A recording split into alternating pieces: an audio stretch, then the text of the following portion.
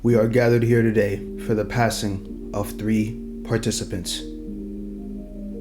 Molly, Taka, and most of all, Takiko. I want to give a thanks for everything you've done. Molly, I know you was becoming anew. You was one of the ones that truly I knew you was trying to grow. Even though I know at the time when we first started, you was only contemplating death. You didn't know if staying here was going to be of essence in this killing game, and you did the suicide pact. But I truly believe you was truly trying to become a changed woman, and you was trying to be better for not just Shinku and everybody else, but for yourself. I thank you. Next, Taka. When we first started, I did not ever expect you in any way, shape, or form. I never in my life thought to myself that because of how much pain and suffering you caused your workers, that you was going to change. But you developed into one of the greatest characters of all time. And I am sad every day that you really believed in my goat Laura, and she took your life on her own accord. She didn't do it out of pettiness or anything, or out of fear for herself. She did it because I was the best thing to do. I'm still her defender no matter what, but I'm just saying this in a way that you have really changed the way of my thinking. You became one of the greatest characters of all time. Your death will not go in vain. I thank you. And to finally end it off, even though I know Zeke is going to kill me, because why am I mourning for a killer? Stop. Takiko, I love everything about you. You've been one of my ride or die since the very beginning. You was the kindest soul imaginable, trying to look out for literally everybody, but no one was there to look out for you. You was always a replacement to someone, always somebody's void to fill in, but never looked at as Takiko. It was sickening to me, the amount of suffering I've had to go through. I will never forget you for as long as I live. I thank you so much for everything that you've done. Even though you killed Molly and tried to get rid of the rest of the contestants, you were suffering just as much as everybody else. There is no black or white, it is only gray. You will never be forgotten, Takiko. I'll love you to death till the end of time. Thank you. Now, let's start the video.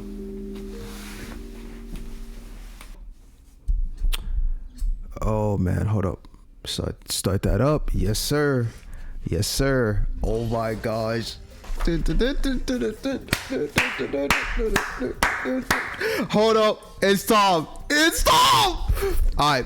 What is up, guys? We're now back with a new video. 4 months. It's been only 4 months. And we are right back here to Danganronpa Antebellum Lockdown. This is chapter 3, the entirety of daily life.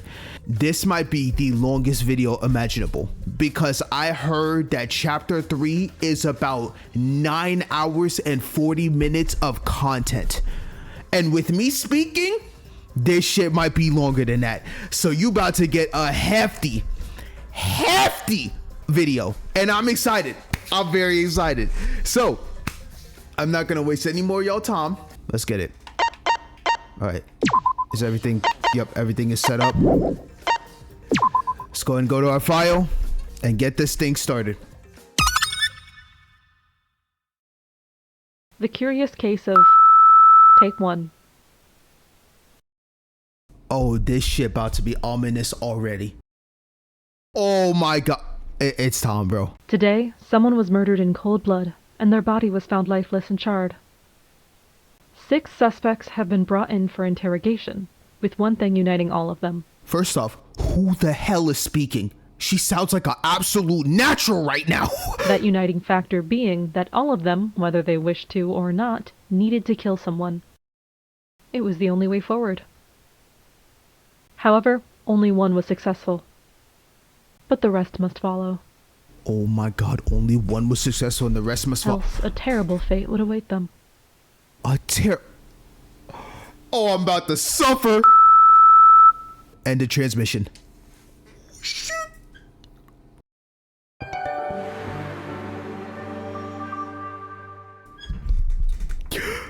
Oh, we're about to suffer. We're about to suffer.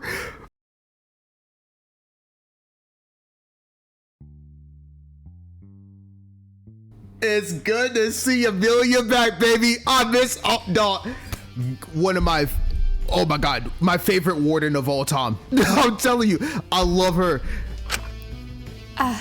Is it on? Yes, it is. Welcome back. Shorter break than last time, huh? Only a few weeks. Few weeks? It's been months on our end, but yeah. Things have been ramping up here pretty quickly. The prisoners seem to struggle returning to a sense of normalcy after everything that happened last time. Oh, I'm sure. You know how much trials and tribulations we went through in that chapter 2 trial? We went through absolute suffering. I mean, everything that you could think of, I did not freaking expect, bro. With an accidental death from Allura doing that to Taka, and on top of that, it's not really accidental, she did it on her own accord, but she chose for Taka to die because of the accident that submerged from Taka trying to destroy her earpiece. And then Takiko being the one that killed Molly, that shit hit different. I'll just cut to the chase. I'm sure you're eager to see what the prison is like now. Oh, I know the prison is going through hell. It has to be. After everything? Oh, yeah. Let's start with Prisoner 03, the first you voted on out of the trio, Ezekiel Elias. All right. 56%. By 56.1%, he got voted worthy of redemption. Damn! Oh my gosh, which it was expected, because I'll be honest with you. I'll be real with you. Like I said before, and you go see it, you gonna see me say this for every single one of them. And this is the most insane thing about Antebellum Lockdown. The purpose is you need to vote whether they're corrupt or worthy based on their crimes. However, it's like you have to play into factor at the same time that whatever you do to them and whatever verdict they get, they have no necessities for the remainder of their stay in this prison. And with food causing absolute chaos, I just had to vote all of them worthy. Every single one of them. Zeke, Allura, and Asuga, 100%. But it goes more into that. Zeke's crime was very bad. Don't get it twisted. That shit is still bad in its own way. And I'm worried because of our worthy vote. He might end up being the most insufferable piece of shit imaginable.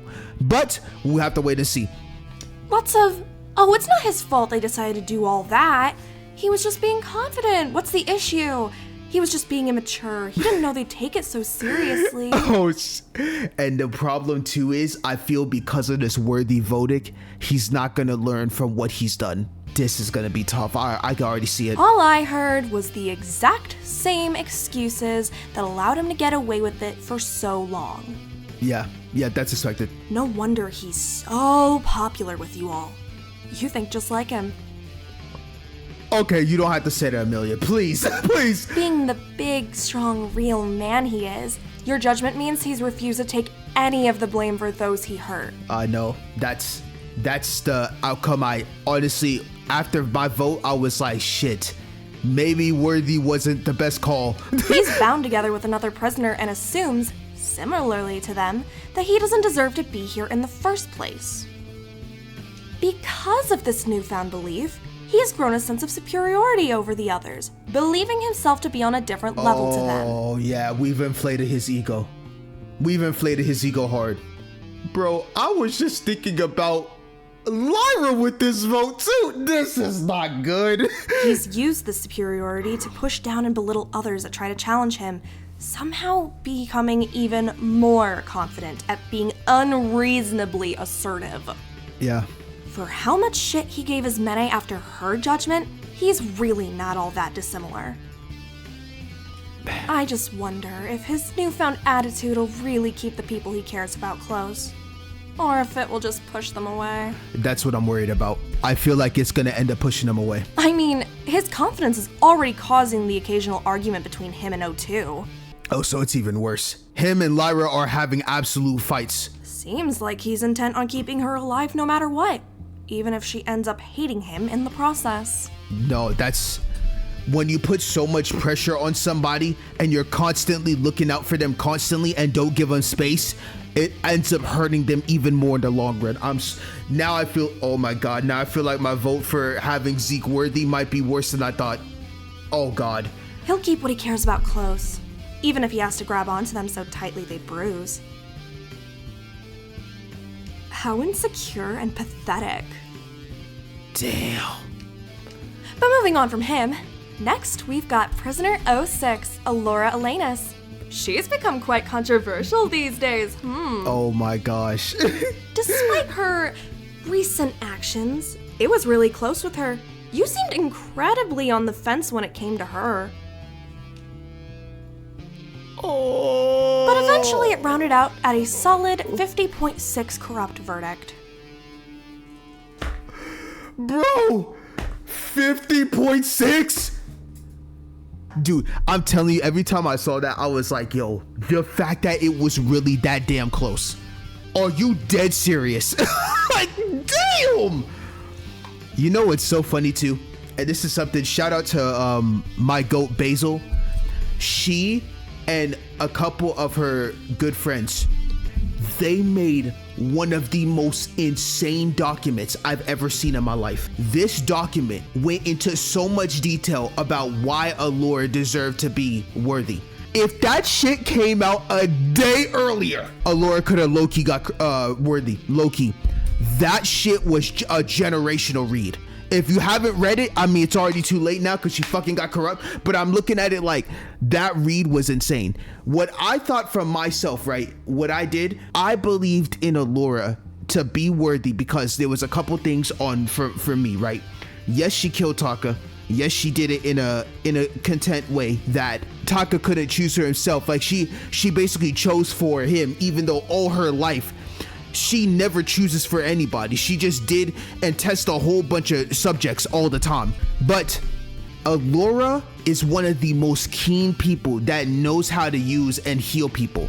It sounds crazy, yes, even though she killed, but I do believe that she didn't do it out of like malicious intent. She just really loved her earpiece.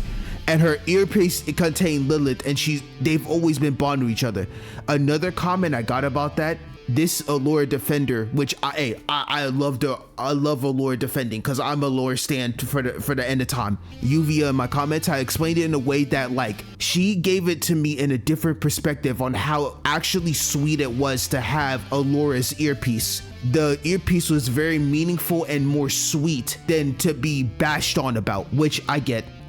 But here's what I thought about it in my eyes. I raged a little bit about that earpiece thing because how I look at it is, would you rather keep the earpiece and give up a human life or keep the human life and give up the earpiece? That was my philosophy on why I was so aggravated at that time.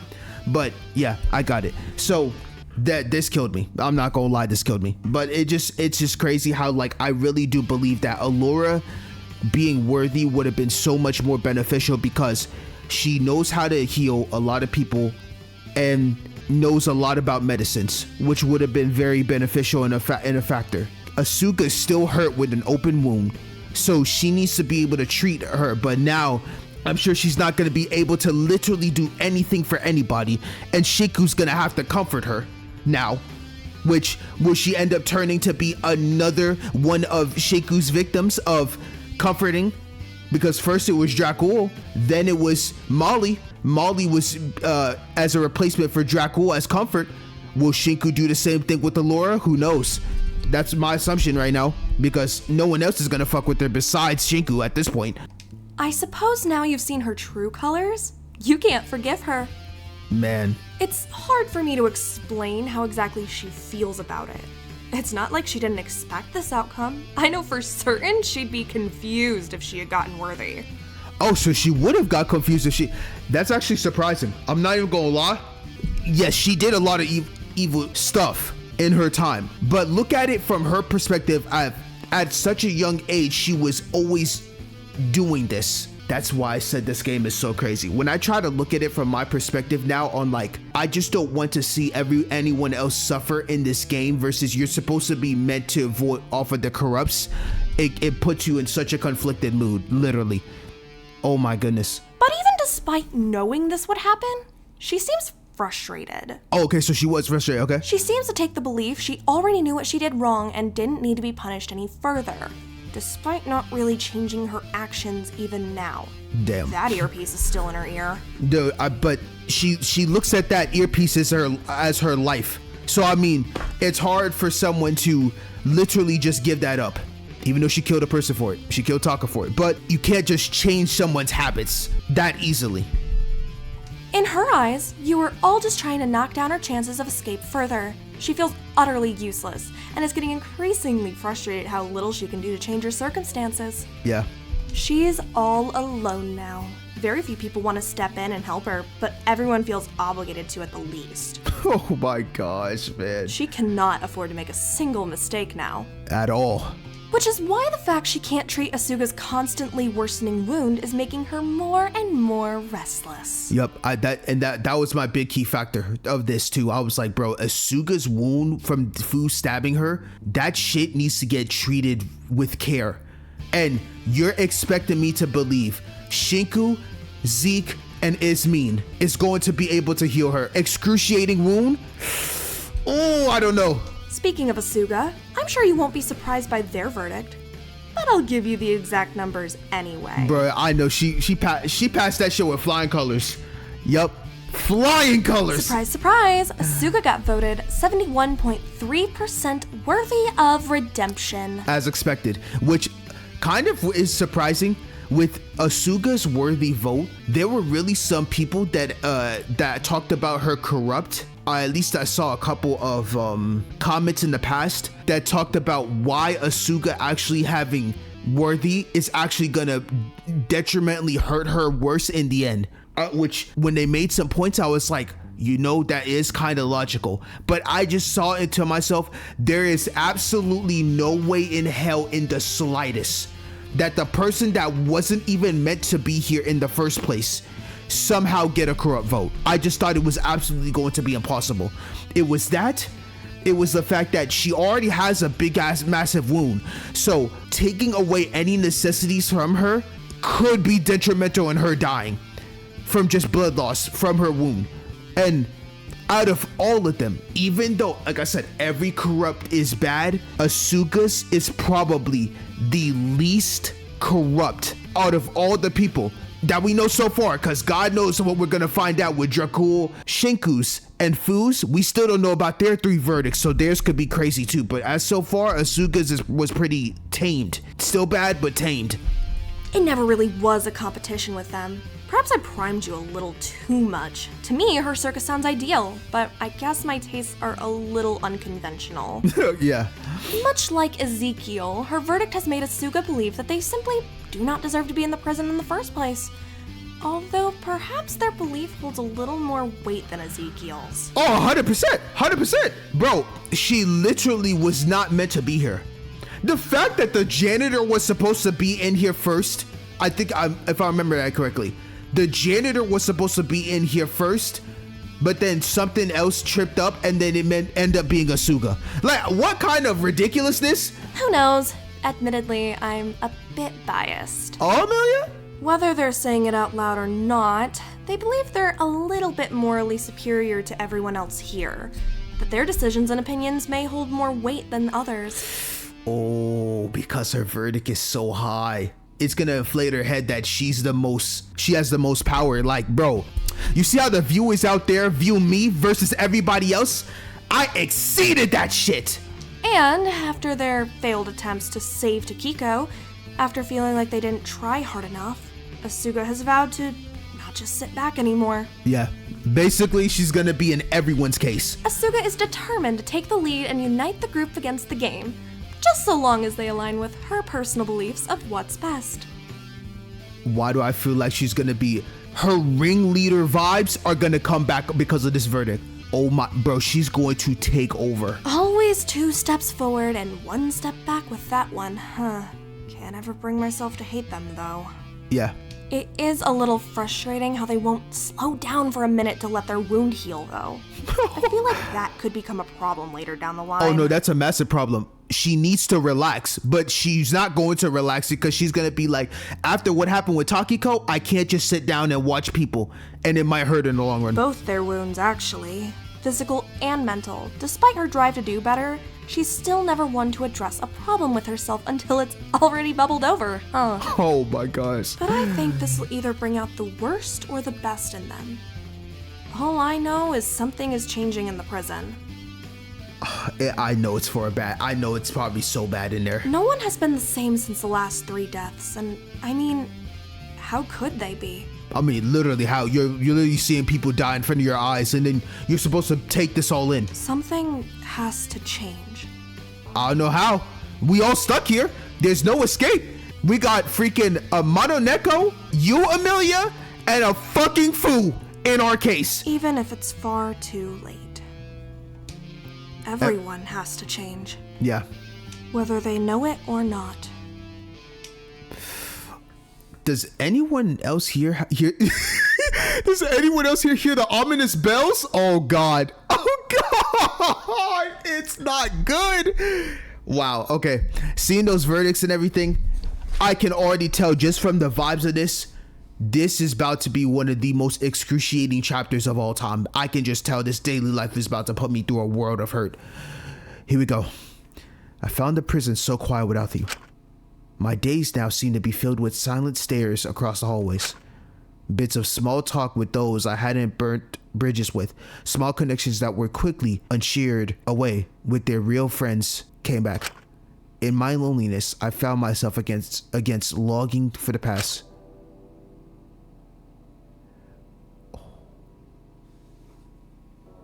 Oh man, we are really back, man. We're back. We're so back. I'm terrified. There's a book I think you'd have liked. It had that all-consuming love you always seemed cursed by. In it, the protagonist digs up his lover's graves to try to see her again. I always found the scene shocking and disturbing, but even so, these days I wish I could just tear away the dirt and crawl in there with you. Oh my gosh. I don't even want to die. I just want to disappear. I just want to go back. I just want a chance to ask you about everything, to understand who you really were. I know I need to move on and keep going, but can you blame me for being so stuck in the past when it feels like there's no chance for someone like me? Oh man. Shiku is suffering, man. Oh my gosh. I'm sorry. I know you promised to move forward together. I just feel like I don't have the right to do that when you're not here. Oh my God. Was he in, was that Molly's? I think that was Molly's grave. Damn. As I was sitting there, listening to water slowly crash down in a pond, a small figure entered the courtyard.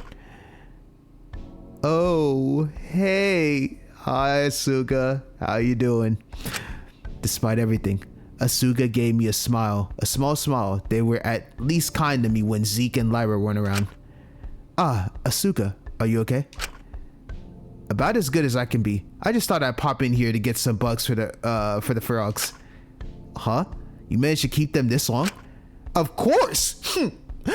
I'm not just gonna give up on them, am I? Jeez.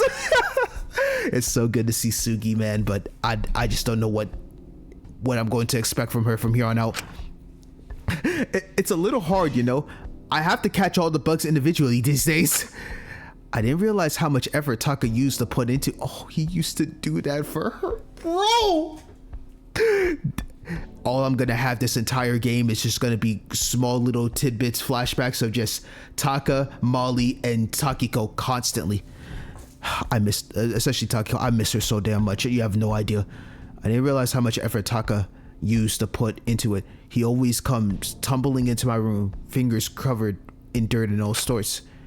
I'd make fun of him for not clearing off before seeing the frogs, berating him and tell him he was going to get them dirty. But I realize now it's cause he dug in the dirt himself for worms, which is funny cause he's always so squeamish. I guess he was just really determined when it comes to those frogs. Of course, all for you, Sugi, right? I know how determined he was. Makes me want to do everything in my power to keep them alive too.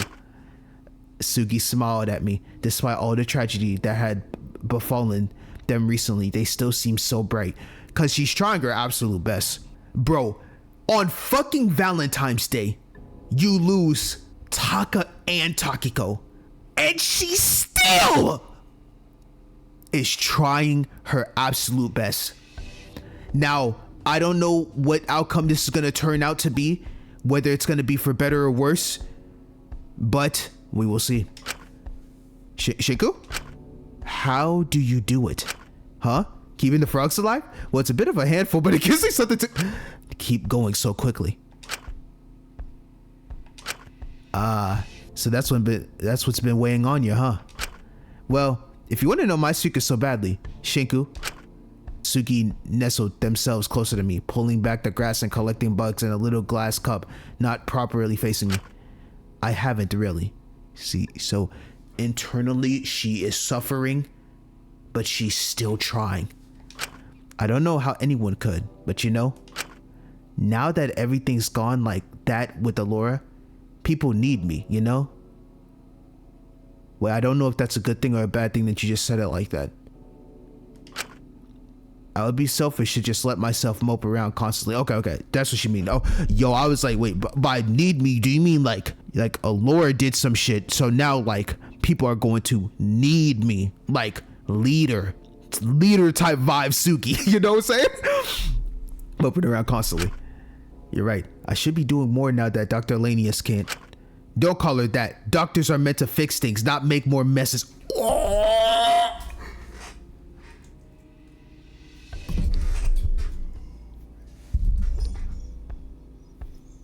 Oh, Sugi on timing. She on timing. She said, don't ever call her a doctor a day in your fucking life. She killed someone. She ain't no damn doctor to me. Fuck. God, damn. I thought they were being a little unreasonable, but I couldn't say they were wrong feeling the way they did after everything. I sat back and looked at the pond for a moment, staying more quiet. I was doing the same, sitting back and letting others make all sort of messes. But I can't afford to just be passive anymore, to let everyone else get on with it. She's literally going to be on everyone's hip. I'm telling you. That's exactly what caused Kiko to.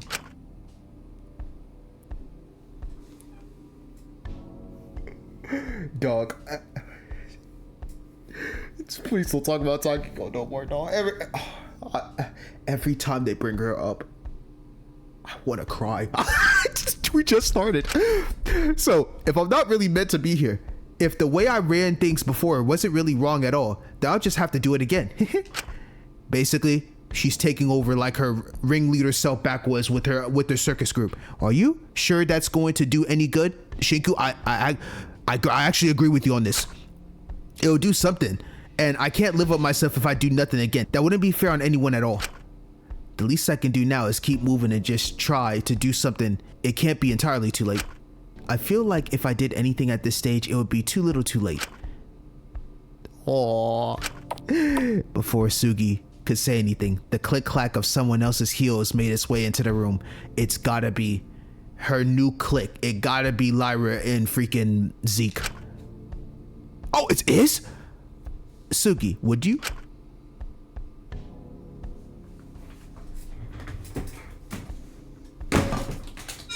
I'm already pissed. I'm suffering already. It just flashed back to my head that literally fucking Shinku did so much shit and didn't believe in Iz. Now she fucking hates me. I'm gonna go through a chapter barely talking to her. Are you dead serious? This shit about to piss me off. She seemed to freeze up for a moment, looking at me sitting by Molly's grave. Okay, yeah, that's all. Her hands were full of flowers. Hey. Hello.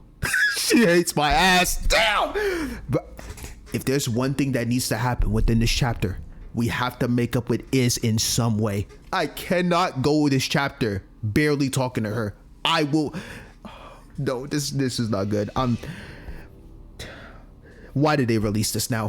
Why did you release this? Hey, what's up, Iz? It's not important. I'll tell you later. She said because I'm here, we could talk about this in private.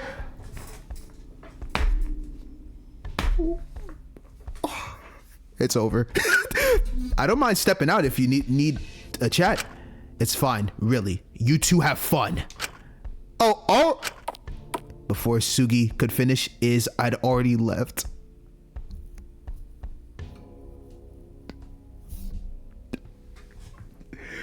I can't, bro. All right. Sorry about that. Jeez, you two are still fighting, huh? Because Shinku does not want to take the fucking initiative to literally go up to and say, I'm sorry. It's my fault. I'm sorry that I'm struggling with these feelings. I'm trying and trust me, I'm not a Shinku hater. The hates that I do to him are all jokes. I think he's a phenomenal character, but there are choices he makes within this game that be infuriating to me. But just know, I actually love his character. He's a phenomenal character. Just know that. But I'm sitting there in my mind like, I'm sorry for what I did. I think it's my personal feelings that I can't seem to get past this. I just can't seem to take this turmoil. I'm sorry I could not put my trust in you. And I will be a changed man from here on out. But I know that's not something Shiki would say though. Which sucks. But it's okay. Jeez, you two are still fighting, huh? I don't think it's going to get any better for a while. I mean, of course, it won't get better for a while unless you take initiative. Well, if you want my advice, it's based to make... Thank you, Sugi. Thank you, Sugi. If you want my advice, it's best to make things right sooner rather than later. If you don't, you might regret the time you didn't have to get with them.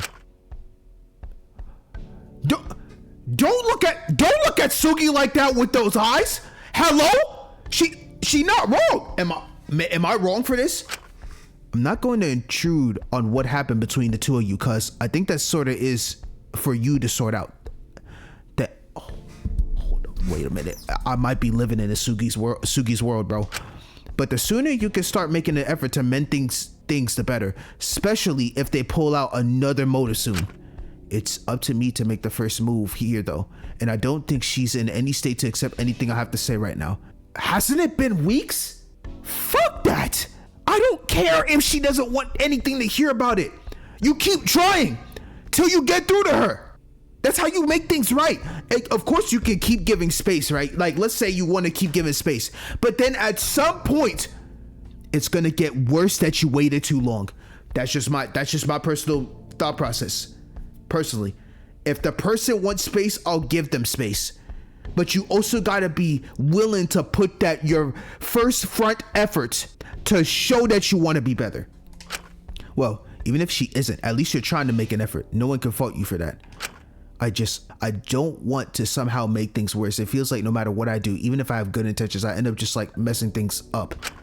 I don't want to make things completely irreparable if they're not at that point already. Okay, I do get you on that. I do. You're pretty silly, aren't you, Shinku? Huh? It sounds like to me you spent more time thinking of excuses as to why you don't need to start making steps to resolve stuff than you spent thinking about what those steps could even be. Asugi saying all the right things. She's saying all the right things. I get it. I do. When stuff pops up like this, it can be very easy to just kind of hope it resolves itself on its own, but things don't really work out like that. Yo, everything that's in my mind that I'm thinking, she's saying it out loud right now. And trust me, you don't want to do little far too late. Yo, is she a therapist? What the fuck? I suppose I don't. Besides, you've already gotten something that'll help you make things right with her. And what's that? Before Sugi could answer me, two figures made their way into the courtyard. They're two new friends. Okay, so this is Lyra and Zeke. Has to be. Oi, Asu. Z, La. Oh my god, they're getting nicknames. We call it Zeke Z. And Lie, I knew Lie is Lie. That's normal. Hey, you managed to get the bugs or do you need a hand? Nah, I got it. Don't you worry. The three of them have been hanging out since last trial. I couldn't say I got it, but I was in no position to judge them. In part, I was just jealous. What? You hanging out with Sam now? We were just having a little chat. Nothing huge. About to say, I don't know about you, but I personally wouldn't exactly want to be all touchy-touchy with someone so close to Taka's killer. Oh my gosh, man. Don't do that to Laura. She didn't mean no harm. My goat is getting dragged in the mud and I gotta suffer. Well, I mean, like, someone's gotta feed her. I mean, do we really have to? Zeke, what the fuck? Do you want to see another Oh, I get it. He would rather her starve to death and she die of natural causes and then no child could happen and we just move on with us. You can't be serious. Hey, as far as I'm concerned, according to this game, she should be dead right now. She just lucked out that Takiko beat her to the chase. I mean, you're not wrong on that. When did you start caring about the rules of this game? When he fucking got worthy. His brain is fucking inflated. When they told me what I already knew. I don't deserve to fucking be here. Yeah, it's fucked. This Zeke worthy. Oh, it's not gonna be good. You got on Iz's case for doing the exact same thing. Oh, come on! That's an entirely different situation. She directly murdered someone. That just makes her pretty damn guilty in my eyes. I didn't actually do shit. Just like Asu, we both don't deserve to be here. Okay, well, I don't know about both of us, Zeke. You definitely deserve to be here. Sugi? No, you can make a case for her. But Zeke, you 100% do. Don't get that shit twisted. Just because you physically didn't touch anybody, don't mean you were still putting pressure. Yeah, whatever you say. Now, are you coming or not? I'm gonna take Lie to the infirmary to stock up on shit now that Allura isn't there to try to stop us. You are? What? What's the problem? First I'm hearing about this. I thought you'd be on board, so I didn't think I mentioned it. I know you're high in your masculine energy right now or whatever, but I really appreciate you at least ask for my input before deciding what we're doing. All right, I get it. I'm not gonna go all Isabel and power trip all over you. I'll never pull that sort of shit. I wasn't too certain. Zeke's verdict really hadn't done his ego any favors. He seems to be doubling down on all of his worst behaviors. Yeah, oh god, I'm sorry. Maybe corrupt worthy should have been the play. I was never gonna vote Sugi corrupt no matter what though, me personally. But Allura, definitely there was a good case for her to be worthy, but that just shit didn't work out. And Zeke, man.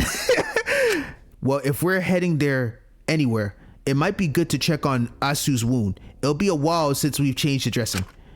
Oh, right, sure. I'll catch you later, Shinku. Sugi hopped up and skipped over to Lyra, and Zeke hopped up and skipped over to Lyra and Zeke to join them, the three of them getting ready to go.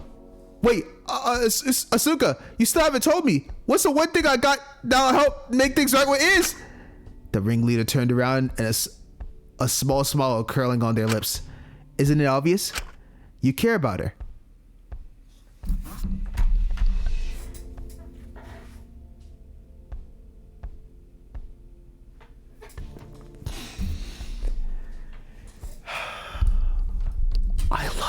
I love Sugi, bro. I love her. Then before I could say anything else, Asuka left with Zeke and Lyra.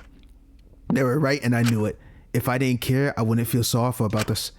But if it was that simple, then she's right, you know. Get this bum off of my screen, man. I fuck with food, but after the shit you pulled in that last trial, right now, I don't want to see your face in the slightest. She's right, you know. Oh, great. What do you want? He liked to come here a lot when I was mourning Molly. He liked to torment me over it. Guess it made good content for him. Oh man, to see him in the fit now with the jacket. It's so funny how I'm very surprised, and I guess it's because of the details of it, but I love how Ripley said it was like, food sprites are hard as fuck to do with this jacket on, which I could see. But man, this is amazing seeing him with this fit on. He looks so cool. What? I can't God, I'm conflicted about him. Just thought I'd check in on you. Is that such a crime? It's like, fuck you, bro. Lovely flowers, by the way, like usual. He picked up one of the pink blossoms I left on Molly's grave, absentmindedly plucking the petals off one Oh my God, you are an asshole.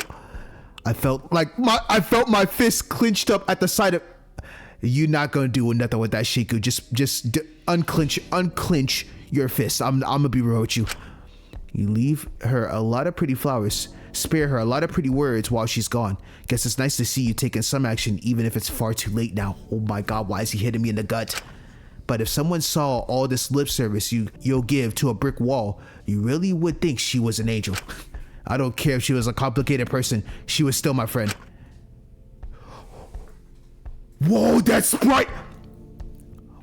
Yo, this food Sprite seems to be pretty selective who you do and don't take that mindset with, huh?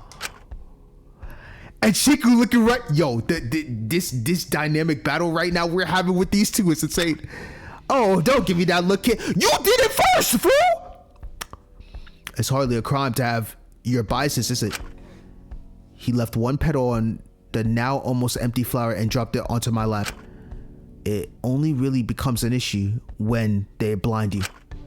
I looked at the final petal, trying my best to bite my lip to stay silent, to not humor him. Or, who gave this man wine? Or, if you don't have the guts to take a stance and step up to defend him. You don't know anything about me! I wouldn't need to. I could read you like a book with how you've been acting. Oh my God, bro. Your food cooked. Now, get up. The doc is waiting for you in the canteen. Right. I said I'd make her lunch today. I'm sure you're eager to fill that empty part of you with someone new. With something new. I knew. That's exactly what I was thinking. Is Shinku going to be better of himself and think of Allura as Allura? Or is he going to use her as another person to fill the void? Seeing how vulnerable she is right now, she must seems like a perfect opportunity to step in and play the savior too, huh? Don't say it like that. It sounds gross. I'm just saying it as it is. He is real with it. If that's gross, kid, then maybe you yourself are gross. Shit. Oh, shit. I'm just trying to be kind. For her sake or yours?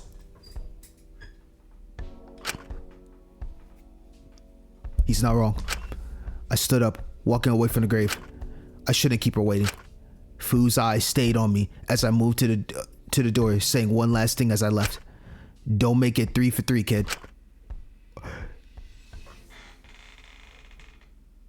Fu did not have to say that. He did not have to say that, bro. 3 for 3. Yep. Dracul, Molly, and man, this shit is crazy. I wanted to hurt him. Let's all hold hands and kill Fraud Wang. Honestly, not an insane comment. I made my way over to the canteen. He had been right. Dr. Elenius was waiting for me there. I prepared what I could and sat down to eat with her. Oh God. First off, I hope to God, Shinku, you got better with cooking. I pray you did. And second off, I don't know if I can face Allura right now. Please. Bro, do y'all hear the music?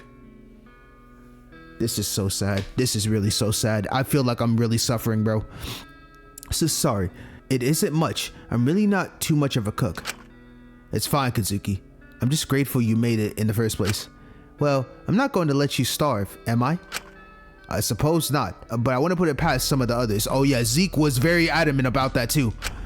They can say what they like. I know even if they despise you, they wouldn't let you slowly die like that. I like to hope they were that sensible. I watched Dr. Elenius poke her food with her fork, not taking any proper bites. She literally suffering so much she can't even fucking properly eat. Sorry, did I make something you're not a fan of? No, of course not. Not at all, Kazuki. It's just... And now they're using her sprites, man. The suffering ones. Admittedly, I don't have much of an appetite these days. I mean, how could she, honestly? Is something the matter? What a stupid question. I knew what it was. It's... well... Not being able to assist with anything since my verdict, not being able to do anything. I just feel utterly useless, Kazuki. Agreed. She can't literally do absolutely anything.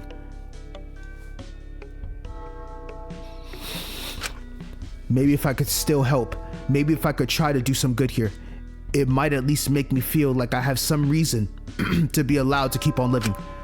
But as it is, I feel like I'm only alive to live with what I've done. Honestly, you're not wrong. You're not wrong. Don't look at me like that. I don't deserve pity as it stands. It's a miracle in itself you've even given me these brief moments of company. But I don't need you to take care of me or try to get it back. I can manage this on my own. And I certainly don't want to drag you down with me. I kept on thinking about what Fu said earlier. As nice as it would be to feel better in the short term, I couldn't polarize myself from the group like that.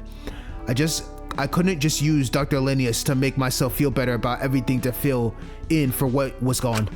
Alright, I trust you. I'm sure you will. I'm just sorry I cannot be more useful right now. It's okay. It's okay. You and me, we're suffering together. The group does not fuck with us at all. So we gotta have each other's backs. But I will not be as clingy this time as I was with the other two. Because the last thing I want to do is to push you over the edge. I admittedly don't know what to do with all of my time now that I don't have any escape plans I can work on. Well, I'm sure you can find something to do. Just maybe. I knew she was smart. I didn't want to coddle her through this. Dr. Linnaeus, why are you still wearing that earpiece? You know what the others will think. I think she's too damn attached to it. She literally killed Taka to keep that earpiece. The last thing you expect her to do is to get rid of it. It's not happening. She's looking right at her earpiece now. Now I understand. At first, I thought this was such a really cool sprite, like that she just looks to the side, but her eyes are looking at the earpiece that's on her, that's such a cool detail. It's all I have left, yeah. Doesn't mean that it's all you have left forever. You know that as well as I do. I'm sure you can find something better to do than keep yourself trapped in the past like that. I hardly think I have the right to move on. If I try to keep going and moving, I'm sure someone would have something to say about it. I shouldn't even be able to be alive right now. I think people would get frustrated if I gave myself the opportunity to be happy again. They must think I don't deserve it. If I started giving myself grace and taking those steps, they might think it's too soon. They might think it meant I didn't care about Taka at all. When in reality, I did what I did because I saw how awful it could be to keep someone alive against their wishes, to keep them in that agony. I thought I could make things right this time, that I could let him go if I really did care for him. And I truly, really did. I believe you. I actually really do believe you. It's just best for now if I don't give myself the chance. The others would only really be satisfied if I stayed miserable and guilty for the rest of my life. They wanted me to be punished. I think they prefer you to grow and change than to be stuck being the person doing the same things that caused you to hurt others in the first place. Damn, Shinku, you hit that right on the margin. I'm not gonna lie.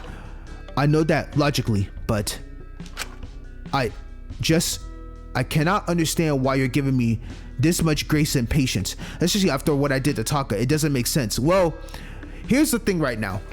Is fucking hates my guts. You have Lyra, Zeke, and Sugi on a triple man tag team of their own inner circle. Fu is an absolute literal asshole. What does that leave me with? Just you, Alora.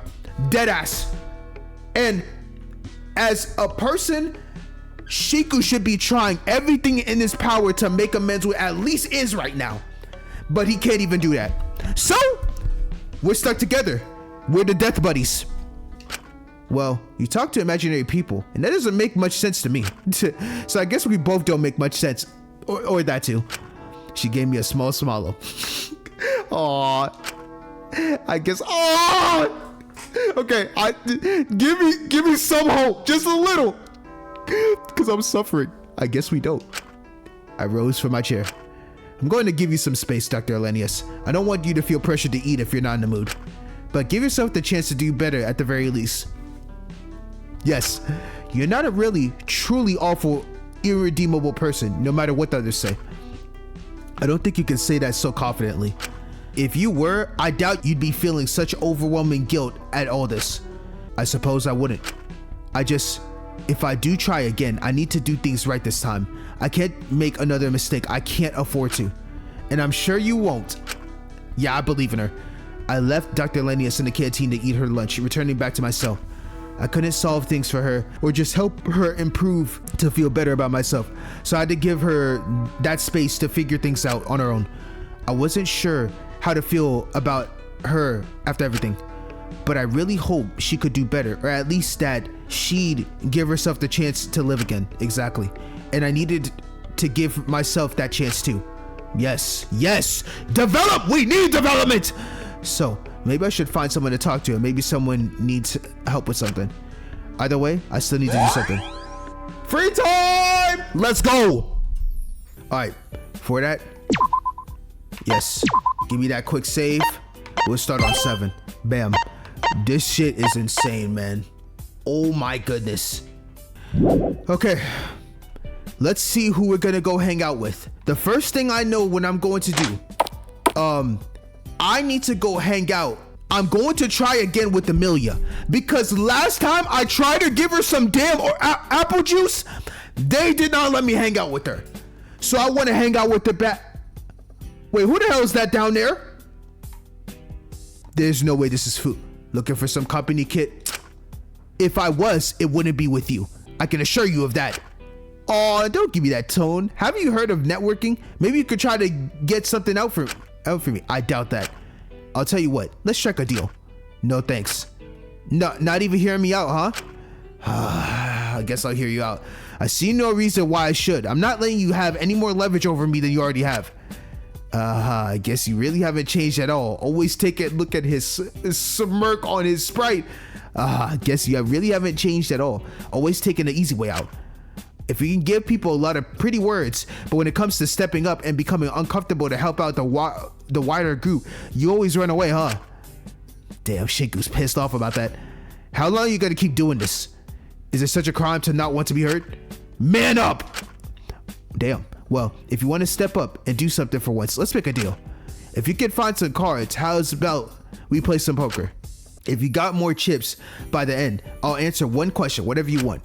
And what if I lose? Then you'll answer something I have to ask. What's the point? If you're the one behind this, you clearly already know everything about me. I just want to see you admit it. Oh, damn. So, do we have a deal or not? I'll have to think about it. The first step would be to find some cards if I want to play. Maybe someone has some in their cell. Okay, before I even do that though, because I know this is the interaction. If I can hang out with freaking Amelia, that's what I want. Bro, hold on. Will they let me? What the hell do you want? No, Amelia, please. Bro, I've been dying to talk to you since fucking chapter 2. Deadass since chapter 1. But I don't even think it was an option. Should I try to talk? Yes. Yeah, fuck Fu. I don't know why you keep bothering me. What do you want? I just want to talk to you, try to understand you. Well, you're not getting anything. I thought I made that more than clear. Really? Nothing? You can't even tell me your favorite color?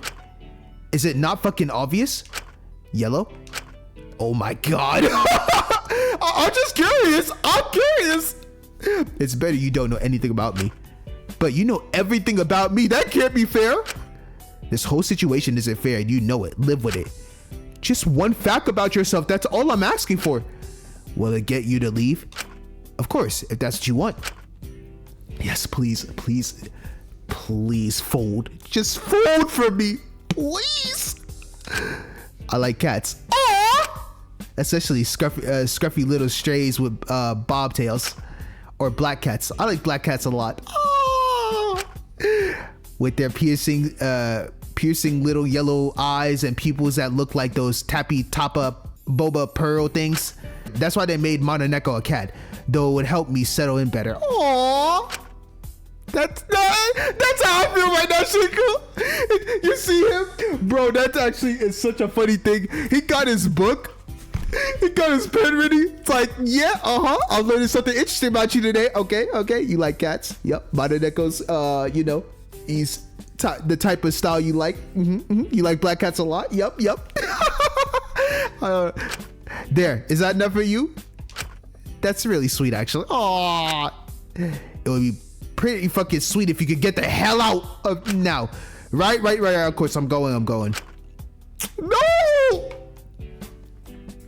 Okay, well, I don't care. I will talk to her every single chance I get. If they give me the option to talk to Amelia constantly, I will go to her.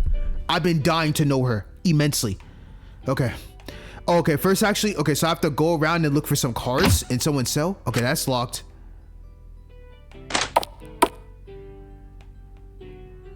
Oh, let me get out of SBC cell. She'll kill me. All right, where's a food cell?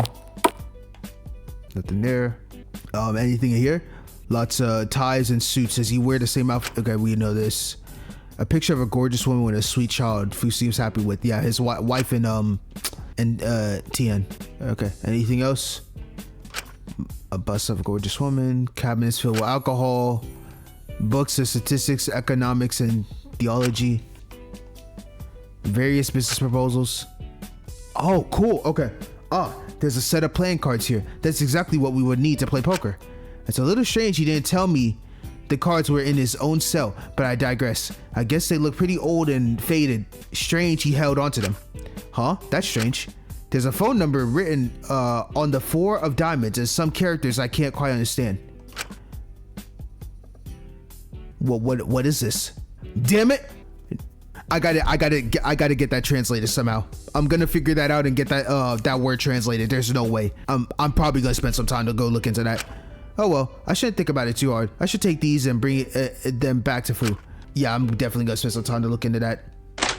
Okay, because this is the interactive free time. And if I get cutscenes, you know I'm all about the content. I gotta get the cutscenes. I got it. I got the cards.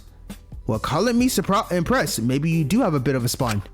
Let's skip the preamble. The sooner we get this over, the better. Someone's eager, huh? I'm surprised you even know how to play poker. Well, I might need a little help with that part. You really are something, kid. You know that, right?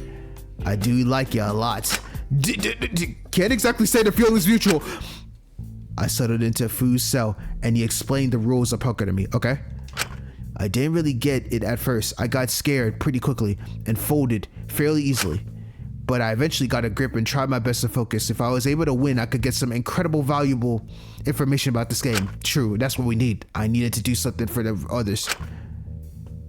Look at his cool ass. Damn, look at him. He's... damn, I got higher that time. I cannot give this man aura points, but he's fucking cool. Huh. You're getting better at this, kid. Surprised you didn't fold after I put in that much. It threw me off for a moment, but I was more shocked you did it in the first place. It seemed pretty impulsive, not fully thought through. Did you think you can throw me off? Maybe. But I'm pretty good at making bad, impulsive decisions that I go on to regret later.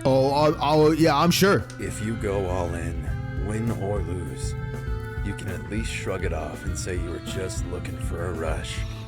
If everything doesn't work out, at least people can commend your confidence at the end of the day. Won't make you look any weaker. That just sounds like you've got a problem. A massive one at that. Maybe a few. No, not a few. A lot. But I gotta say, I'm impressed. I thought you'd fold for sure. Well, you were teaching me the game. At some point, I was going to get pretty good at it. I can't just keep folding and playing it safe. Otherwise, you'll chip away at what I've got until I really have nothing. Exactly. Want to make this one our final match? At the stage we're at right now, it could go either way. So, I think one more round would be a good tiebreaker. Sounds good to me. Let me beat your ass real quick. I mean, sure, but I don't think it's going to be a very fun game. What do you mean, kid? Where we're at, if either of us fold now, it'll just guarantee the other wins no matter what. We're pretty much even, so it doesn't matter how much we put in either. There's kind of no choice but to keep going until the end here. Is that so? At this point, it isn't playing a game. It's just a test of luck. Well, it practically already was before. But there was still something more to it. Guess if you're really skilled. But at the end of the day, if you're dealt a bad hand, there's only so much you can do, huh? I feel like that has a double meaning that he just said that. But you can't make the other person see that, or they'll realize you're not going to win. Correct. Bingo. Exactly. Yep.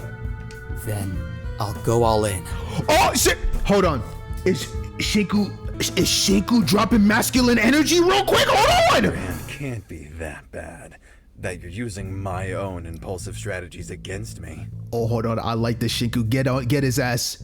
It doesn't matter what I bet at this stage. No matter how little or how small, this comes down to luck now. Alright, let's go. I hope to God we won this. Which is strange, because why would you set this up in a way you couldn't manipulate it to win? I told you, kid.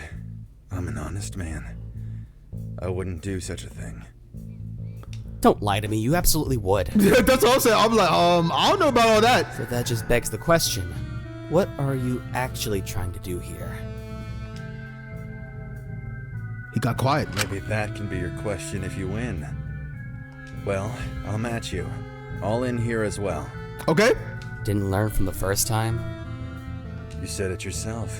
What else can I do? We braced ourselves and turned over our cards, presenting what we had. Come on, please. Shinku, I need this dub. I didn't have anything great, but... Well, would you look at that? Huh? You got 3 of a kind. That's barely anything. Good compared to mine. Exactly. That's all that matters. That's all that matters. As long as my hand was better than yours, we're chilling. I looked at this cards. He only had a pair. Exactly. Wait, so I won, baby! You won, kid. Congrats. Round of a fucking applause, Shinku. That's what I like to see. We need to get some W's on the book because all we've been taking is L's constantly.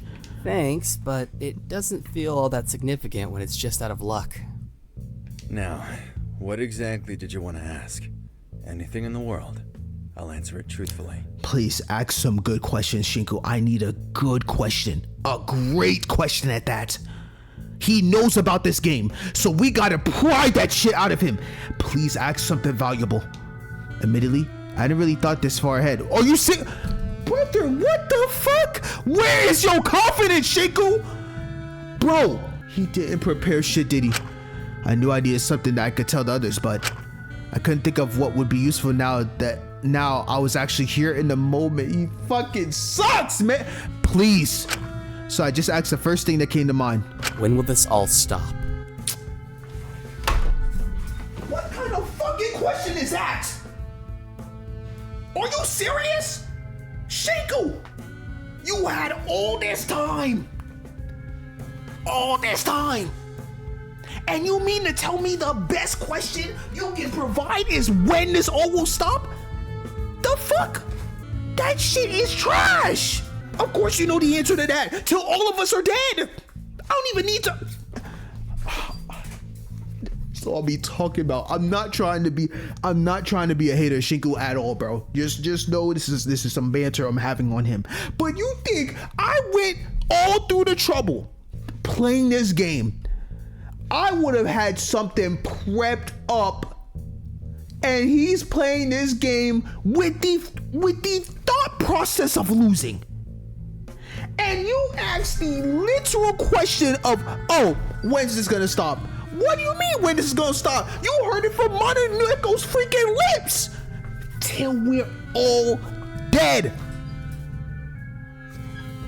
It's crazy, bro. I can't. I'm sorry, I had to rant real quick. Man. How many more deaths do there need to be before they'll let the rest of us go? You know the answer to this, man. Are you asking how many of you will be left alive at the end of this? Pretty much. Fu diverted his head regretfully and let out a low sigh, avoiding eye contact as he gave me the answer. 1. Literally. I mean, anyone with a literal fucking brain could have thought that. I'm just saying, bro. I'm just saying. Only one of you can make it out. That's crazy. That's crazy. Yeah. It's GG's, bro. Maybe it was horrible to not tell the others what I learned that day. But telling them would dismiss what little hope still lingered between us that we all get to leave. It might lead to more killings, and I couldn't let that happen no matter what. But it just puts to perspective just how much more loss was to come. Yeah. I was heading off to the showers that evening when I was stopped. Hey, come to the canteen. Mononeko's calling a meeting. Oh, I'm on the way then. What about? No clue, but it's Mononeko, so I'm gonna take a guess and say it's bad news. Oh God, is there a motive already? I'm guessing like the motive maybe. Already? But compared to last time, I know, it's insane, but I think they're trying to get the ball rolling faster this time. I just hope it isn't something bad. The last few motives have only really been manageable since Dr. Elenius took the lead on managing us all through them. I don't know what we're going to do now. People won't let her do that this time for sure. Well, it's not like we can't take the lead and be sensible ourselves if needed, is it? I suppose not. Thank you, Lyra! I followed Lyra in the canteen where everybody else was already gathered and waiting, attention lingering among us. We knew what was to come. Shiku, you got the memo? He was a little slow on the uptake, but I got him. Thank you, Lyra. Is that everyone? Guess so. It just feels like there's so few of us now. It's strange. It's insane. Damn, notice how I'm sitting all by myself. God!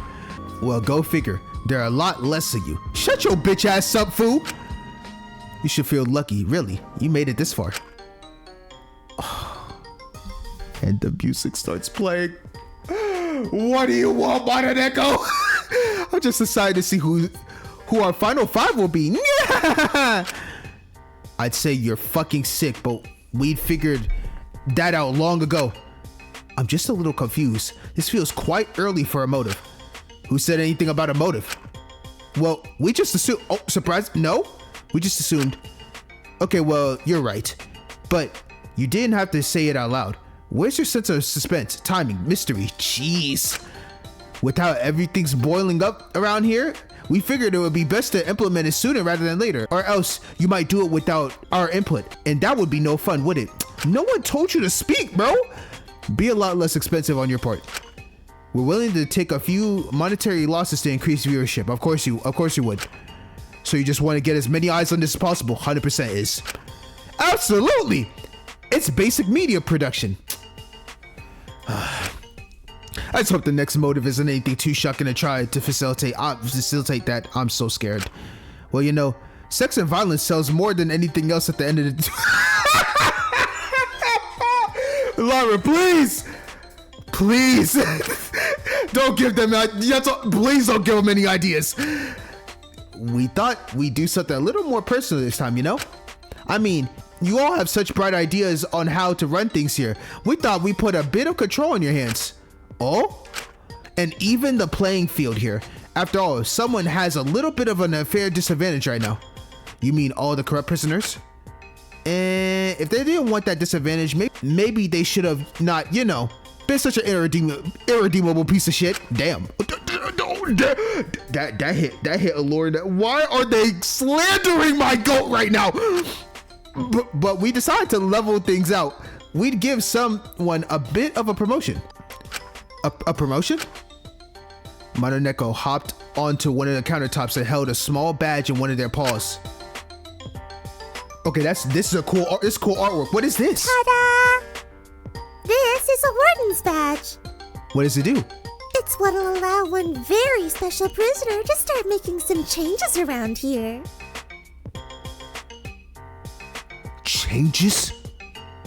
What kind of changes? First and foremost, it allows you to circumvent any limitations of your verdict. Or, well, some of them. Whoa, what is this? Secondly, you'll be given access to some equipment, namely some handcuffs and a master key. The master key will allow whoever is selected as warden to lock one room at a time. Are you serious? Whoa. They can use both these tools however they wish to enforce whatever way of life they want to impose onto the prison. Wait, are you talking about like my actual like rooms that I sleep in? They can just lock it? What? That's what I'm saying, like, what? And lastly, every day starting tomorrow until a murder, they'll get to choose between 2 conditions to be permanently placed over the prison. 2 conditions. Every day there'll be a new condition, and whatever condition is picked, it's permanent? Oh, yo, this shit might be OP. Permanent? Well, at least until the next kill. The rest of you can try and plead and reason and advocate for what you want. But ultimately, our stand-in warden will get the final say. Fool, no one told you to speak, bro. I wasn't asking for your input. And who exactly gets to be the stand-in warden amongst us? You're keeping this all dreadfully vague. Yo, dude, don't tell me Asuka's gonna get it because she's the most worthy one here. Well, considering recent events means they'll want to take any sort of advantage they can get. Oh, I forgot to give someone advantage. Your stand-in warden will be Prisoner 06, Allura Alenius. Round of applause. That's what I like to hear. Hey, we'll take that. Any W's Allura can get. Let's go. What? Hey, I'm not mad at that. Yes. What? Suki's not gonna like that. Oh, hell the fuck no she isn't. Zeke, like, are you dead ass? I suggest not to take that tone with her. She could detain you at any point. Just some advice. Might not work out for you in the long run. I don't give a shit. I'm not having a murderer tell me what to do. Pot calling the kettle black there, Ezekiel. This is completely different, and you know it. Well, I mean, you don't have to listen to her. Just don't complain to me if you end up handcuffed and locked in your cell. Shit. I'll not be doing anything of the sort. I think you'll surprise yourself. Food's like, I'm calling cap. This is bullshit though. Why should she be rewarded for murdering someone? That makes no sense. I'm not entirely opposed to this, but aren't your viewers going to be upset she can circumvent the verdict they vote for? That's true. That is true. And it was so close. Who really cares? You care enough with me, and I was even closer. Takiko was pretty damn close too. Thank you, Lara. But I was about to say, actually, if I'm not mistaken, yes, Lyra was like 50.2%. Yo, I'm not gonna lie. I'm happy Allura got this shit, but I cannot cap. It really does feel like the verdict that Allura got does not matter anymore because Lyra literally got the closest, and she's still at a. Well, I guess in that sense. Wait, actually, I kind of get it. Lyra still has Zeke, so in a way, Allura truly is at the biggest disadvantage.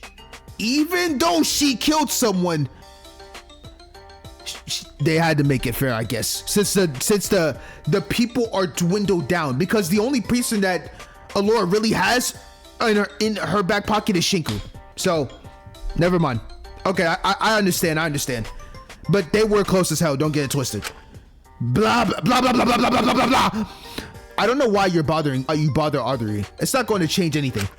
Besides, she always took lead on the other motives anyways. What's really all that different now, yo? So we got Allura right back to leadership, baby.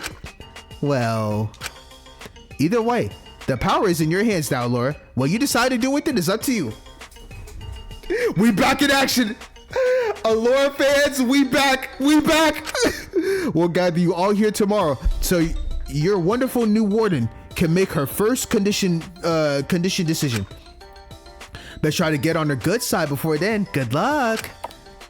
The cat scurried away, and Fu drew back, sitting down and observing our discussion as he took a drink. That man Fu is so devious. I bet he's like this. Hold up, I got my water. I bet he's over there. He got his feet popped up. Bank. Just like, I'm about to watch all the action unfold.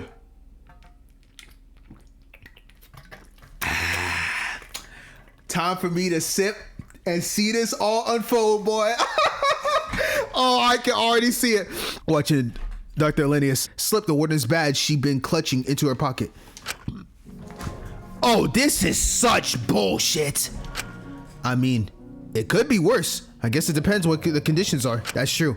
Rest assured, I'll try my best not to abuse this. At the end of the day, our collective survival is my main priority. Oh, shut up. You're just going to use it to save your own skin. This just feels unfair.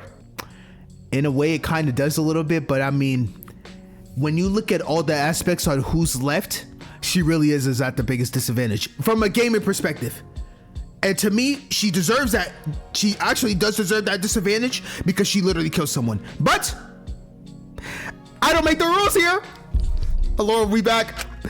Well, I'm certain she won't use the handcuffs or lock off any rooms. At the end of the day, regardless of what you think of her, I'm sure she'll understand. She understands how much abusing this could place her own life in jeopardy. I'm more than aware. But in actuality, I believe this motive could help our survival. It could? I'm not sure I follow. If Fu was correct in asserting that all previous escape routes and plans were always going to be fruitless, then it's not worth continuing to pursue these. Instead of trying to find an escape route before someone kills, we should focus on making sure no one kills in the first place. I mean, yeah, duh. And this position grants me all the necessary tools to minimize the chance of someone killing in the first place. If all works out, we should be able to maintain our survival until a rescue party comes. It's been a few months. I don't think anyone's coming to save you, Tuts. I'd rather wait and see than have anyone else die. And how exactly do you prevent on preventing that without going all crazy control freak on us? Because there's a real fine line here. Too much control and someone's bound to step on you eventually. That's true, Lyra. That's a risk I'm willing to take. Oh, she said no. She said I'll take all that shit on. At the end of the day, I want to prevent any more casualties above all else. If that means further tarnishing my reputation or making controversial choices when necessary, then so be it. I'm not so certain. Well, let me lay down a few ground rules. I do not wish to abuse the power I've been given, but I will if any of the following guidelines are broken. Do you hear yourself? Please wait. Until I said what I wish to enforce. I'm sure many of these you will all unanimously agree with. Okay, the floor is yours, Alora. First and foremost, if anyone is caught being unnecessarily violent towards another prisoner or planning to kill, they'll be quarantined and locked in their cell. Well, I think that's fair enough, I agree. Secondly, I'll be going through people's individual cells to remove anything potentially harmful. Like what? Anything that could be easily used as a weapon. Toxic substances, not counting medications, unnecessary things such as hair dye. What? That's bullshit! How the hell is someone gonna kill with hair dye? Zeke, anybody that's smart can make anything into a killing weapon. I'm sure someone could find a way to make a piece of paper with a sharp, thin, fine line somehow kill you in some way. There's many things. Elias, I think you'll live if your roots grow out. Well, I don't personally use hair dye. My hair is naturally black. So do you just bleach your eyebrows ginger or... Fuck you! It's not ginger, it's amber brown! Let's get back to the main topic here. Hello? Thank you. I really think we have bigger priorities right now. Finally, anyone who actively goes against the group and hinders our survival in any way will be quarantined or face a non-harmful punishment. Is that fair? That's pretty vague. I'm just trying to cover my bases here. I prefer we hammer out what exactly you mean by that now, sooner than later, before we agree to it and you end up abusing that later down the line. We can further clarify it when we know exactly what the condition we have to pick from are, alright? Alright. Even if you despise me, no, I'm not pushing these rules in place for the sake of punishing or hindering anyone's freedom. I just cannot have another death on my hands. Sugi's like, I don't think I like this at all.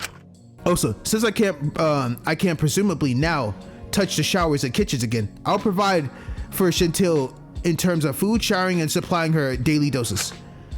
Oh, we're back on this bullshit again. Like it or not, she cannot afford to keep going how she is here. If we're staying here for the long term, I'll gradually reduce her dose and wean her off them. That's the safest approach we could take, as we decided before. Yeah, whatever, sure. Just don't randomly take them off of me if I break one of the rules or whatever. Lie, you can't seriously be agreeing to this. Right now, I need to be as steady as I can be. I really prefer it wasn't her helping me here, but I need to get off of them. Huh? You said that last time as well, but those withdrawal symptoms. No one can blame me for getting back into regular usage after Allura got corrupt. I really think this is the sort of thing you should sort out after the game. I wasn't aware she fully relapsed after I stopped monitoring her. Damn. Well, we didn't have to let everyone know that, but fuck me, I guess. Elias, Chattel, I think it would be best if you two stayed in separate cells for the foreseeable future. What the hell? I cannot monitor what the two of you do while you're alone, and I cannot control what Elias gets access to. Right now, we cannot risk Chattel relapsing again, especially with how infrequently the medicine storage is being restocked. Her current level of consumption is not sustainable. That's the reality here. Agreed. I don't care. That's no good reason to separate us, right? Like, sure, whatever, to that other stuff, but this feels excessive. You're both grown. I knew Iz was gonna say something. You're both grown adults. I'm sure you could sleep on your own just fine. Oh, can they not? This is complete bullshit. Hey, I mean, if you're so upset about feeling free to test your luck, just don't blame me if it ends up poorly. That's your loss. Now I'm going to quickly survey everyone's cell and confiscate anything potentially harmful. If something vital is missing, please come inform me privately later. Once again, please know I'm doing this for all our safety. Allura quickly left. Her confidence locked the fuck back in. She went from this timid, scared child of herself because she felt useless to I'm about to take this shit over as the warden of this place. We're back. Bro, I don't know. I don't know if this is gonna be a good thing or a bad thing, but we will see how this unfolds. Allura quickly left, her confidence returning to her a little, but I could tell she was clearly nervous as she went to survey the cells. She's probably gonna find some things that she is not gonna be a fan of, maybe. Who knows? Even the rest of us in the canteen. Yeah, right. More like to protect herself. Okay, Sugi, don't say it. Come on now. At least she's being fairly sensible about this. Agreed, Is. Doesn't mean I have to like it. Give her one bad day and she'll go on a power trip, I'm telling you. I just don't know why they didn't pick someone who actually deserves it. Someone who the audience has decided doesn't deserve to be here, like me or an Asu. This man Zeke wants to include himself so bad. You are not in the conversation at all with Suki. Don't you dare try to insert yourself with gracious Asuka. If you recall, I'm also worthy. Even Iz is worthy too. Like, come on now. Plus, she's taking away my goddamn hair dye. Dude, this guy really cares about his hair dye more than anything else. I thought your hair was all natural. Get his ass, Shiku. Oh, shit. I mean, Lies here. You're caught, buddy. Girl, you're not fooling anyone. Be so for real. Be so for real. Either way, let's just see how things go for now. It's probably best we all stick together and keep touching bases through all this. Yeah, absolutely. The last thing we need right now is to be divided. I'm happy to collaborate, but I'm not exactly all that keen on playing house. Don't worry, no one's gonna invite you anyway. Shut up, Zeke. Zeke. Every time I think of something, I say it and then someone says it right after. I just love it. Right. Yeah. Collaborating and friendship and all that shit. We should probably get back to the cells. I trust Dr. Elenius to not be unreasonable about what she takes, but it might be good to oversee it just in case. Right? Yeah, good idea. We'll all meet up later, okay? Fool, you're not included. Get your bum ass off of my screen. Not you, Gramps. Hey, come on, I'm not that old. I won't give details now because a certain someone is here, Fu. But trust me, I've got my own plan to deal with this motive. We'll be alright, no matter what. Even if she does get controlling or paranoid. Which hopefully she won't. But it's better to be safe rather than sorry. Certainly. We'll catch you later. Take care until then. Lai, Zeke, come on. Let's grab a bite to eat, then head back to the cell. They're really the trio. Aye, Captain. Of course. Thank God. Get Lyra out of his cell and get Shinku in there is fucking insane. That viewer's comment is insane. I didn't particularly want to be left alone with Iz right now. I knew that would be awkward, so I took that as my cue and returned to my cell. I checked around and I couldn't find anything in particular that was noticeably missing. Not that I had anything all that dangerous in my cell to begin with. So after my checks, I settled down a bit. It seems I had some free time before I needed to sleep. Maybe I could speak to someone. Free time? Amelia? I'm coming. If they give me the chance to talk to her every single time, I will talk to her every single time. Hold on. For that, we save. Oh my God. I'm telling you, I'm playing absolute utter peak cinema. This game is so fun. The fact that I have a long way to go, but dog, this is so fun. Okay, Amelia, I'm on the way. All right, is there anyone down here that I have to do any interactions with? There's none. So no interactive free time events? Where the hell is she? Straight to her. If she's not even in her cell. She's here. What the hell do you want? I came to see you. Yes, you again. What do you want this time? I just want to see how you were doing today. What? Realize how shit your novels are? Trying to take a crack at being the ultimate therapist instead? You know, maybe you'd be a pretty fucking good therapist. You'd make a lot of money at least. None of your patients would ever get better. Only worse if anything. Damn, she had to hit me like that. Come on. Hey, you're the one who keeps coming to me. If you don't want to be insulted, take a hit and get out of my office. Ever wish you could explore the rest of the prison? Not particularly. Must be pretty cramped being trapped in here. Guess it can be, but I don't really care. I don't really feel a need to leave. Except well.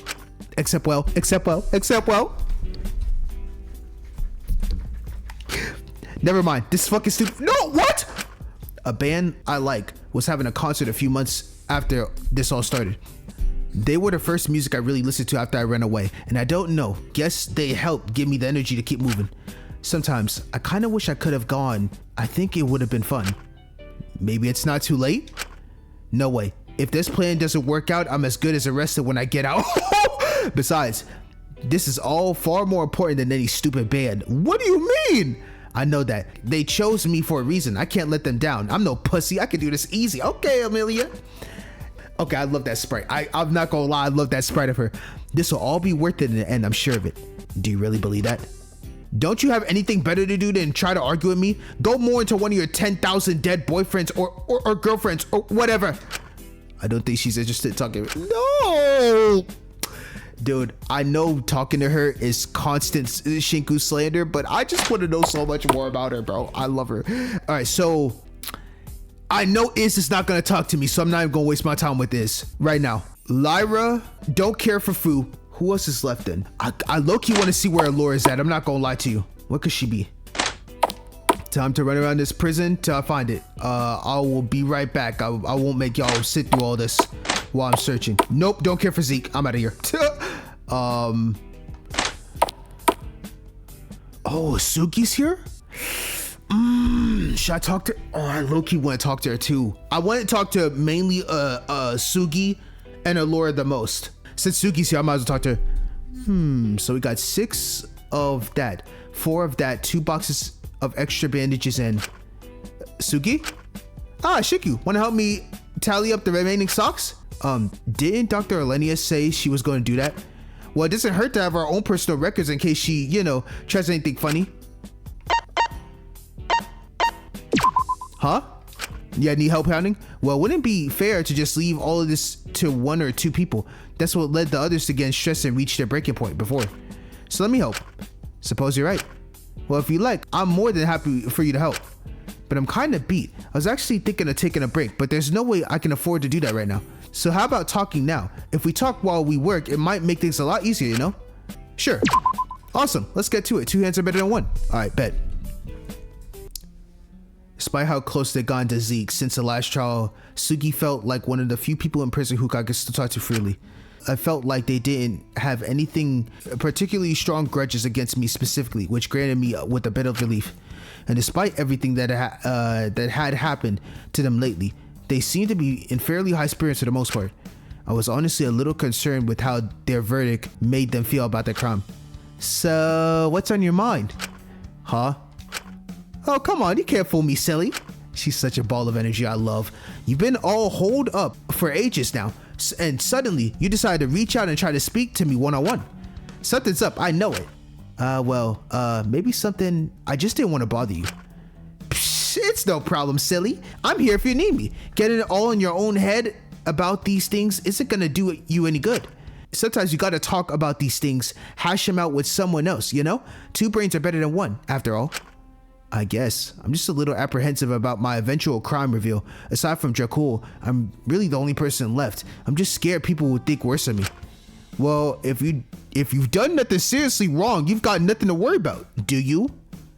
But I don't know. I'm not gonna lie. I thought his crime was gonna be that he was the one that forced Akari to die. But the fact that it was revealed as one of a truth or dares means that his crime, I'm terrified, brother. I think I have done something seriously wrong. Then you'll pick yourself up and make the changes you need to do better in the future. I'm sure of it. Oh, Sugi, I don't know. And hey, if you ever need it, I'm always here to help, okay? You just been going through a lot lately. And, well, duh, but we all are at the end of the day. Besides, if your verdict is the thing that's troubling you, it's natural you come to me of all people. Well, hold on. Excuse me? Well, out of everyone left, I'm the most worthy. And if even people who donate to us sees us die can see I didn't do much wrong at all, I think it's pretty obvious that the very fact I'm in here is sort of unfair. I mean, yeah, on a legal standpoint, what I did was a crime. I know that. I'm not dumb. But, you know, morally speaking, if we're comparing me to the rest of, you know, there's a bit of a gap between us, don't you? I actually kind of agree with. You still did a crime. Your crime, Lyra's crime, are probably some of the most tame ones here. No, Lyra's crime was pretty bad. I forgot, wasn't hers just like, she just got a lot of things her way, basically, and used the school system to basically get whatever she wanted and alleviate all the bad things she did in the past. So in a sense, I guess Sugi's really isn't that insane compared to everybody else's. But I digress. It can be interpreted by you in a different basis. So there's a bit of a gap, don't you think? I'm not sure about that. Hey, whose side are you on here? Jeez. Point is, I can help you here. Whatever comes your way, I'll help you through it. No good is gonna come from letting you suffer through it alone, no matter what you do. I mean, isn't that what we're doing to Allura? Basically. Well, you know, you have to take the first step yourself. I think it's different with her. I don't think I should have to be the one to help her after everything. That's for sure. Not after what she did. I mean, that's valid.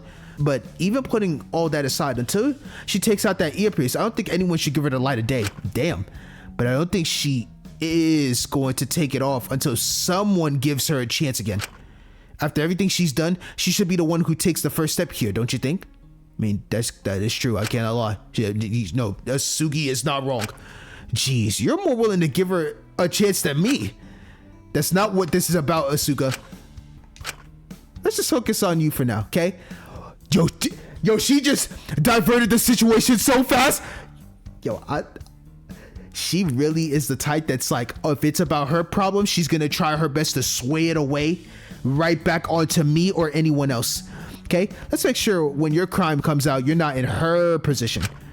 I think considering everyone's view of me, I might well be on the track to ending up just like her. Don't give up just like that. But listen, even if you don't agree with a lot of stuff you say, Shinku, I want you to be okay, that's for sure. And while the very fact I'm in this prison with everyone else is unfair, the good news is that I got worthy. I can still help people. Even if the world has tried to push me down till now, I can still get up and keep moving. So just what I'm gonna do. I don't think that's a good idea with your wound. Stop making excuses for me and for yourself and focus on the future ahead. Okay. If you spend so much time hesitating and dreading what the future could be like, you'll forget to act and make it the best it can be. Even if you can't see that now, I'll help you see it. I'll help everyone here. Maybe don't rush into things. I know everything has been a lot for you these past few weeks, and I spent ages hesitating, comfortably balancing on the tightrope.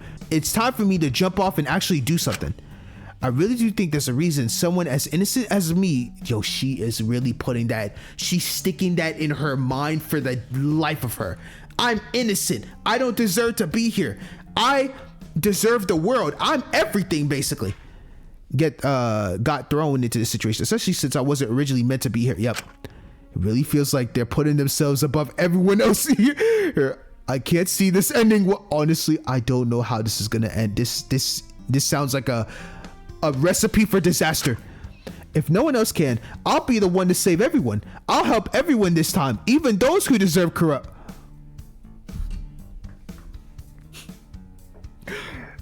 Dog, this is Asuki's world and we're just living in it. This is her world and we are literally just living in it. So whenever you need it, I'll be here, arms outstretched. No matter what you've done, you can take my hand and I'll help you. Thanks. No need to thank me. It's just what a big sib should do after all. There's no point being all noble and heroic if it's just for your own gain. I want to help because out of everyone here, I can. So unless you've done something actually literally horrible and irredeemable, if you're willing to take my hand, if you just trust in me, I can help you and get you back on track. Dude, I am actually getting Milgram vibes. And without spoilers, if people aren't into Milgram, all I'm gonna say is these two words: Purge March. That's all you need to know. That's all you need to know. I can save you from whatever happens. I promise that I'll always protect you and everyone else who's willing to place that trust in me. When you say things like that, it sounds like you're not also a criminal like the rest of us. I think sometimes they lump people who just want to do good in with the criminals, just to demonize anyone who dares to challenge the status quo. But we can break it together, I'm sure. Right. Honestly, it was a bit concerning how little Asuka acknowledged their actions or the weight of their crime. It made me apprehensive. Asuka's warmth was tempting. Maybe it would be easier to just take their hand and feed into their delusion and slowly absolve myself of any wrong until the geist of good intentions. But I had to remind myself that in the end, Asuka was here for a reason. They were just as bad as the rest of us. The blind leading the blind. Oh my god, what a friendship. I was just getting ready to settle into bed and slipped onto my pajamas for the evening when I heard a small knock on my door. Hesitantly, I opened it and... Asuka? Can I? Asuka quickly slipped a finger onto my lips, shushing me. She's like, talking to me in a quiet whisper. Shh, come on, follow me. Try not to make too much noise. This is probably a bad idea, but I trusted Asuka enough to hope they wouldn't hurt me. Okay. I quietly slipped into my common room with Asuka, and I tiptoed up the stairs in the hallway where the others, minus Dr. Elenius and Fu, were waiting. What? We're sneaking out? The change in music. All this is insane. Still, don't know why we had to invite him of all people. Zeke, I told you already, we need to be in this together if we're gonna get through this. She's right, you know. I know. Just don't want to cap off my already shitty day with clarity work. I said clarity work. What exactly is it's meant to say charity work. What exactly is a charity work in this scenario?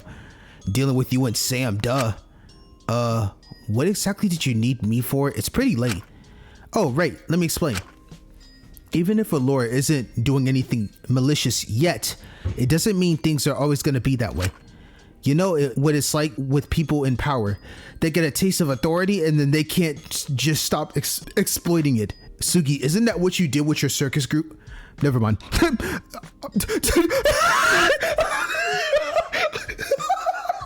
Literally, I'm not going to say anything. It's best I bite my tongue here about the irony of Asuka of all people saying that.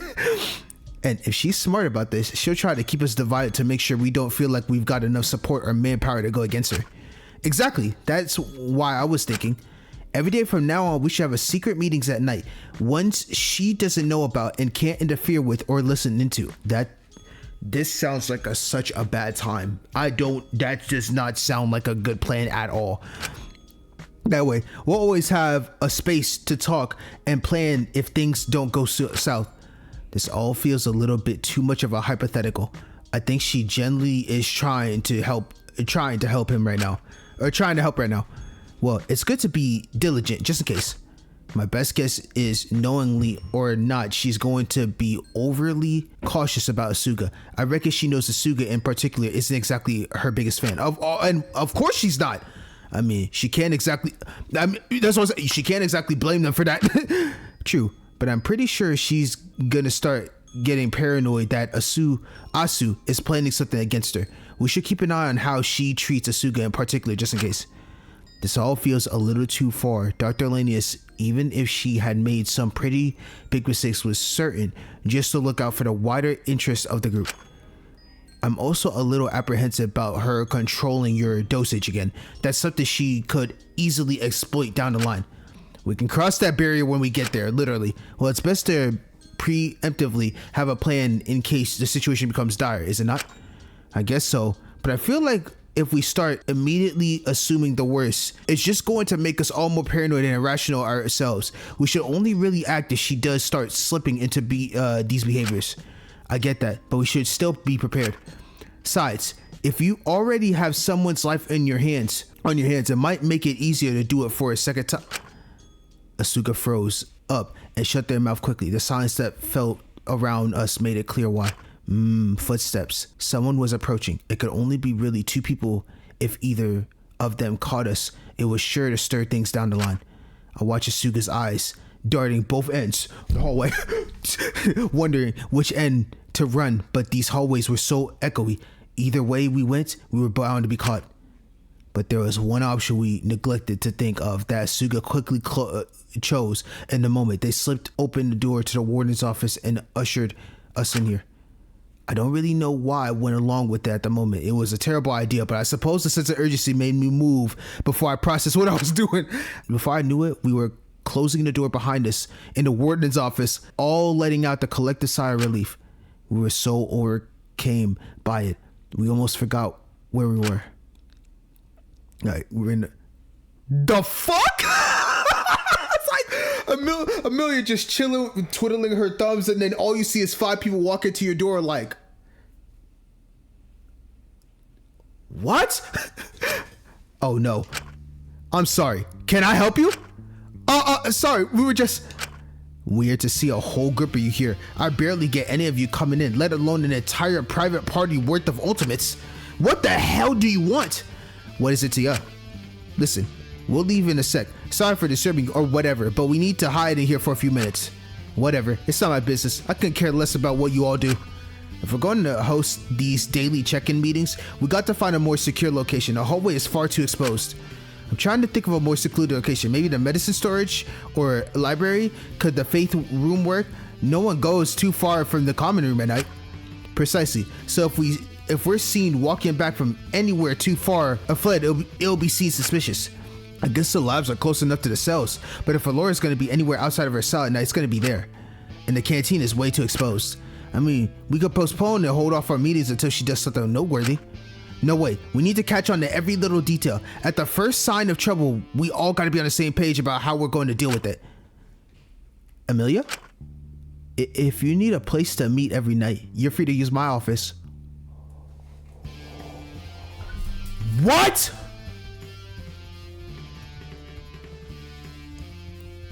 Oh, hold on. She pitched in? Huh? What? Wait, really? Are you sure? You won't stay? Yo, I get it. Amelia does not have enough company. I know she gets tired of sitting in this room all damn day. So, having us be in here, she gets to listen in on the secrets going on. And she's not bored. I see where you're playing, Amelia. Tafu or the doctor? No way, I'd sooner die. I don't know. This feels like a trap. Take it or leave it. It's your choice. If you want to risk getting locked up, then that's not my problem. Every time I see that right of her, I just love it so much. I'm fine with you being in here. Just don't be too loud and we'll have issues.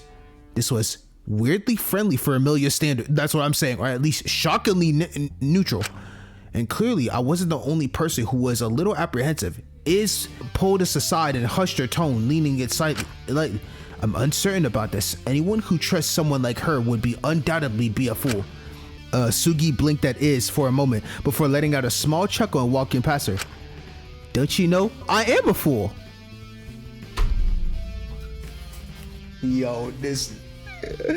Oh my gosh. It's doomed. It's doomed. She said, I am a fool.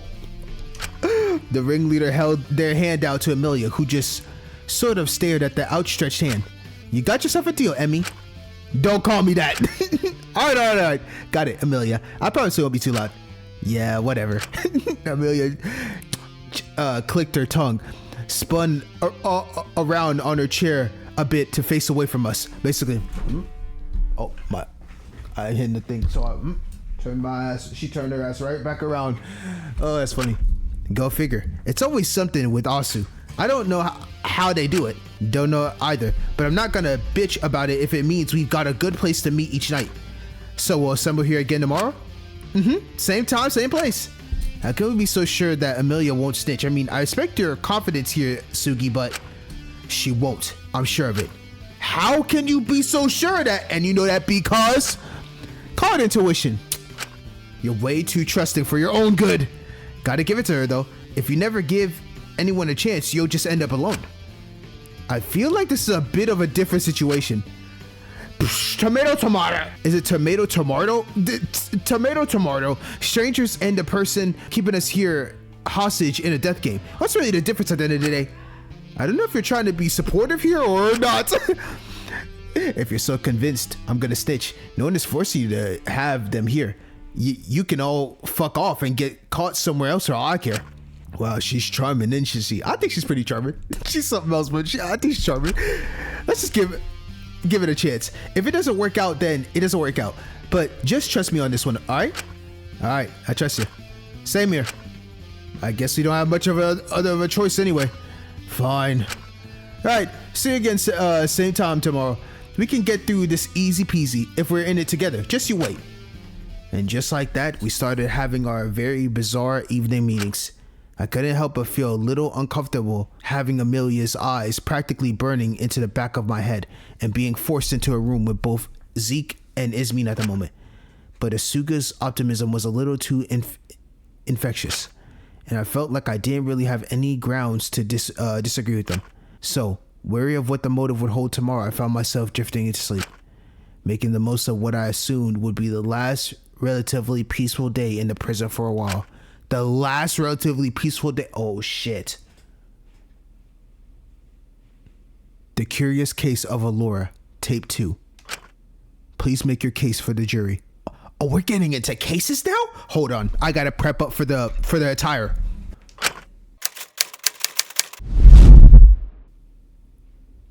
I've always done what I thought was best.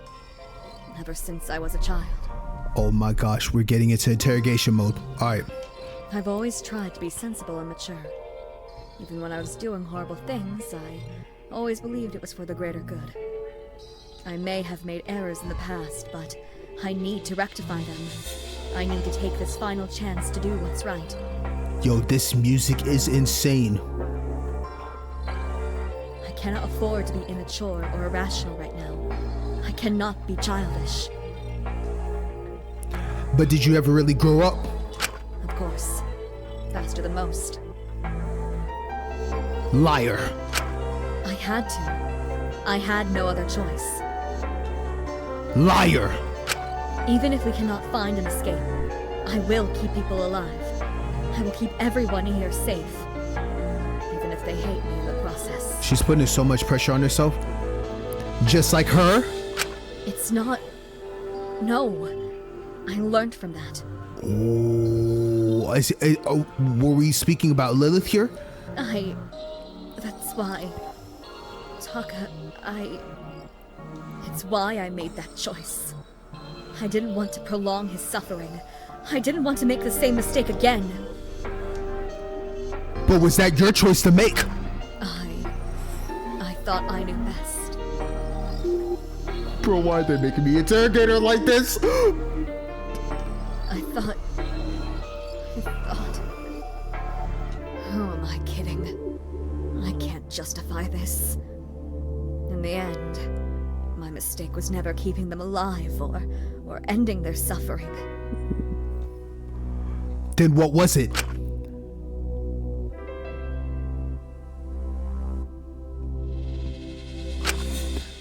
What was it? I made those choices for them. I never stopped to consider what they wanted just because I assumed I knew best.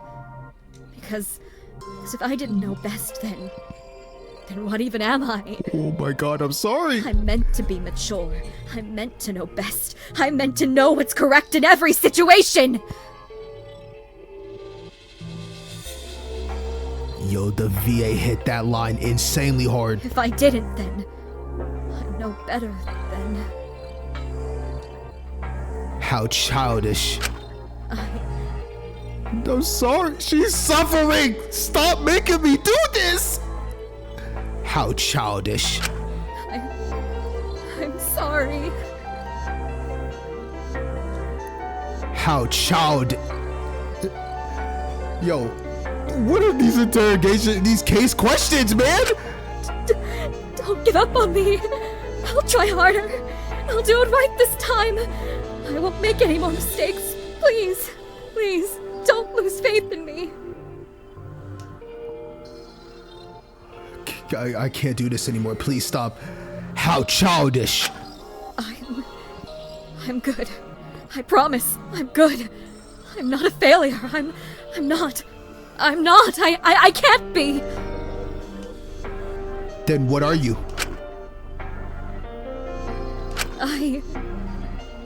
I don't know. Take out your earpiece.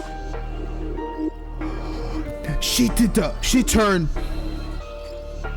straight ma. She's like, nah, bro. That's one thing you're not getting from me. That earpiece is staying right on my freaking left ear. Take out your earpiece. I can't. Yeah, it's not gonna happen. You really are no better than a child. Oh, this is gut-wrenching. Oh my god. That interrogation has me going through it. Holy shit. They need to stop slandering my goat, bro. I'm not even gonna lie to you. This is insane. Amelia, what are we even doing, bro? Oh, shoot. Okay, I woke up the next morning to the confronting smelling of sizzling meat wafting into my room. It had been months since someone made a proper cooked breakfast in the prison. It was oddly comforting and a little bit of unsettling nostalgic. But the warm smell of meat slowly becomes stronger and stronger until it bordered on being scorched. Wait, no, I was just smelling burning. Something was burning. I quickly shot up. I should try to find where that burning smell is coming from. My first guess was the canteen. We out of here. Anybody out here? No, I don't know why anybody would be here out there.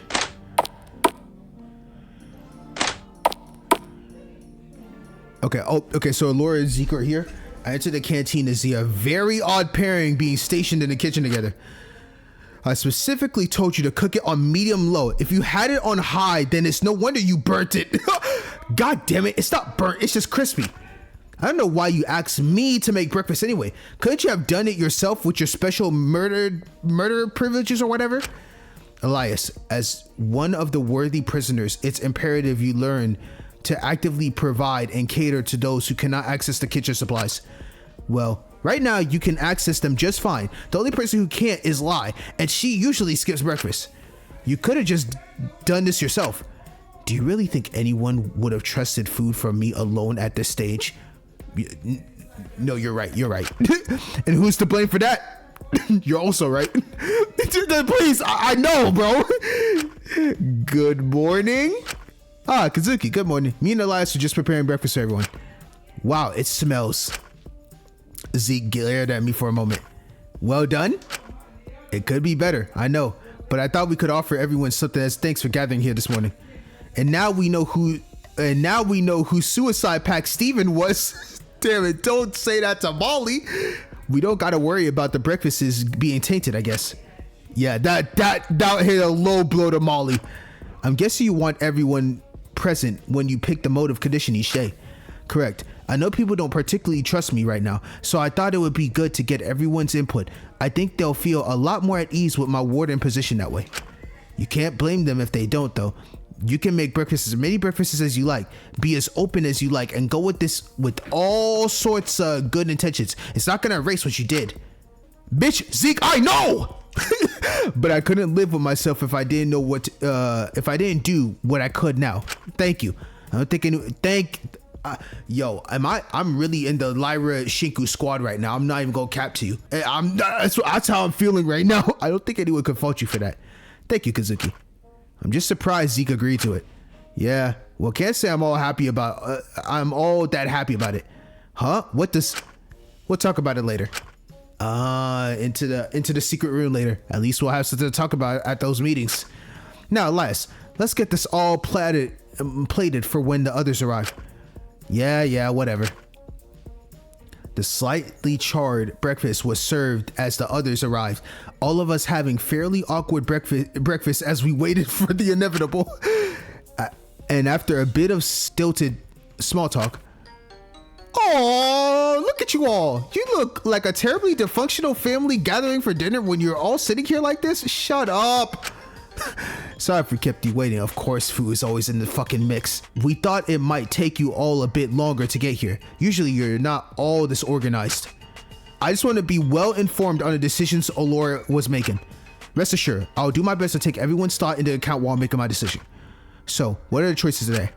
Well, I don't know if you're noticed or not, but it's been quite a bit since we've restocked the medicine or any of your food. I did notice. Usually you restock them weekly, but things have been dwindling quite a bit. Well, much like the government decided access to healthcare and food was a luxury, not a basic human right, since it requires the labor of others. We've decided that both of those are luxuries in the prison as well, and we have decided to suspend restocks indefinitely until the next murder.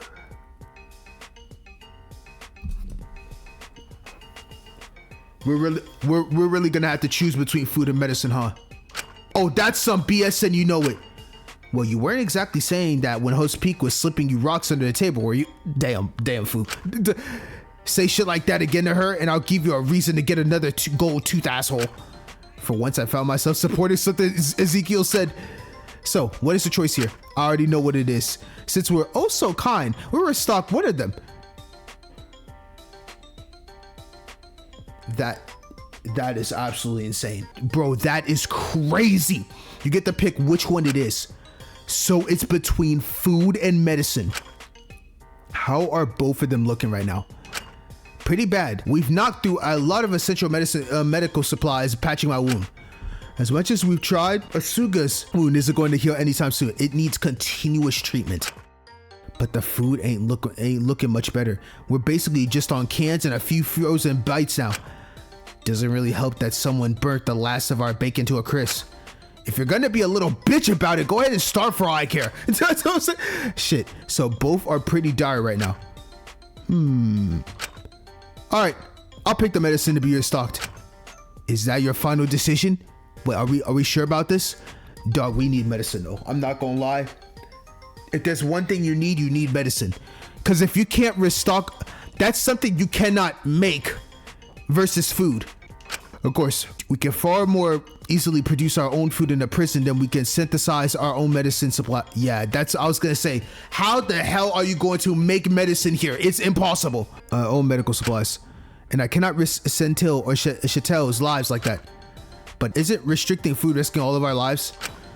On average, we can survive a few weeks without food. I have faith we can stretch out our current food supplies long enough to find or create a sustainable way to produce more food with our current resources.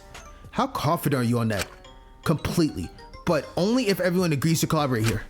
If these are the types of conditions we'll have to pick between, the best way to navigate this motive might be to plan around them and to delegate tasks daily. Especially if this follows the pattern the previous motives did and increase in severity the longer they persist. I'm not just gonna do free labor. You want me to do that shit? Then pay me. Bitch, there is no currency here!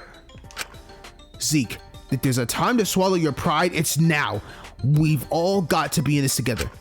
Besides, if we're all always working, it'll probably help minimize the opportunities people will have to go behind others' backs and execute any plans they may have. Precisely. But of course, there's the only worker everyone complies here. So with that in mind, the medicine storage is my final decision. Then that's settled. No more food restocks for the foreseeable future, but we'll restock the medicine supplies tomorrow. Now I've got to nip off to sort all out. But good luck. Looking forward to see how you all navigate this. So this man Fu is he going to be allowed to go into the back and actually get some food for himself? Because he's part of the Mononeko's squad now.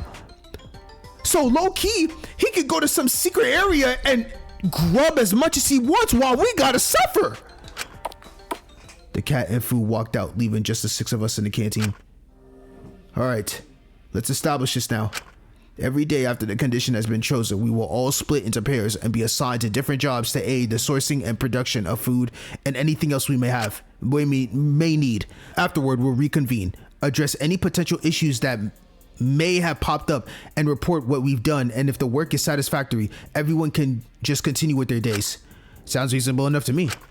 It was a little scary how quickly Dr. Lenia snapped back into her leadership role the second she's been granted any sense of power, and I was a little apprehensive about how the others would feel about it, but it was really comforting to just be told what to do. Of course, this man can never do anything for himself, bro. This is why I'm still suffering. I have gone how many? A couple hours, and I haven't had a good, decent conversation with Iz. You know how suffering that is? That's suffering. All because he doesn't want to take the first step. All right, but if we really disagree with something, then I think we should be allowed to choose to do something else. We'll see on a case-to-case basis. Ultimately, this is for the benefit of all our collective survival, so realistically, no one should have any major objections. Elias, Centil, you two will be in charge of assessing and recording what food supplies we currently have left in the canteen. Once we have a log of what we have, then we can better ration it out. Yeah, sure, I can do that easy. Cersei, Chattel, if you could, it would be good for you to search the rest of the prison for any potential sources of food we've missed. Similarly, if you could do everyone's washing so they can better focus on their own tasks, that would be much appreciative. Putting the 2 remaining girls on washing duty? Wow! Don't say that, bro. We are not trying to be sexist here, okay? Stop it. Laura's not trying to do that. Oh, don't make a fuss about it. It's not the end of the world. We can learn how to use a washing machine together, I'm sure. It should be simple to figure it out. You don't know how to use one already? Wait, you don't? Wait, you thought I used one already? And me and Katsuki will be in the courtyard trying to see what we can do with the vegetable patches. If all goes to plan, we should hopefully be able to turn it into a consistent, sustainable source of food. Sounds good to me. My dad had a bit of a green thumb, so if I'm going to be able to help with anything, it'll probably be gardening. Okay. Yeah, whatever. Just be careful not to damage the other plants in there. We'll try our hardest. Now, does anyone have any objections of any of that? Are those pairings all right for today? I reckon she was playing it safe with the pairings. She probably felt like I was the safest bet to pair with herself. I'd likely result in the fewest objections. Very well. We'll reconvene here in 2 hours and discuss what we found. Kazuki, let's go to the courtyard. Right, of course. All right, the courtyard. How is Ismin still alive? Shut up! I quietly followed Dr. Lanius down to the courtyard in awkward silence, filling the air as we went. I had no reason to distrust her currently. She hadn't done anything to warrant everyone's suspicion of her abusing this motive to her advantage. True. So I felt like I was slightly betraying her by not informing her of the midnight meetings. But even so, the others were justified in feeling apprehensive about her, considering everything that happened with Taka and how quickly she'd be able to snap back into her old ways today. She logged the fuck in. That's why I love Allura so much. Never doubt her. I refuse to see any Allura slander. So I couldn't stitch on them in good faith either. Not to mention that earpiece. She still hadn't taken it out. Honestly, I was a little worried. But there was no time to dwell on that as we approached the slightly scruffy looking vegetable patches. Oh, here we are. You were really taking charge back there, weren't you? Of course. Is there a problem with that? Nope. I have no problems at all. No. I was just a little surprised. It's been a while since I've seen you like this. Ever since Taka's death, there's too much at stake now. I have to do what I can to prolong our survival. If that means detaching myself, then that's just what I'll have to do. It's nothing I haven't done before. But was it really a good thing when you did that in the past? Guilty as charged. She ignored me and leaned down by the dirt. We've got some lettuce, carrots, potatoes, and wheat. The wheat seems ready to harvest, but we'll have to grind it before we can do anything with it. The other 3 seems a little undergrown. The patches are full of weeds, but I think a little support they'll be able to grow properly. Katsuki, come help me pull out these weeds. Right, of course. I leaned down to help, but I quickly ran into an issue. Allura darted her head to face my direction. Is everything alright, Kazuki? Yeah, it's just, well, how do you know which are the sprouts and which are the weeds? I thought you said you did a lot of gardening with your father. Well, yes, but he was at the community garden so much his beds were practically perfect. I don't think I've ever seen a weed whenever I came to help out. It sounds like he was dedicated. I envy it, really. I think it's great to be so invested with something so close to nature. You can't really hurt anyone doing gardening. You're just giving back to the earth and take what it gives you in return. Yep, it's nice to me. It feels like support. Uncomplicated, therapeutic. I can see where you're coming from. I'm sure there's a lot that goes into it, but you don't really have to consider the perspective of anyone else when you garden. It's just you and the earth. I think that must be freeing. Oh, 100%. I envy Mint's talent a lot. I love Mint, bro. Oh my god, he was really too good for this world, bro. That man was too good for this world. Well, his situation was a little more complicated. He did medical work with his talent as well, no? As soon as you are involved with other people and their health, things get complicated. You would know, wouldn't you? It was rotten work, honestly. Having to arbitrarily assign the values to lives, oh my god, to decide whose suffering was justifiable in order to potentially save more people in the future. I know you went through a lot. Perhaps that's why I was able to stay so level-headed during the hostage motive. It was nothing I wasn't used to. And maybe that's why, in turn, why I struggle so much with the truth or dare. It's harder to make choices when it comes to yourself, huh? Especially when you haven't really made many of those in the past, so they're literally like the same. Shinku does not make many choices for himself. Allura's the same way, just told what to do and doesn't make her own choice for herself. Allura felt silent for a moment. I was quite sure what to say, so I instead just returned to the topic at hand. So, do you have any clue which of these weeds are and which are sprouts? Well, Allura diverted her gaze away from me for a moment, letting out a sigh. I was sort of hoping you'd... Oh, we're cooked. We're cooked. No, we're not gonna have no food, bro. I'm not gonna lie. You know? I mean, we could always try to infer. I don't want to risk damaging what sprouts we may have, and I've already cut off food supplies. For a long-term survival, I'd much rather have already existing crops to start with than to have to germinate new seeds. You kids are hopeless, huh? Who, you know what? I was gonna say who invited you, but you know what? I'm not even gonna yell. I'm just gonna let it be. Oh! Standing in the doorway was Fu, looking over at us with an unimpressed expression. Can we help you, Wang? All this theoretical garbage. You guys could write and talk about things all you like, but what good is all that when you lack any sort of practical skills? Here, let me give you a lesson. I'll have to decline. I don't particularly trust you. Why not? I'm an honest man, aren't I? You have quite literally admitted to work with the people behind us. Psh, see, this is the issue with your generation. You're so hung up on the smallest thing. What do you mean?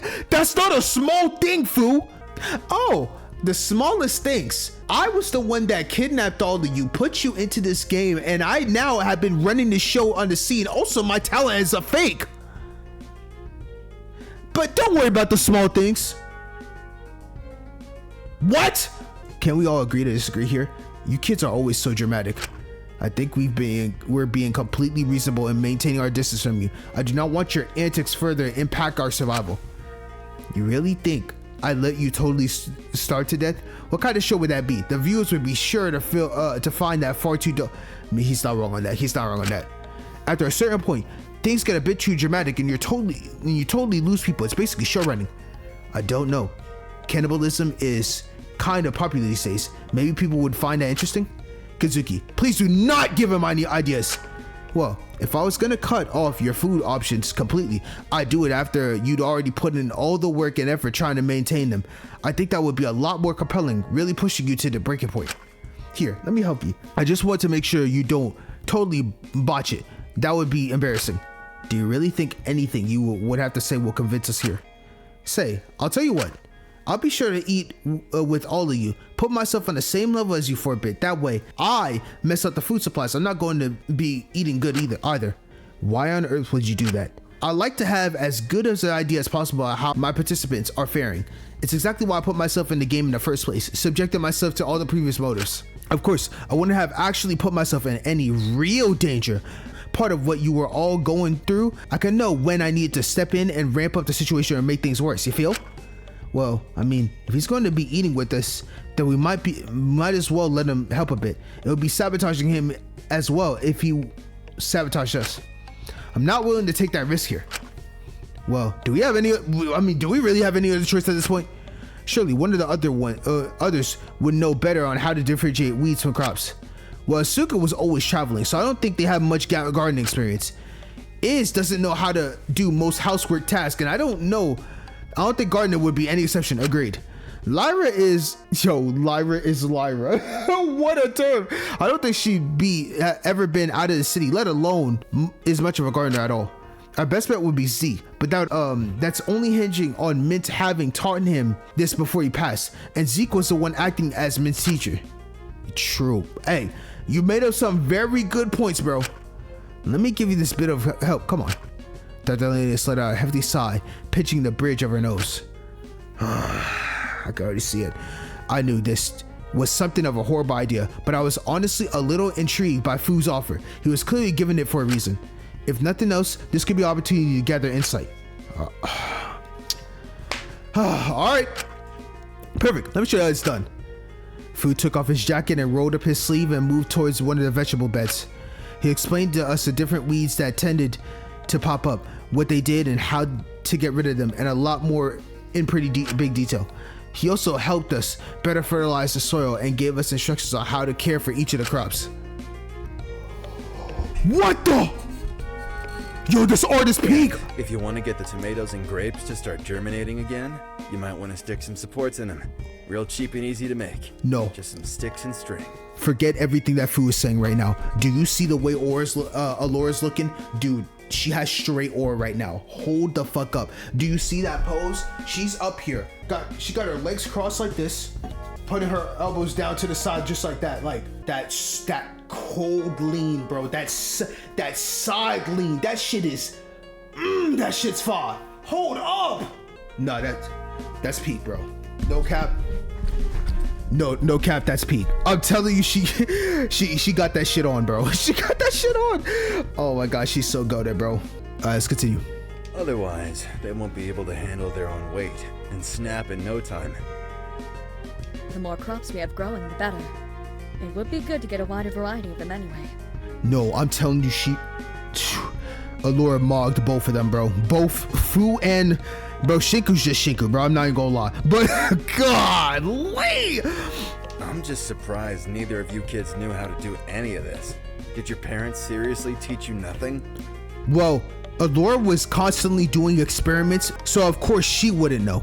As for Shinku, the father did a lot of gardening, but he was probably so invested doing his writing all the time that he never really spent the time to learn it. It wasn't ever particularly relevant to what I was going to go into.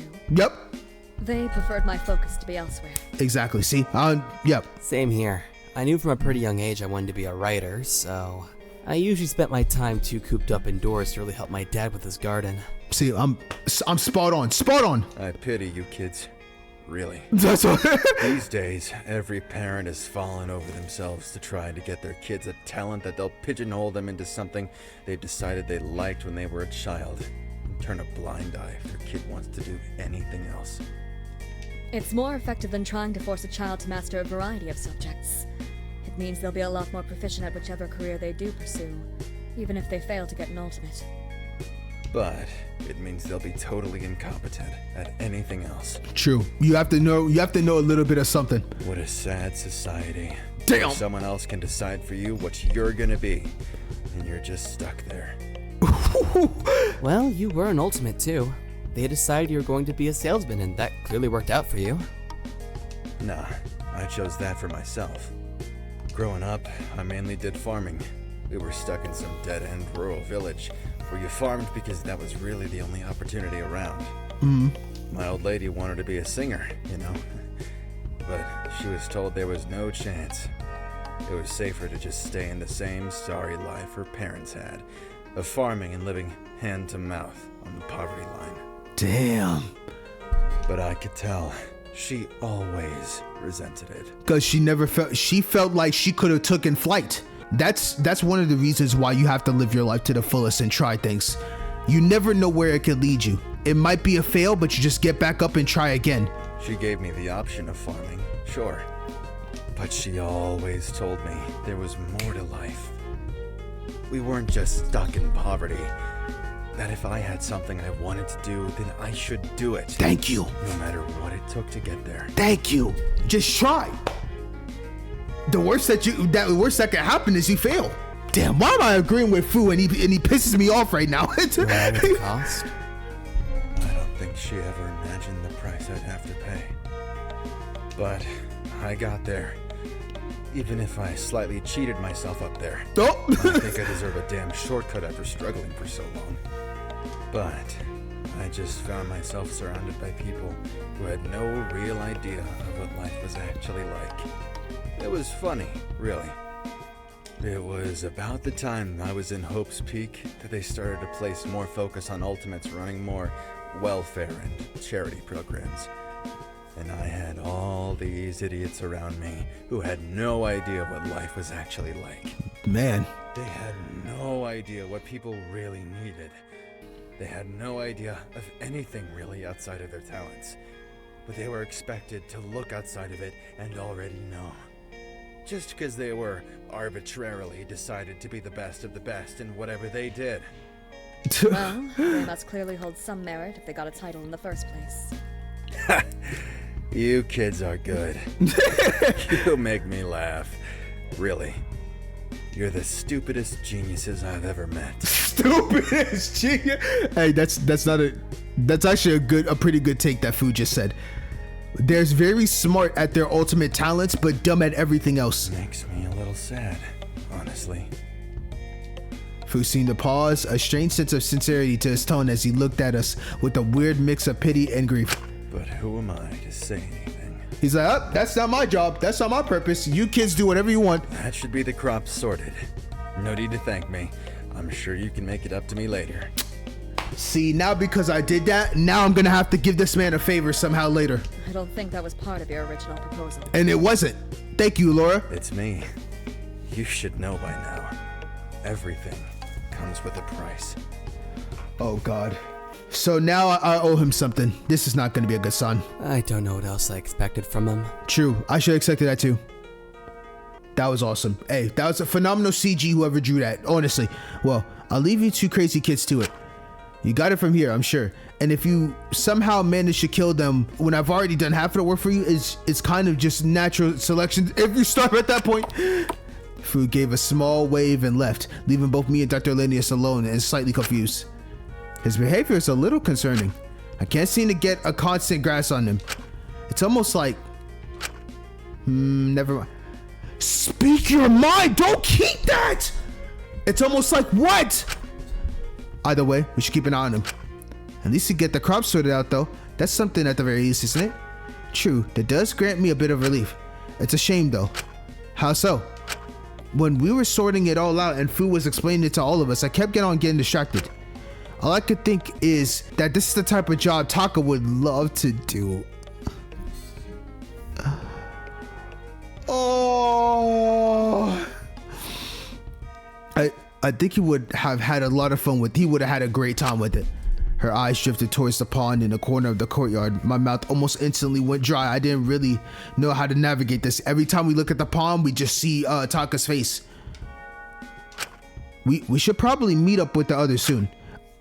Right. Sorry. Yes. See, every time she comes through this area, instantly you look at the pond, instantly think of Taka every single time, just floating. It was weird, really, how quiet the prison was now. Alone acting like she didn't do all that to him. I'm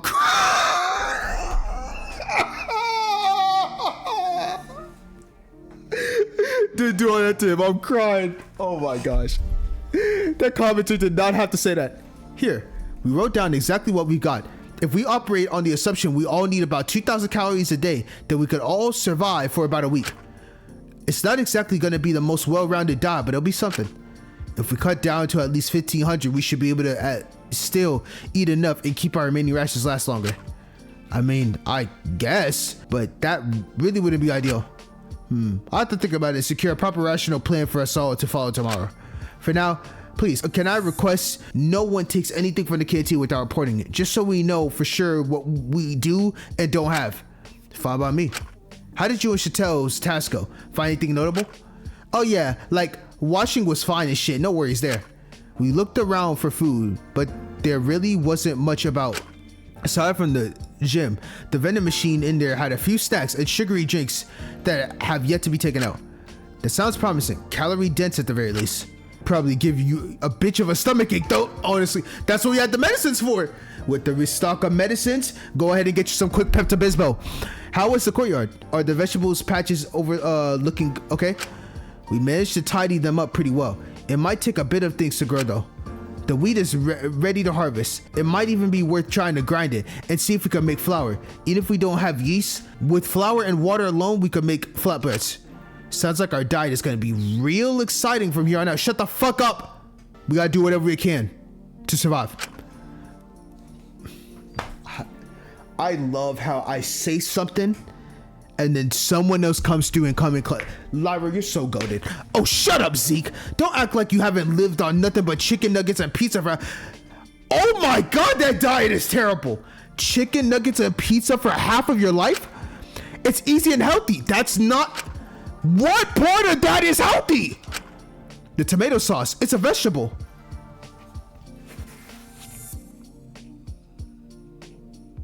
I'm embarrassed.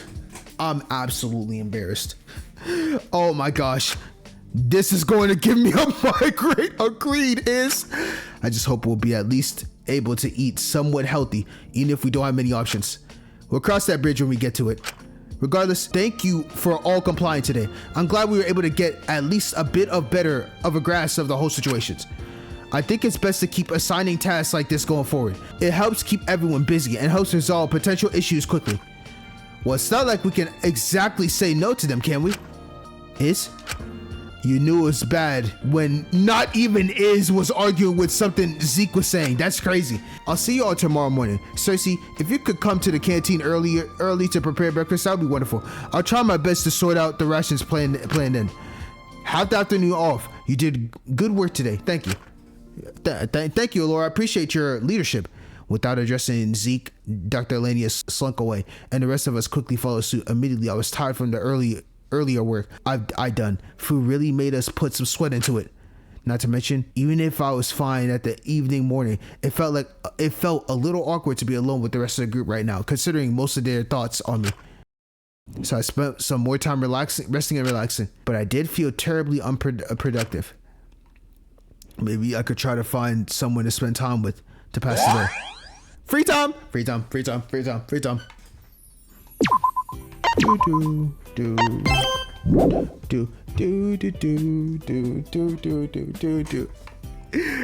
This is so fun. Okay, anybody down here? All right, there's nobody down here, so that means there's no interactive thing that's gonna happen. Before that is Amelia here. Amelia! What the hell do you want? Yes, you know, they asked me to do this because I kind of liked her. Who else? Akari? We were around a similar age. Similar drive. Guess it was to send a message after everything that had happened. I kind of wish they picked me for my own merits. Like, you know, I taught myself Japanese from scratch. Dude, this is why she don't like your ass too, Shinku. Damn, bro. Amelia and Akari probably had a nice bond and you fucked that shit up. Why do you feel the need to do that? You're Italian, are you not? We lived in Italy for a while, yeah. But when I was about 10, we moved to Japan so my dad could help research at Host Peak. Oh, he's a researcher at Host Peak? Okay. He tried to make sure I couldn't speak Japanese so I couldn't communicate or really advocate for myself. But I was always stubborn. I did what I could to learn it bit by bit. I think I'm pretty good at it now. I can even read most kanji. Congrats. Yeah. And before you know it, I'll even be able to read katakana. And that's the real bitch they don't warn you about. First step, katakana. Next step, trigonometry or some shit. I don't know. I never did math, but I will someday. Aww. Bragging about how basic school knowledge. It's almost like talking to a little kid. I'm sure you will. Hell yeah, I will. Just to watch. I can make any subject my bit. Look at that smile.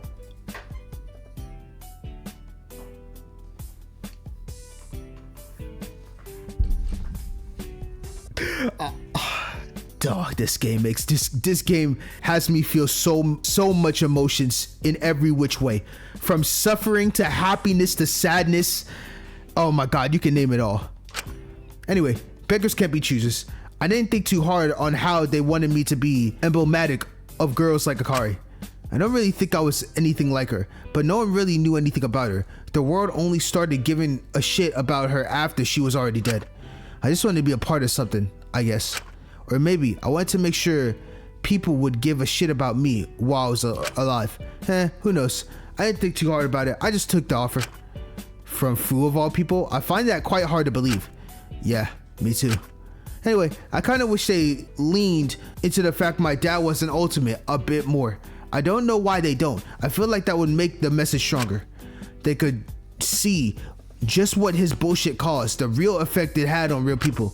But they didn't want to dilute the message or make it seem too personal. When, like, yeah, my issues with the systems are a bit fucking personal. Sorry, I can't be neutral on years of unchecked abuse. My fucking bad. It's a little harsh, don't you think? It's deserved if you ask me. Wait, so did you pick who got to be a part of this game? No, I didn't have any say in that. Unfortunately, I could suggest people, but I don't know if they even consider them. Did anyone you suggest get in? Probably your ass. One person. It's you, bro. Come on now. Who's that? You already know. She doesn't have to say. Come on, bro. Come the fuck on, bro. You know what you've done, Shinku. You know what you've done. I don't know. I don't think I want to talk to Milia right now. Damn. She killed me with that one. I'm not even gonna lie. That's crazy. I know it's suffering for Shinku, but I love speaking to Milia. Okay, now I gotta go find Allura. So I'm gonna run around here, looking at areas to see if I can find her. Nothing in this bathroom. Let's go here. Nothing here. Oh, Allura.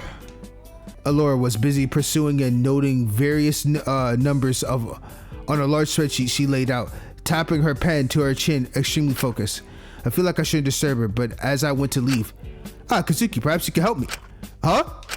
I'm currently sorting out the ration plans from here on out. We'll be able to live for a while. Whether we'll be comfortable is another question. But would you rather have 1 week of salutations and a month of starvation? Or the same amount of time, but feel a mild level of hunger or dissatisfaction the entire duration? A month of starvation. Both don't sound ideal, but I probably could go with the second one. Precisely. I believe that would be better than the alternatives. Ideally, we'll get to a stage of food production where we can continuously be satiated. But until that point, it's better to be unsatisfied than to starve. Agreed. And if you feel that way, it's likely the others do too, which is relieving. Don't stress too much. I'm sure whatever plan you'll have, it'll work out how it's meant to. Wait. Has she always had that one? Wait, has she always had that Sprite? What the hell? I remember holding it and she was like, smiling with them, but not with her, like, with a little blush. Okay. I suppose I'm stressing myself out a bit thinking in circles. Oh, that's such a cute Sprite. A break might be what I need to refresh my mind and think of better ways to maximize what we have. If you like Kazuki, you're free to stay and talk. I think it could do both of us some good. 100%! Wonderful. Every time I hear this song, bro. Oh my gosh. I was immediately a little apprehensive to approach Dr. Elenius after her verdict and everything that had happened. On one hand, I could help but pity her circumstances and try to help her. On the other hand, that didn't particularly go well the last time. Perhaps I was just apprehensive I'd use her to fill in for someone else, or maybe I was scared that if I saw who she really was, I'd lose all respect I still had for her. Still, I knew keeping her entirely alone would do her no good, so despite everything here, I was talking to her, even if it might sour the others' opinions of me. Kazuki, I do appreciate you wanting to spend time with me. I honestly just wanted to see how you were doing, considering, well, everything. Well, I certainly could be better. I imagine. Getting hit with that verdict on top of everything else must have been difficult, to say the least. I suppose it's nothing I didn't expect. I just thought I'd done enough that people would know that I really did want to help here.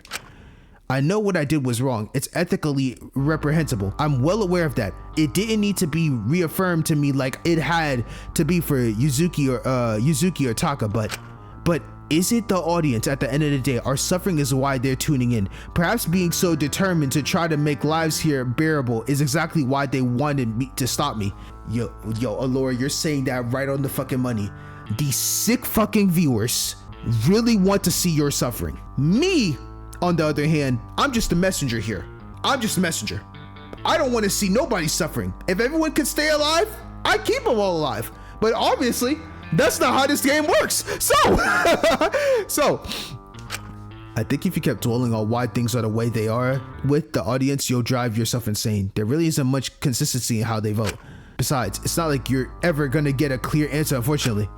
Everything is driving me insane these days. I'll admit, being more limited in what I can do to help has made me restless to say the least. Maybe it's a good thing you're not able to do much. I think Fu already made it more than obvious most of your previous plans would inevitably lead to dead ends. I don't need you to remind me, Kazuki. Oh, I'm sorry. I didn't mean to. Hey, that wasn't me that said that though. I'm just saying, after everything that happened, maybe you do need to take a little bit of time to reflect and think on things before throwing yourself back into work. Putting so much pressure on yourself was part of what caused you to... I could not possibly stop now. There really is so much you can do. Then I will do all of it. And once I'm done after that, I'll find more to do. What the hell, Alora? There's nothing else I can do. Even if anyone here would accept me once again, even be willing to talk to me after what I've done. What's the point of getting attached to anyone to get... Oh my god, she knows, bro. After getting attached to Taka, she's like, I can't do this. Nope, I cannot let my heart get swayed again. I thought I had changed, that I could be trusted. I never expected Taka to get so close to me, but I try not to overthink it. I thought this time I could do it all right. But it's not like you made the same mistake again, Dr. Lanius. You clearly learned that. I learned the wrong lesson. In the end, it was never really about prolonging someone's suffering for my own personal gain. My real mistake was not listening, assuming I knew best. And you're doing the same thing here now. You're assuming you know what's best for yourself and shutting out anyone or anything that might help. Well, at least it's only me I'll be hurting when the consequences for my own decision fall on no one but myself. So please, Kazuki, do not feel as though you have to placate me. I've made my choices.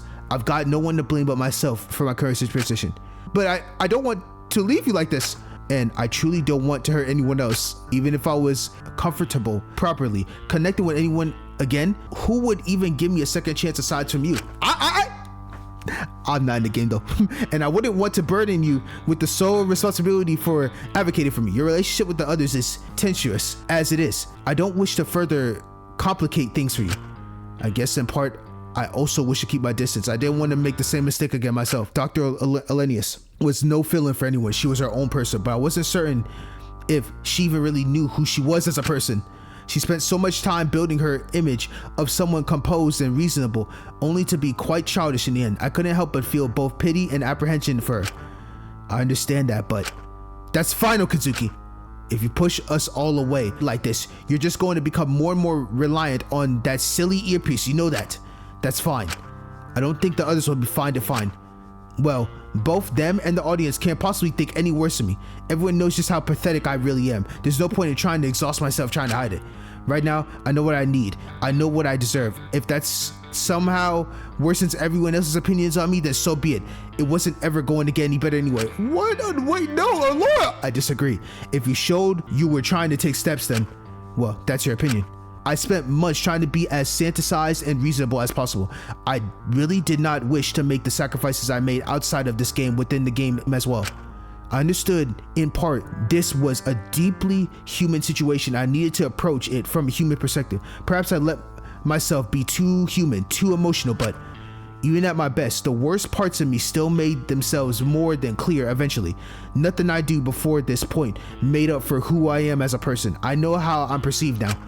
I cannot recover this image or trust I had before fully, no matter how many steps I take. but isn't it better to at least have some of it back, gain it back steadily? Exactly. I just don't have the time. I don't know how much longer I have left, and in my eyes, there's only one way I can begin to make up for all the mistakes I've made. And what would that be? Ensuring somehow, despite everything, I'm able to get everyone out of here alive. But once again, with their current restrictions, that's practically impossible to do alone. Improbable, but not impossible. I'll find a way. That's all I can do. I do not care what I have to do to achieve that. As I said before, my reputation cannot get any worse. If I'm further ostracized, or if everyone ends up resenting me for what I have to do to achieve that, then I'm fine with that. You seriously be fine with all of us hating you? That's a cost I'm more than prepared to accept, to do at least something good here, to make up for everything I've taken. I'll stand by that until it either cause my end or help cause my end, or help us find an end to this. That's insane. You're serious about that? Absolutely. My goat's dead, bro. my goat might die. I'm not gonna lie, Allura might be cooked. It's okay to just let yourself be weak. No one will fault you for that after everything. This just feels like you're overcompensating. Please. I cannot possibly overcompensate in this situation. There's too much to compensate for. But you're not going to change my mind, Kazuki. The only reason I'm letting you know about this is so you don't exhaust yourself trying to defend me. You are not obligated to ever step in for me. I've accepted what I must do now, and I'm not going to implicate anyone else if necessary. All this to say, I believe it's for the best that you stay away from that. No! I really can't change your mind here, can I? No, I'm certain of my decision. It's over. It's over. It's over. Do you think Taka would want to see you like this, stooping to the same lows you helped drag him out of so long ago? Thank you, Shiku! I can't wait. That hit right in the heart. I hardly see how that's relevant here. No, it's very relevant. I should get back to trying to establish possible other avenues to prolong our safety. No! Do let me know if you need anything, Kazuki. Let's try to keep it professional for now. This is so fucked. This is fucked. It's sort of hard to do that when I've seen how unprofessional you really are. But until she lets herself be like that, we make no progress. I was admittedly very concerned for her, but I knew in the end there was only so much I could do. I just hope she wouldn't do anything incredibly severe in a vain attempt to get us all out. I really did want the best for her, despite everything. Maybe I just wanted to see someone else who had also made mistakes, not repent them again. Maybe, even if I was not intended to, I was filling in for you a little in your absence. I really do apologize, but it's hard to keep my promise without you when we weren't meant to grow together. Now me and Allura were both alone, trying to navigate things without a light to guide our way. I really was just as pathetic as her. Oh my gosh. Alone, we are fucking alone together. This is defeating. What the hell? The afternoon dawned upon me before I knew it. After a little while, I was walking to the showers when I was stopped by someone.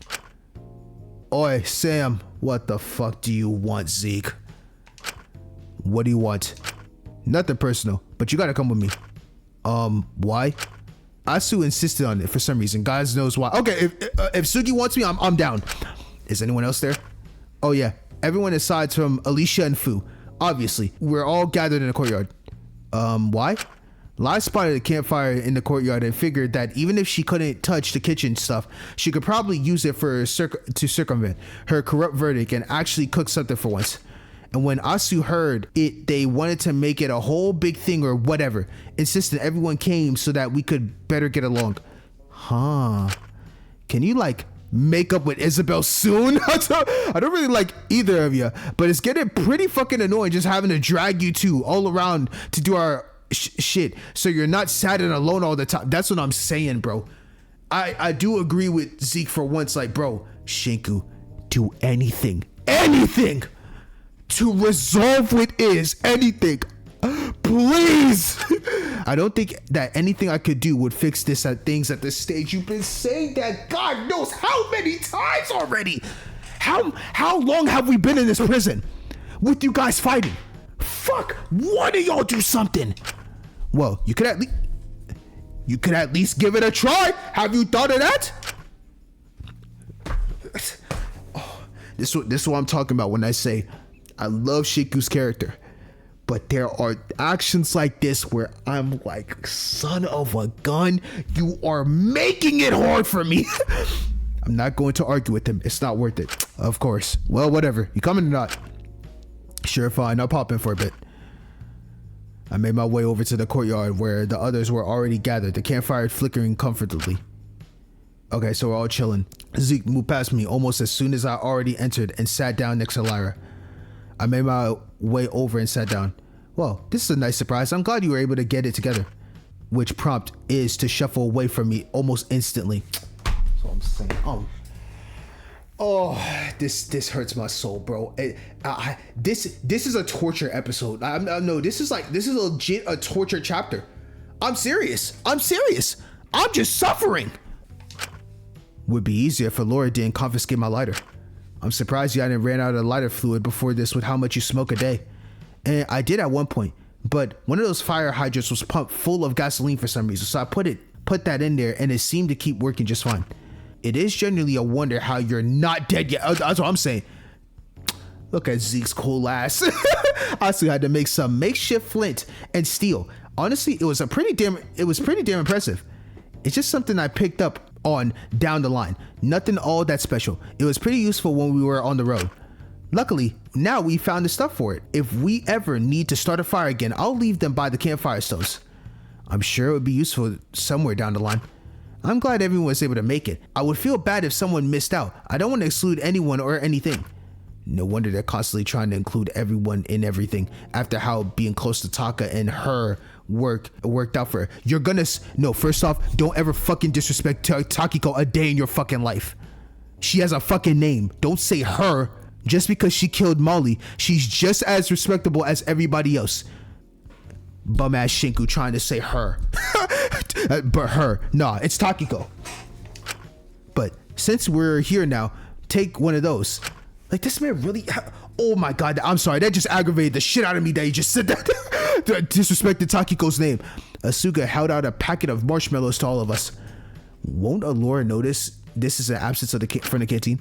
We didn't include it, though we can enjoy one last meal before it all goes to shit.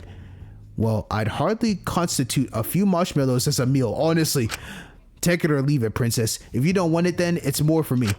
I'll take one. I just thought, in the grand scheme of things, one packet of marshmallows wouldn't matter all that much. Everything else was listed out properly, though. That's good. I'm hoping will last a while. The lack of restock is a little concerning. We can worry about all that shit later. For now, I just want to relax and forget about it all. For real. This prison can take away everything from us for all I like, but it can't take away our little memories of moments of peace. I won't let it. No matter how we may feel about one another or how bad things get, it's important we give ourselves these moments. If you're just beating yourself up all the time, it's not going to do you any good, is it? I guess they don't want a repeat of what happened to her a few weeks back. Let's tuck in. I'm starving. Me too, especially after that dreadful breakfast. Well, I wasn't going to disagree with is there, but oi, watch it. The bacon isn't going to be the only thing that's burnt to a crisp if you keep running your mouth like that. Relax, Zeke. Relax. We all sat around the campfire and toasted the marshmallows together, chatting and letting ourselves relax for a bit. Admittedly, even if I felt awkward, it was nice. Oh, this CG is cute. We should do this again sometime. I'd be down. I mean, it'll be easier now. We won't have to spend about 2 hours looking for the flint and steel. Yeah. Dude, I love Suki's smile. I love the way Iz is stinking. Lyra just looks like she about to dig in even... Damn, I ain't gonna lie. Your marshmallow is getting cooked, though. And, bro, that man Zeke overcooked his marshmallow. Sure, here as well. But I was kind of thinking... it would be nice to do this when we're all out of here, Oh god, we're not gonna get out of here, bro. Are we even going to see each other when we're all out of here? No, I feel we would all be going our separate ways immediately if we all got out. I hope so. I mean, we're really the only people in the world who can talk to each other about everything that happened here and get it. Oh no, you're right. That's true. I guess so in theory, but in practice, It felt like the longer I spent here, the less I could understand the others around me. Realistically, we'll probably all go our separate ways when we're out of here. If we're not immediately detained by authorities upon our release. Yeah, that's what I thought too. I don't want to think about that too much. Honestly, bro, especially since the world knows what's going on, the moment we even step foot outside this prison, you're going to a straight real prison. What are all of your plans if we do get out? Go back to my circus, obviously. I'm guessing they're probably a little stressed without me around. Shit, if they're not already in jail, already for your secret coming out, I'm gonna be honest with you. They could all be in jail right now because of the atrocities you caused, Suki. It wasn't even an insane crime, but they're probably not getting no more donations because you're not there. The circus probably is to shit. I'm gonna be real with you. You think you can do that now that your crime is out? That's what I'm saying. I think so. I mean, I'm worthy at the end of the day. Oh, she's really good. Oh, it's over, bro. Yo, this is absolute delusional, Asuki. Delusional. I'm not sure how much the verdicts really mean in the real world. Oh, you don't think so? If this shit's being live streamed and broadcast to the entire world outside of us, I don't see why it's not. I think they'll understand. That was always the way we did things back then. They probably already know I did it for our sake. I guess. If Takiko's sister is still looking for a place to stay, I might offer her a job at the circus too. Who knows if she'd accept it, but I'd feel bad if I didn't do anything. I at least owe Takiko that much after everything. Oh, Sachi? But I'd like to tour around, probably outside of Japan. I feel like I'd be less likely to get recognized elsewhere. I don't want to cause any trouble for my troop mates. Where do you think you'd like to go? I'm curious. Belgium, maybe. Oh! There's some people I'd like to see that live there. Do you speak French?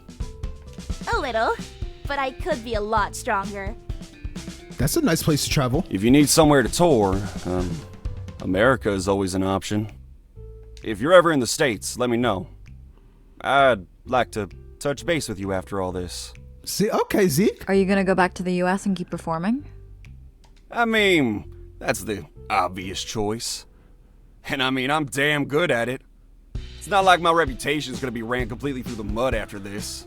My crime isn't even a crime, is it? No, it's a crime, bro. I'm not gonna lie. It is a crime. Okay, I was gonna say, I'm not so sure about that one. But, I don't know. I'm tired. I guess I'd just kind of like to take a bit of a hiatus from being watched. No, that's true, bro. After being on the cameras all day, I would be like, dog, I need some time. God knows we all need some time off camera. Yo, I swear to you, Lyra would be saying every single thing I be saying. Maybe I'd do a self-improvement year or some shit. Fix my diet, go to the gym more frequently. Grow my own vegetables and herbs and shit. Maybe reach out to an old friend or two. Make things right there. Oh, I forgot his name. I feel like I know exactly who, I can't get his name on the top of my head. I'll probably put it on the screen somewhere, but I'm sure you reach out to him. Are you planning on laying off the partying? I guess so. It all feels superficial as shit now. I guess being trapped in here for so long makes crowded, busy, dark places seem pretty fucking unappealing. I just want to live better than I was before. Really appreciate the world we're in. Not like cities or tourist traps or any of that shit. I've always wanted to see some of the mountains in the US. It's just such a big country. Everything must be so vast. We have some vast shit, but I ain't gonna lie. As an American myself, there's a lot of shit outside the country I love. I'm not gonna lie to you. But because every time I do vacations, I vacation. I try my best to vacation mostly outside of the country a lot. But because I'm telling you, the world outside of the US is truly so beautiful. I'm not gonna lie to you. Well, hey, once again, if you're over here, you can take a tour. You're invited too, Lai. I'm not so sure. There's bugs and bears and shit. It's like, nah, I don't know how I feel about that one. Don't tell me you're scared of some pussy-ass bugs. You can pack bug spray, you know. Aren't you the one who got Mint to remove a spider from your cell as a test of courage?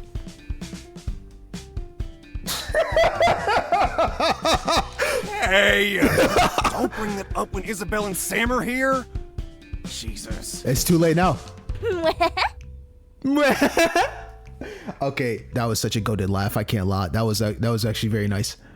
Honestly, as terrible as it sounds, seeing these three happy and getting on made me feel awful. I was honestly jealous of how happy and close they currently seem. Why are you fucking jealous when you literally could intervene yourself and actually say something? The first step is just resolving with Iz. Like the fact that both of y'all are not even sitting beside each other. You're on one end and she's on the other. I mean, I like Iz and Lai being beside each other. That's fine. But I mean, it just doesn't feel right. Especially when the gap between... Yo, they are really saying everything I'm thinking the next point. Especially when the gap between me and Iz was more obvious to me than ever. Well, what are your plans when you get out? Me? I don't know. I guess I'll cross that bridge when I get to it. You don't have anything you want to do? Well, I guess it could be nice to travel, go on a road trip or something. See all sorts of sights, swim in all sorts of places, just sort of be alone with my thoughts for a bit. Knowing you'd go insane being stuck with your thoughts for that long. Probably. But it would be nice to go somewhere rural and stargaze or some shit. The city lights always obscure them a bit. I'd like to see the real deal. Sure, I would be interested to know what Lyra would do, because she's always been on the run mostly with all her life, trying to find the next best thing. All right. Just know you're stuck with me. And I'm not gonna let you go off and be some crazy stargazing nomad for the rest of your life. Okay, you don't have to be that controlling, Zeke. She can be your own person. Whether you like it or not, we're sticking together once this is all over. I'm not letting you go that easy. What do you mean not letting me go that easy? Bitch, we're already here 24/7. You gotta give me space. Jeez, clingy much? That's what I'm saying. I'm serious, Lai. Lyra's like, yo, dog, is he really clinging on to me this much? I don't know. Being a crazy stargazing nomad completely cut off from the rest of the world doesn't sound all that bad. Probably easier than how I was living before. I think I'll do just that for a bit. And after all that? Who knows? I just kind of want to find something that makes me happy. Isn't that what we all want to find out at the end of the day? You know, if it's stars you want to see, the views out from where I'm from can be pretty decent. And if I ever travel stateside, we can all meet up again and look at them together.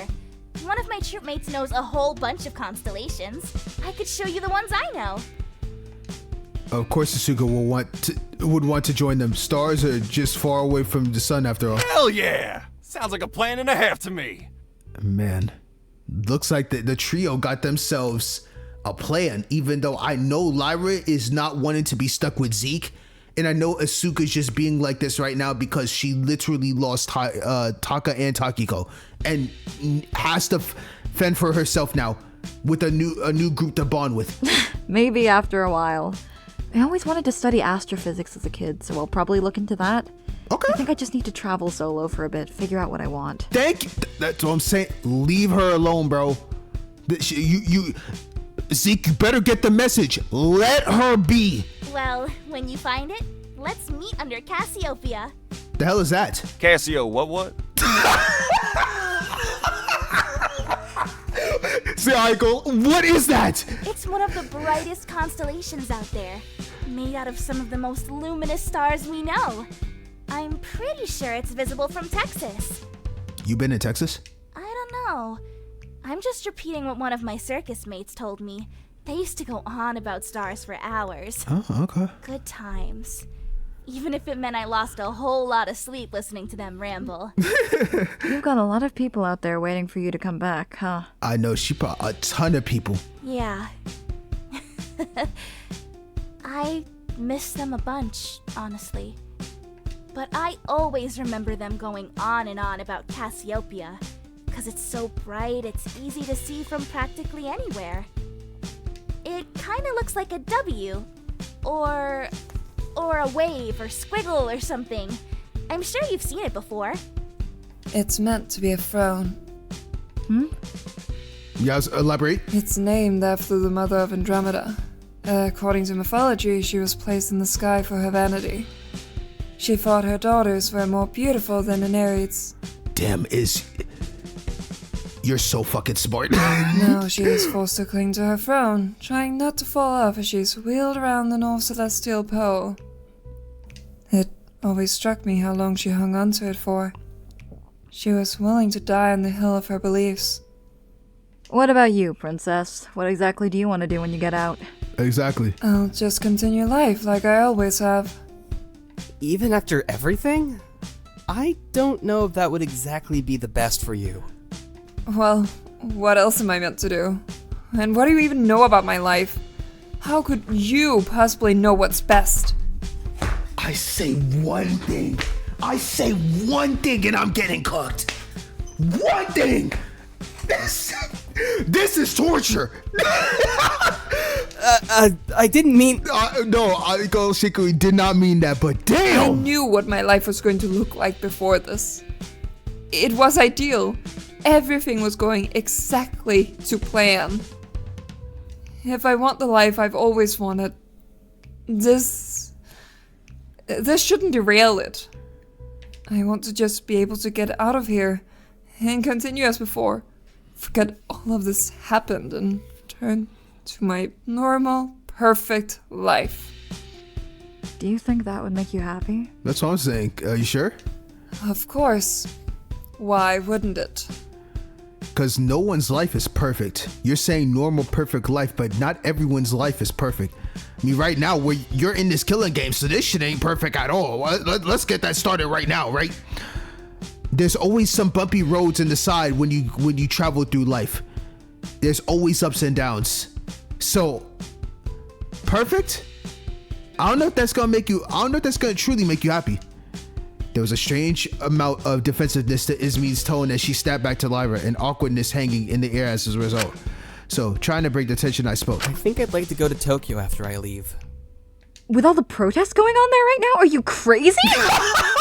Lyra was quick on that, like, what the fuck? I'd like to go to the Skytree. I never went when I enrolled in Hope's Peak. You could do anything in the world. Anything. And that's what you want to do? I'm saying. I want to see how big everything is compared to me. I want to see how small I am in the grand scheme of things. I think that would make me feel better. Everyone felt silent again. The tension only breaks as Zeke spoke up again. You're a bit of a weirdo, you know. Just a little. Either way, I think no matter what happens, the future will work out for us. We'll find a way, I'm sure. We have no future. We have no future, bro. Asuka smiled and brought their toast marshmallows up in the air, proposing to the toast. To the future, however we decide to live it. Pretend I have a marshmallow on this stick. To the future. Oh my gosh. Despite how cheesy it was, we all pulled our marshmallows together and then took a sticky, slightly burnt bite. The awkwardness melting away slightly, but I still feel a bit uneasy being around luckily or unluckily, someone that made everyone a lot more uneasy entered the courtyard after a while. Oh, hello, and here we go. He's like, oh, am I interrupting? Yeah, let me go ahead and I'll be all on my way. I didn't expect to see you all here. As she entered, almost all of us fell silent. Well, that's about what I expected. She let out a sigh. Look, I'm not going to tell you how to feel. If you despise or distrust me, you have more than enough reason to. But regardless of how you all feel about me, I really hope we can all be sensible about this. I do not wish to harm any of you, truthfully. I want to do everything I can to help here. and I don't want to cause issues. I just want to keep us alive as long as possible. Didn't think that before, though, did you? Jesus. Sugi, please. My goat is getting slandered. This is painful. Damn. Just please do not see me as your enemy. I'm not. I do nothing with the intention of harming any of you. But if there are choices I have to make to ensure everyone's safety, then I will. And you can resent me all you like for that when it happens. That's all I have to say. I'll leave you to your gathering. Just make sure to attend dinner. I've almost sorted out the rations plan. Have a good afternoon. Dr. Elenia stood up and left the courtyard, leaving us to our afternoon once more, but her presence has caused the atmosphere to turn a little more volatile. Making choices for others, that's all she ever seems to do. Sugi, you did the same thing with your circus. You know what? I'm gonna just fuck it. Maybe that's why she was picked to be the warden. Stop talking about when you get out of here, you will die. That's really not funny though, I'm not gonna lie. That even pisses me off more just to think that someone is cooked. Like someone is going to get cooked this chapter. All right, everyone seems a little bit more cautious about what they said. I'm sure everyone would be more lively at tonight's midnight meeting. Dinner came upon us sooner than we knew it, and held a similar stifled atmosphere. When we finally disbanded, I almost felt a sense of relief. But I had a bit more time before the evening meeting. Perhaps I could hang out with someone for now? Okay, wonderful. Okay, this game is so peak, bro. Oh my goodness. Okay, let's see who we're gonna go hang out with today. Anyone down here? No one down here, so no interactions. Amelia, are you still here? Wait. Oh, she's right there. I'm tripping. What the hell do you want? Yes, always talking to you. Know, I kind of get bored stuck in here sometimes. I know it's like my job, but I do kind of like watching you on the cameras. Well, I mean, it's not like there's much else to do, but you know, anyone you like to watch more than others? Well, not much anymore. I end up watching 02 and 03 a lot, even if they piss me the hell off. So she ends up watching Lyra and Zeke a lot. Lyra and Zeke? Maybe we do have something in common. Fat chance. I just hate girls like Lyra. I already didn't like her for turning her back on the movement the second the grass looks greener on the other side. It's crazy. But this whole thing she's pulling is pissing me off. She acts like she's one of the girls or whatever the fuck that constantly needs a man by her side to validate her sorry little existence. Oh my god, Amelia, I didn't know you resented her like that. That's a little harsh, isn't it? Golly. It's realistic. She's just doing it because she can't pull herself together enough to find anything she likes about herself. So she needs someone else to care for her, to validate that she has anything going for her at all. Wow. It's easier to tell yourself you're lovable if someone does love you than convince yourself of it when you're alone. I think it's fairly normal to just want to be loved. I disagree with how the two of them act sometimes, but I don't think Lyra is at fault here or anything. Of course you'd say that. You do the exact same thing yourself. Excuse me? Run your sorry ass along. I'm sure you can find someone who needs you to play the Prince Charming again. It's like me coming to see Amelia is a legit humiliation ritual. I'm not even gonna lie to you. Damn! We go and save that real quick. That's sad. Okay. All right, so let's go over here and see who can we find. Do I want to hang out with Sugi more, or am I pretty much done and I can't hang out with her anymore at all? Wait, what the hell's going on over here? Jeez, these things are everywhere, huh? Out of everything in the prison, they're one of the few things I simply cannot wrap my head around. What on earth are dolls doing here in all places? Don't know, but they're like freakishly well maintained compared to everything else in the prison, right? If they belong to some kid who used to be here or something, you'd expect them to be all worn down and shit. Perhaps they were just a careful and responsible child. No way. No matter how responsible a kid is, they always find a way to wear the shorter shit down. Trust me. I wouldn't know. I never needed some ridiculous stuffed animal or doll as a child. I matured faster than other children. Such things were below me. Damn, okay. Jeez, what kind of sad childhood is that? What did you play with, books? Well, yes, I read quite a bit, actually. I could even keep up with adults when discussing certain pieces of literature. Damn, she was a smart little kid. Bet that made you real popular on the playground. I'd rather be regarded as exceptional than be popular with other children my own age. Adolescence popularity is meaningless in the grand scheme of things. Don't know, sounds pretty miserable to me, and in a way it kind of does. Sometimes you just gotta do things because they make you happy. Well, being exceptional makes you happy. Exceptional is just anything that falls either side of the bell curve. You could be as dumb as shit and still be technically exceptional just because it's out of the norm. And if you ask me, being stupid is way easier than being smart. Of course, liar, and she puts her glasses on. But you're by no means stupid, Chantel. I pity you really playing dumb all the time. Quite frankly, it would drive me insane. I'd rather be myself than placate silly men by dumbing myself down. If they can't keep up, then they can be left behind. Well, you're not leaving me behind, are you? Oh, that's because you're not stupid, Chantel. But with how much you're making me reiterate it, I'm almost inclined to believe you are. I mean, you're also inclined to believe you're mature, but you know, it's pretty immature to still be bragging about not needing a stuffed toy as a child when you're in your 20s. Dude, oh my God, is this not like a... Huh? That struck a nerve, huh? Oh, be quiet. You don't know what you're talking about. God, you want to make out with me so bad right now. It makes you look stupid. This feeling, oh my God. Dude, I love the limine, bro. Damn, bro, I love this pairing. I'm not gonna lie. Lyra and Ismene are so cute, bro. What? It's like, whoa. Let me make that clear. That was never even remotely on the table here. It's only not on the table right now because I walked in here. The moment I walk my ass out of there, y'all two would be making out right now. Trust me. You're lost, babe. It seems to be busy hanging out with Lyra right now. I shouldn't interfere. I'm just glad to see her with someone for once. Oh, they're so cute, bro. They're so cute. Oh, all right. Since I can't hang out with either of them, who can I find then? Before that, let me save real quick. Oh, can I still speak to Allura even after everything? Katsuki, was dinner to your liking? I was trying my best to make it satisfactory while taking care to ration what we have. I appreciate it might not be as fulfilling as you're used to, but please rest assured you won't get ill. Thanks, I do appreciate it. I'm feeling a little tired, but I always do so. I don't think it's the food.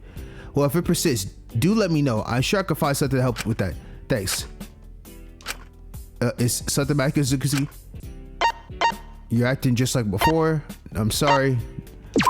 Well, that's good. But I do hope you wouldn't feel afraid to disclose any issue you were potentially having with me. I will not judge anything you have to share. I think I'm just a bit tired. I need a rest. Well, I've just finished cleaning all the dishes from our dinner. If you'd like, you could more than welcome stay for a while. It's been a while since we talked privately, Kazuki. Talking to you might also help me gauge how the others feel about the measures and decisions I've taken today. Only if you're okay with sharing, of course. That's fine. Wonderful, I appreciate it. All right, more talk with Allura. I'll probably do Asuka next. Despite the fact that she supposedly wanted to distance herself from everyone, Dr. Alenius has agreed to spend some time with me. It made me wonder if in the end, like the rest of us, she really was just lonely. You know, if you're struggling to stay distant, you can come to me first if you need to talk. I really don't mind. Oh, it's more than fine. I'm more than comfortable with keeping my distance. I only really agreed to spend time with you since it's safer to not be alone constantly. That just feels so disrespectful. Like, she just did it just out of spite, just to not be alone for too long. I'm sorry. Okay, I see. Down a little, boss. I suppose it was reasonable. I'm just not so sure you'll be comfortable distancing yourself from some of the things you said you're willing to do. I'm fine with that as well. It's nothing I haven't done before. After all, I've got very used to detaching myself emotionally from what I was doing from a very young age. It was necessary from the work I was doing. I mean, I can see how it would be a little hard to stand to do your crime or live with yourself afterwards if there wasn't a certain level of detachment. Precisely. I just can't believe you detached so young. That doesn't seem normal. It's what was expected of me, so I was more than happy to do it. It can't be that simple. Well, perhaps it did take me a little while. It did come as quite a shock to me initially. When I was 14 or perhaps 15, I got my first bit of work experience shadowing under a family friend of sorts who worked at a facility, much like this one. We had this kindly old man with soft eyes and a wrinkled smile under our care. I was given the responsibility of helping nursing him, giving him his medication. Sounds like a lot of responsibility for someone so young. Duh, I'm telling you, she had a shit ton of responsibility at a young age. Can you blame her? Can you blame her? Why I couldn't make her corrupt? I'm telling you, certainly. But I was trusted with it regardless. It felt very important to me. I took a great pride in knowing I was helping him. There is something wonderful, or at least at the time, it felt wonderful, about defying all the odds using knowledge, science, and innovation to give someone a second chance they never had otherwise. Perhaps it's childish to say, but at the time, even if I never admit it, it almost feels like I was doing some sort of magic. But I was still so simply naive and childish back then, no matter how I tried to present myself. Because this seemed to decline no matter what I did. I tried not to let it bother me, but it was upsetting. I was incredibly nervous to fail the first job I'd been given.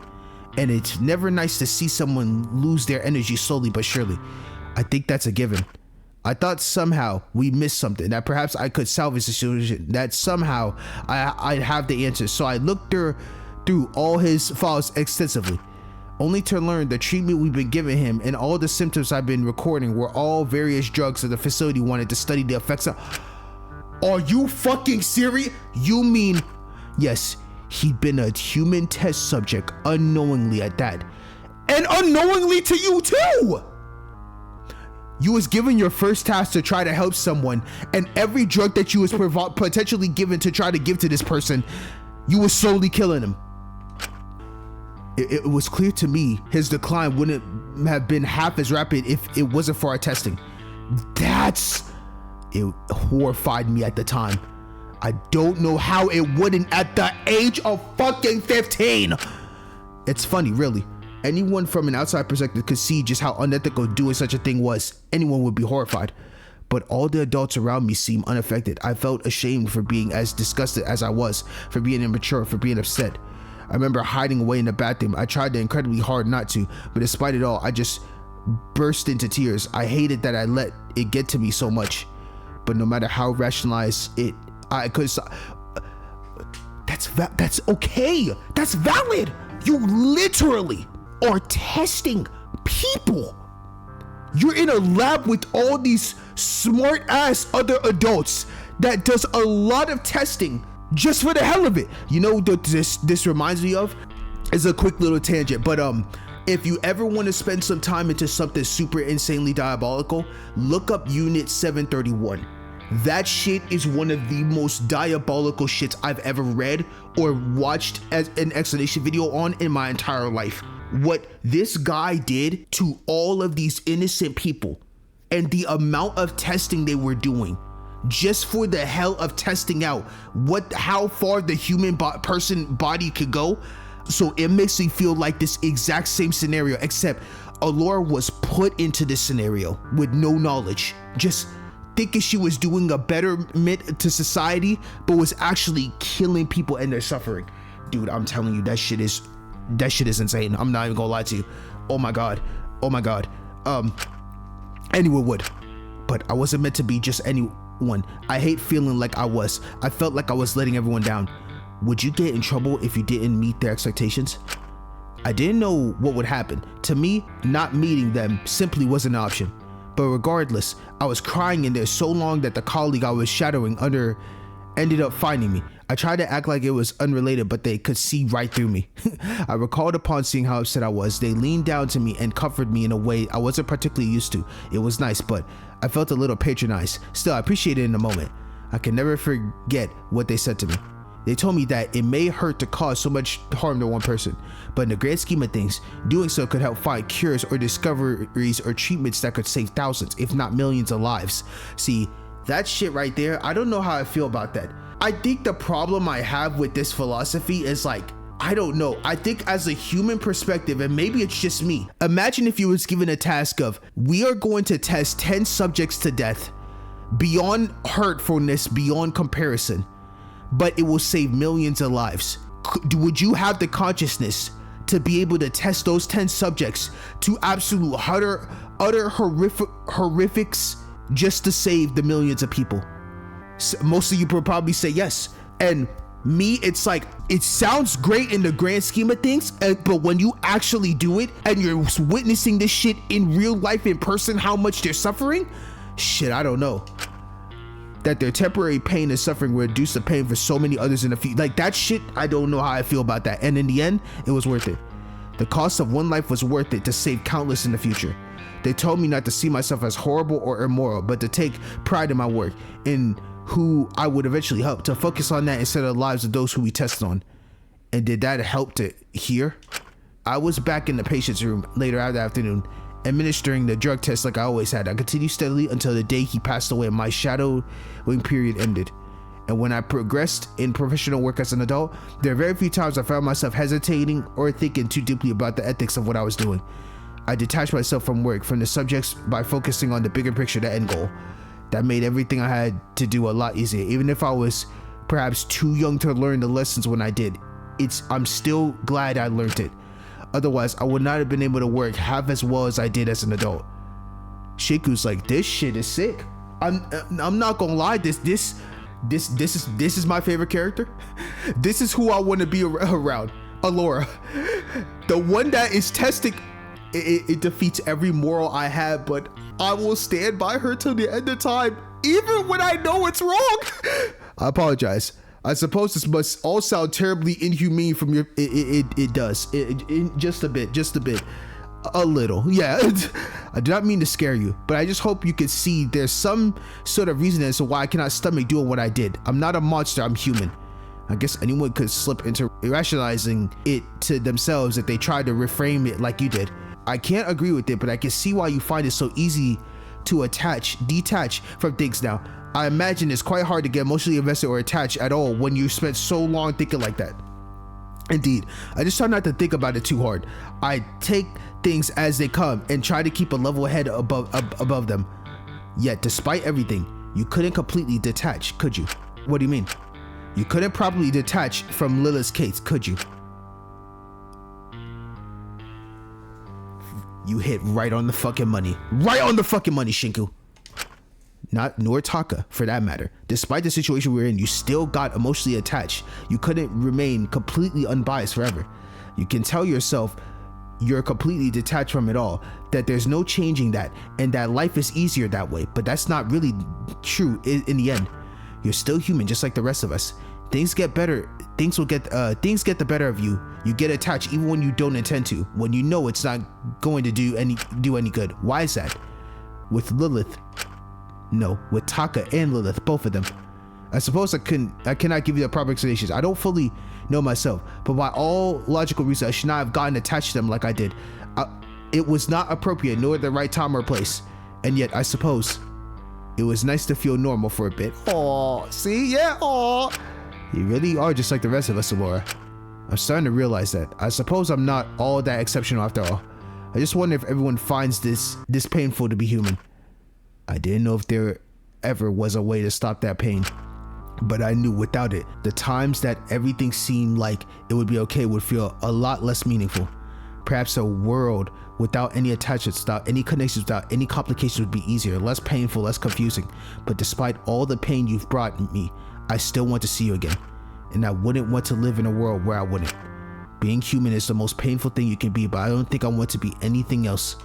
I just hope Allura would realize that herself eventually. Agreed. Simply exceptional. Holy shit. That was such a great free time. This is so hard.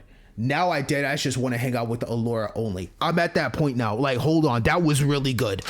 What the hell? That night came upon me before I knew it, and the night meeting was already set to start.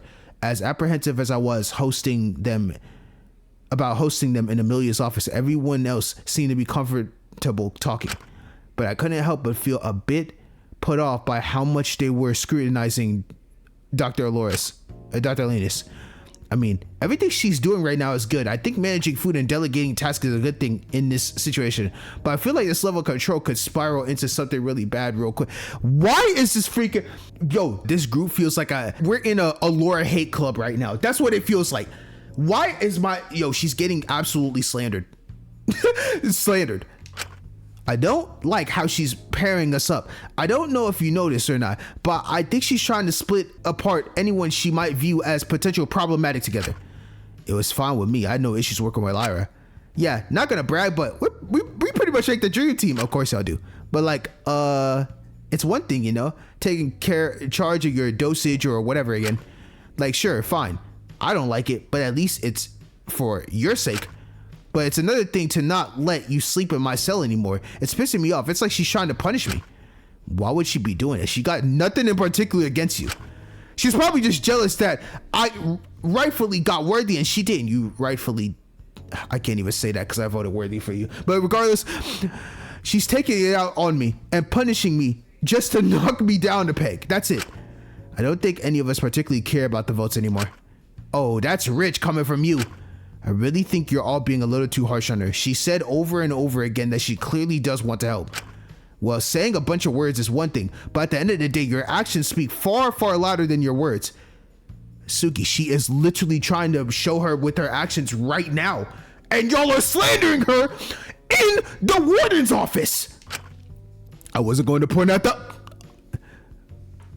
I feel like every time I say something, they bring up the next topic. This is a constant trend. I wasn't going to point out the irony of Suki saying all of that, that of all people, with Lyra and Zeke by their side, and is not exactly by my side anymore. I'd get eaten alive if I said anything against them. Well, she hasn't taken any overly controlled action, has she? But she has. Huh? Wait, what happened? This morning, when she pulled me out of my cell to get her to help with breakfast, I told her to fuck off. I wasn't going to do anything she asked. And before, she was like, you know, detached like she always is. In that free time event that I just did, you know, how easy she can get detached easily and but with that clinical politeness that always pissed me off just a bit. But when I made it clear I wasn't coming after a bit, she just randomly completely switched up. She became more firm, like she couldn't afford for me not to come. It was kind of freaky. And in that stupid, firm, authoritative tone, she said, it would be very easy to misplace Chatel's pills for the day. No way my goat said that. No way Laura said that.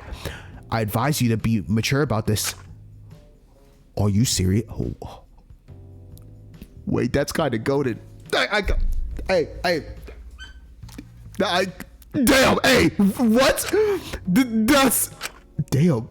And she almost seemed surprised at how much it freaked me out. Like, what the hell did she expect me to say?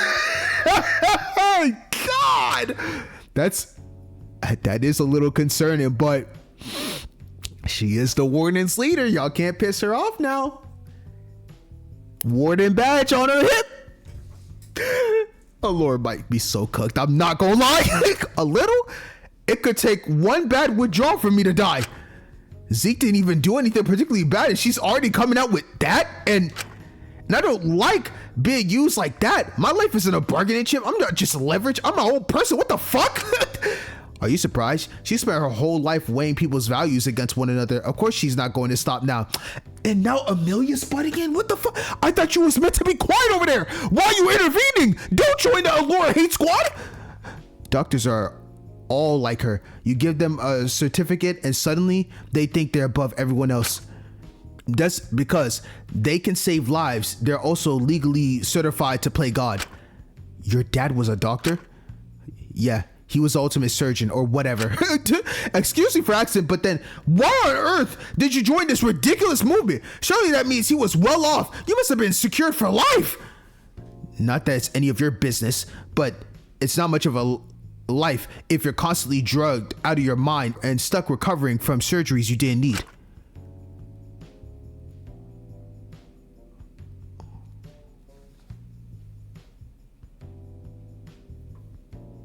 What the fuck? Whoa. She was getting tested on? Oh, your dad is fucked up. Are you serious? Yo, some of these ultimates, bro, are way worse than, bro. They're just tragic, bro. They are, maybe this ultimate program shit, non-movement, bro, I'd be pissed, bro. What the fuck? I don't want to get into it. Oh God, oh my gosh, she has so much. Now, Dude, I have to do every free time event that's ever possible with Amelia, I promise you. I don't want to get into it. All I can say is that if you got a title, you can get away with pretty much anything. No reason for 06 to be an exception. Well, forgive me for thinking I'd be different, that she learned anything. Jesus Christ. Did anyone else experience anything like that? Shiku, you were paired with her today. Did anything bad happen? No, I didn't have anything like that happen to me. Of course she wouldn't treat you that way. You're the only person who'd still lick her acid wash boots. Shut the I can't even be mad at you, Zeke. Never mind. Ezekiel, you give her far more patience than she deserves, but that's nothing new for you, is it? You didn't tell her about these meetings, did you? I didn't. I just... What Zeke brought up is concerning, yes, but at this stage, I think it's best we try not to step out of line too much. I think she knows what she's doing here.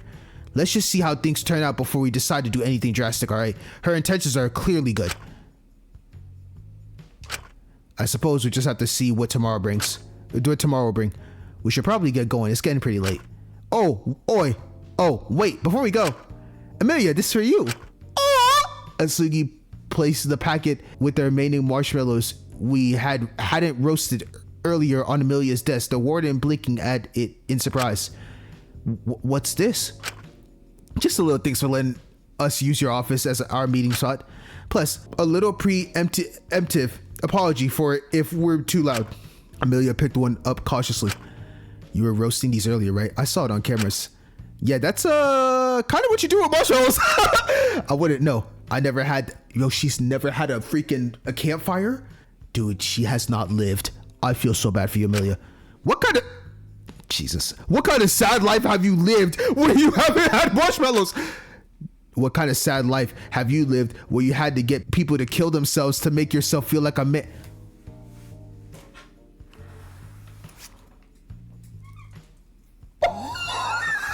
Oh my God.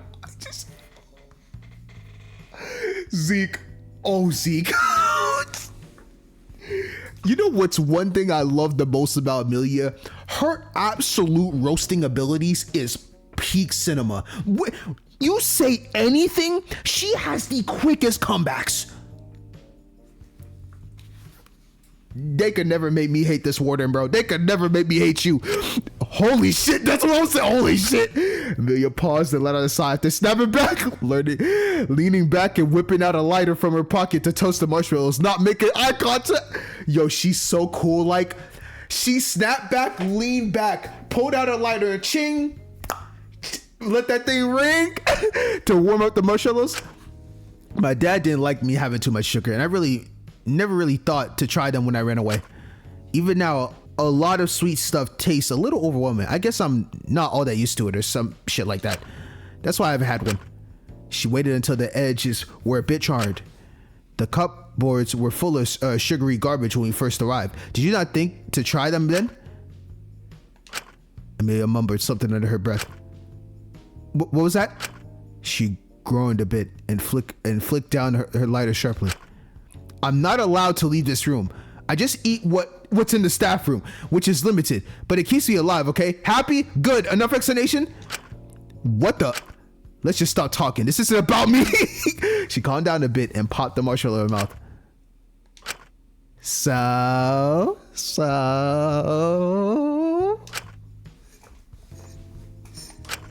It's good. Ah!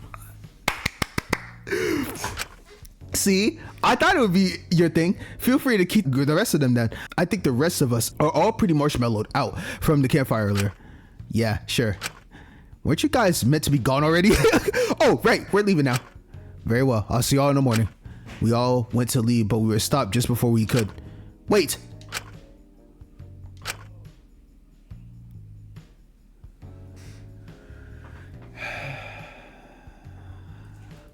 Thank you.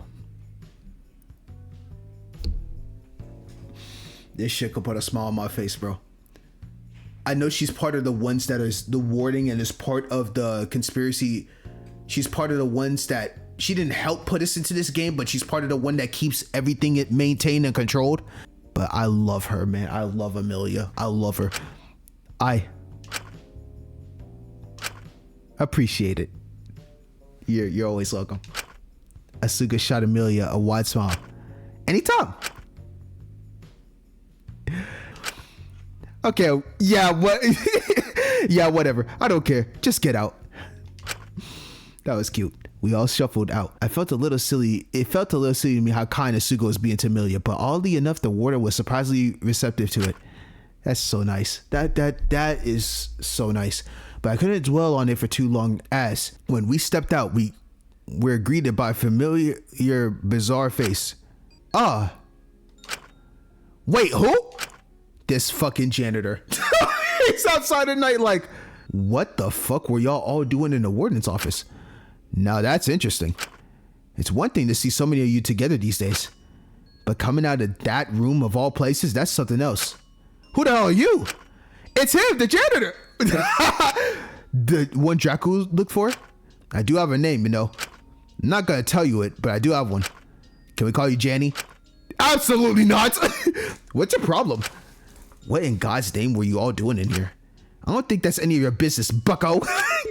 Oh, please, don't tell me you've given that rich anti-ultimate parasite pity of all people. She's the last person who deserved that. How come she can't leave that room? Why are you asking me? She's higher up than I am in jurisdiction-wise. I have no idea. But I don't know why you'd be concerned even if I knew.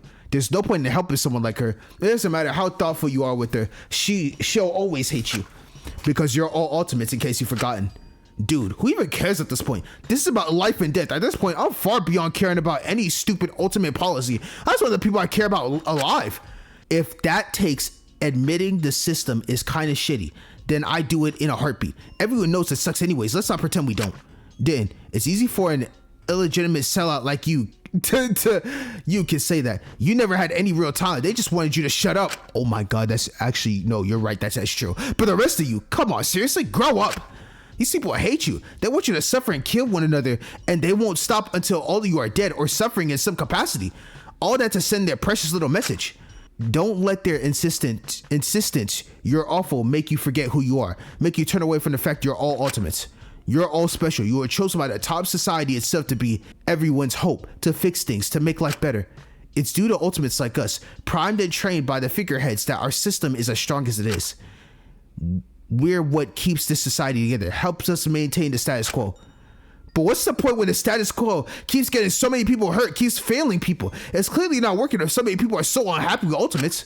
I don't know why you should care so much. You all benefit from this. Why would you want to support someone who embodies a movement that wants to strip away that happiness? That system will never fail you. It'll do nothing but help you. Do you really want to stop receiving those benefits? But it's not about that, is it? Don't get me wrong, I don't understand those anti-ultimate fools one bit, but personally, I enjoy my talent because it's recognition of my merit. It's absolutely proof of my academic achievements. At the end of the day, everyone aims to hold on to their title for as long as possible for the sake of their legacy, do they not? To prove absolute mastery in the field. It was weird to hear Iz so talkative again. These days, whenever I was around, that's what I was gonna say, she hardly has said anything at all. So this actually took me aback. Oh, please, don't act like it's just a pride thing. You can all act noble all you like in public, but let's not act like part of why you want to keep your title is the benefits. No one could fault you for that. It's normal to want wealth. I don't know what life is like without it. And if you don't want to find out, you won't listen to anything that stupid child of a warden has to say. But I wouldn't care one bit if Host Peak reduces my funding. It's never been about that to me. Surely it's the same for everyone else. Being an ultimate is about status, absolute proof of your talent, of your success, and oh my God, I love this resolution from Ismeen. Of your success and hard work. Having such recognition is more valuable than any stipend. So it's hardly a crime to be an ultimate, is it? To be proud of one's success, secure in it. Of course not. Then why don't we simply remove the funding ultimates receive? That would quell those who are simply just jealous, would it not? Because then who on earth would ever be an ultimate? It would be worthless. But being an ultimate is a good thing. I've worked my whole life to get where I am. It's meant to be something to be proud of. I love Ismeen so much because of this. Like, she doesn't care about the money, the satisfaction, or any of that nature. She wanted to be an ultimate because it showed her pride and joy on how much she's worked hard her whole life for this. Not to appease anybody, nothing else but for herself, and to show how much she's worked hard for her accomplishments. I was always told ultimates were the pinnacle of society and the pillars that held us together. We help people. So why on earth are so many people so angry that they push into doing this? Normal people, not just jealous underachievers. Why should I feel guilty about being in a position I worked hard to get in the first? That's what I'm saying. I agree. Now, some probably used it for status, fame, and to be a dickhead. But for you, I know you are one of the realest ultimates ever. Because I always thought, getting to this point, getting an ultimate, I thought it would make anyone the happiest they could ever be. But Takiko, her talent, it just made her miserable, didn't it? I don't get it. It was meant to help her. Why didn't it? What went wrong? Oh, there's a lot more. I think it depends on the person, for sure. Depending on some of ultimates, it could benefit you or hurt you in a sense. Takiko's ultimate was truly the biggest downfall ever, because it was to help people, but to help people with their own comforts, never to help herself. Her ultimate never allowed her to be herself, and no one ever used her ultimate to just talk to her as herself, always to fill the void. She was a rental sister. Rental, mind you. She's rented out to help people's problems and to move on, to fill the void, but never to look at Takiko as her own human being. That is the shit that will always kill me about it. And that's why the difference in ultimates is so paramount. Like, it's so different in so many ways. Like, not every ultimate benefits from their ultimate, which is crazy. Am I going to go wrong somewhere? Or am I just missing something? Am I hurting people somehow? I don't understand. You're not. For God's sakes, don't let them get into your head. See, this is the issue with giving someone like the warden pity. She puts all these confusing ideas in your head, starts making you think you don't deserve what you got. Don't listen to her if you know what's good for you. I don't think we should be listening to you either. Well, you won't have to in a moment. What's that meant to? Before Zeke could finish his sentence, he was hit over the head with a janitor's broom and knocked out. Okay, this is a 5v. Okay, now it's a 4v1 since Zeke is knocked out. There's no way he's gonna knock out every one of y'all. Dragging 5 of you back is going to be a pain. I better get more than a 3-minute break after this. What? Yo. Okay, hold on. At first, Modern Neko is a fucking demon. They are making the janitor work all day long and get 3 minutes of break. Are you dead ass? Before I could process what was happening, he started knocking the rest of the out, and I too fell to his deadly broom. He really knocked all of us out in one fell. That's insane.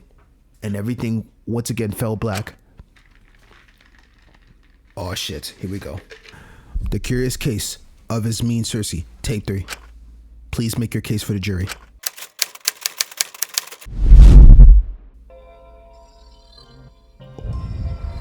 Oh my gosh. I'm certainly not the one behind it. I have no reason to do it. I'm happy with my life. I wouldn't change a thing. Are you happy? I'm happy. Are you? I'm happy. Liar.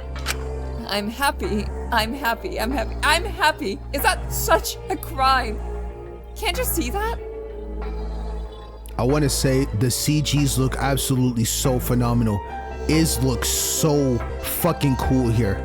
I've got a perfect career. I've got a perfect reputation. I've got a fiance. I'm well respected, and my life turned out exactly how it was meant to. I've got everything I could ever want. My life is perfect. This should be far more than enough. Then why are you so lonely? Because I want to be alone. I don't know if that's true. Is being connected with others, depending on others, trusting others. It's never worked out for me in the past. Nobody stays for me. Nobody cares about me. Nobody would be willing to step up and stand up for me half as much as I would for them. Yo, is VA. Silver is fucking killing it. Now I'm feeling every emotion she's putting down right now. At the end of the day, everyone's just dealing with me. Dealing with me because I'm smart. Because that's what makes me valuable. Well, that's kind of fucked up. They should see you for you. I don't want to fool myself into thinking someone cares just to be left again. Just to be hurt again. People always let me down when it matters most. Or suddenly decide they hate me without even telling me what I've done wrong in the first place. It doesn't make sense to me. I hate it. It's too much for me. This is so painful. Why am I doing these cases, man? This is hurting my soul. So I'm happier on my own. Are you? I don't want to depend on anyone. I don't want to get hurt again. I don't want to get shattered again. I hate Shinku. We're cooked.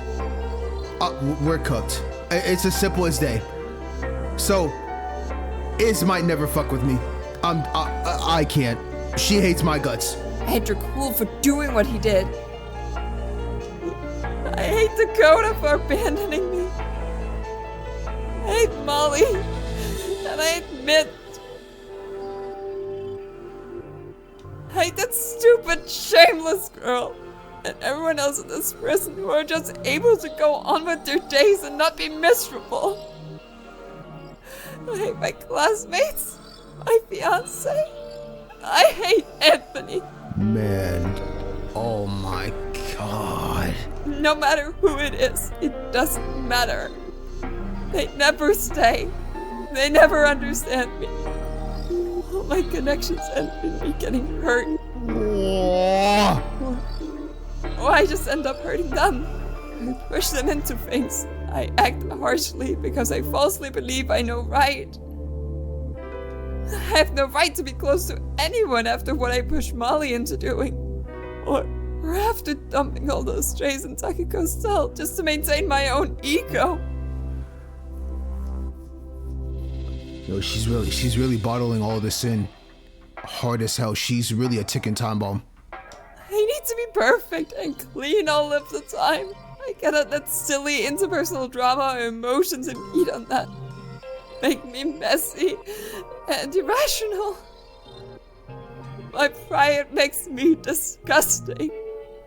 I shouldn't be around others. I'm too different, I'm too wrong, I'll never handle these things how I should, so what's the point of even trying? I can hardly make sense of myself, let alone others. Quite frankly, it's silly to think anything will be any different if I try again. Don't say that! I'll be alone for the rest of my life. Don't say that! I'd rather be lonely than have to deal with the pain of trying to understand people. Of being left again. It just makes sense to live life like this. It's logical. It's the smart choice. You don't have to feel like this. What a smart girl. But even knowing that... Stop. How am I supposed to continue with this shit? This cry? Yo. First it was Alora's, yo, I actually can't. Even knowing that's the logical way to live life, the way that will hurt me the least, I don't want to be alone. I hate everything that comes with connecting with others, with how weak it makes me, with how irrational it makes me. But I can't stand being alone anymore. I hate it so much. Why do I feel like this?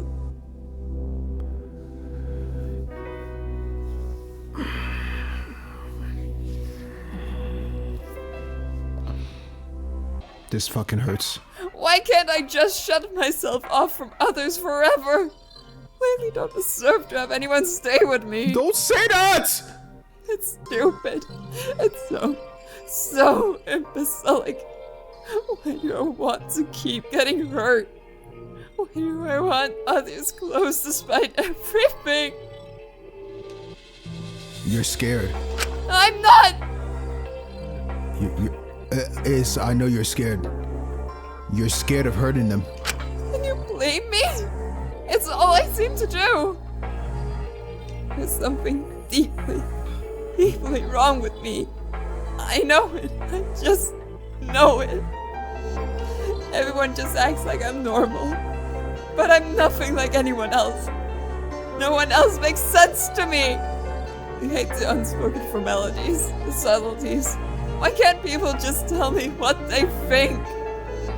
I'd much rather take brutal honesty than the awful paranoia of not knowing what I've done wrong. I agree. No, honesty is the best policy. 100%. I would wholeheartedly rather someone tell me something real than to give me some of that fake shit. I just want to be like everyone else. Then you have to kill her. Kill? What? Kill? Like, are you saying kill is mean her own image? I can't. Why not? Because if I'm not exceptional, if I don't at least have my intellect and knowledge to make up for everything else that's deeply wrong with me, to justify keeping me around,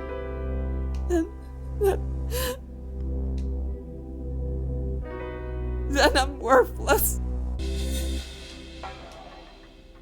And who decided that? Oh, that was so sad. Holy shit, that was absolutely insanely sad. What the hell? So what I'm taking from this is to kill her own image. Like, Iz needs to kill her own image of being exceptional in order to not have the feelings she's feeling. But damn, that was different. Oh my God. Every new case that brings up to make your case, it's hitting the soul. Man, this is hitting different. I'm not going. This is hitting different, bro. Holy shit. Can this bum ass janitor get off my screen? Oh my God. I did not have to say that. Very early in the morning, like clockwork, I was awoken by a knock on my door from someone. Opened it. To my surprise, standing there was, who's the surprise? It is. Well, could you at least give it a try? Have you thought of that? You care about her. Maybe this could be my this might be the chance. Please! I opened my mouth to speak, but before I could, breakfast in the canteen, we're waiting for you. She then almost immediately turned to leave. Well, wait! What? Please say anything. Shinku.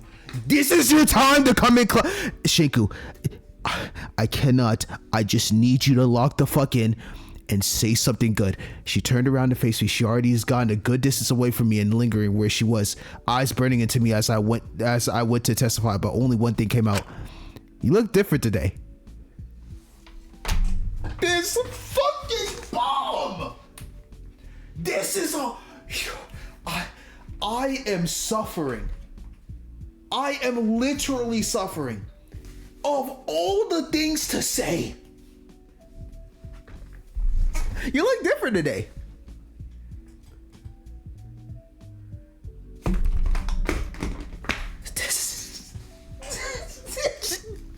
Oh, great. Oh, yeah, your hair looks absolutely immaculate today. Perfect chance. Even, bro, it's me looks disappointed. Like, what the fuck? Well, you can't stay the same forever, can you? She left before I knew it, and I followed suit, making my way to the canteen, a heavy feeling in my chest. It's good that Iz basically killed the image of herself, but my goodness, what the fuck? How was I meant to start making things right when it felt like I couldn't even understand her anymore? If she wasn't willing to give me that chance in the first place, make her give you that chance. Yo, maybe I'm just doing too much, bro. I don't know. It might be just me. I'm not gonna lie. I didn't know what to do. I just wish this was easier. I was broken out of my train of thought when a particularly bizarre sight greeted me on one of the canteen tables. Are those fans? I found them in the library. I decided to fix them up. Some of them were a bit broken. I figured the least I could do is at least provide compensation for everyone's labor and cooperation. Our rooms already have air conditioning, don't they? Given the nature of yesterday's condition, it's not out of the question they could revoke our collective rights to it sooner. I figured I'd get ahead and provide everyone with decent preparation for it if that happens. Besides, it could make sleeping easier for the corrupt prisoners among us. Help circumvent their existing lack of access to air conditioning. Well, they wouldn't have to sleep in their own cells if you weren't making them. She's doing it for everyone's safety, Ezekiel. Please. Like hell she is. It's for control. She just wants to control over lie. That's what this is all about. But aren't you doing the same? Huh? Hey now. Do you honestly think we haven't noticed? No, notice what? Those marks. I have marks over my arms. Come on. It comes with using. Don't frame this to be something it's not. Last I checked, you don't inject those sort of substances into your wrists. Wait, hang on. What happened? It's nothing to worry about, Asu. I'm worrying. I'm not just gonna turn a blind eye to a friend getting hurt. No way, I cannot anymore. For a friend? Aren't we? It's not important. It was an accident. Oh, don't make excuses for him. It was. I didn't mean to. We were just arguing, you know. She was getting on my case or something or other, and I want to reassure her that I knew what I was doing and I wasn't doing anything stupid. I tried to grab her arm and grabbed a bit too tight, but it's like, whatever. I don't think it's really whatever. He should be more careful. Let's not just make a big deal about it. It's between the two of us and we sorted it out, alright? All the more reason you two could do with a bit of separation for a while. I think sleeping in your own cells will benefit from both of you. Regardless, I've completed the rational plan going forward. I apologize if you feel a little hungry for our first few days. I'm sure you'll get used to it. Rest assured, it's enough to sustain yourself on. Guess at the very least, eating will get me this beach body in time for us to get out of here. Out of there. Is that really the first thing your mind went to? If you feel too tired, then I do have a backup plan. I haven't rationed out a bottle of peanut oil I found, but if it's an emergency, we can do some shots of it to ensure we're hitting our daily recommended calories at the very least. That doesn't exactly sound the most tasty, but I guess it's better than nothing. Oh goodness, please don't tell me you've been cooking with peanut oil. Is just fucking allergic to it, is she? Oh, it's cooked. Now, why do you ask? Are you allergic?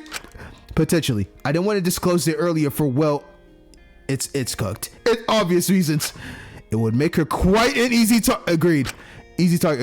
But it should hardly be an issue if two people are overseeing cooking at all stages of the process. I see. All right. We'll be sure to not use it for cooking and just for emergencies. Thank you. You're welcome. As we were talking, we were interrupted by a certain someone and the cat wandering into the canteen. Oh, one last thing real quick. Just to let y'all know about that whole thing with Lyra. Just a FYI, that was not abuse in any way, shape, or form. Zeke is not an abuser. When she takes those substances, and you could see it with the you could see it a little bit in the marks if you had looked at Zeke's verdict. She had some scratch marks. When you take substances, you're easier to bruise. So when Zeke grabbed onto her, it left her a little mark, but it wasn't grabbed like enough to where it was actual literal abuse. So just a heads up, that whole thing where she got bruised a little bit because Zeke grabbed on too hard, it was just a little utter complete mistake. No one take this as Zeke was abusing Lyra. I mean, that was not the case at all. So I just want to put that FYI out there. All right, now we can continue. It's kind of cute seeing you all gathered here. My big happy person family. Remove your smile. I don't want to see that. Yeah, it must be real nostalgic. It's all about as functional as your actual. It's about as functional as your actual one, huh? Oh my God, Lyra is cooking. Wouldn't know. Haven't seen him in years. I wonder why that is. Oh, yo, double blow. It's good to see you're so prepared though. Last I saw, this much organization in the prison, Taka was still alive. Ah, good times. No, that's fucked up. That's fucked up. That's so fucked up. I do not want to see this sprite again. Just tell us what the options are for today. So quick to the point. Gosh, you're no fun anymore. And I can't fault anyone for just wanting to get down to business. Give it to them. Very well. Today's condition is the next time there is a murder, you can either choose that whoever kills next will not have to face trial. They will simply get to leave completely for free, and the rest of you will have to keep on living on here. Or if one person kills and wins a trial, then two people get to leave. How romantic, or platonic, or whatever you kids are doing these days. Wait, what? Wait, two people? Wait, what? But everyone else would still die, wouldn't they? Of course, but two survivors is better than one, isn't it? It doesn't matter. No one's going to kill either way. Wait, that scenario is insane. Hold on. Think about this. Okay. If you pick option 1, you could sacrifice someone. They kill them. They get outside, and then they have a potential chance of seeing if they can get the authorities. Only downside is you can get outside, but now you're freaking put back into real prison outside. So you don't even know the outcome if you did option 1. Oh shit. Actually, never mind. I don't know about that. And option 2, you have to you kill, but you still have to go through the class trial, survive the class trial, and then you could take anybody that you want if you actually want it. Wow, hold on. This is crazy. As morbid as it sounds, the first option might be worth it. Whoa, what? If someone was willing to sacrifice themselves, then someone else would be able to leave without the rest of us getting hurt. That's true. It's basically a self-sacrifice. Who's willing to sacrifice themselves to die so they can get out the prison? Everyone still continues on, but now you're outside the prison. The downside of this could be this though.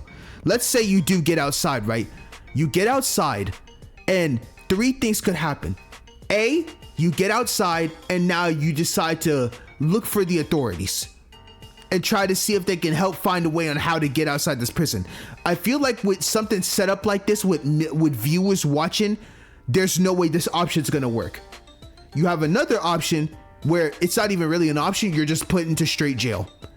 Or you go outside and somehow they tell you, now that you're out here, we'll give you 1 or 2 options. Jail, or you can just live on with your daily life and not save the rest of the prisoners that's inside, which you can't even save them anyway, because I really do feel like the police force has to be involved in some way. It has to be. But that's just my thought. Honestly, this is insane. Once the person was out of the game, they could inform the authorities of everything that happened here and accelerate the rescue efforts. It's not going to work that way. I don't believe this in the slightest. That way, all of us but one could survive. There's no way they wouldn't account for that. Thank you, Lyra. They probably detain us or have some kind of way to keep us quiet the second we got out. I agree with this. Still, do we have any other option at this point? Alora's like, shit. It's not worth thinking about. No one is going to die either way. I won't allow it. Even if someone agrees to it. Of course, consensus or not, I'm not letting another person have the weight of being a killer on their conscience. Well, you could always do it yourself. Wouldn't be as heavy the second time, huh? Absolutely not. I'm not even humoring that. No one is killing. That's the end of it. I'll like choosing the second option. The trial and potential execution is the main deterioration of stopping people from killing. At least, if it's still a place, people will be less likely to do anything drastic. That's your final choice? I'm certain. Very well. From now on, if someone kills and succeeds in the trial, then 2 people will get to leave this prison alive. That's not a bad rational choice, basically. I feel like if I was put in this position, I actually think I would have gone with option 2 as well, because I'm gonna be real with you. First off, everyone knows what's going on out there. There's no way the police is not already involved if we've been in here for this long. It's cooked. You're better off just letting things play out, let a class trial happen, and you beat the person that did the killing.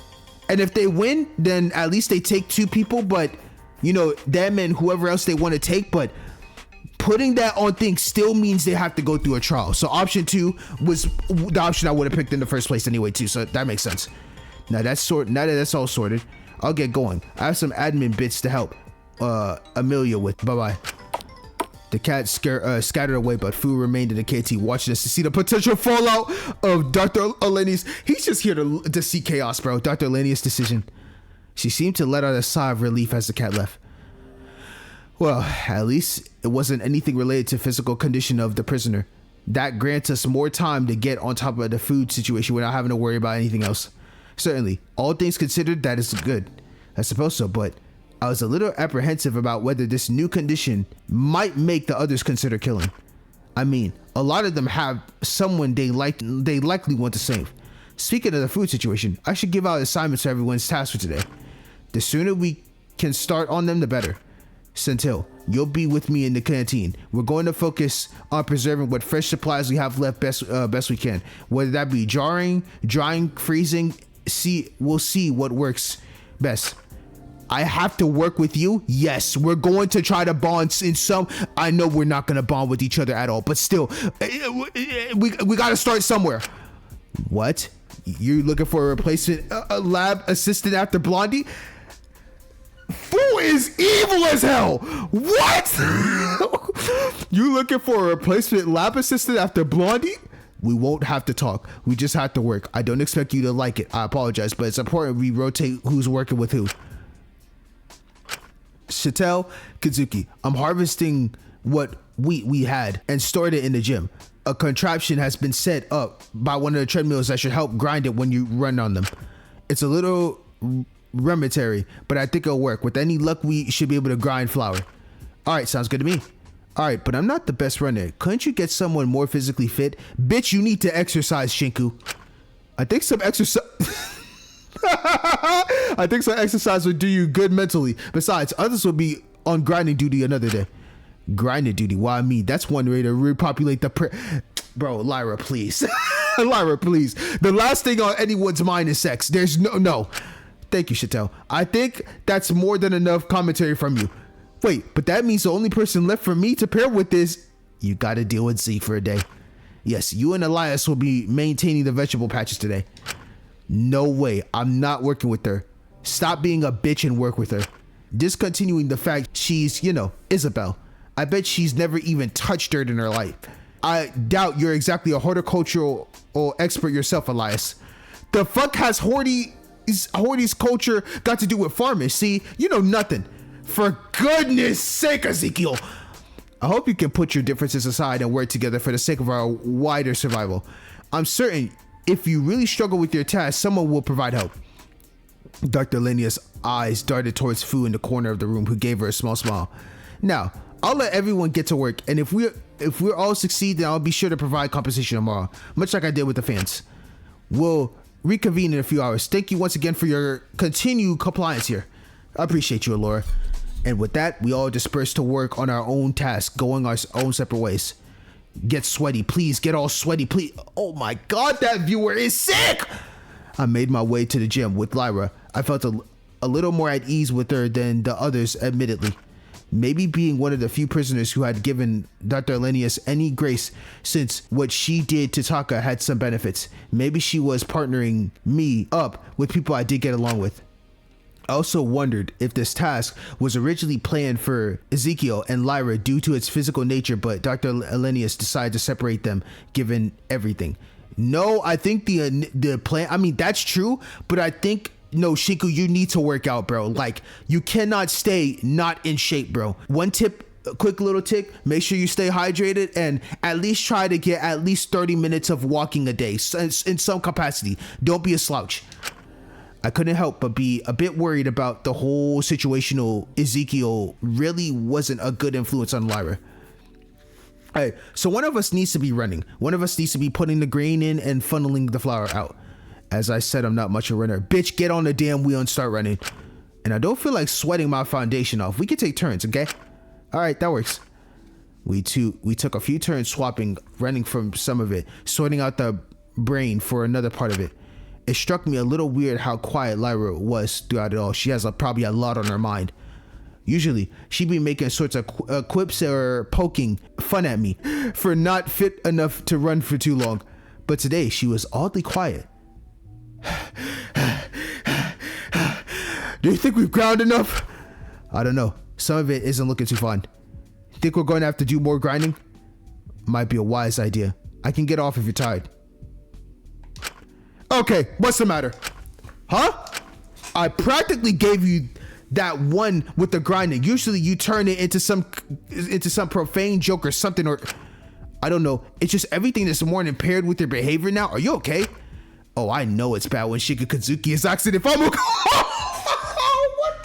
What a roast! That is so disrespectful. Lyra, I'm trying to help you. I know I'm no sorry. I'm being an ass. It's okay. I guess, I don't know. I feel it's been weird lately. Lots of ups and downs. At first I thought it was just from the withdrawals, but then I went back on my usual dose and I still felt the same. Has it gotten any better now Elenius is controlling your doses? I don't think it's anything to do with the drugs at this point. I think I finally sort of woken up, if that makes sense. She's earned like another sixth sense. Like, holy shit, what I've been doing in my life has been a lie. Everything Takiko said, how she was brought to that point, it all goes back to Takiko. I miss her every single fucking day. All that filling in for other people's, shaping herself to be what others wanted. Thank you. Yep. I've been doing the same with my whole life, just being whatever I thought was easiest at the moment, trying to be the ideal for all the guys I was with. And I'd feel like shit for it. I'd feel like I was manipulating and tricking them every time, but I still did it. But I can't do it forever, can I? Oh my god. Takiko made that obvious. Oh my god. But the idea of being genuine, taking things seriously, not just hiding behind irony and disconnecting from it all. That sounds terrifying. I don't want to be that vulnerable, no way. But at the same time, this sounds so stupid. Hey, I'm sure I've said my fair share of stupid stuff to you myself. Oh yeah, you said a lot. Oh, yo. Oh, more than enough. Let me tell you that. Okay, what you got for me, liar? I'm here. I'm listening. For the first time in my life, it feels like I have people who genuinely do care about me, who aren't just trying to get out of me. They're so honest to me, so patient with me, and it pisses me off when they start letting all this verdict stuff get to their head and started acting like something they're not. I don't want some inflated ego or someone who believes they're morally above everyone else. I just want them. I want my friends.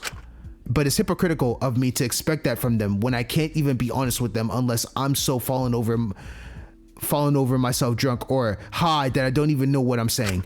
It's easy enough to fuck up your life when you're the only person you're letting down, but it makes you feel completely shitty when you actually have people you care about who's screwing up is gonna affect. Maybe that's why this hurts so much. Since I know something has to change here, I want to change, and that's scary in itself. I guess in the past, if I was ever hurt or a guy managed to bruise me, I kind of just shrugged it off. I think I deserved it. This is exactly what I got for just using that guy for one thing or another. I felt like I was just a horrible woman who used people and didn't deserve any sympathy if that sort of thing happened to me. But if a Suga heard me said that about myself, I think they'd kill me. And how am I even using Zeke now? Everyone else is helping me. He's clearly needs me more than I ever need him. So it just kind of feels different. It feels worse because I know he didn't mean to. He grabbed onto me so tightly because he was so scared of losing me. Exactly. But somehow that's even more terrifying. Damn. Lyra has realized all her life she's been going away. Like I said, she's been always running away from her problems all the time. Run away from her problems, leave people behind, and didn't have any care in the world. Now she finally has people that truly care for her, and she feels like if she loses herself, she would let the others down. That's what makes this trio with Zeke, Sugi, and Lyra feel so meaningful and different than before. Because Suki has lost Taka and Takiko. So she feels like she has to do everything she can to help. So when she sees Lyra put herself in a bad situation, she's looking out for her. Lyra also feels like she cannot let Suki down. And now her life is so meaningful because we all can see it. Zeke said, I will die if Lyra dies. So we all know Zeke needs Lyra more than ever before. If Lyra goes, Zeke is killing himself. 100%. No shadow of a doubt. So the last thing you need is for somebody, Lyra, to go. So she has to be there for them now. She's the one being there for someone instead of others being there for her. Oh my God, peak writing. I'm telling you, peak writing. And if I'm wrong, then damn, I feel like an ass. I feel like an idiot. But that's the view I'm seeing from Lyra's perspective. Damn, I really messed up. Then he says, no, actually, I think I'm spot on. But if I'm wrong, then shit. I feel like everything I just said, that's me, bro. But that's how I feel with Lyra. Like, she is now of importance versus others. No one's making all that much sense to me these days. If you don't mind me asking, what were you two arguing about? How much of an asshole he's being? Oh, no, yo, Shaku was like, hold up. You said what now? He was doing what now? Elaborate. That was presently surprising. Got my book ready. Let me go ahead and slander his name. I'm ready to write in my notepad everything that Zeke's been saying. Oh, don't look so fucking smug about it. I'm not going to leap into your arms now. Fuck. Put my pen down. Wasn't hoping you would. I kind of was, but you know. Well, good. Because it's not happening. But ever since that stupid verdict, he's been on a power trip. It's so stupid and childish. Dude, I'm saying, bro, I'm saying now it's really makes me feel like, y'all, dog, Zeke should have been fucking corrupt. All this going on about how he can fix everything and protect me, it makes me gag. Like, now it makes, because I literally voted in the off chance that Zeke being worthy would actually help Lyra in the long run, but now seeing the results of what's been happening now, it looks like it is hurting her way worse. I don't want him to be like all those other guys. I want him to be himself, and his stupid fragile ego is getting in the way of that. He can keep going on his high for as long as he likes, but if he keeps going as he is, when he inevitably crashes, he's going to hate himself, and he knows that too. Are you sure? He's not the most self-aware guy. You should have seen his face. When he realized how hard he grabbed me, how little it took for him to hurt someone impulsively, even accidentally, he was horrified. I just hope he gets some sense into him before he does something really stupid, or before someone gets more hurt. I think it's best I keep my distance from him for a bit. I just hope that doesn't make him freak out. I hope so. I hope that's the same too. Is that what you wanted to do? And I'm not really sure what I want to do anymore, but I'm not worried about that. It's nice, really. I could do anything. I guess all I can really do now is take things as they come and try to move forward differently, because something's got to change, but maybe that's just something little. Oh, I love that smile. And with every little thing I change, maybe I can get a bit more comfortable with being me, whoever she may be. Oh, maybe she'll be a cunt. Maybe she'll serve cunt. Who knows? But my friends seem to like her, so I think she's someone worth caring about too. The Lyra development arc is absolutely insane. I'm loving this shit. I just hope your friends are a little more sensible in the future. I hope my friends get a fucking grip, because I promised myself I wouldn't leave them this time, and I'm not putting up with that for much longer. I mean, it's not the end of the world if you need to leave behind people you don't really want to be around. I know, but they've dealt with enough of my BS. I think it's only fair I'm patient with them through theirs.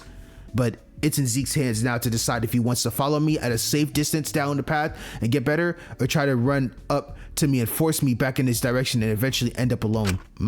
At this point, no one can make that change for him but himself, correct? Just like I'm the only one who can really change myself. Even if it's terrifying and annoying, I really wish I sorted out all that bullshit a lot earlier. Well, better now than never. I think you need to start listening to your own advice a bit more. Agreed. You don't know what you're talking about. No, I 100% know what I'm talking about. Yeah, tell yourself all you like, but get over it soon. I can't deal with all you boys being stupid as hell. Agree. Let's get what we gathered up, and go back to the canteen. It's almost lunch. Sounds like a plan to me. Just be careful with it. It's really fine. It could very easily go everywhere. Yup. Don't you worry. I got it. She gathered all the remaining grinded flour in the bag. We lumped the parts we've already done in and tied it tightly, slinging it over her shoulder. All that work for not that much in the end, huh? You lose most of it in the air anyway. You got to be careful with fine substances like this, especially when it's initially grinding it. As we began to walk out, Lyra opened her mouth once again. Hey, remember that time you thought the lines me and Zeke were doing was some mysterious poison or whatever? Let's talk about something else. She was trying to make a joke. Lyra, I need you to stop talking and growing right. This viewer really said, I need you to stop talking and growing right now. Basically, stop having development, because when you have development, it just means you're a bigger suspect of being killed. Very rustically grinding, pretty grain flour in hand, we made our way back to the canteen and reconvened with others. Weirdly enough, we seemed to be the ones in the best mood. We ate our fairly limited lunches together with an awkward tension in the air. Good work today, everyone. Congrats. Good job, y'all. Day 2 survived. I'll see you all here again for dinner. Thanks for working so hard. I'm sure I have something to reward you with tomorrow. I appreciate your continued collaboration. Yeah, all right. Just to make sure you switch up the pairs tomorrow. I'm not working with her again. Please. Oh, that pairing must have been a disaster. I'll psycho out the pairs as usual. Try not to fret. Dude, please be the next pair and be me and Is. Please, let me be able to reconcile this. Cersei, Kazuki, you'll be on breakfast duty together tomorrow. Hearing that, I could always feel the pit in my stomach form. Take care for the rest of the day. Oh my gosh. Yes, we're actually paired. We're actually paired. It is almost time. I was walking back to my cell when I felt someone come up next to me and started talking with a huff. For Christ's sakes, I cannot stand that child of a man. It's bad enough to have the tolerance to tolerate his idiocy in those group meetings, but I bit my tongue for Asuka and Satil's sake. Being forced to work with him is another thing. I just don't understand how he can be so unabashedly unaware. How on earth did someone like him get voted as worthy? I thought the audience was half sensible, but the longer this game goes, the more and more I start to Is suddenly cut herself off, almost as if she only just realized who she was complaining to. She stood there a little stunned for a moment. Hey, if you need to talk, then no, not to you. This shit is killing me, man. When am I can't, man. Oh my gosh, like, what did I fucking do to deserve this? Literally, what did I do, bro? I am sad.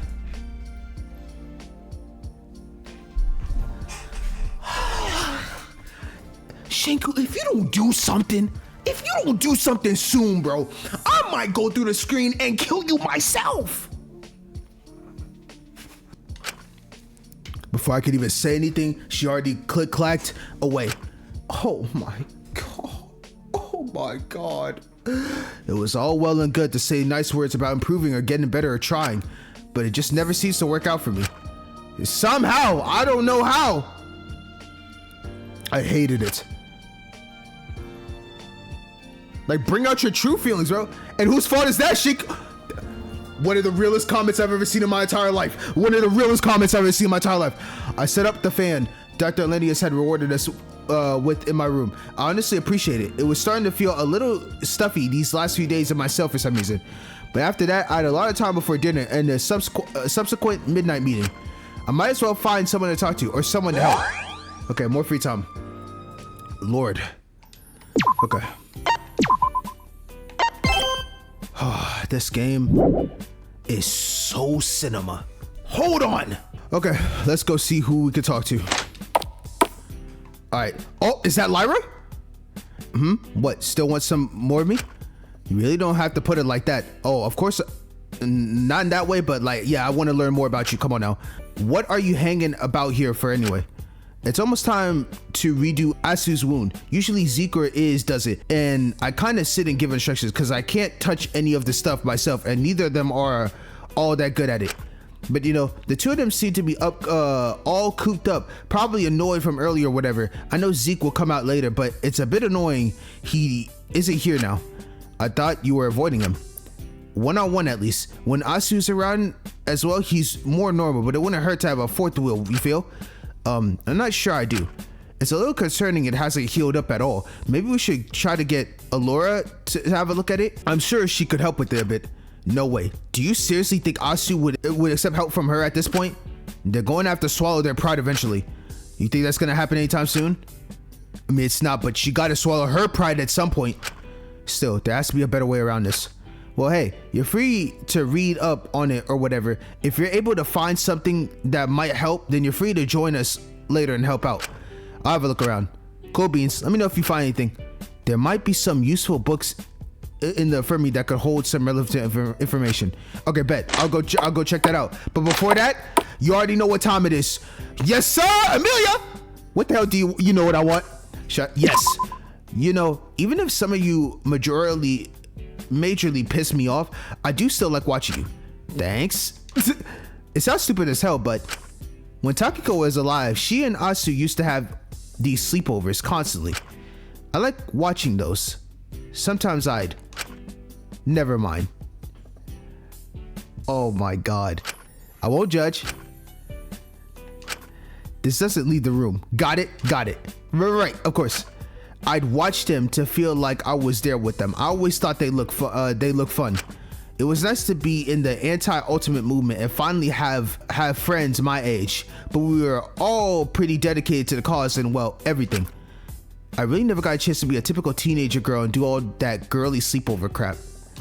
So it's nice to feel like I was part of it for a bit, even if I wasn't. That's actually kinda... Say sweet one more time and you'll get a sweet, sweet knuckle sandwich in the face. Who says knuckle sandwich anymore? My bad, forgot you were more of a feet guy. Excuse me?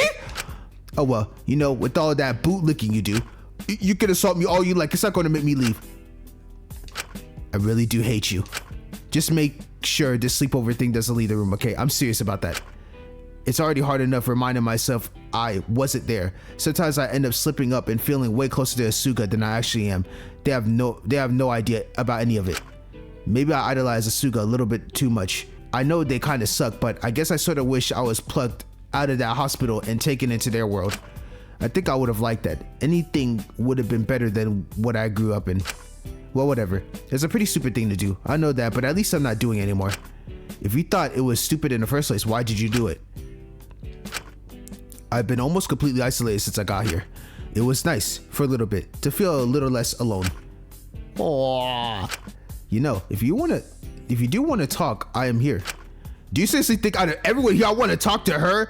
Brother? I don't understand what the hell you think you're going to get out of continuing to talk to me. I guess we'll see. Aw, that's sweet. You know what that reminded me of, man? Ripley did a drawing sometime last year. I'll show it somewhere on the screen.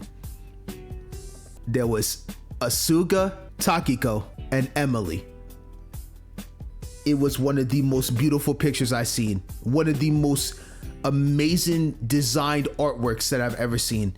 And I just wanted to cry tears. I actually think I was sitting in my chair actually amazed by how wonderful it was. The life these three could have lived in a different lifetime. In a fucking different lifetime. It's not fair. It's not fair, bro. Oh my gosh. Oh my gosh, bro. I love them. I love them so much. Okay, let's continue. I have to go find, what was it again? Something about going into the infirmary. So gotta run here, Infirmary. And I'm looking for books. Can't go, not go there. Books here? No. There's some sort of treatment log here. Looks fairly unprofessional following the second half though. Various prisoner names and what they were prescribed. Medical supplies seems to be dwindling. Weird, they're all restocked now. Okay, so nothing here. There's some books. Okay, so there's some books on deep wound infections here. I should have a look through them. It was nice to be able to use my quick reading skills for once. Maybe I was good for something at the very least. Unfortunately, it seems like most books just recommended seeking professional medical attention, but there were some tips for safely cleaning deep wounds at home, and some instructions on how to do DIY stitches, but I thought that might be a little too ambitious. Either way, I should talk to Lyra again. Alright, awesome. Now we can go see her. You know, I love me some good old interactive free times. So to get more cutscenes. Hey, I'm no doctor by any means, but I think I might be able to help. Really? Yeah, I think I might know what the problem is. Well, we were just about to head off to the infirmary ourselves. Tag along if you think you can help. I'm sure Asu would appreciate it. But good luck trying to tell Zeke what to do. I don't know if he'll want to hear it from you. I'm sure he'll put that aside for Asuka's sake. One can dream. We made our way to the infirmary. Asuka and Ezekiel were already waiting there for us. Ezekiel didn't seem very receptive to the idea of me helping out, but Asuka forced him to begrudgingly let me stay and assist. It wasn't the best feeling in the world to not be wanted, but I was willing to suck it up for Asuka's sake. Oh, damn, that's all crazy, Mark. But oh my god, while unwrapping it. This is so good. Oh my god, every CG I see on my screen, I have nothing but praises, nothing but phenomenal praises. That is so cute. Easily while unwrapping it, got it. Yeah, like, try not to do it too fast. If it's stuck to the skin, you might accidentally rip or strain it. Oh, damn. No, I know. I'm going as slow as I can. Is it really so hard for you to be steady? Hey, don't push Zeke any more than he needs to, please. Let him patiently be able to take care of Asuka the best way possible. Ow! No, Shit, sorry. it's okay. Just take your time, please. Maybe it would be best for the rest to let Shinku take over here. Oh no, he's about to crash out that you said that. No, I know what I'm doing here. I've got this. I knew he was gonna say that. If you're so sure, Zeke. Okay, I think that should be the old dressing off. You got the stuff to sterilize it? Yes, here, I prepped it. Sorry about this, guys. No, anything for you. Anything for you, Suki.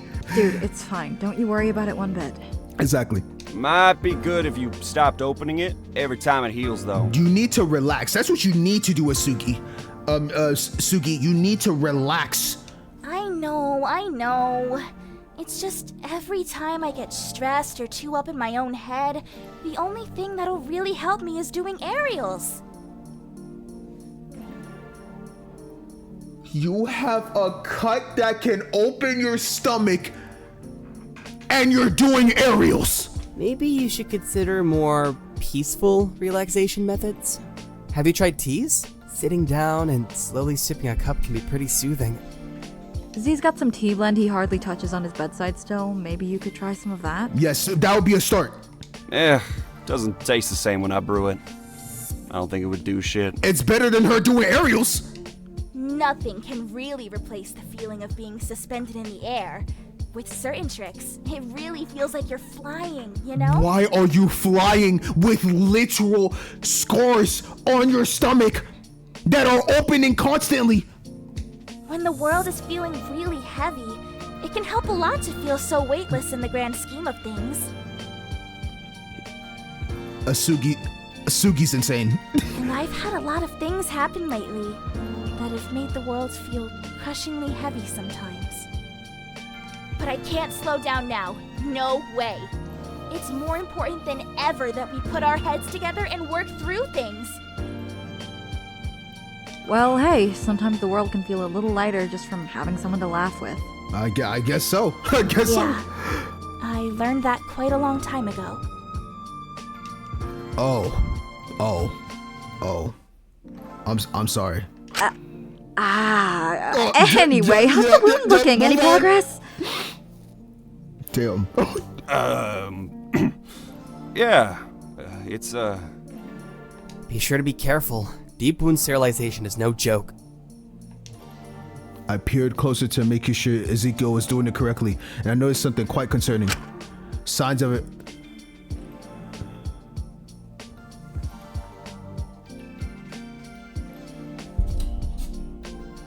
Signs of infection? Infection, I don't think any of us really knew how to deal with for certain. We could only try. it's good. What? Slow but steady progress, you know? What do you mean? But, nothing to worry about, Asu. Just don't strain yourself. What the fuck do you mean nothing to worry about? Signs of infection. She is getting infectious. Someone's gotta let her know that. But it's... Yes! Ezekiel elbowed me before I could continue, a more serious look in his eye. We really not gonna say nothing. I understood. If we stress Asuka out too much at the state of the congregation, could be sure to open it again, trying to distress themselves. It'll be good in a few weeks if you can just sit your ass down and let others do stuff for you for a bit. We really gonna let the... No, bro. There's too many death flags. Allure being the warden prisoner. Lyra having absolute fucking development. Zeke running down a path of I must be in Lyra's hip at all times. There's just... No, dude, this is getting crazy. That's a relief. Oh, no. It's been hurting real bad recently, so I was worried it had gotten worse. It is getting worse. There's gotta be some painkillers or something we can give you.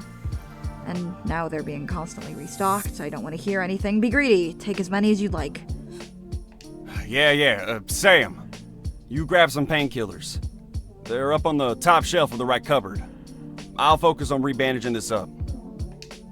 I moved over to the cupboard the painkillers were where he'd say they were, and next to a variety of antibiotics. It seems they've been trying to deal with the infection without telling Asuka about it. That this is not a good sign to just let her keep knowing that she doesn't have a fucking infection. I got a few painkillers and a few useful antibiotics and return back to the others. Okay, let me know if it's too tight. I don't want to make you uncomfortable. Oh, you've gotten so good at playing nurse. It's cute. I get promoted to doctor. Lyra's doctor, duh. She makes the important decisions. You do her busy work. Oh my god, those are some good jokes. Don't say that. I had enough of Isabel going on and on about Lyra to me this morning.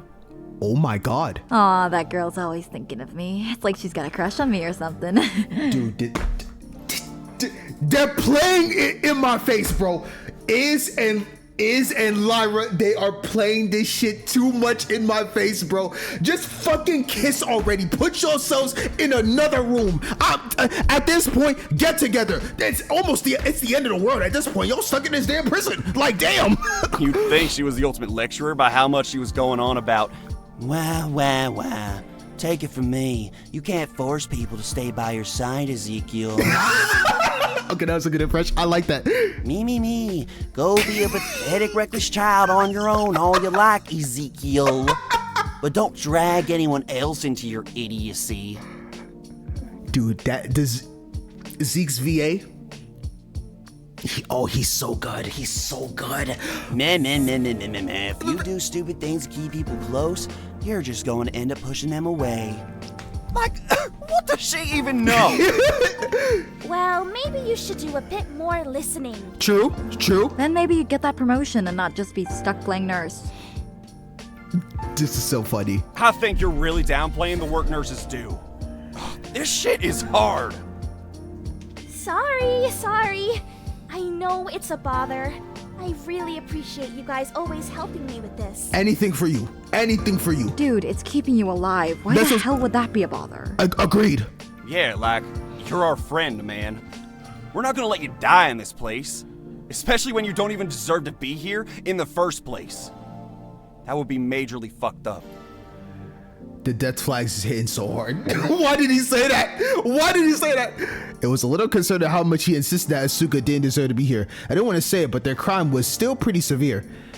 I mean, out of everybody else's, I guess it's still bad, bro. At the end of the day, everyone's crimes are terrible, but it's like they said, Sugi was put here as a fucking replacement. So in the end, they didn't deem her shit to be worse than, but it was still enough to still put her in. I get it, as the replacement either way, but still, in the grand scheme of things, she never really should have been here. But, you know, it was sweet to see them get along at least.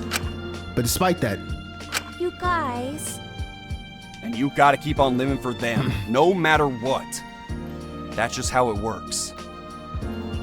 We've all gotta. No way I'm letting anyone else get left to die here. Don't make promises you can't keep, Asuga. I hated it. I hated seeing them all this happy. Of course you'd be a hater, Shinku. I felt an awful, terrible guilt about how spineful this all made me, and I would never admit to it out loud, but... Got your painkillers, Asuka. Here's some water to have them with. Oh, thank you, Shinku. You're the best. Thank you. It reminded me of Molly. Wow, fuck us then. Guess we did jack shit. Oh, come on. You know I didn't... He's messing with you. Don't sweat it, Asu. Of sitting in the infirmary with her, talking through things, taking care of her. It's all bringing back memories of Molly.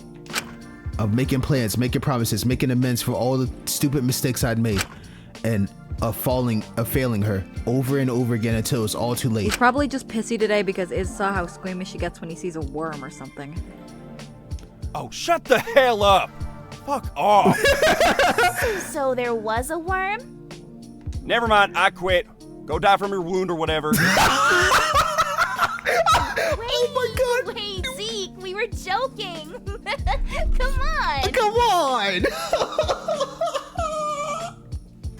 These are the moments I live for. Oh my gosh, I am so happy I'm alive I'm so happy. I'm so happy I'm alive to play this game. I'm so happy. This is such a good vibe, man. Oh, that's so cute. And seeing them this happy, working things out bit by bit. Seriously though, thank you guys for this. You are always welcome. No problem. I just wish there was more we could do. As awful and spiteful and terrible as it was, it made me sort of hope they failed. Oh my god, he's a hater! Shaker, what the fuck? Saying that is not good! It sort of hope they made me fail too. Basically, you want one of them to die. Or you want one of them to suffer. This is... You're absolutely horrible, Shinku. Wonderful character though. Like I said, not that much of a hater. Just the things he says or the actions he do it's sufferable. It's suffering. Still phenomenal. Just know. It really was horrible. Yep. The evening meeting snuck up on us before we knew it, but for the third time in a row, we all found ourselves huddled in Amelia's office in the middle of the office. One prevailing feeling between all of us. Man, I'm tired. Tell me about it. Those small portions are fine, but eating so little really drains your energy, huh? It's fucking exhausting, especially paired with all the labor we had to do. At least she compensated us somehow. I'm sure those fans will come in handy. They're real strong. I feel like I'm going to get blown away by them whenever I put them on. No wonder they are scrapped together. They are scrapped together from industrial ones after all. Are you just joining in on our discussions now? Hey, let her be. It's her office.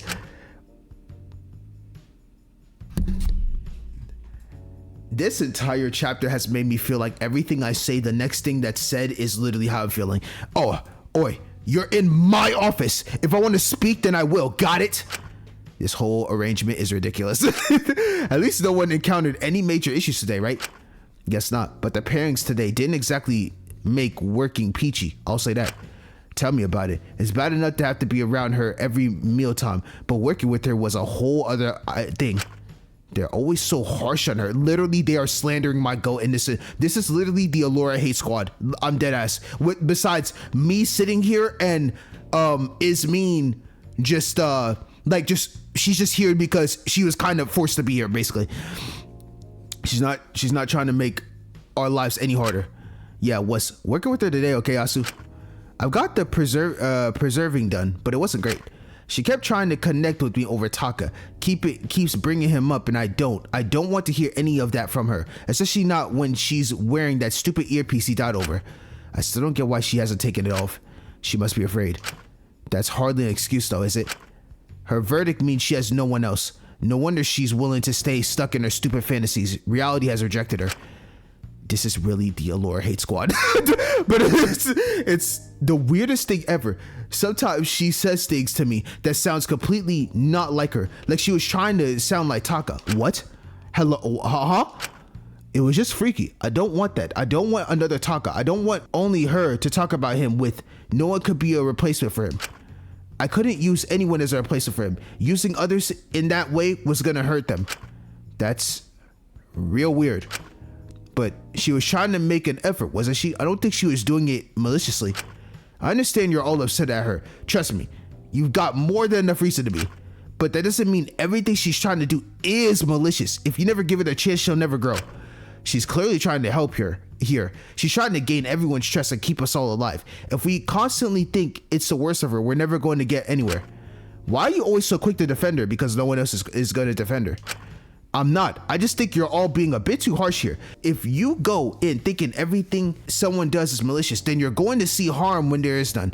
Everything they do will seem awful to you no matter what it is. And that's just going to cause tension to build up here. If we just listen to her, I'm sure we'll stay safe. Just give her that chance. But why should we give her that second chance? It's not like she's the only one who can organize everyone and lead us. She's not the only one who can act as an authority on what to do to keep us all alive for as long as possible. She just asserts herself back into that role because of that stupid warden motive. I mean, she's not wrong. Don't make that let you forget that she's no better than...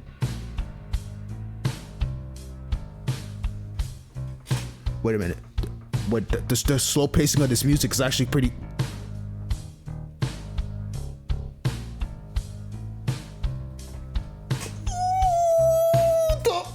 Okay, I go. I like the slow pace of the song. Alright, don't make that let you forget that she's no better than a stupid, immature child at the end of the day who's just making decisions on all of our behalf, just like she did before. Her making decisions on what's best is what got Taka killed. It'll get us all killed if we're not careful. Oh man, Asuka, please, aren't you being... I'm not being unreasonable. If you give her too much leverage here, just get comfortable being told what to do, then eventually you'll let her make a decision that'll get someone seriously hurt.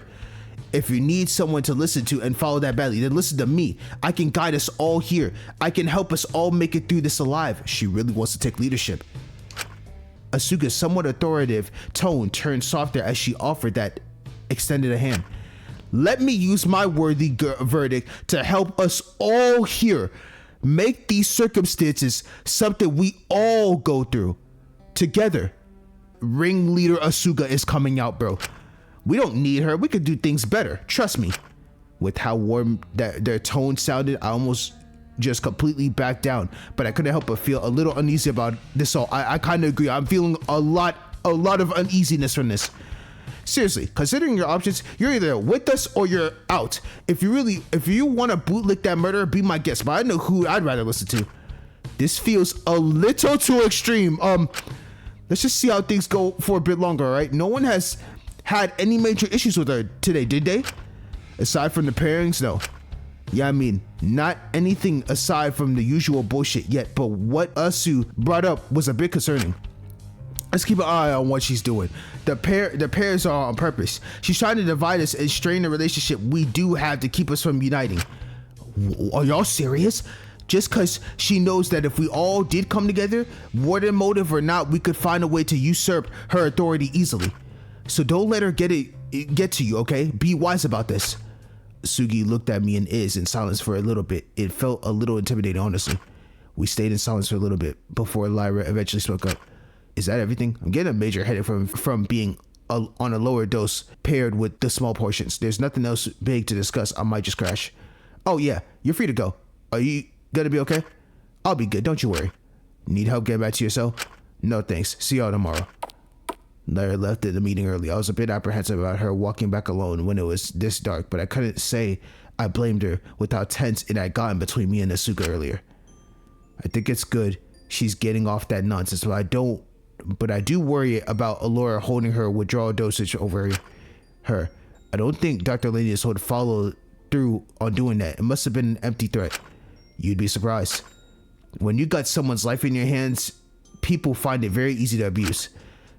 Because at the end of the day, we all just want to be alive no matter what. Even if we hate ourselves, most people still want to keep going. And if there's one thing that people love, especially if they've not got much else going on, is control. Guess so. Thanks for letting us use your office again, Amelia. Sorry I don't have anything special to give to you this time. That's fine. I don't particularly want to give some taxi leeching ultimates like yourself. That would go against all my principles. For Christ's sake, it was just a marshmallow. Don't be so ridiculous.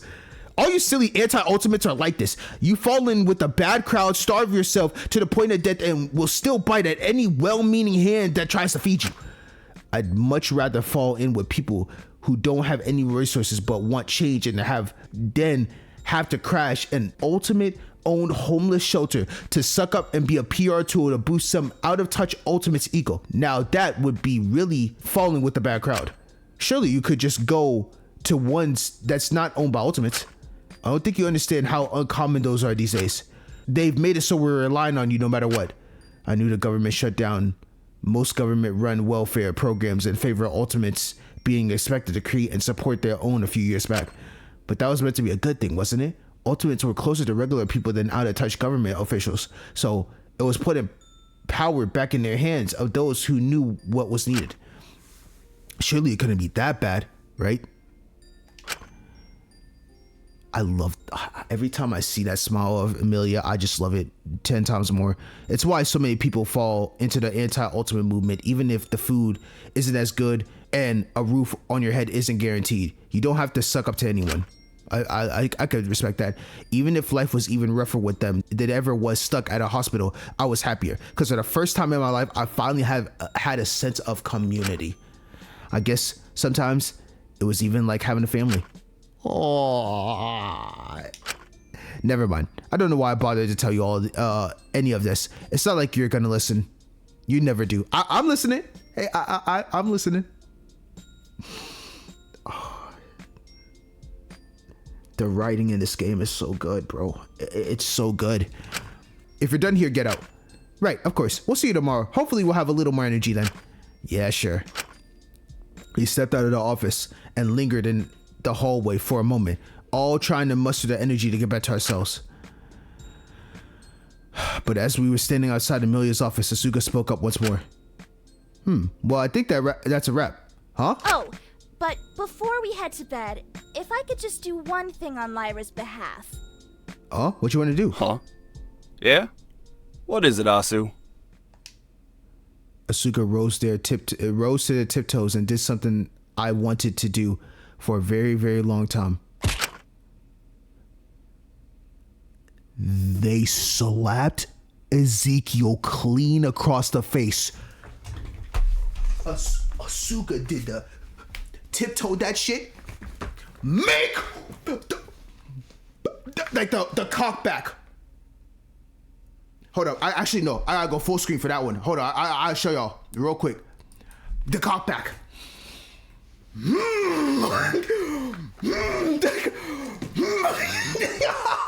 I'm telling you, that shit is fun. Hold on. Asuka did not have to do that. She did not have to do that. What? What the hell was that for? Before Ezekiel... The music. Hold on. I haven't heard this song in a long time. I have not heard this song in a long time. Hold up. Before Ezekiel could argue back much further and looked at him with much sharper gaze. Get over yourself. You're acting no better than a little kid. Oh! Hold up. Before that, I gotta lock in. I gotta lock in real quick.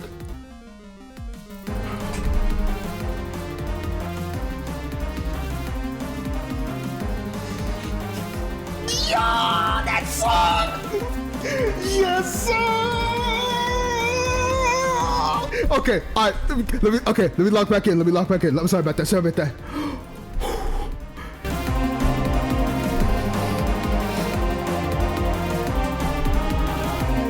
Okay, I'm good. Get over yourself. You act no better than a little kid. What's that mean to me? She doesn't belong to you.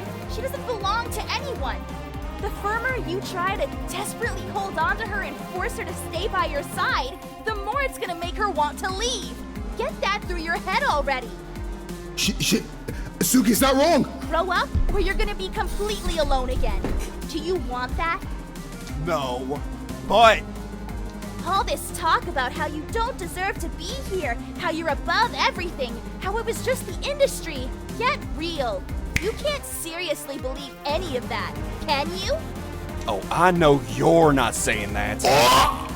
Our situations are completely different, and if you can't see that, then you're completely hopeless. It doesn't matter how thick your sunglasses are, they won't protect you from how blinding your ego is. Taka could realize how silly everything was, blaming everything on the industry he was in, and he was better for it. So you can too. I'm not wasting time skipping around it and letting you keep going like this. I'm telling you as it is. And until you acknowledge that you're going to look no better than a little kid throwing a tantrum. Yeah? That's no one's problem but my own. No, because you're making it everyone's problem. And I care about you. Lyra cares about you too. She wants you to do better. I want you to do better. So, please, do better.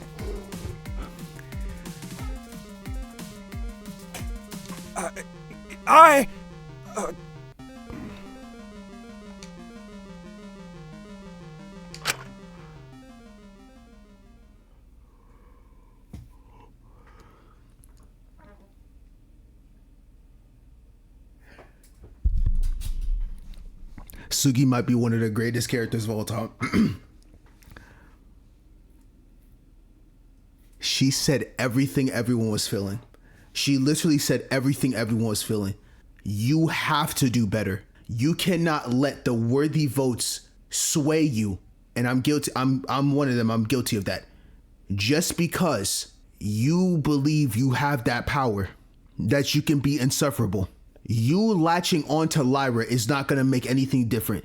If you continue to latch on to Lyra, it's going to hurt you way worse in the long run. You have to give her space. Oh my God. I just felt all that. Oh my God. Hey, hold on. First off, round of a fucking applause to Sugi's VA and Zeke's VA. Damn, I felt that. Asuka took a deep breath in and smiled at me and she walked past us, leaving Ezekiel by the door to the office. I'll see you all tomorrow. Hope you're able to sleep well. Dude, she is having the biggest grin smile on her face, like she did not just cook this man Zeke to oblivion. Let's try and sort things out and be on the same page from now on, okay? Okay. Okay. And just like that, they left, leaving us dumbfounded. Well... Don't. We won't say nothing else. It's time to go. Don't say anything. That's fine with me. Actually, don't even fuck with me. I'll see myself out. As you wish. Sleep well, Ezekiel. Is left, leaving me standing alone with Ezekiel, who had slumped his back against the wall and was sitting down. I looked at him for a moment, expecting him to yell some sort of profanity at me or threatening to do something if I didn't leave, but instead... What am I even doing? It's all good, man. I paused, hearing the weakness in his voice. I could have potentially tried to reach out, try to reach a level of understanding, maybe offer him some kind of comfort. But I never knew how to even start with Ezekiel, so I just looked down and offered a few words. I'll see you tomorrow, Ezekiel. Perhaps that was overly cruel, but I think he needed some time to reflect. Get him, Asuka, get him! That viewer. Oh, yo. This shit is amazing.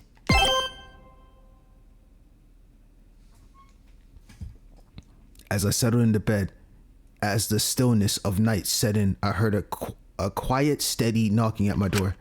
I considered ignoring it for a moment. A terrible feeling arose in my gut. Ever since the last trial, I've been paranoid. I knew I wasn't exactly the most liked person in a prison, if anyone was to target someone. And yet, perhaps, part of me felt if such a fate were to befall me, it might be deserved. Since, despite my better judgment, I approached that quiet knocking and slowly creaked open the door. And almost immediately, before I could do anything, the girl who was standing outside slipped into my room and closed the door behind me, holding the door handle tightly behind her back. Lyra? Lyra? She looked away from me, her eyes not meeting mine, but there was a small smile on her face. Hey, can I sleep in your cell tonight? If Allura finds out, she only said I couldn't sleep in Zeke's. I don't know, Shiku's not a fan of that. Please, I don't want to be alone. I had a bad feeling about this, but there was something different in Lyra's eyes. I couldn't place my finger on quite what it meant, but for some reason, alright, great. Before I knew it, the girl slipped past me and climbed into the stairs, sitting on my bed.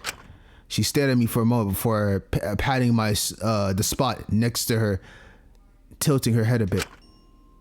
You coming or not? No, I'm good. No. What? No. If you're taking the bed, I'll go on the floor. I'll lay down and sleep on the floor. Why the hell would you do that? Well, it just feels, no clue what you mean. Get over here. Okay. All right. I'll join along then. I'll be looking this way and you look that way. Don't interact with me. Let me sleep in peace. I'd have to have some audacity to insist on crashing in your cell and then forcing you to sleep on the floor. All right. I hesitantly made my way to the bed, laying down with Lyra. This all felt very, very strange. Oh, that is amazing, CG. She looks beautiful. Is this what you do with Zeke every night? Why the fuck is that the first... Shiki, what the fuck? Why is that the first question you ask? Why do you care? Whatever, just continue. I guess it's nice, not being alone. It's very easy to feel alone here. How can you possibly feel that way? You're surrounded by people constantly. Just because you're surrounded by people all the time, Shinku, does not mean that you're actually there. There are some people that you can meet a million of people but still feel alone in some way. Funny, isn't it? I mean, you weren't always alone. You had Dracul, Molly, Iz. But even those days when you were surrounded by so much love, did you ever really feel fulfilled? Thank you. That's the perfect way. She said it perfectly. Guess I've never really thought about it. Exactly. I just feel like something is missing now. What's missing is that you need to rebond with Iz. If you rebond with Iz, everything well, no, not even that. I can't even lie. It's probably that rebond with Iz, and you need to go back to your past again. Because honestly, when the fuck are we gonna there was 2 more things we need to do in that path with Akari. We had got the eye, and there's 2 more things that we need to also collect, but I don't know when that's gonna happen. I've always felt like something has been missing ever since I got here. Okay, so it's been whenever he's gotten here. So I'm telling you, it has to be that Akari. That Akari past is going to be the key. I kept trying to fill in that hole with others, but... Did it work? Nope. No. It just made me feel more lonely in the end. Lyra's gaze stayed on me. It was like she was expecting me to say more. And with that expectation on me, something was forced out of me that maybe I hadn't even realized myself. The only time I really felt like things were going to get better wasn't when I was trying to fill that hole. It was when I met Molly. Not Maiko. When I met Molly. Because she was becoming her real self. And we didn't even meet her for that long. When we promised to grow together, when we tried to make something new. It was scary, it was imperfect, but that night, before she died, I really thought that we could... How on earth am I meant to feel like I have the right to grow when she never got the chance to? I hardly have the right. When Mint died, I couldn't forgive myself. But you didn't have anything to... I couldn't forgive myself for being alive instead of him, that someone like me, someone who's got nothing waiting for them out there, survived over someone who had so much left for him. Yeah, I could respect that, yep. I tried to just double down, hope if I was careless enough that I'd get what was coming to me, get what I deserve. But I realize now how stupid thinking like that really is. I wasn't doing anything but making excuses for myself. I guess I can't blame myself, it was easiest. But he'd hate me for living like that. 100%. Mint was never that kind of person. He was always so supportive. God, I miss him every day, man. Dude, I miss the entire cast. Oh my gosh, like Mint, Dracul, Molly, Taka, and fucking Takiko. God, every day I sit here, man. What the life y'all could have lived, man. Oh my God. Why do I fuck with Danganronpa, man? I just suffer more every time I think about this. In the end, it was only up to me to make my life something worth something. Yep, you gotta become better for yourself. To become someone who deserved to keep living when he couldn't, live the life he never got the chance to. Yep. I can tell myself all I'd like that he'd be judging me or pretend I don't deserve that chance, but in the end I can never know what anyone wanted me to be. Only I can really decide what to make of my life from here. Only you can too. Exactly. We have to grow together. Oh my God, Lyra actually coming in here was probably the best thing for me ever, bro. Because she's actually explaining to me like, look, bro, there is a time you can try to grow as a person and save yourself, even when you feel like you don't deserve it. I think at this stage, people would be upset if I gave myself that chance. If I treated myself with that much grace. I feel that. I owe it to Ismini to be alone for breaking her trust. You owe it to Ismini to do better. Thank you. Oh my, you're saying everything perfect. You owe it to everyone you've lost. Thank you. Keep spitting. No, keep talking. Right now you're, yes. Hell, you owe it to yourself. Peak. I don't even know where to start to make things right. Well, take 1 foot, 1 step, put 1 foot in front of the other. All you have is time in this prison. That's the least you can do. Try. What's even left for someone like me? Probably nothing. But you gotta make something. You gotta make something out of nothing. I can't answer that for you. Okay. Hell, I don't really know what's left for someone like me. I guess I'll just have to find out. Exactly. And if it's somehow worse? Then at least I gave it a try. That's what I've been saying all this time, bro. I've been saying this so much. If you don't take that first step forward, you'll never know the potential you have. You'll never know. Don't just wallow away and let the pain keep suffering. Never say anything and never put out your feelings. Just try. Try to become a better person of yourself. At this stage, I feel like I'd have to do something drastic to make up for anything. I don't even know how I could even start to get better without somehow pushing someone down again, using them to fill in the gaps left by someone else. I don't even mean to. It just happens. It just... Well, if you're so convinced you can't change, if you think there's no way you can make it up to anyone... Wait, why did the music stop? Then kill me.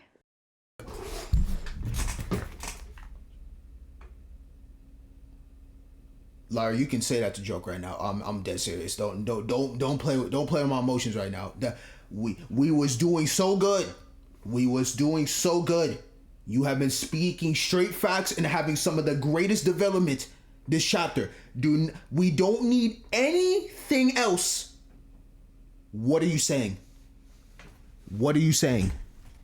I know I didn't. No, there's got to be a glitch in my game because boy, I know this text ain't reading what I'm seeing. What?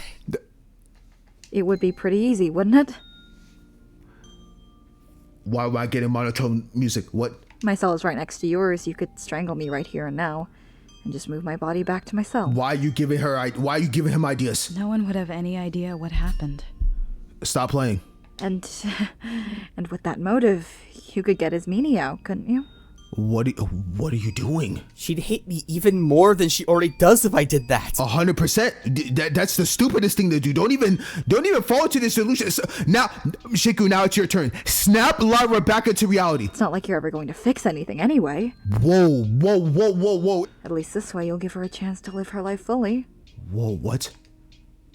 No, this is really serious. Like, what the hell? I suppose I've already broken her trust. Even if this would shatter it fully, it would save her, wouldn't it? Why are you getting ideas? Maybe if I could save her, then that would start to make it up to. What is going on? Well, I could practically feel my heart pounding out of my chest as I rolled over on my own. My head felt fuzzy. Before I knew it, I was looking down at Lyra before me. She looked so small like this, and yet... What the fuck is going on? What the fuck? Stop. What the fuck is going on? No, I'm serious. What is this? Shiku, what the fuck are you doing? Despite the recognition in her expression, there was something terrifyingly defiant in her eyes as her sharp gaze met mine. It felt twisted, really, like I was a predator, a fox shaking as I looked at my eyes of its prey, stronger than I could ever be. What the fuck? Noticing my hesitation, she spoke to me. Is this your first time? What is going on? This does not seem real right now. Shinku, why are you quiet? How could you be so calm? And why is your hand still wrapped around her neck? I guess I assumed you'd have experience. Bro, first off, I want to say, CG artist, you fucking cucked. Holy hell. Like, do you see Lyra's eyes, and then in her eyes and the pupils, it literally shows Shinku in a dark silhouette? That's absolutely insane. Second off, Shinku, what the fuck are you doing? But you're so shaky. Of course I'd be shaky, but no, why am I even doing this? Anyone would be. You've done it before, haven't you? What? I can see it in your eyes. I'm not the first, am I? What? Don't tell me. Do not tell me he did this to Akari. If she's saying, I don't know if this is true, but if she's, I'm not the first, am I? No, because he said you drove your sister to suicide. So never mind, maybe not. That's not just fear. That's guilt, isn't it? I did it once before, in a way. What? With who? Molly. What do you mean you did this with Molly? I smothered her just as much as Takiko did. Oh, in a figurative sense. Okay, I got you. All that coddling, all that thinking I knew better than her. Maybe if I'd let her take those steps sooner, she'd have been honest earlier. She'd have admitted it earlier. She'd have a chance to explain why a chance to stop that resentment from building. I just thought I knew best. But in the end, So he's taking that guilt that he feels like he choked Molly to death. Even though Takiko was the one that smothered her and killed her, he feels coddling her and not seeing her for her is what caused her to die in the end. And in a way, it basically makes it feels like Shinku was the one that did the smothering to Molly more than anything else. I'm part of why she's dead now. Yeah. Dude, the absolute parallels of how everything plays out, this is peak writing, man. I deserve this pain I'm feeling now. I feel so much guilt, not even just with Molly, but also with. But even knowing that, I still want to be happy despite everything, despite how selfish and undeserved that is. It sounds awful, I know, but... Is that so? Those awful blue mirrors of her did not move from mine, reflecting a horrible coward of that I just couldn't stand the sight to see. The sight of, I wanted to shatter them more than anything in the world. I hate you so much. Whoa. I hate you so much. For having the strength to stop being a coward, to be a better person. Having what I could never have. I want you to be miserable. I want to feel like I do now. This is crazy. What am I doing? What am I saying? What am I? Get the fuck off of her. Do you think she felt like that too? As she said that, all the senses that I lost suddenly snapped back into place. Thank God. I quickly moved my hand away from it. Thank God. Staring at them in disbelief. Thank God. What am I? Thank God he got snapped back into reality.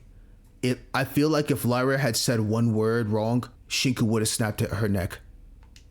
I moved away from Lyra quickly, my whole body shaking, overwhelmed with disgust that I even thought about killing her. It wasn't that I couldn't, but the fact that I even considered it for a moment. There was something deeply, deeply wrong with me. Oh, 100%.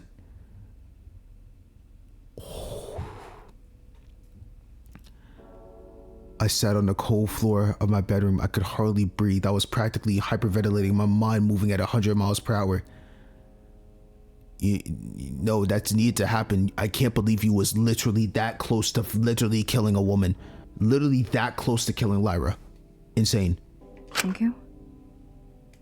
I looked up at her. She looked just as calm as ever. I had a million things I wanted to say, but the only thing that came out was, please kill me.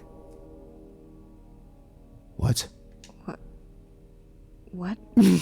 Okay, now I'm confused. First it was Lyra kill me, now it's Shinku oh my gosh. Yeah, he feels like he does not deserve to be in this world. Lyra, there is something deeply, deeply wrong with me. If you don't do it, I'm just going to hurt more people. I'm awful. I can't be normal, Lyra. I can't be trusted. Just stop me. Stop me before I do something that'll ruin everyone. I couldn't possibly do that, and you know it. What? Why not? I'm awful, please! The fact you couldn't go through with it shows you're not entirely a lost cause. You're not ready to completely throw away your life. True. Yep, true. So take that part of you that couldn't do it, that couldn't be completely awful, and put in the work to change, goddammit. Exactly. You're right. I know. I'm just scared. Everyone's scared, Shinku. But you can start somewhere. What would you have done if I was at that point? If I could do that? I guess you'd be dead. I guess at least I gave it a try. Yeah, that too, yeah. Yeah. I need to change. I can't keep going like this. Then put one foot over the other and start somewhere. Just anywhere. I don't care how minuscule, Shinku, it has to be. Please. Only just figuring that one out. Oh, it took a long time. God knows how long. I knew before, but he keeps pushing it off to the side. This was a bit of a wake-up call. It literally took almost choking Lyra to wake his ass up. I think we all need one sometimes. Last trial, when Takiko was talking about changing herself and just being a replacement for others, I guess... I don't know. As I said earlier, it just hit a little close to home. Yup. I'm so used to twisting myself into whatever will get me what I want that I don't even really know who I am anymore. Damn, Takiko killing was a true wake-up call for Lyra. Insane. I think there's something wrong with me too. But it just lets you know that every character, there's no such thing as black and white. We're all gray here. Every one of us. Don't throw away your life either, Lyra. But you was at to throw away... I'll let him speak. I'm sorry. I don't want to say anything more. You're stronger than I'll ever be. But you keep projecting yourself to that, Shinku. Why are you projecting yourself that she's gonna always be stronger than you? You can be just as strong too. Just start somewhere. You couldn't even think about hurting me either, even when I was begging you. Why is that? Why are you being so patient with me? No one in this prison would blame you if you hurt me. You could have gotten yourself and Zeke out. Why are you giving me so much grace here? I don't know. I guess I just wish that's what I got back in the day. Lyra, why on earth do you act the way you do? Act like some careless, irredeemable egoist when clearly you're not. When clearly you are a good person. There are clearly good parts to you. Both those things can be true, you know? Sure, yep. I can be both deeply flawed and have done some really, really shitty things, but still have good parts to me. Parts worth loving. Exactly. But I'm just me. It's just, you confuse me. I could ask you the same thing. That's what I was gonna say. Why is it that despite everything you've done, every shitty thing you've said, every time you've treated someone a little badly, you still are able to empathize and want others to keep on living? That's part of being human. Everyone's got good and bad parts to them. I'm just human. Then why should I be any different? Exactly. You're not at all. Why should anyone be any different? Oh, God. Oh my god, it took a long time to get this man Shinku to have a realization, bro, but I don't know if this was I guess this was a good thing that Lyra came over, but my god, that just scared the hell out of me. I've been so stupid. For a long, long time. God, this is some good artwork, though. If I wasn't so much of a coward, I think I would have killed myself that night.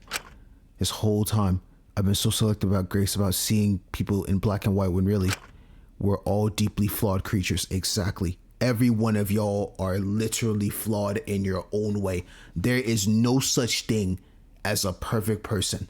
There is no such thing as someone that's perfectly good. And there's no I lied. There could be such thing as someone that's absolutely, utterly piece of shit, horrid trash. But the best way to describe it is no one can be perfectly great all the time. All deeply drenched in the gray, like I've been saying. Yup. And maybe, even if I hadn't done it until now, I could reach into that gray and embrace people for what they were, not ignoring their flaws, but not condoning them entirely for their mistakes either. I could earn the right to get a hand extended to me once more. That night I spent weak and vulnerable and confessing everything to Lyra was the first night in a long time that I had lived not as the ultimate crime novelist, but as a human. Oh my god, what a fucking realization. Holy shit. Finally, oh my god, are we going to get a new Shinku Kizuki as Shinku? As messy as a person he might be. Oh my gosh. Lyra might be the greatest character of all time. This is insane. This chapter, this shit is so good. Oh my god, this shit is so good. I just don't want to stop playing.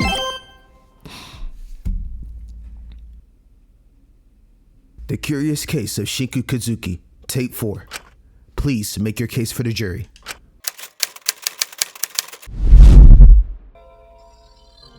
I went through my whole life thinking I was a good person. I was special, sure, but I always tried to be modest. I was just happy to be an easy child, to not cause any trouble. To sit in your room and do all types of your writing work and not give a care in the world about your damn sister. It felt good to be praised. I was very content with my life. I'm sure. The only thing I had to worry about back in those days were deadlines. I lived a very simple life. Very simple. You were blind. I want to go back to that sort of life sometimes. It's a lot easier being a little kid. Things made more sense. People made more sense.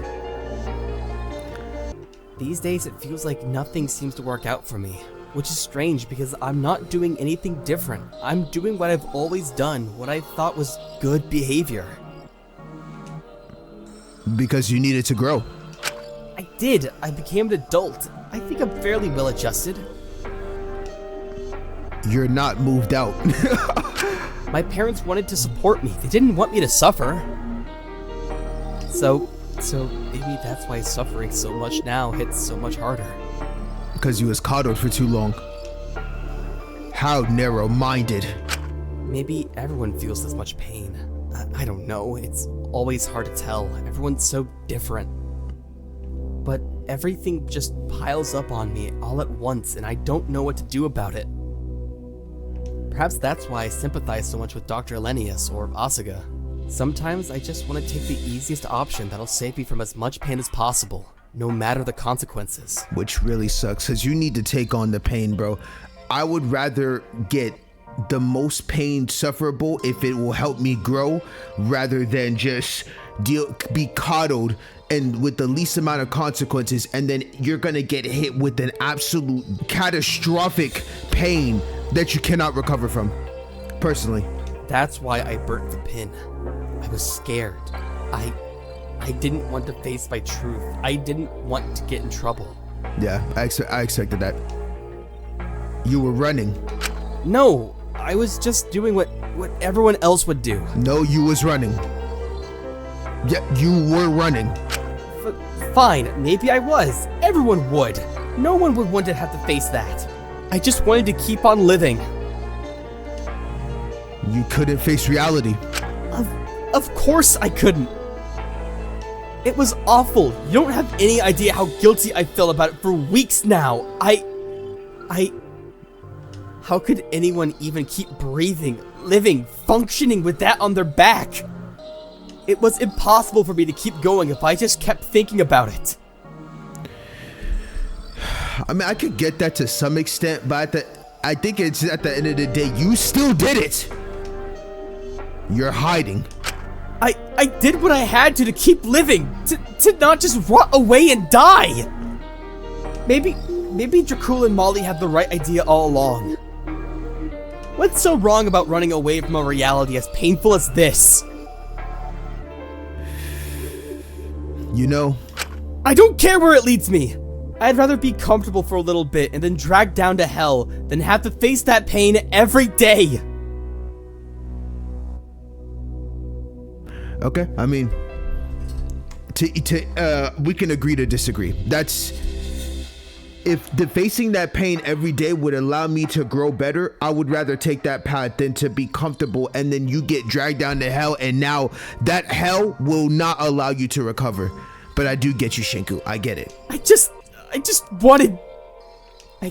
wanted things to be easier again, simpler again. I wanted my old life back. Why can't everything be as simple as that? Why can't people be simple? I don't want to have to think I wanted love. I just wanted to be cared about. You crave love. You crave validation. You crave warmth. Is that such a bad thing? It's just human to not want to be alone. I mean, that's true. That's true. Because you cannot give those things to yourself. Because there's nothing in me to love. There's nothing good about me. When you keep saying things like that, it makes it hard for others to want to bring you up so you can be loved and cared for. If you hate yourself, you can't. If you hate yourself, you cannot love. But I want to be told I'm worth something, that I did the best I can. If you hate yourself, you cannot trust others. Why not? Why can't it just be easy? How am I meant to care about myself? No one else could even stand to be around me. Because you won't take the first step. You cannot trust them not to leave. Because they always do. No matter what I do, no matter what I say, no matter how I act, I just lose people. If they don't die or betray me in some way, they just end up leaving me down the line.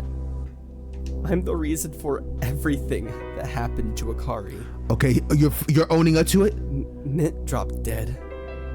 Dracul murdered him. Despite having people here for him in the prison, he still murdered him. Molly was going to do better. We were going to become better people together, but she was taken from me before I got the chance.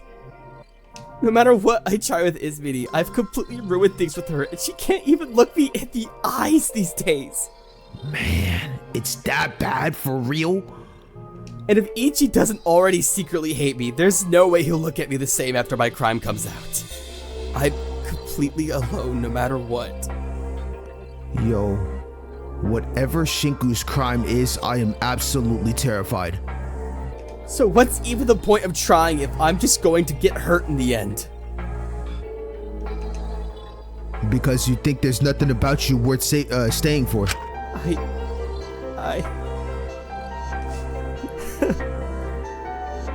Bro, the CGs are so peak. Oh my gosh, you can feel the raw emotion with every CG that is shown. I don't know what's wrong with me. How can I expect others to understand me, to connect with me, to find something worth anything in me? I can't even understand myself. But I keep searching for it every time. Someone to fill in the gaps.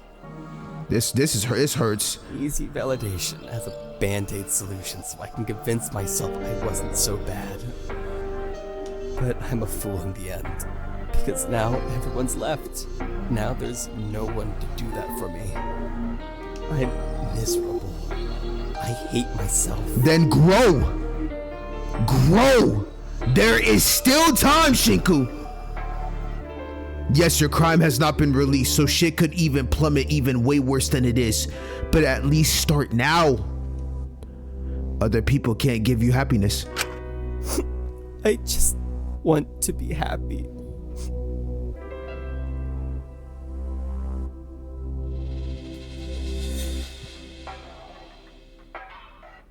The Shinku hate is not warranted, bro. I know I bash him a lot, but God, that man is human too, man.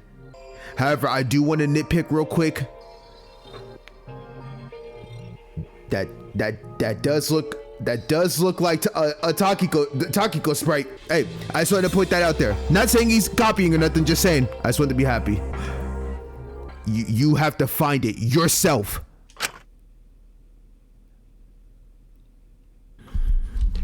God, I love the storytelling in this game. I actually do. It's so amazing. It's so quiet. It is indeed quiet. I woke up the next morning. Last night was mostly a blur. I remember I'd helped Lyra get back to herself after everything, but I couldn't recall how long she'd been in mine for. I just remembered a lot of crying, a lot of raw emotions, a lot of realization. But despite my sleep deprivation and hunger, I knew I'd been assigned to do breakfast, so I had to get up early. I made my way to the canteen. It wasn't as odd for the prison to be this quiet these days, but it was still a little eerie having the halls be this empty. Things just felt different this morning. No sign of Iz yet. I should probably make a start on my own. Everyone will want breakfast sooner rather than later. I took a sigh and looked at the instructions Dr. Elenius had left, turned the stove on and began to boil a vat of water. Guess that was one way to make what we were having feel more filling.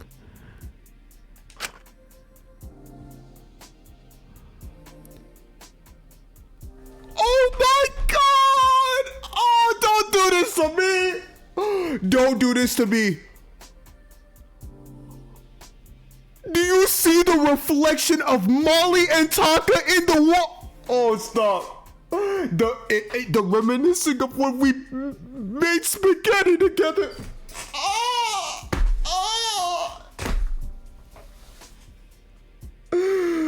oh no, bro. Stop with the memories, bro. I knew I should be preparing the ingredients, but standing there watching the water boil was oddly engrossing. It also reminded me of the last time I properly cooked. Back then, there was so much noise and life surrounding me compared to this quiet, cold morning. This CG hits the soul. I missed it. How much color life had then. How loud life was then. But I suppose the peace and quiet was more conducive for reflection. For that, I should be grateful, but... Well, it can be your reward for helping me. Why y'all bring it? No, bro. Why y'all brought Molly back? Stop! No, bro. I'm gonna have PTSD. Don't be rude about it, Shinku. This is practically our child. You know how much suffering I've been dealing with for months.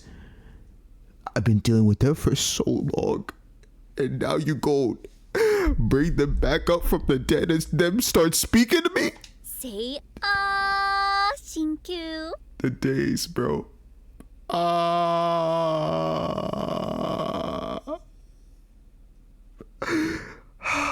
Shinky Poo.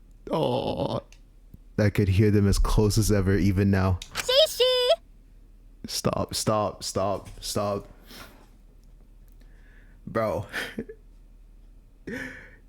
this game is absolute torture. I'm serious. I'm literally going through it. Shinku. Stop, please. It's almost like they were right beside me. Shishi, come on. There's not a single day I don't miss them. I looked up from the pot and... This is sick! This CG is amazing! Oh my God, Molly and Taka! And I'm just in the background looking! Come on! Quickly, Shinky Poo! Huh? Come on! Don't get left behind, silly! Okay, I'm on the way. Keep up! Keep up! I'm coming, Taka. They'd already run past me, giggling and full of life, rushing past before I even get an opportunity to stop them. It would be pretty embarrassing to lose a tag. You've got this. I'm coming. We'll see you on the other side, Shinku. I hope you mean that in a running sense and not a literal, like, I'm dying sense. They continued running into the inky darkness. I wasn't certain from what, but I got my answer when I turned around and saw her there. Tag and you're it. Oh, it's Akari. Oh no. I should start running in quick. Wait. Oh my god. Wait, is that a car? Oh, hell no. Wait, hold up. Where am I looking for? Wait, oh heck no. Is this the door? I quickly ran into a room, shutting the door behind me as I did. There was Akaris everywhere. That was absolutely terrifying. But as soon as I tumbled through, I felt myself falling deeper and deeper and deeper down. And it all went black. Hey, Shinku. Can we talk? You know, when I told you everything earlier, I thought it was because maybe you were actually interested, that you were willing to listen for once. I just wish you listened to the parts that mattered. Damn, he so fixating on his writing and never gave Akari the time of day. I felt something warm, something comforting. A hand on my cheek, thin, tender lines smothering my skin. For a moment, I felt like I could stay there forever. The previous adrenaline from the game had gone. I felt at peace. I felt I was somewhere far quieter, and yet, when I opened my eyes to the tranquility, I was met with a surprise. Molly? Huh? Oh! Shinku, you made it! Oh, thank goodness. I was so worried for you. Bro, we really are having absolute nightmares. To the point we are just daydreaming Molly and Taka. Oh, God. What? Shh. Don't you worry one bit now. You're safe here. They can't get you here. I love this game so much, man. Where is this place? You're so silly.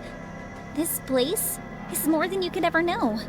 And yet you can't even recognize it. This is the deepest part of your mind. The part you're not even aware of. The place before conscious thought. If your cerebellum is the part of your brain that dictates your actions and movements, then this is the space before it. The space that drives it. Your antebellum. It's interesting, your antebellum, the Latin for before the war. Find that pretty cool. Finally saying it in the terms of this game. In this space, you've erased all positive attributes she may have had. You've simplified your connections down to basic digestible emotions. So your guilt cannot catch you here. But that can't be good. Here, let me help you up. Oh my goodness. We're so excited to finally have you here. The two lifted me up into the quite inky black space around me.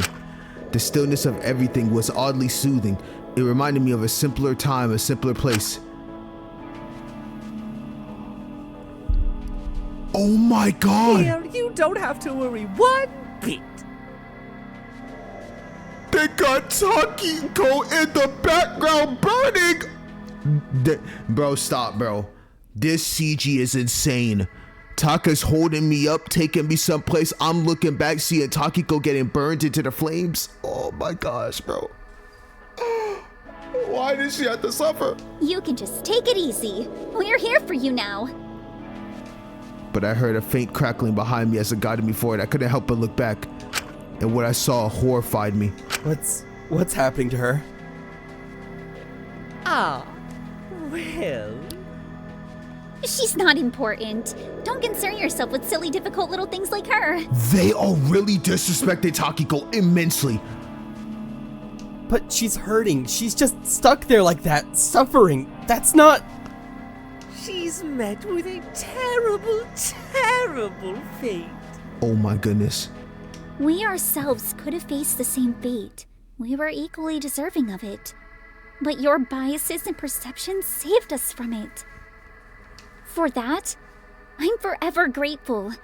Your empathy and understanding freed us from becoming such a horrible eternal memory, forced to always be condemned. Damn. I did that to her? You 100% did. But I mean, you all would have died, so I mean, you had to do what you had to do, but still, it's... Oh my goodness. Oh, don't beat yourself up, Shinku. You shouldn't be ashamed at all. It's only natural to have your own little biases. It's human.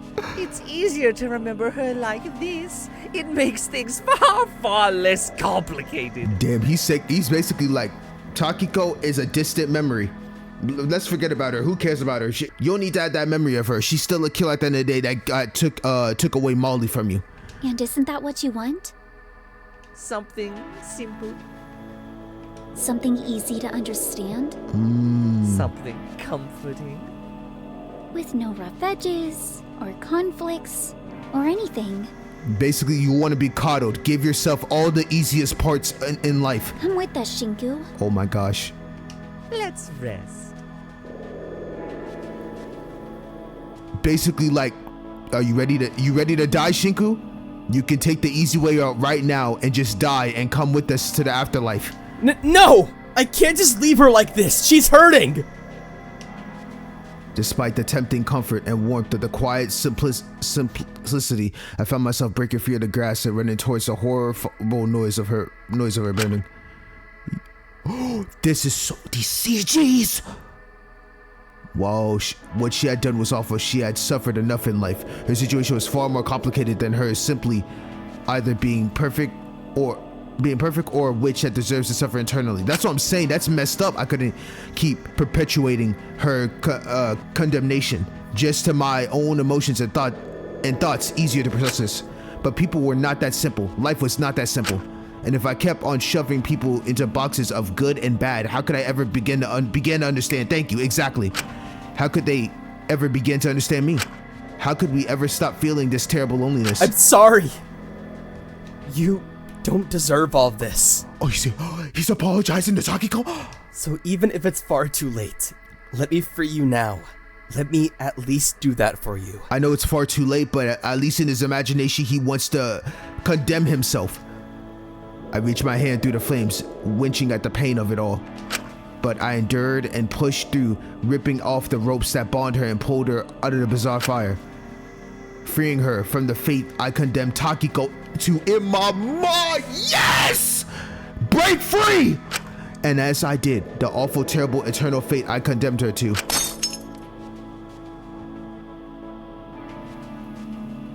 shattered all around me. And when I had completely detached her from that, freed her from that, I was met with the harrowing reflection of the foolish reality behind my biases, the one I left engulfed and drove her. The root of all the pain, all that condemnation, yeah. The barrier that had stopped me from ever fully understanding Takiko. And the reality that I had never tried to ever understand you either, Akari. Oh, that CG was sick. Oh my gosh, this is so good.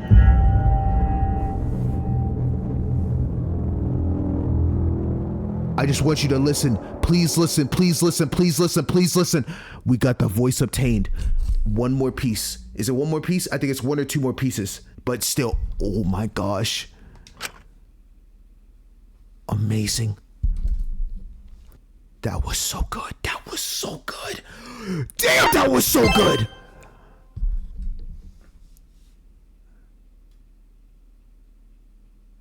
Is Shiku? Shiku? I found myself snapping back into reality at the sound of Iz's voice. I blinked and looked up at her. She seemed shocked. Is something the matter? Shiku, you're... I paused and looked down at my reflection. There were tears running down my face. No matter what I did, I couldn't stop them. I kept crying. After a moment, I looked up at Iz to speak, but only 2 words came out of my mouth. I'm sorry. The cooking session with Iz was about as tense as you'd imagine it to be. I kept trying to speak to her, but the words wouldn't quite come out. But I think she was a little worried for me despite everything.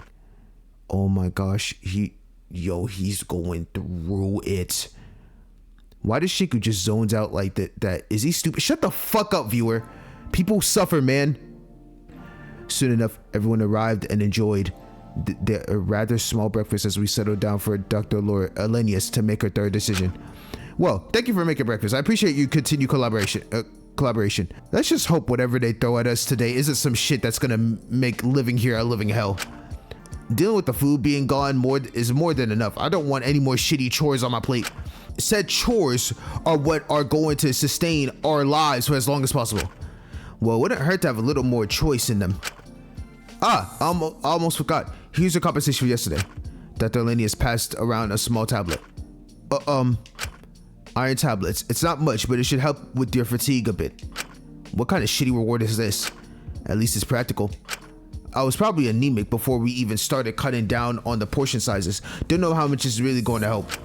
Well, if you have any suggestions for rewards you prefer in the future, then you're more than welcome to inform me. Noah had a chance to speak up before the cat and food wandered into the room. Oh, here we go. Good morning once again. How we all doing today? Good, Feeling as good as your ex-wife did on your wedding.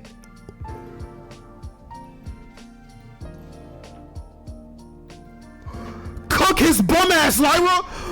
So a mix of abject horror, embarrassment, and a metric fuck ton of regret.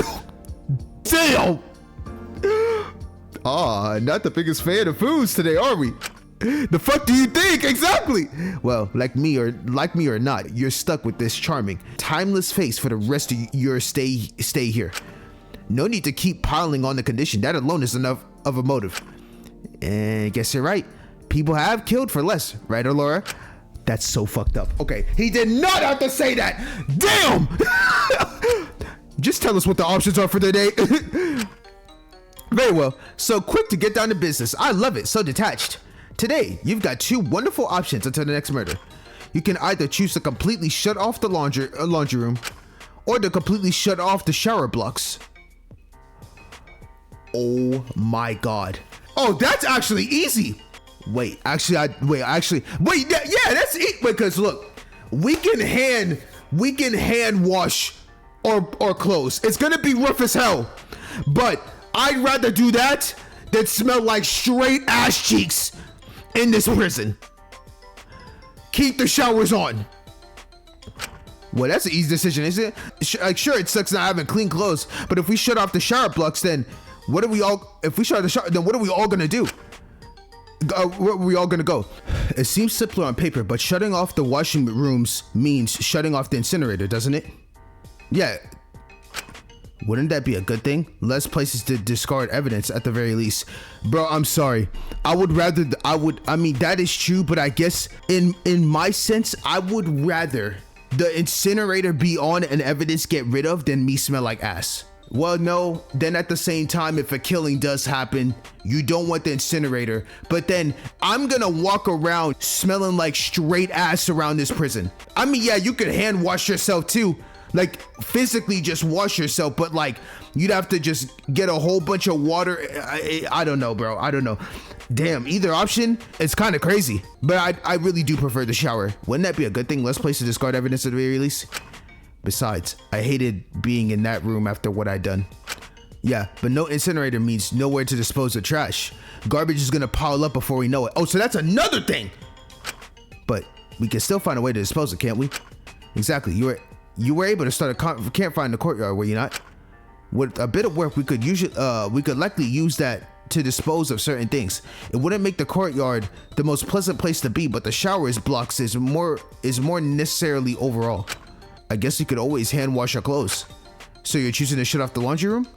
Yes, it appears to be the most sensible option. Then that's that. No more laundry room. Ta-da! You're making these decisions pretty quick. I'm almost impressed. The last 3 have seemed fairly sensible to me. It's good to see someone so confident in their decisions, but I guess it's no surprise. You're real good at making split-second decisions in the Dude, fuck this man food, bro. Stop reminding me about Allura doing that shit to Taka. Fu smiled at Dr. Lenius warmly before approaching the door with Mononeko humming to himself underneath his breath.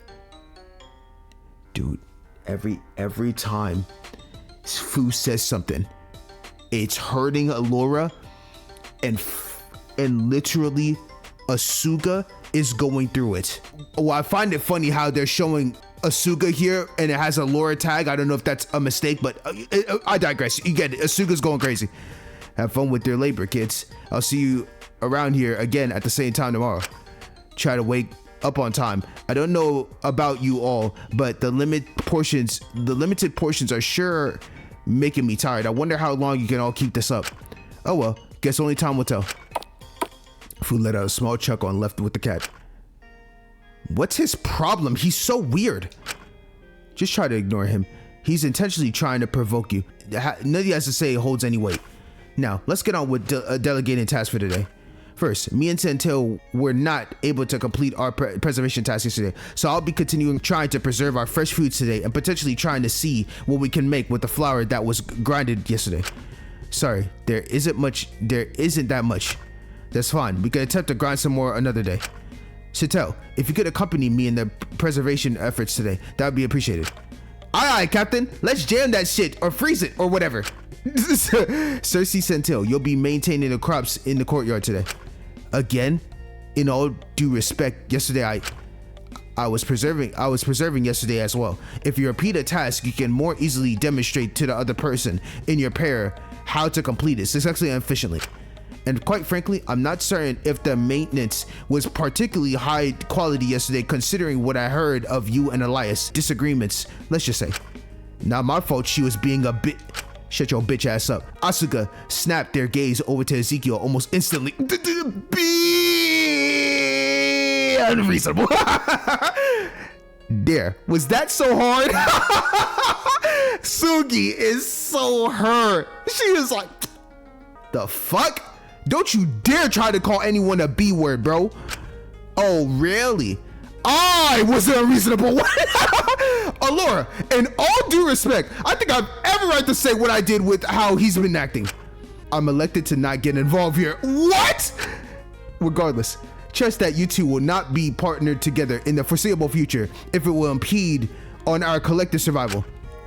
Hey, who am I working with? Sam, which is Shinku. Dr. Lenius paused, waiting for Ezekiel to figure it out through the process of elimination. No. I cautiously put my hand up to wave a little. Hey, just as I thought, the day couldn't get any better. I feel like I'm about to become homophobic. What the fuck?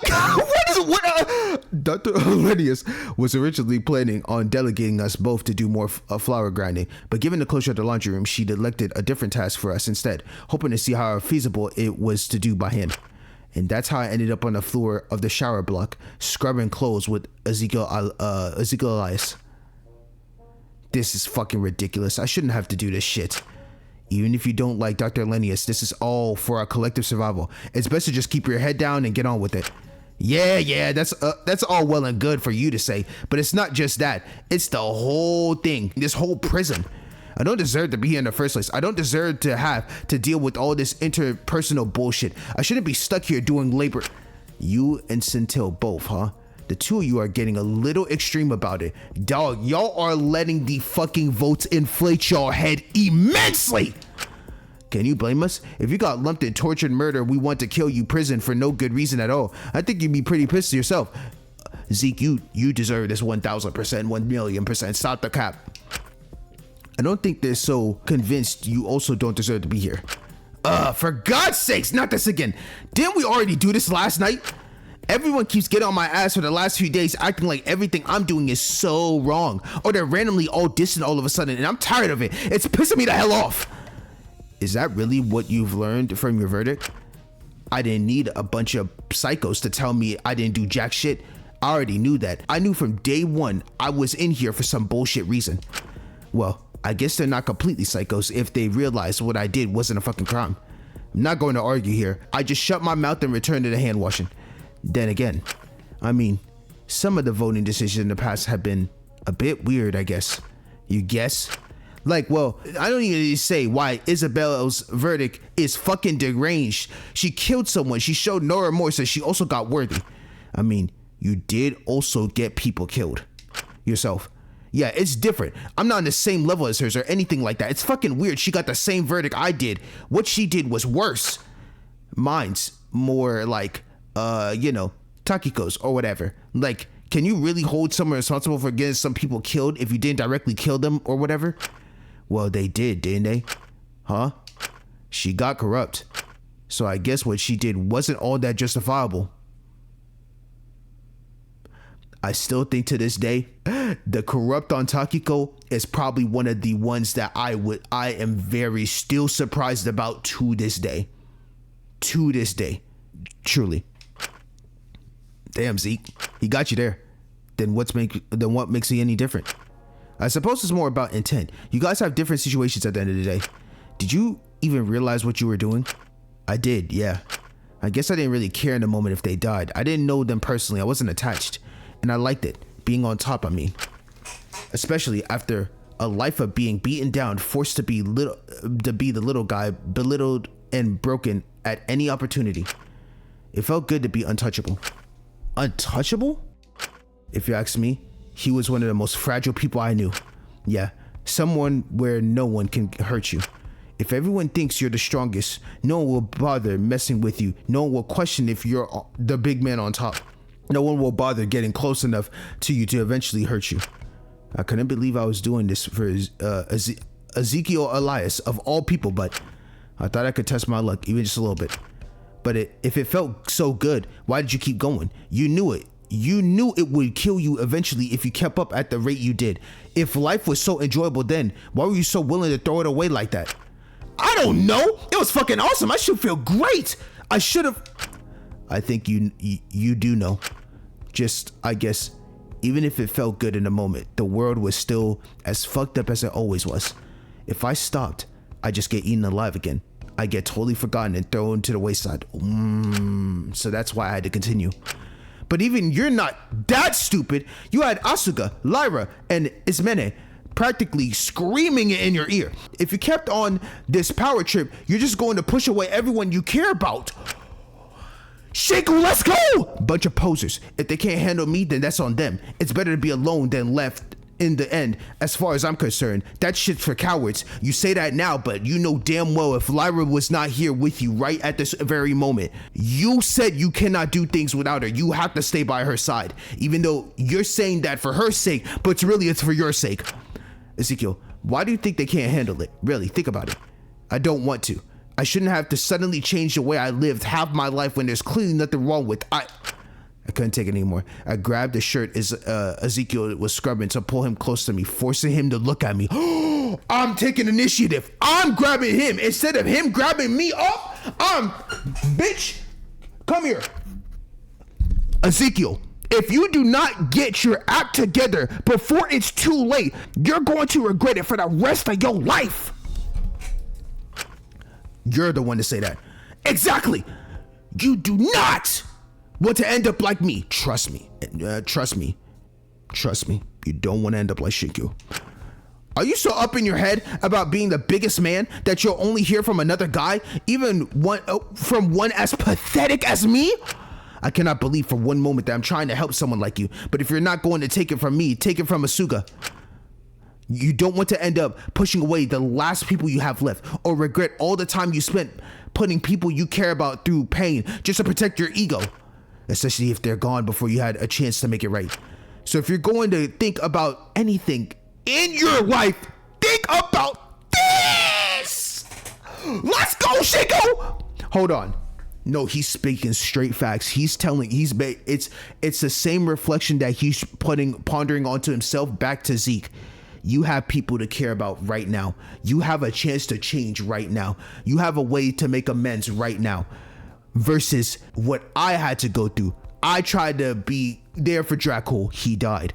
I tried to be the changer for Molly, and I used her as an empty space instead of actually looking out for her. She died. And what does that get me in the end? Straight suffering. Even though Diaz talked about it, I'm the one that drove Akari to death. And I can never take those things back. And I have to live with them. So the least you can do is change for yourself. That's what I'm fucking talking about, Shinku. I don't want to. Why not? Are you that much of a coward? Are you a bigger coward than me? Yes I am, okay? Are you happy? You win. You all win. Whoop de fucking do. You can all celebrate. You can all knock me down, just like you always done, huh? I'm...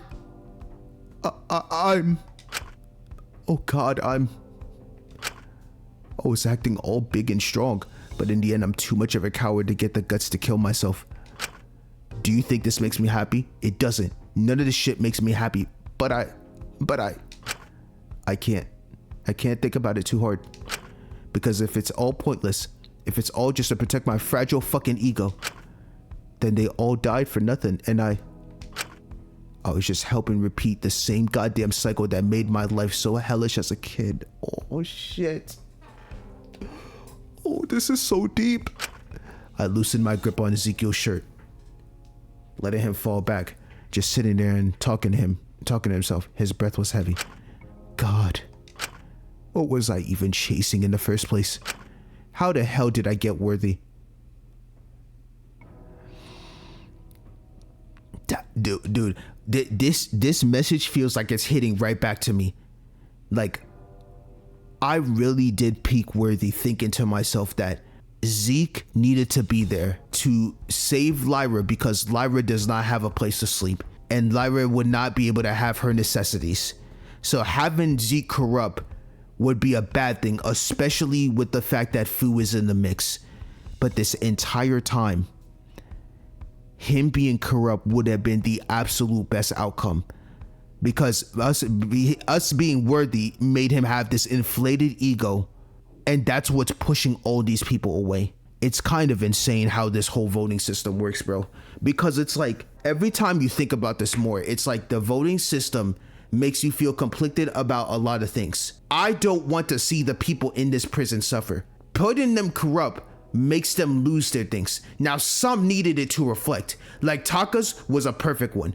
Molly's was a perfect one. She almost did off herself, but it made them have some type of reflection of themselves. Versus, I don't know if Takiko's, if she had hers worthy, how much that would have changed, or others, you know. But you get the entire idea. It's like all of them have a bad crime. Every crime, if we all, the actual reality thinking of all this is if we go based solely off crimes and nothing else, every single person in this prison should be corrupt. Every single one of them. But because we also are thinking about the well-being of them, because what you do here will take away their necessities forever, and they have to rely on people, that changes a whole different structure of this entire game. That is why this game is so peak, because it makes you have to really think about everything. Truly. Oh my gosh. Fucking amazing. Okay. All right, let's continue. How the hell did I get worthy? Is it seriously that normal that no one saw a problem with it? Before I could say anything, Ezekiel looked at me with an expression I'd never seen him make before. Pure, unfiltered shock. Shinku, what the hell is wrong with the world? With these people? Damn, I'm getting fucking roasted, bro, basically. I'm getting cooked for my vote. Anyone that was a worthy vote, we're all in the process of this. Well, they are tuning in to watch a death stream, so don't say that I'm just a messenger here, bro. I don't want to see you guys suffer. So, okay, now's not the time to play the smartass. So no outside person's view should dictate how you behave or act, whether it be the audience or the industry. If C and Taka didn't get that through to your head already, you should be living for yourself to meet your own expectations. Only you can decide how you want to live.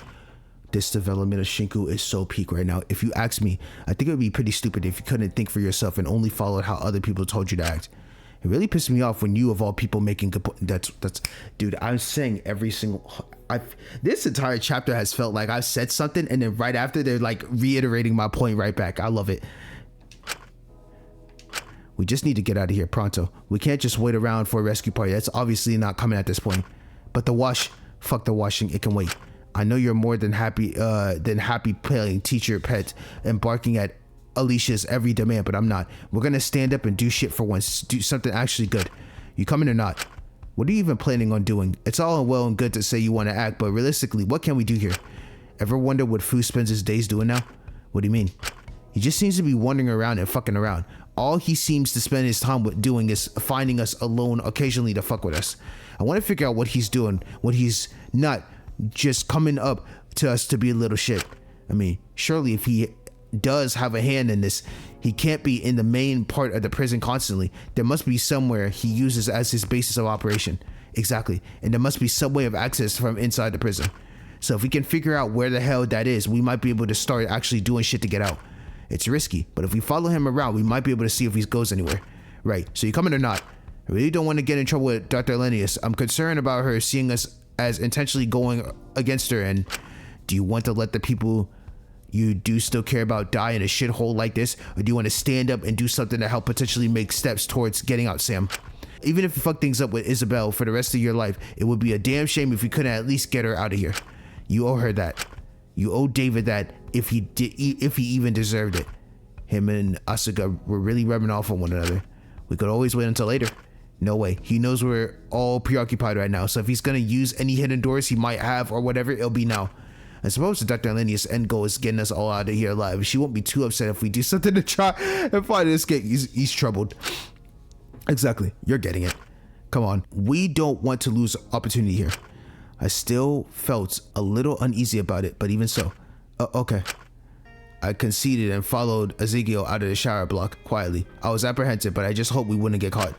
If you told me this morning I'd be cuddling with Ezekiel of all people, I wouldn't believe you at all.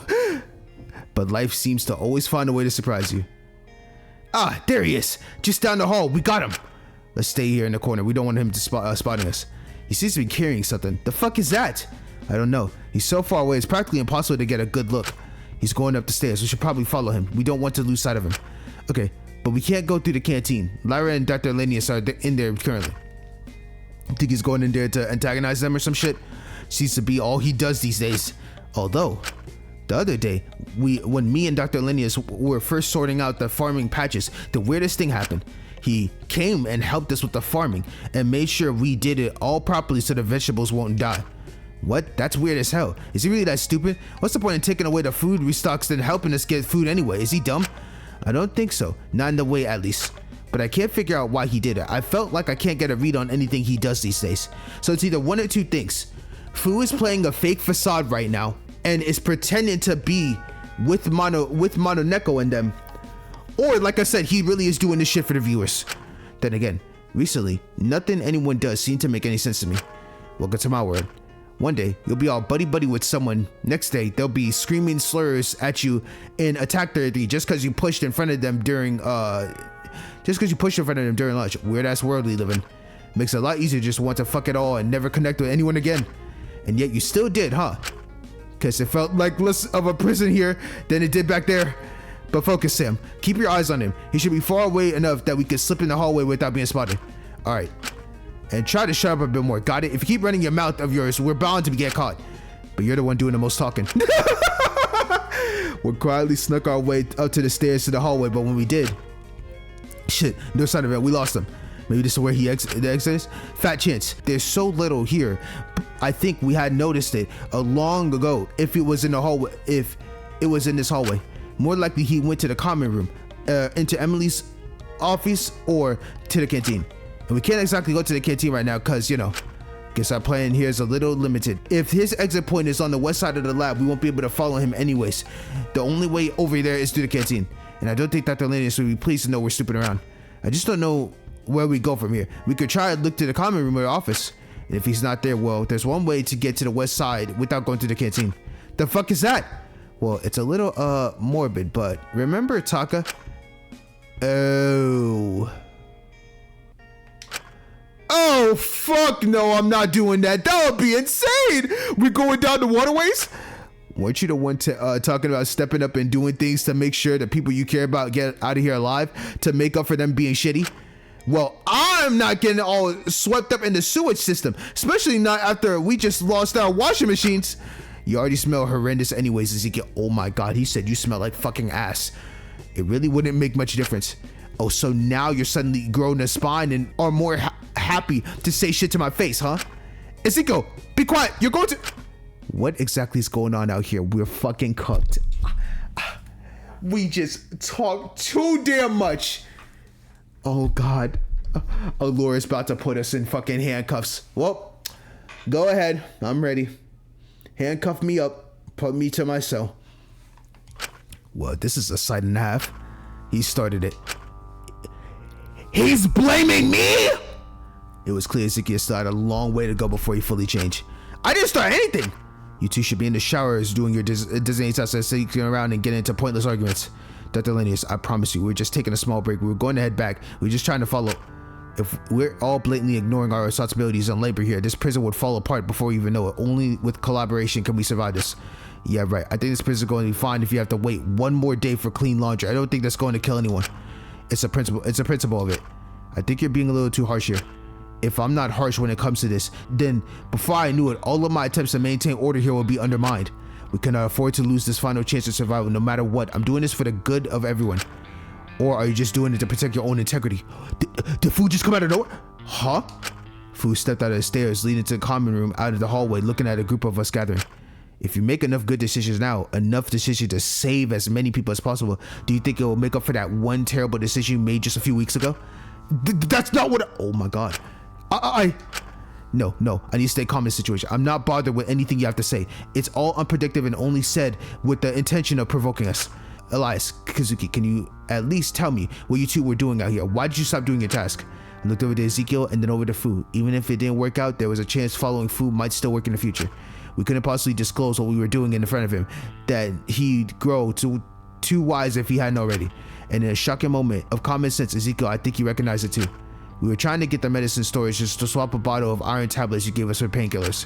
I wanted to make sure we had some stash away for Lai's sake and Asu's injury if you ever made true on that true on your threat of revoking them. I wanted to give them to both so they have complete control over that stuff no matter what. I felt like he could have made a lie that would have gotten him less scrutiny, but anything less than that would have probably been caught out due to how we reacted getting caught. And you were in on this too, Kazuki? Yes.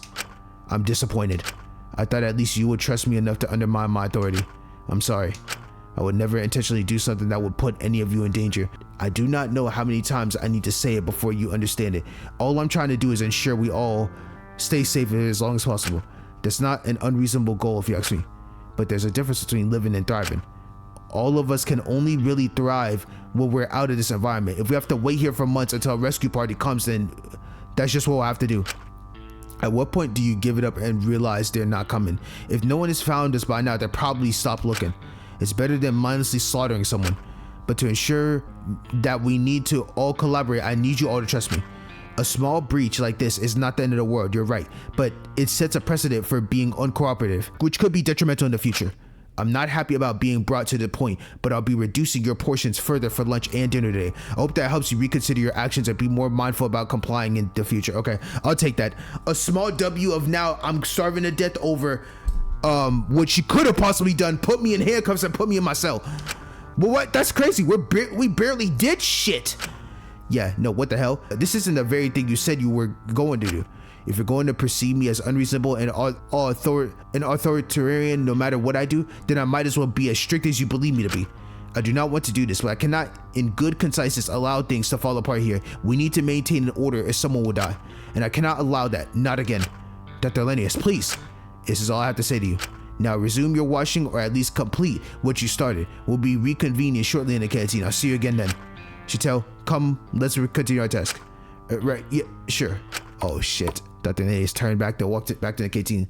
Lyra lingered behind her for a little bit, mouthing us thank you before she slipped away after her. Oh, thanks. Wonderful. The hell is her issue? That was quite a lot. I feel awful. Like I upsetted a teacher. 100%. Psh, don't feel bad. I knew Asu was right about her. She's probably just stressed. And you did make it sound like we were trying to do something pretty severe. I said what I had to say. What were you actually trying to do? None ya. What's that? None your business. None your business, bitch. None your business, jackass. Boy, I remember the flashback, boy, when I first said, I was like, Nunya, see your way out of here. And then he got my ass. But it's Nunya. Nice to meet you, Nunya. Appreciate the name. Get the fuck out of here. Nunya? None your business. jackass. Go write about teens kissing to make up for high school years.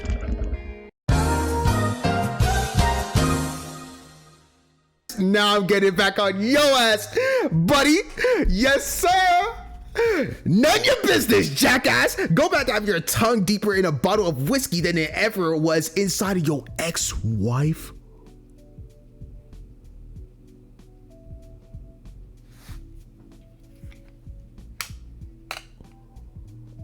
Oh, wait, that's a crazy statement. Oh, my God. Oh, but that was immature and stupid. Ezekiel flipped him off as the two of us walked off. But it was only nice to not have that trick used on me this time. Oh, yep, because it got used on me crazy. Not that I'd fall for it again. But I was a little dumbfounded at how harsh Dr. Lanius was being. But in her defense, she must be under a lot of pressure. I just didn't really appreciate having my portions further reduced. We returned back to the washing room to wrap up our work, and I didn't talk too much. But Ezekiel did say one last thing to me. Guess we'll have to try again another time. We can't. We'll get in trouble. Don't be a coward. I don't care if we have to starve. We gotta get out of this place, man. Yeah, sure. Why the hell not? The hell was that comment for? The meeting when we reconvened was a little awkward, but I sucked it up and took my punishment without making it much of a fuss. I knew even if Ezekiel was trying better now to not let his verdict get to his head, he was still Ezekiel at the end of the day, and he would absolutely kick up a fuss about it tonight's meeting when we were away from the prying eyes of Dr. Lanius. I felt her gaze heavily on me throughout the meeting. I couldn't help but feel like I'd done something wrong by breaking her trust like that. But even more so, I noticed Food looked at me at the meeting when I made my way back to my cell. I couldn't quite read what was in his eyes, but my hunger and tiredness made me unwilling to engage with him at the moment. It was just clear there was something he considered saying to me. Maybe I noticed me and Ezekiel sneaking out earlier. Either way, I tried not to think too hard about it. I had the afternoon off to spare before dinner in the evening evening meeting. I would just spend it hunkering down, but I wanted to do something to distract myself from my current state of hunger. Maybe I could find someone to talk to. Yes, more free time. Do do do do do do do do do do do. Let's go. Let's go. Let's go. Let's go. Anybody down here? Nope, no one's down here. We're going straight to Amelia. Amelia. How you doing, Amelia? Yes. What the hell do you want? Yes, I'm always trying to talk to her. I've never really liked her, you know? Who? Akari. What? In all honesty, I kind of hated her. What? Always so driven by jealousy more than anything. Like, they try to act like she was this saint to make their message better, but she had a whole bunch of her own issues. One of those types who talked a whole bunch of hot shit, but if she got offered a title, I think she'd hate it. I think she'd take it. I mean, who wouldn't? Anyone with principles, that's who. Still, for how much I didn't like her when she was alive, I did miss her when she was gone. I would like to go to that concert with her. She saved up for months for tickets. I never heard the end of how much she hated that coffee shop job or whatever. She probably hated me too. She told me not to pester her at work, but I always went to where she worked to get a hot coffee. You don't, a hot chocolate. You don't like coffee? It's a bit too bitter for me, okay? No, I agree. I'm not a coffee person at all. Dude, it's insane. Over time or in life, I literally only enjoy water. I am a water man all day long. Gallon a day. I love it. I didn't know she was good at making drinks. Oh no, she wasn't. She was shit. Always putting in way too much powder. But that's why I liked them. They were extra sweet. She really wasn't good at making anything, but she kept trying regardless. She never tried anything long enough to get good at. She'd always lose interest if she wasn't immediately good at it. She was pretty good at talking like she knew what she was saying. Sort of wish I was kinder to her when she was alive. But I don't think anyone really knows what she really was like. There's only really one thing I know for sure. What's that? She was human. Yup. And I think acknowledging that she wasn't perfect, that she was selfish, that she couldn't make a flat white to save her life, that she wanted to skip school to go to see a band she liked, that she was just a teenager. I think that makes a lot more of a statement than if she was some big perfect martyr. I love Amelia, man. She's speaking facts. I just wish her life wasn't a statement. I wish it was just hers. Well, maybe we both should have tried. We should have tried harder to see it while we still had her. Man, that's it? Oh, man. Okay. So, let's run around and see. Nope, screw Fu and screw Z. No, no, it's not even in a bad way. I don't hate them. It's just more of a... I think I'm just too... Whoa, is that Iz? Hold up.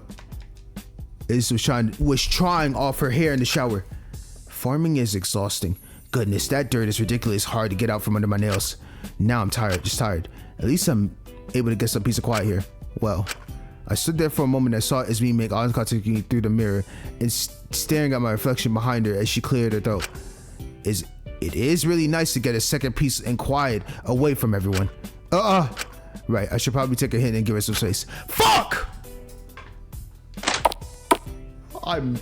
Dude, dog, I miss her. I actually miss Iz so bad. It's honestly insane how much I've been suffering this entire chapter, not getting a chance to speak with her. Okay, I guess I'm gonna go find, it's either Laura or Asuka. That's who I'm vibing with at this moment. I'm sorry. I guess I could also do Lyra too, but who am I gonna find around this? Oh, is that Asuka? Sugi was idly spinning around with one of those chairs by disconnecting the phone line and spinning back and forth. You doing okay? Oh yeah, I thought I'd try something to sort of attempt to replicate the feeling practicing aerials give me, but it's not exactly the same. Oh well, worth a try, huh? If you're exercising, that usually means you're stressing. Did farming go alright? Oh yeah, it was all good. It was just being around all those graves for so long kind of gets to your head, you know? Right, I can imagine. But I'll feel better soon, I'm sure. Just kind of tough some days. I get it. I'm sorry. It's a shame that the freaking graves are there. I guess I'll go with this one. Huh? It's one of the most peaceful places in prison. I know it was one of the few places we could put them without incinerating them, but still, it seems as the weeks goes on and the graves pile up, we're losing that little peaceful space more and more, you know?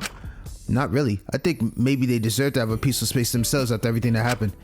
If they can find some peace after everything, I think that makes it a little better. Besides, if we work hard enough together, we can make anywhere in the prison a peaceful, nice place to be. It's just sort of hard with the current motive. But if you don't believe me, let's try to make this place a little better. Come on, let's hang out. We can make good memories here, sure. Okay? Sounds like a plan. Great. Last time I spoke to Asuka one-on-one, they managed to avoid acknowledgement or discussing anything about their crime at all. Immediately, I was a bit concerned that if Asuka continued to think in this way, especially with Ezekiel enabling, that they'd eventually spiral into some incredible concerning behaviors. If they never recognize the weight of what they done, they'd never grow. So, what do you want to talk about today? Did you just need someone to chat with for a bit? You know, if you wanted to keep your mind off of things, you could help me double check the stocks in the medicine storage. I'm keeping my own personal just in case. Or we could replace one of Wang's Brady bottles with vinegar. I think that would help a lot with the general mood of the prison. I love that Sprite. Well, that doesn't sound half bad. But I actually wanted to talk to you about something just to clear my head. Of course, what is it? I want to ask you about your crime, actually. Asuka seems to pause, blinking for a moment before the previous attitude returned. Of course, I mean, it's not like I got anything to hide. To be honest, quite the opposite. I don't know what the cat's problem with me is. Maybe they're just pissed my crime isn't something big and flashy, but they made it all sound way worse than it was. Oh? Yeah, like, I was never malicious, you know? Sure, I did everything they said, but I had good intentions and I think that counts as something.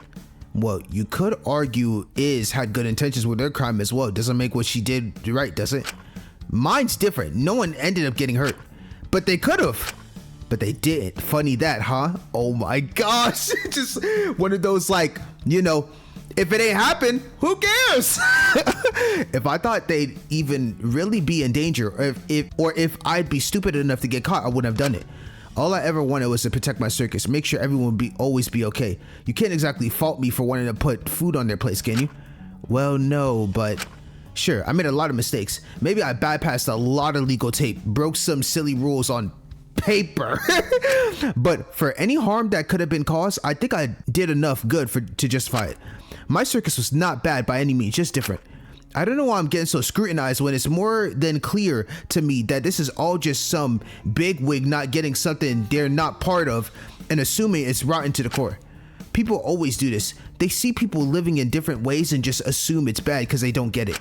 If you don't live in the ways that are nicely approved and easy to understand, control, and standardized, people don't like it because they can't control it because it's different. But is it really much of a life when it all depends on you not slipping up or getting caught? It's better than being stuck on the streets if you ask me. I helped those kids from the streets. I made sure they were all fed. I helped us all get up onto our feet together and take those steps to live a better life. Following my lead, we taught each other bits and bops. We shared everything we had bit by bit, day by day. We made something perfect together. We made a place we could be safe. The outside world who had completely rejected us and thrown us all to the side, of course, we all wanted something different. Different doesn't necessarily mean better, but it doesn't mean worse either. It works for us. And if you really think about it, it wasn't really charity fraud. Sure, we were giving that money to what we said we were, but we needed it. It helped feed hungry children. It helped pay for medicines. It helped make us more money to make our lives all better. But if any of that ever came out, even if you weren't all punished, it would basically ruin the revenue stream everyone in that circus depended on. I'd figure something out if that happened. What could you possibly do?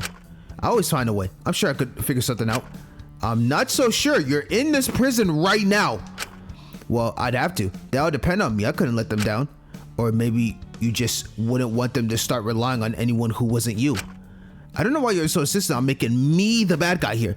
I gave everyone in that circus a second chance at happiness. I taught them everything they knew. They look up to me and let them depend on me. Basically, everything was all on Suki. Everything has to be ran by Suki. You couldn't even use the bathroom without Suki's approval. After lives of having no one they could trust but themselves. But of course, we want the rest for a second, and that's a joke. Just remind you, it's a joke. I'm sure Asugi was not that strict. I just find it funny of having no one they could trust but themselves. Of course, they want to rest for a second, having someone they could trust to take care of them. And what did you get out of it? Huh? Nothing really. I just want to make something better for all of us, including myself. Did it feel good to be looked up to? Well, yeah, a little. Do you think in the end you were just trying to make up for letting Nico down? I mean, I couldn't just make the same mistake again. I had to do better after abandoning him. I knew I couldn't directly make it up to him, so I thought the best way was to be the best big sibling I could possibly be to anyone else who needed it. I tried to be the figure I always wanted in my life growing up. Someone who was brave, uncompromising, but patient and understanding. Someone who could have saved others and helped them have a better life. I think I did a pretty good job at that, doing that. No one really had any big complaints with me as far as I knew. I did my best to resolve any petty squabbles there were in the circus. And even if there were issues sometimes, it was better than what any of us had before, you know? Realistically, if there was some massive scandal that would make it all fall apart, it was better for us to tank it all together. That way I could help them all get through it. If it was just me who went down, the rest of them were left to run the circus on their own. The whole thing would fall apart in days. They'd all let themselves get the better of them. Sounds like you made them too overly dependent on you, if you ask me. Nah, it's nothing like that.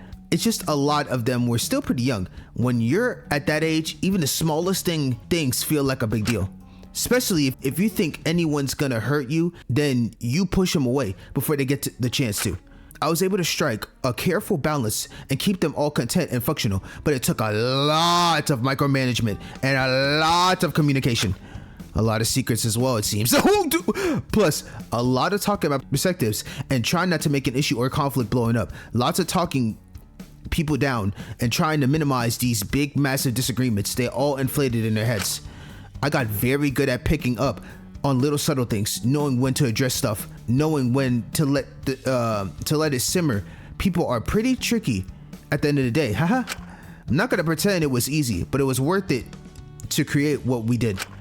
It does sound a bit precarious. Is it even possible to get that sort of thing right all the time? Do you think you did? I probably made some mistakes, but nothing major. I feel like your crime is a bit of a major mistake. Oh my god, Shiku! But everyone in my circus was fairly happy, so I assume approaching things the way I did worked out fairly well. I like to think I did the right thing for most of the time. Do you think you did the right thing with Takiko? Oh, what? No, don't bring her name up. Do not bring her name up, bro. Oh God. Do you think you did the right thing with Takiko? Huh?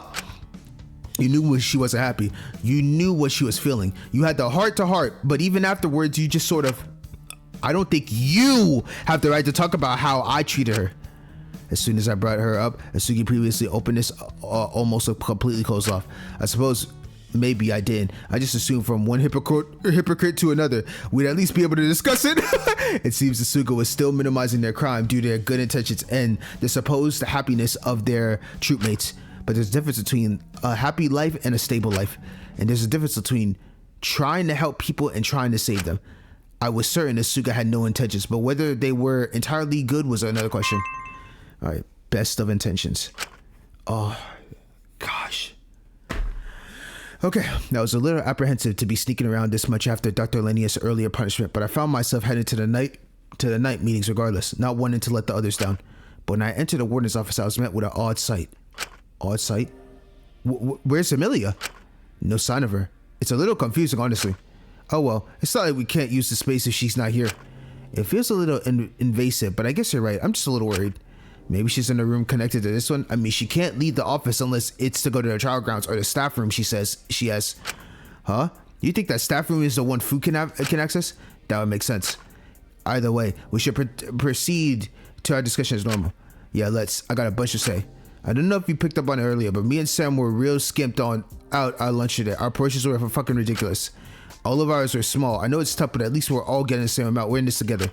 No, she intentionally gave them less. She exercised her authority or whatever. This is just the start of more bullshit if you ask me. Huh? What? Why? That's not fair. It's a punishment for stepping out of line. It was ridiculous. That's what it was. Me and Sam stopped doing our work for like 10 minutes tops to try to follow Fu around and try to figure out where exactly the staff rooms are and how you access them. She caught us in the hallway and threw a fit and started talking about how her trust had been broken and then gave us less for lunch and dinner today on purpose to teach this lesson. That's not what you said earlier. We didn't want to say what we were really doing in front of Fu. Then he'd be certain to be more careful to make sure he wasn't being followed.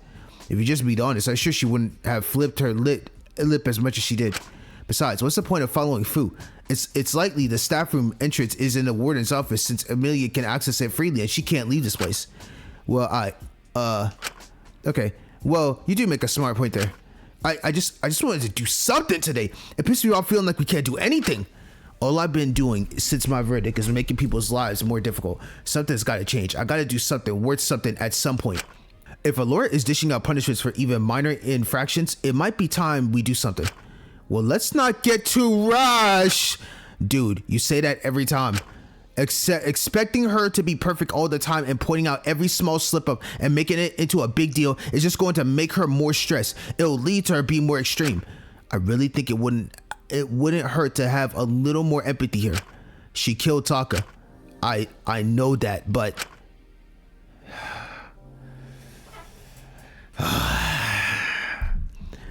This is the slander on Allura, man. This is what we deserve, bro. Us Allura fans, we're just gonna be getting the bunk of it every single time. I shouldn't say it, but if Ezekiel can give me scrutiny for mourning Dracul, but not for Asuka for mourning her, I think Takiko killed Molly. But you can't bring yourself to hate her, can you? Damn! Talk your shit, Shiko! Oh, I don't want to hear what you have to say about this, Shinku. You were horrible to her in her final moments. Well, I'll be honest.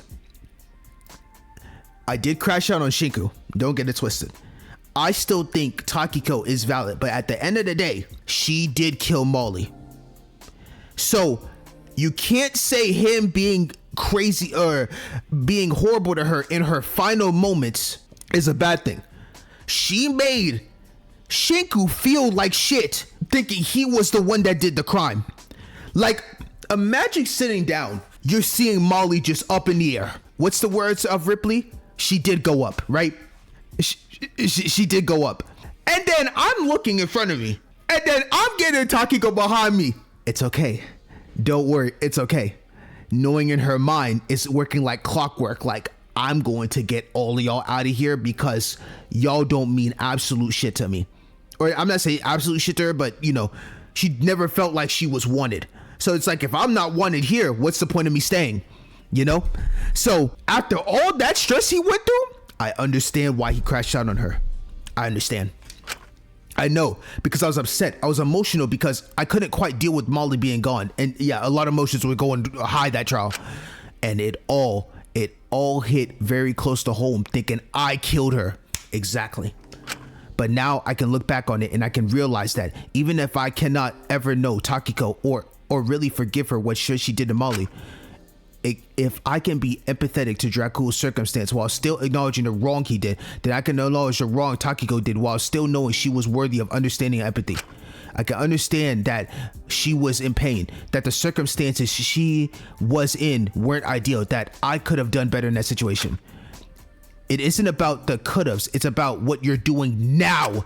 Right, and now I don't want to make the same mistake again. I want to give Allura the benefit of the doubt. I want to trust in her. She tried to starve you. She tried to starve Z, someone I care about. I'm not going to stand by and let anyone I care about suffer. No way, not again. So you can either stop making excuses or, hey, Amelia! Good, you're still here. Oh, I love that. Stepping out of the elevator, stepped Amelia, 2 plastic bags in her arms. Whatever you have gotten those, they look ridiculously heavy. You're hungry, aren't you? Why'd you ask? Are you hungry or not? It's a simple question. Answer it. Well, yeah. Then eat. Whatever you do, you eat. Should we trust the food from you? Do you want my food or not? Take it or leave it. I'm trying to do something nice here. We are getting Amelia out of her shell. I am loving it. Right. Yes, of course. We'll take it. Wait, hang on. I was about to say, there's no way this is a good idea.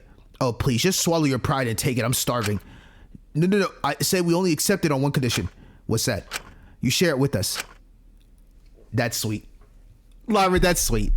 Oh my God. Fine.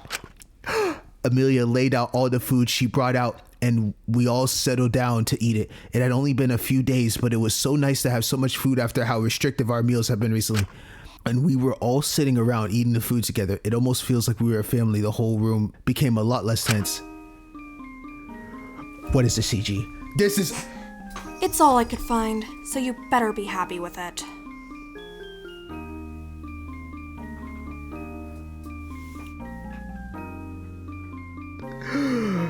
Oh my God, I am playing one of the greatest games of all time. It's just... Do you see the happiness? Oh my gosh. I love it. Look at Amelia's smirking face while she's eating that sandwich. And Suka got my favorite. You know, I love chocolate chip cookies from time to time. Why does Ismene look at that food like she's like scared of it or is not a fan of it? And dog, Lyra's just happy as hell. Lyra's just like, yes, I am. This looks so scrumptious. It's more than enough, Amelia. Thank you so much. Shit, are those angel slices? I haven't had those since I was a kid. That's why. It's good childhood memories. They're far too sweet for my tastes. I'd kill to eat anything at this point. Oh, let's just tuck in. Dude, you already demolished half the cocktail sausages while Amelia was unpacking them. Oh, damn! Oh, shut up! You don't get between a man and his sausages. Oh, you can say that again. I was gonna say that's gonna be a joke, isn't it? Hi, stop! Ew! You're the worst! That might be my favorite laugh of. I love Suki's laugh the most.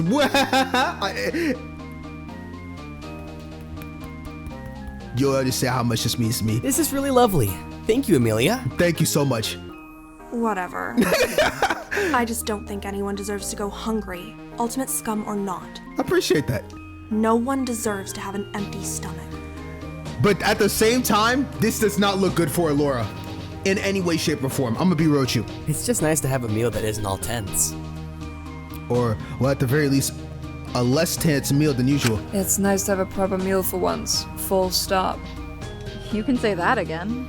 It's easy enough to not eat shit if you're just gonna sit around and do hot girl shit. But it sucks when you've actually got stuff you gotta do but no fuel in your system. But we'll get through it together, I'm sure. I do hope so. Even if we have our issues, it's good we can at least unite over this. True. As long as we don't let things get to our head and divide us, I think we'll be good. I mean, shit, 4 days into the motive and we haven't torn each other apart yet? That's pretty good for our standards. Why did you say that? Tomorrow's about to be hell. The fact that you said that, tomorrow's motive is about to be absolute hell. Is the bar really that low? That's what I'm saying. Happy 4-day, we don't hate each other enough to brutally murder one another, I guess. Anniversary, guys! Let's make it through a week. For goodness sake, don't be silly. We'll make it to far more than a week if we're sensible. Especially about our verdicts.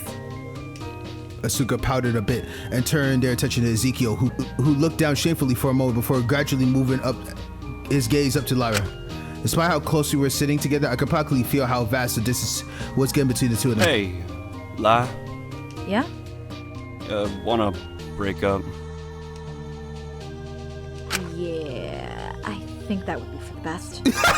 Took you long enough. Yeah, I know. Development. But, Development. Even if we don't, kiss on the mouth and stuff anymore. Wanna still be friends? Only if you take off those dumbass sunglasses and see things for what they are now. Yeah. I think I can do that. I love it. Then it's good to have you back, dumbass. Let's go! For what it's worth, Ly, I'm sorry for hurting you. Yo, I'm so this entire chapter has made me feel like the amount of development of every character, I'm scared for every single one of them now. It's okay. Not the worst a guy's done. You're good. It's not a big deal. Well, it's a big fucking deal to me. I don't want to be that kind of guy. No way. It's guys like that who turn people like me into chumps who kick others down just to feel strong. Yeah. It's so pointless and stupid. It's a wonder you put up with me like that for so long. Well, I guess I was just used to it. Well, you better raise your fucking standards and get used to that instead. Then I'll be expecting 5-star treatment from now on. What? I'm talking pedicures and all that shit. Wait, Zeke, you wasn't supposed to say that! You had to keep that code on the low! Don't give them higher standards than they need to! No chance? Don't test your luck. Thank you! I'm like, don't you dare say that, Lyra! Oh, come on! He'll let me test out my blue polish on you. It's not that hard to do vice versa. What? Hey! Tell the others that! That was between us! And just 'cause you'd be annoying if I didn't agree. I think you're just mad that blue wasn't your color. Damn. Oh, shut up. Immediately it seemed the tension between the two lessened. A warmth returning between them had dispatched before. What are those two on about? Don't worry about it. It's their own little, they have their own squabble going on. They speak their own language. Yep. Don't worry about it too much. Yep. This seems like a positive, at least. I agree. You ultimates make no sense to me. I'd kill myself if I was so detached to my own actions were so incomprehensible to anyone else. You're all weird. You have a little weird in yourself too, Amelia. You just don't want to show it. You're a bit of a weirdo yourself. Helping a bunch of ultimate scum like this. I love this chapter. How is every moment y'all are bringing up what I'm thinking? The next text. Sure you're not going to get in trouble for this or something? Only if I get caught. Shit, you really risked this for us? That's insane. This was more for me than you. Don't get it twisted. You guys can starve for all I care. Wasn't what you were saying earlier. That's true? Shut up and be grateful. You guys are impossible. Can't I do something nice for once? Fuck you. Oh, okay. This is far more about my own moral code than any of you assholes. We'll just go with that. Not the fact that you kind of like us, but I'll let you have that. We're calling Asu an asshole when they gave you that marshmallow. Yeah, your face was actually pretty red. One more word, and you'll be the next body to be discovered, I swear to God. Wait! Don't say that! We don't need no bad voodoo here. Whatever you wish to tell yourself. Just don't complain to us when whatever bad crowd you've gotten yourself mixed up with outside of here won't take your back for siding with the enemy. Your perception of the movement is so baffling, it's almost upsetting. You have no idea about anything for someone supposedly so smart. Oh my god, you did not have to say that to her. Either way, guess you've really fallen into a bad crowd if you're helping people like us, huh? True. And just like that, Amelia did something I never expected.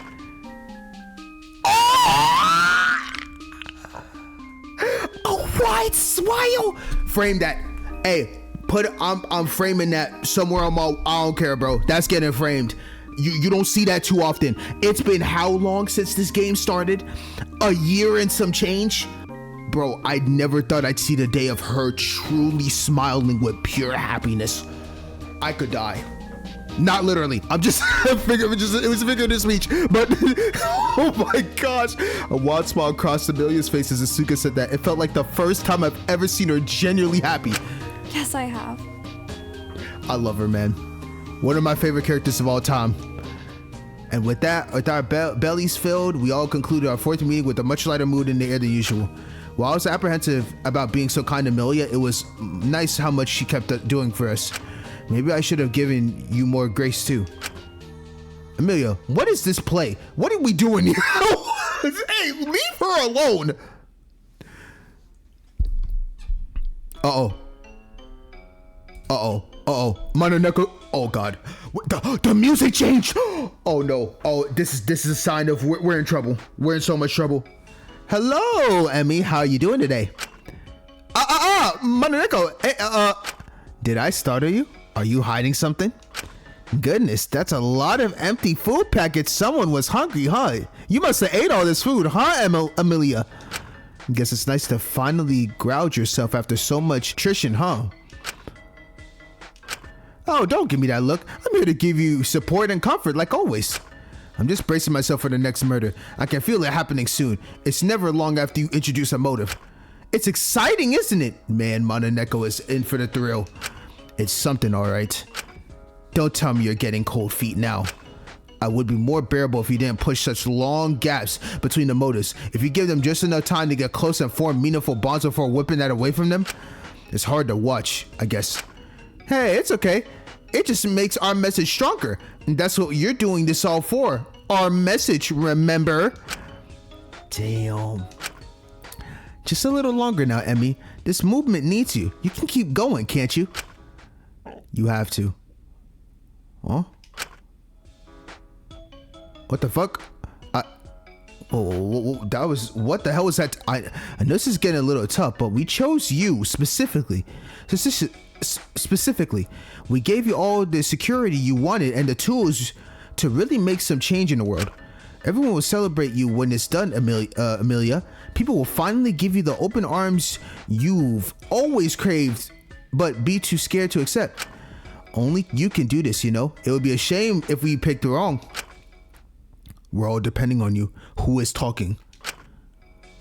Just a few more deaths until the game wraps up. Just a little more pain is needed to create the world you've always wanted. The world everyone needs.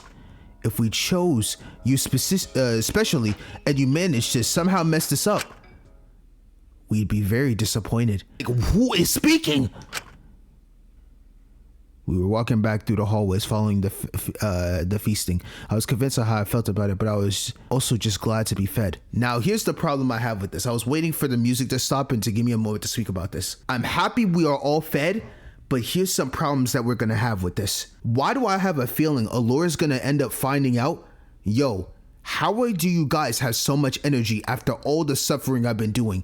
There's no way, right? Like, I don't know if she's looking into that much detail to find out, like, people are actually not as hungry as before or whatever, because they're all struggling with rations. They ate all this amazing food and Alora's the only one that's really struggling. I don't know if she's going to catch on to that, because boy, if she catches on to that hiding spot they're in, Alora is going to lock all of us in our rooms and no one's getting out. She's a strange one, isn't she? Good. She's opening up, though, isn't it? If we can appeal to her, then it might help us get more control over the situation at large, or a better idea of what's really going on. I suppose so. I'm just not sure if it's a good idea to keep getting closer to her. Well, at least it's better than having to suck up to Wang. Speak of the devil. I was gonna say, what the hell? I see Fu Wang over there. Huh? Passed out in the middle of the hallway, slumped against the wall, reeking the alcohol. Oh! What? Yo, wait, what's Fu? Is he dead? Stop playing. Stop playing. I hope he's just drunk. What the hell? He better just be drunk. Is he? No way. He's totally passed out. I was gonna say he gotta be. The fuck is he doing like this? It looks like he drank too much. He reeks of booze. But he's never drunk this much before. Why would he black out somewhere other than his cell? Yeah, even Fu doesn't get this publicly drunk. This has to be a trap. We should just leave. Yeah, but... A terrible thought crossed my mind, and I don't think I was the only one. He's pretty, vulnerable right now. Zeke, what are you thinking? What are you thinking? We could. Could what? That would be pretty simple to do when he's like this. Are we talking about killing, or we're talking about tying him up and putting him back in his cell and he can't move? But if he killed him, would the game really even end? That's what I'm saying. I mean, there's still Mononeko, there's still Amelia. That's what I'm saying. God knows there's probably other staff around here we don't know about. True. Thank you, Lyra. You're smart on that. But isn't it worth a try? What the? Y'all are crazy. You're gonna risk trying to kill this person, and if you try to kill Fu and then find out you hear a body discovery announcement knowing, oh, you thought Fu was the true mastermind? Nah, that ain't happening. So whoever killed him, hey, get ready, because this might be the fastest class trial of all time. Oh, by the way, I'm getting that execution prepped up ASAP. Put that shit on speed dial. Hello? Oh, execution ready? Yeah, go ahead and get that shit prepped up. We already know who did it. Type deal, you know? We all stood there in awkward, tense silence for a moment, considering it. It would be extremely easy, but... No, we couldn't possibly. It's far too risky. Thank you, Iz. I like how... Yep, get yourself back in check. Right, yeah. There's no way. Thank you. We all flinched for a second as we heard a groan come out of Fu, all of us staying very still and very silent, getting ready to dash away at any moment. But only one thing came out of Fu's mouth, weak and mumbled. Pig tails? This man is... Yo, he's thinking about Takiko, bro! Oh, I miss her so much. And he seemed to pass out once again, clearly not in any state to do anything else. We all exchanged glances, a little confused at where to go at this point. What was the best thing to do in the situation? But before we had time to come with an answer, we heard a voice from behind us. Well. Old habits really do die hard.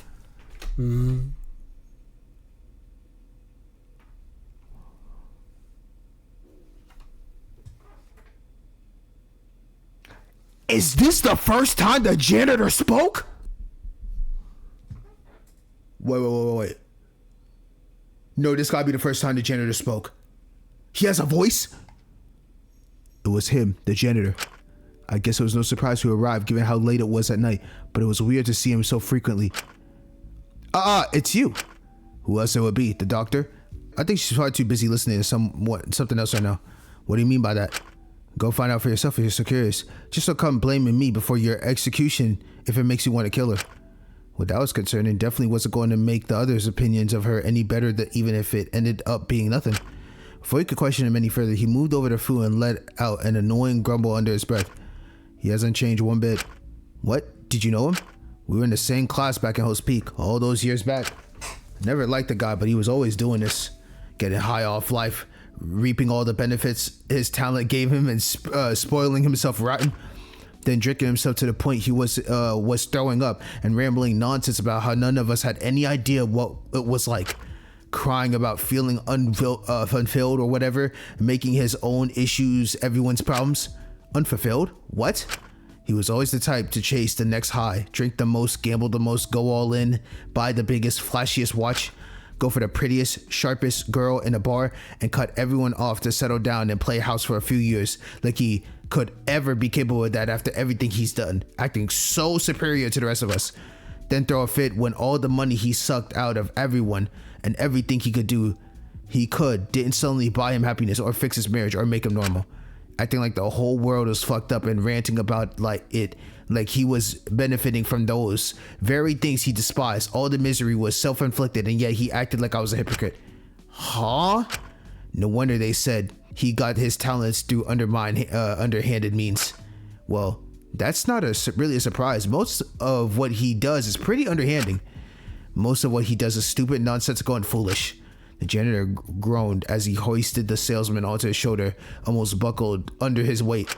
And yet he acts like everyone else are idiots compared to him. Do you need help carrying him? Please. He's clearly let himself go in more ways than one. I really was expecting to spend my Sunday evening lugging food way back to his cell with the janitor of all people. For some reason, that's what we all find ourselves doing.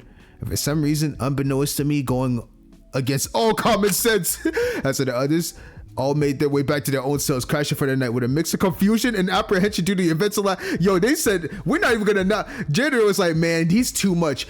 I'm not even gonna knock y'all out tonight. Help me take this bum-ass man to this cell and then walk off. I found myself sitting on the floor of food weighing cell, having agreed to keep an eye on him and interrogate him about everything in the morning. I kept my eyes on him as he slept, thinking back to the janitor's words about him. Self-inflicted misery, huh? I wondered if he felt like he ought to enjoy everything he was given, felt like he deserved to exploit his position to the fullest. But in the end, his humanity caught up to him, keeping him stuck in a loop of hating himself for being part of the cycle that had made growing up so tough for him. I guess we are all the same, perpetuating others' struggles for an easier life. But it's hard to think about it too hard, to decide if you definitely had earned that right. Especially when you start to realize that's probably how the people who hurt you justified the pain they put onto you. It's hard, isn't it? There's really no clear answer, unless you completely blind yourself. That is. The Curious Case of Ezekiel Elias, Tape 5. Please make your case for the jury.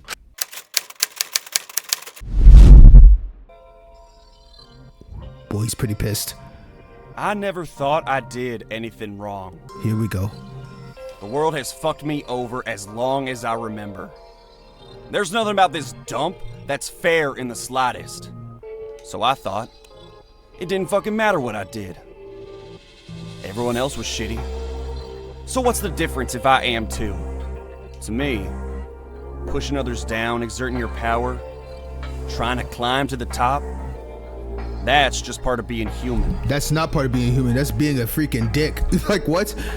Back when I was getting beaten up daily in that hellhole, I always grit my teeth and told myself I'd be the one on top someday. I'd be the one people would be scared of eventually.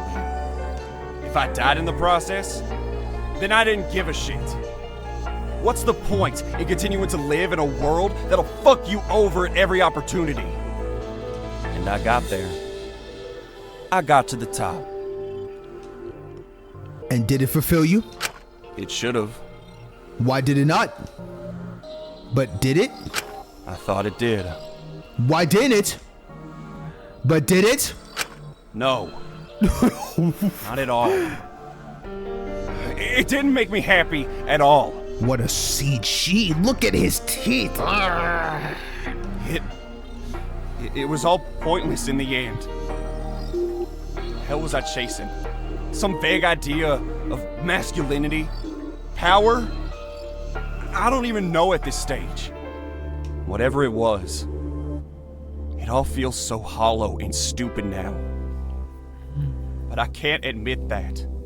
God knows I can't admit that. Why can't you? Why not? Because what was the point of becoming just as shitty as the people who hurt me if it was all for something so meaningless? I was just doing the exact same thing they did. The thing that fucked me up so badly. The type of people that made Michael that made him... Elaborate. I was just repeating the same goddamn things. I was keeping it going. I don't want to be like that. I don't want to be like them. And everyone just acted like it was great. Like it was fine. Like it was just me being me. That it should be celebrated, actually. No wonder the world is this screwed up if this sort of behavior is rewarded. When you're praised for hurting others, as long as you've got the talent to back it up. No wonder that school was able to stay open for so long. No wonder no one gave a shit I was practically being tortured for being a normal teenager. People just let this shit slip through the cracks. Don't give me, of all people, excuses. Don't give me kindness. Especially compared to those who deserved it more. That's the kind of shit that let it all get swept under the rug. What the hell is wrong with people? Oh my god. Yo, Zeke's VA is absolutely destroying this interrogation. You're not any different.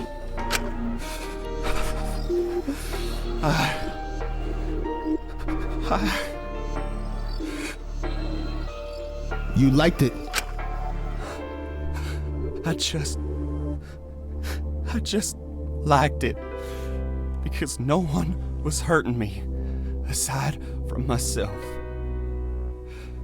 It was all me on top. And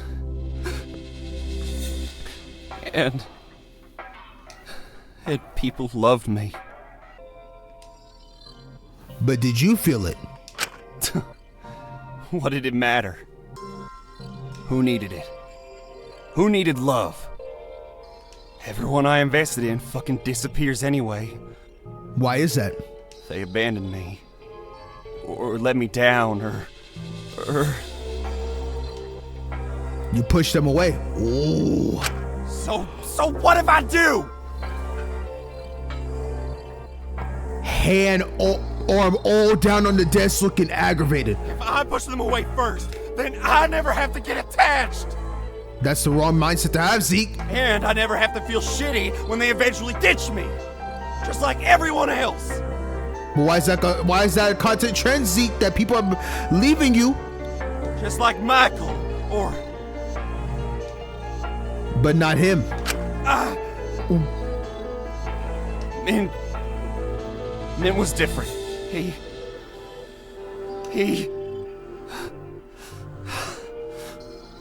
He still died on me.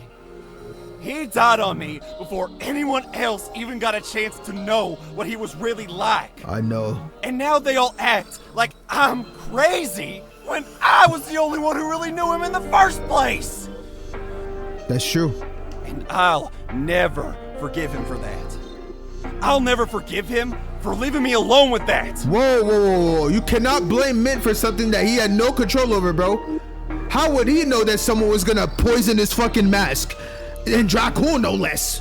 For leaving someone like me alive instead of him. But I get it. It's a figurative, this speech thing that Zeke is basically saying, like, why am I alive over him? I know Lyra feels the same way. And not her either. I just didn't want her to leave. Can you even really blame me?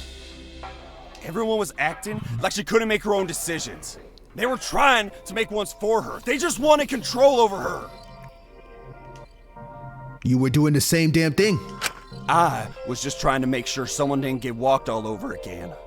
That their voice was heard. You're becoming a villain yourself, Zeke. For trying to have control over her when she's her own person. So if Lyra did die, at least people wouldn't use some fake idea of what she was like to justify their actions. If someone did that, I couldn't hold myself back. Oh shit. That's not it? No. No, who am I kidding?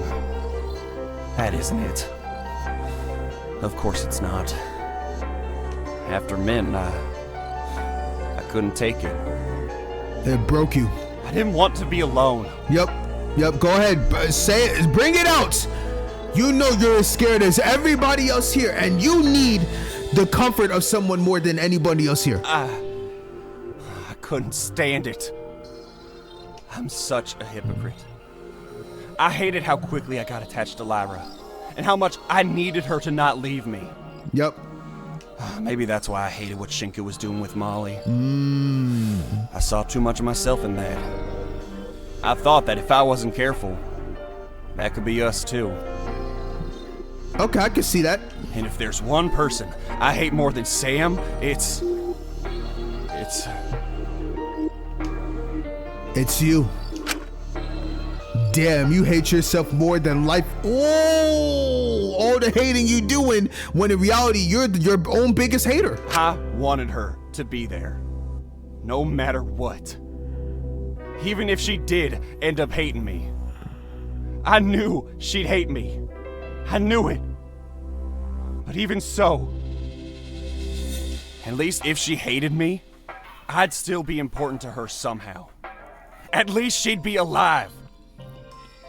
That was better than her being gone to me. As selfish as that is. But I held her way too close. God, that bruise on her wrist. I know you didn't mean no harm. I didn't know how much harm I could do without even meaning to. It horrified me. I hated it. I don't blame you. Not your fault at all. You hate yourself. Shut up. I want to make things right. I want to let go. I want to let her decide for herself. I know that's best for her. As terrifying as that is for me. I just want to make things right.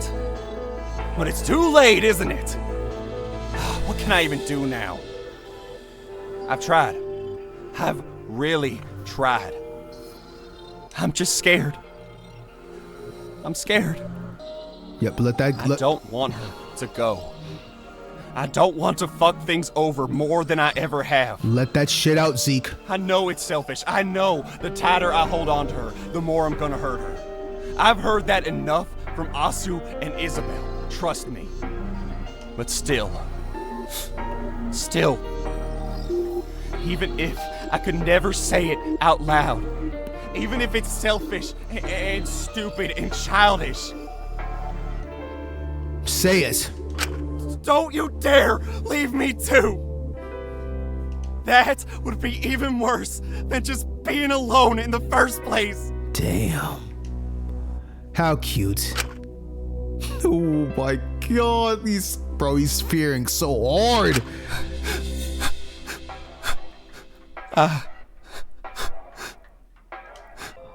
If I died now, I don't think anyone would be willing to die with me. Man, don't say that. Don't say that about yourself, though. And whose fault is that?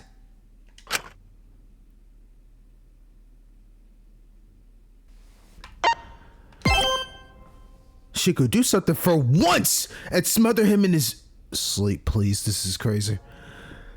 Oh my gosh, that's actually crazy. I don't know why you said that. You said something like smother food while he's in the bed. Oh, that's crazy. Oh, my head. Morning. Huh? What time is it? Early. You should take this. The hell are you? Oh shit. Thanks, kid. Fu rolled over and reached out to take the water, and I was holding back, moving his hand to his head and letting out a groan, laying back. What are you doing here? What do you want? We agreed someone would stay with you. Guess you're doing whatever you can to get any grace with the rest of them, huh? This is about me. I've got some questions for you. You're nuts if you think you can play shrink to your captor. How often have you been drinking, Zeke? How often have you been drinking, Fu? Sorry. What's it to you? I don't think that's any of your business. We found you passed out in the hall. That's a lot, even for someone like you. Quite frankly, it's also a terrible idea if you're running this. You left yourself incredibly vulnerable. Well, God forbid a guy have his fun now. Does he have to save face? I just been drinking as much as I like. Got a problem with that? Oh, you drinking 24/7? Where'd you get that from? Of course you play dumb. Oh, I don't know. Maybe the countless bottles I found hidden under your desk in here? Well, nowhere else to put them now. I'm not the one who chose to have the incinerator locked off. I don't see why you care so much, kid. I'm not exactly your pal or whatever. Don't delude yourself into thinking you can get me to free you though. Love or empathy or the power of friendship or whatever you kids are into these days. When did this start? On this level? I know it was bad before, but it was never this bad. Oh, he is prying. After you came out about things. He wasn't going to give me an answer. I knew it. He probably wouldn't even admit he was drinking, but I thought I could test my luck. I just wanted to figure out what was going on inside his head.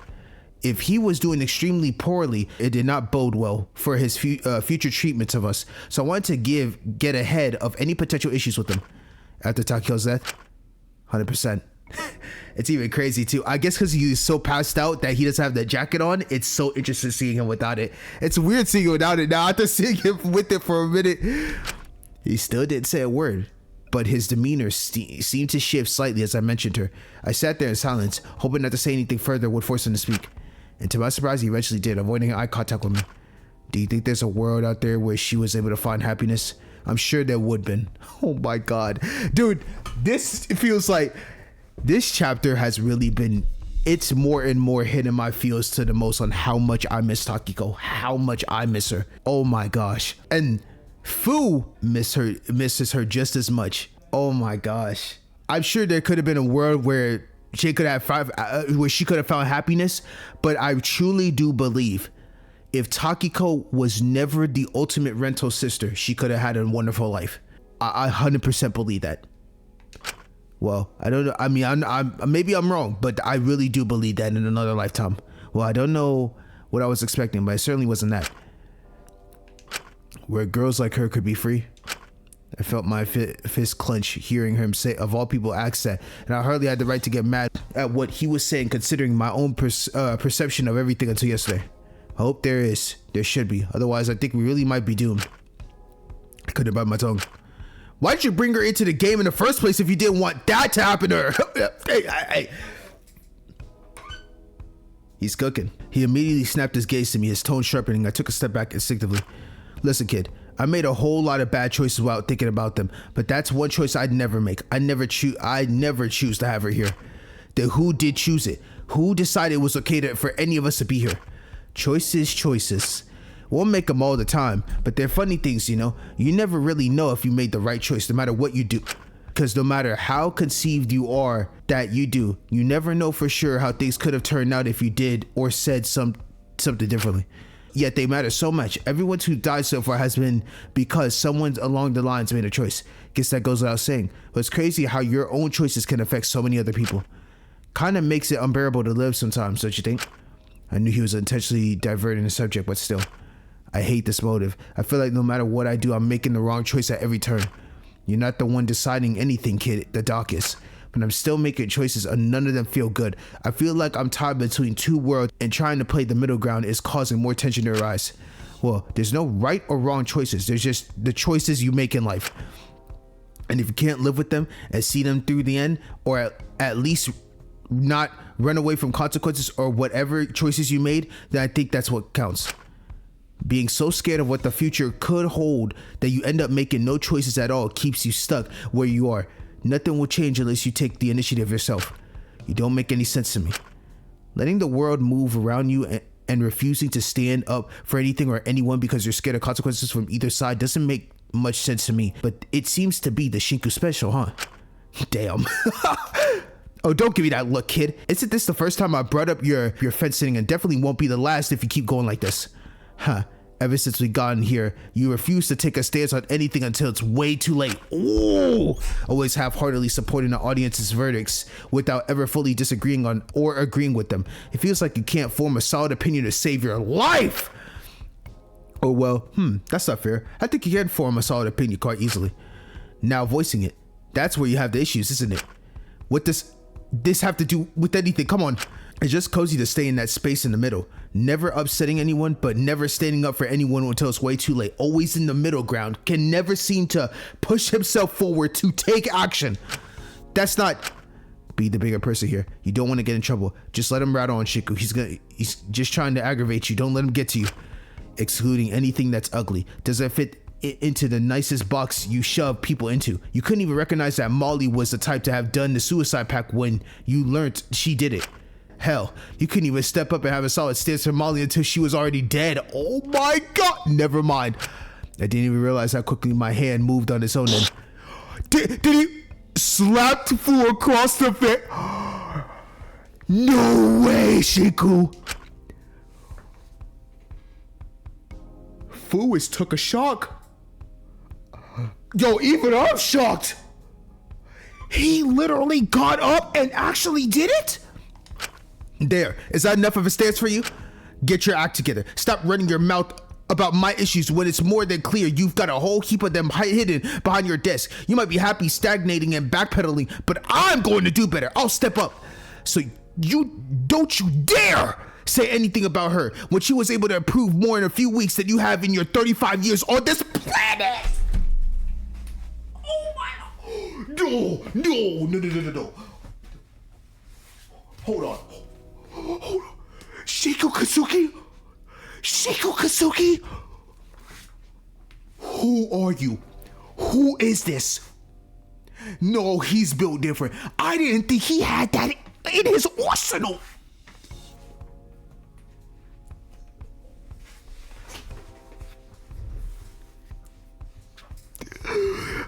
Yo, I am loving this guy in this chapter, bro. I cannot lie. Hold on. I'm a mixed bag with him. I'm a mixed bag. Oh my god. I was stunned. I managed to muster the courage to drive to do that in the first place. Maybe it was just the adrenaline pushing me before I had the chance to properly consider my actions. Bro, Shiku, do not backpedal. Stand on business.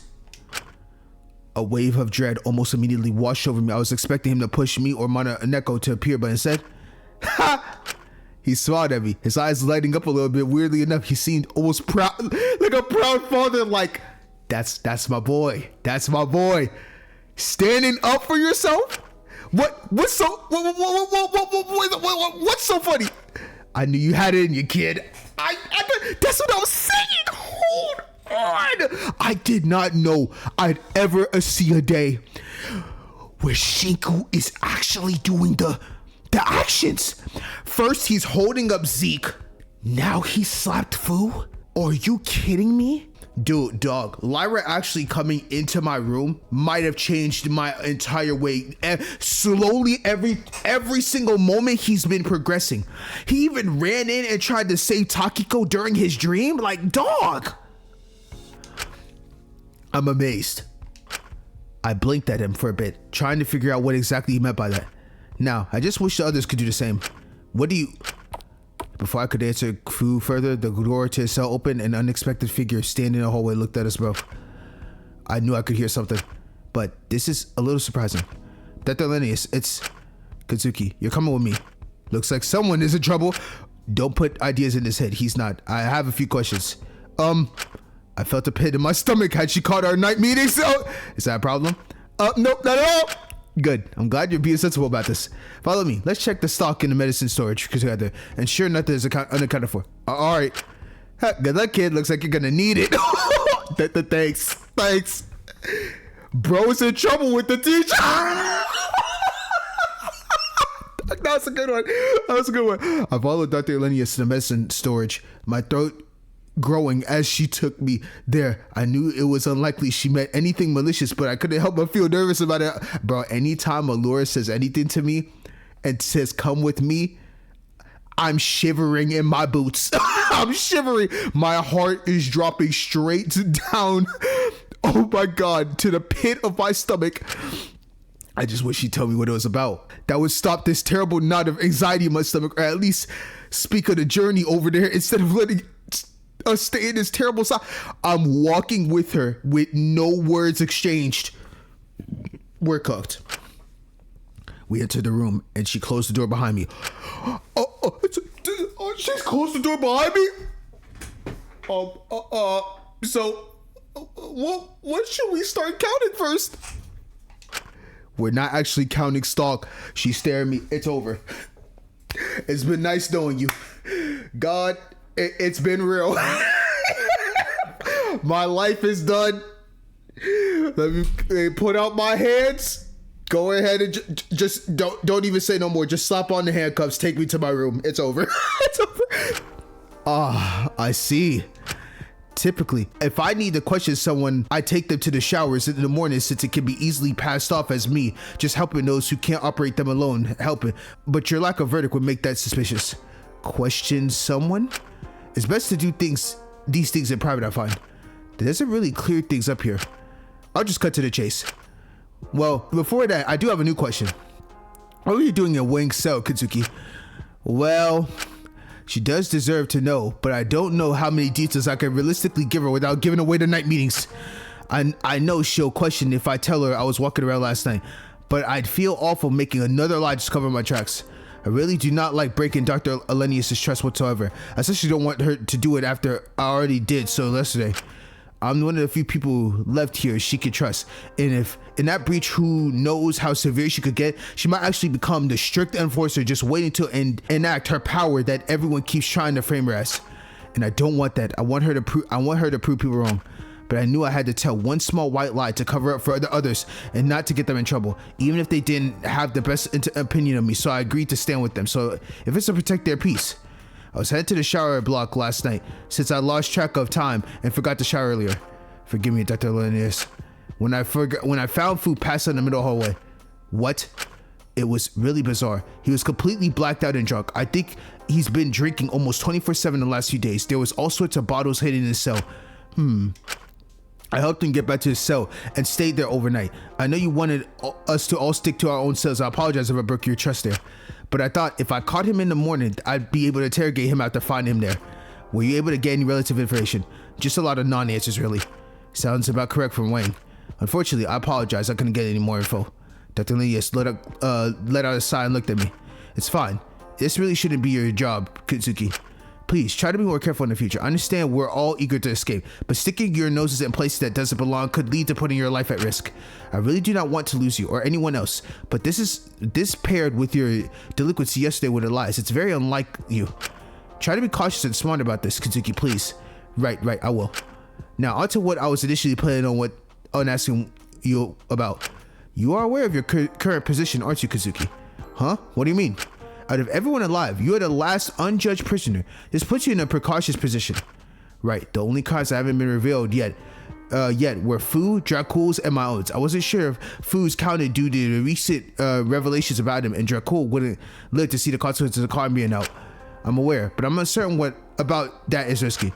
Out of everyone here, I cannot account for what you've done. With everyone else, I can have a vague idea of their behaviors and potential risk factors that may lead them to make a drastic decision. But the uncertainty of your situation makes you something of a liability. Ah, I see. Kazuki, you have seen me at my worst. I have already been condemned for my actions. I am in no position to judge you. I need you to understand that. If you could disclose your crime to me, that would be of great assistance. What? I understand the futility of asking this, since I know it's likely you will lie, but I greatly appreciate your honest cooperation here. I promise you, I only want to know this for your own benefit and safety. Oh my gosh, wait, that's actually... I never actually thought about that. Now, the question is, though, is this. She's asking if you can admit your crime now and let us... But, well, I guess you would know. Everyone knows about what they've done. Does he truly know his crime? I feel like he's just scrambling on. He might not even know his own crime himself. But maybe I could be wrong on that. That's what I think. I thought the true crime was him putting his sister to death. But instead, I don't know if he actually knows what his true crime actually is. I just want to account for any potential possibilities or complications that could jeopardize our continued survival. He's not gonna say nothing. This is an unfair position, Dr. Linnaeus. If I don't disclose anything, you'll certainly assume the worst. I do not intend it to be. If you wish to stay quiet, that's your prerogative. I will not push the topic any further. But you have power over me. You could detain me at any moment or restrict my food further, or... You don't think I'd do that, would you? Kazuki, please, out of everyone, you still believe I'm only trying to help, don't you? I do. I'm just nervous. I don't know Don't you think it's going a bit too far? You can't completely control and account for everything other people would think or feel. But I can try. I have to try. That's better than doing nothing.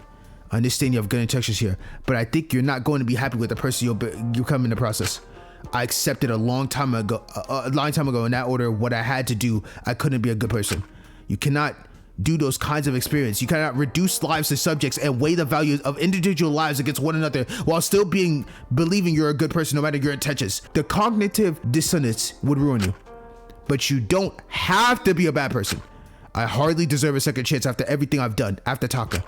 The only thing I can do now is ensure you'll all stay safe for as long as possible, even if you hate me. That's all I can do to even start to make up for it all. Do you really think that? Is that why you haven't taken out the priest? I guess when reality has completely rejected everything you spent your whole life doing, it's easier to hide away its fantasy. Shiko has been cooking! No, I'm serious. He's actually been cooking this chapter. Draco was like that. Molly too. But, you know, she was only really able to grow when she stopped hiding in her fantasies and instead faced reality. It's different. I'm not hiding. Then what are you doing? This isn't about me. I'm actually for your cooperation, Katsuki. Dr. Linnaeus, please! I want to help. Dr. Linnaeus took a step away from me after staring at me for what feels like an eternity, letting out a deep sigh and pinching the bridge of her nose. I've done something awful, Katsuki. It can't be worse than anything else we've seen you do. It is. Let me make this clear. This does not leave this room, not under any circumstances. Of course, you can trust me, Dr. Linnaeus. How did he turn? You know how amazing he is? How the hell did he turn this around from I need to know your crime to I'm getting more info about Allura? Good shit, Shinku. I'll give you that. I like to think I could, but these last few days, she looked at me again, as if she was debating if it was a really good idea to disclose this to all to me. But like it or not, I think you're the person here I could trust the most. And even if telling you isn't ideal, I cannot keep the weight on this on my chest any longer. I need to confess what I've done. You're scaring me a little. I apologize, but I'd rather you did speak about it. So whatever it is, I promise not to tell the others. After the last trial, after my verdict, I made a deal with the warden, with Mononeko. Oh, a deal? What? Whoa, what? Let me establish first and foremost here. It was not to harm any of you. Quite the contrary, really. Then what is it? Then what was it? In return to have whatever the next motive was to...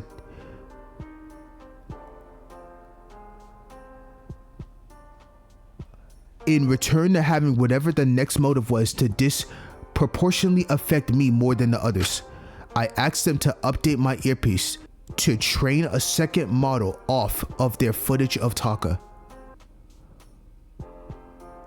You've got to be shitting me.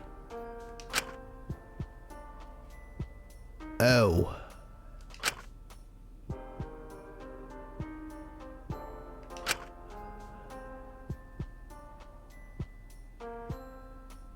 So she has two.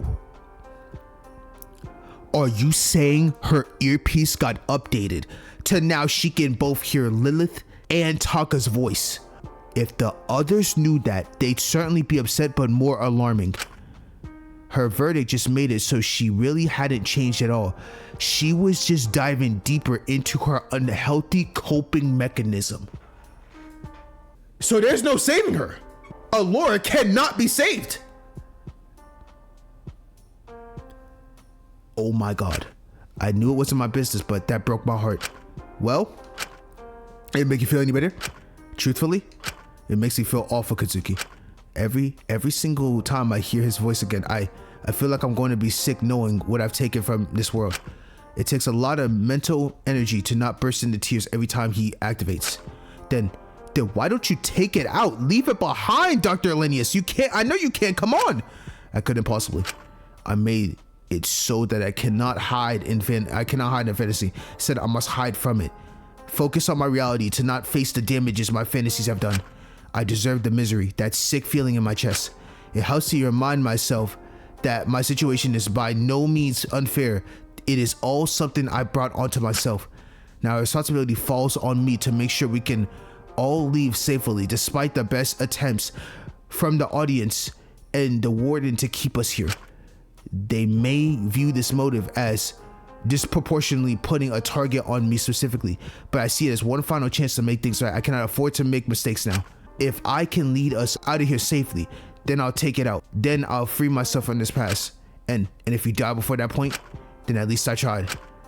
Oh my God. So she really sunk deeper into the abyss with her earpiece. I can't believe Mononeko agreed to that shit. You don't need to torture yourself in the process, Dr. Linnaeus.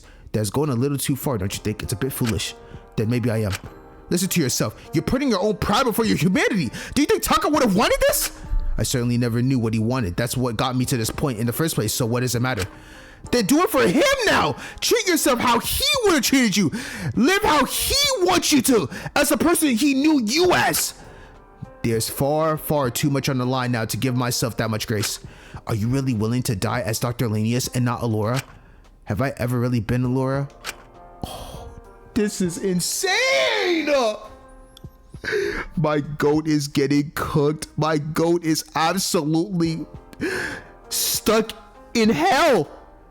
No! Allura, please! Since the beginning of this, no. Even before this, I was Dr. Linnaeus first and foremost before I was my own person. I was your potential for escape organizer and tool to make your life here bearable. The second I showed how flawed I really was, all the childish and pathetic parts of me that makes me Allura and not just some machine, I was rejected. Everyone has made it clear what they need me to be, so that's what I'll be for everyone. If they hate me in the process, then so be it. Allura! Let's go, Katsuki. If it's clear you're not going to disclose your crime to me, that's fine, I won't force you. We should make our way to the canteen, others are waiting. Allura moved to the door waiting for me to follow, but stopped as I opened my mouth one last time. I would have really liked to meet her. I hope when we're all out of here I get the chance. She seemed to falter for a moment. Don't give me false hope, Katsuki. Well, now I'm sad. This is somehow... How is this his fault? Okay, hold on. Fuck that commenter. No, fuck that commenter. The silence that fell between us returned as we made our way to the canteen where everyone else had already gathered. Maybe feasting so much last night was a bad idea. Our proportions for breakfast seemed even smaller in comparison to that. I knew I felt hungry in about I'd feel hungry in about half an hour. But we had a bigger thing to worry about, namely whatever condition Allura would have to pick today. What is it? I'm scared of the condition today. Thank you for making breakfast. I do appreciate it. I hope the guides were sufficient. For everyone's compensation today, orange juice. Is that it? Well, no one had any suggestions. I mean, I guess it could be worse. Bites or no bites? How the fuck can you deal with riding a motorcycle shirtless through flaming chainsaws or whatever, but can't deal with bites? Oh, shut the hell up. I'm not the one who always needs to be doing something or she explodes. At least those two seem to be doing slightly better. I didn't know. It was hard to tell with them. Either way, we've been without direct sunlight for multiple months now. Orange juice should give you certain essential nutrients you're most likely lacking. Thank you. At the very least, it's refreshing. I'll attempt to think of a better reward tomorrow. I apologize that I'm not the most creative. I just hope our work today isn't too hard. Hopefully the condition don't throw any major curveballs at us. Oh, right. Yes, the conditions. I almost forgot. God, I'm scared. We are on day 5. We are literally... I'm so scared, bro. As of on cue, the cat appeared in front of us, but... Where's Fu? Oh, he slept in. So none of him today. I returned back to the basics this morning. It's just me and you guys. It's like old times again, isn't it? Oh, how now nostalgic. We've come so far. Is this like, fuck this. This cat. Speaking of nostalgia, I thought we'd do a bit of a callback with today's potential conditions. Bring back some old fan favorites. I think that's a little hard considering most of them are, dead. Oh, no, not them. If we did that, people would have all sorts of complaints. Not to mention it's impossible unless you want to pull an Allura Elenius. Let's slip the pointless insults. Just tell me the options for today. We could either bring back the hostage motive and have all the hostages on this current alive go through another consequence, or their first. What? No way, you already... Or you could choose to have all the truths from day 1 to 4 of those currently alive out in the open. But then, everything we did, all those dares, they'd be for nothing. That's... We gotta go with the truths. But if Allura doesn't pick the truth to be outed, our hostages, we'd already saw how severe the levels of one consequence were. Considering it would be Shinku, Lyra, Ezekiel's hostage second consequence, it's almost certain we might have another life on our consciousness if we choose that. If they hadn't already faced the consequences in the first place. With how quickly they produced those videos, it all but confirmed they're all pre-recorded. I'm sorry to burst everyone's bubble, but anything they could do to our hostages, they've likely already faced. I trust your judgment there, but are you really willing to risk that if you're wrong? I just really don't want to risk it. I don't want to hurt Nico. Sentil, are you not the one who left him in this current situation in the first place? Well, yeah, but just because I messed up there doesn't mean I want to make anything actively worse for him. But are you prepared to have your secrets outed to the world? Of course. They've already seen my crime and said it was okay. I've got nothing else to hide. Anything they could dig up about me, I stand by it. Oh, spouse, if you have nothing to hide, you'd be okay with their truths being outed. Well, I don't really see anyone exactly jumping to have their secrets out in the open. I understand the hostage thing, trust me. If it would make you more comfortable, then I guess we could air out dirty laundry, but neither of those options are, good. That's kind of the point of our motive, hate to break it to you. What does it matter? Practically all of our crimes have already been exposed. Our secrets surely cannot make our reputation any worse. Dude, when they find out that he drove his sister to suicide, oh, they're gonna think so much worse of me, bro. Well, all of our crimes aside from, but surely he wouldn't argue in favor of getting everyone's loved ones hurt in exchange for preserving his reputation. Would you, Shinku? Given how everyone's eyes were on me, I didn't really feel like I could say no in that situation. But if my day 4 truth came out, then there was absolutely no way any of them would ever see me the same again. More importantly, given her history with Dakota, any small possibility I did have of making amends with Iz would be completely shattered. But if I argue, I'd be causing more issues. It would probably raise more questions. I hated this. It felt just like back when they picked Echi for the hostage motive. But before I could say anything, Allura spoke up. It's not worth arguing this. I'm not risking any more potential casualties in or outside of the game. At least so you know what's coming if we pick to have all our truths outed. The same cannot be said for picking the hostages. So, is that your decision? Picking to have your truths outed? Yes, I'm sure. Even after all the hard work you put in with the acid to hide your 4th truth? Don't remind me. Well, if that's your decision, then that's that. It's not like we have to look at one another's truth. We could all just ignore them. You seriously think no one would try to sneak a peek? I think this could be a wonderful opportunity for some bonding, actually. How about we look through them together? Are you serious? Why did you say anything? Oh, it's gone. In front of everyone? Of course. It's like Sentil said. If you got nothing else to hide, there shouldn't be any issue, should it? It's over. It's over. It's over. Oh my God, they're gonna see him on. This really is not ideal. Well, it's what you chose. You have to live with the consequence of your actions. Really? I think this could be wonderful. Enlightening. Shall we begin? Oh shit. Before any of us got the chance to have a say in it, Mononeko immediately slapped down a piece of paper on the table. One with my name written on at the top of it. Okay, so we saw these alternate counts that we saw that. I remember that my mouth immediately went dry. Ta-da! Oh my God. Not too many surprises here. He wasn't exactly the best at getting his dares done, Yeah, was so we he? knew most of them, but that last one? Well, ignoring the obvious elephant of day 4, no wonder he managed to do his dare that day. Oh no! Oh well, too bad it was for nothing. Jesus. You did... what? It's over! Everything I worked for with is going down the fucking drain.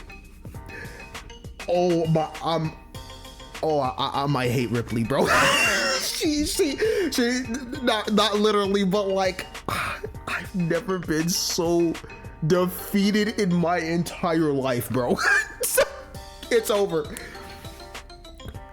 And that's not your crime? Bro, that's what I said, Sugi.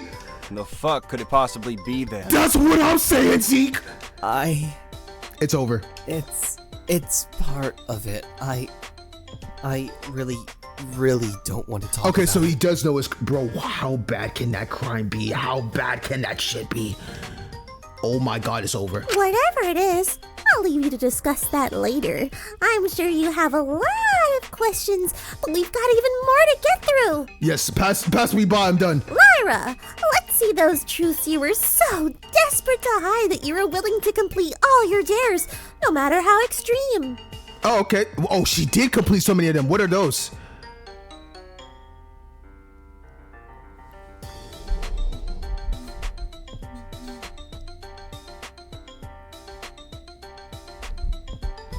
Her name is not even Lyra?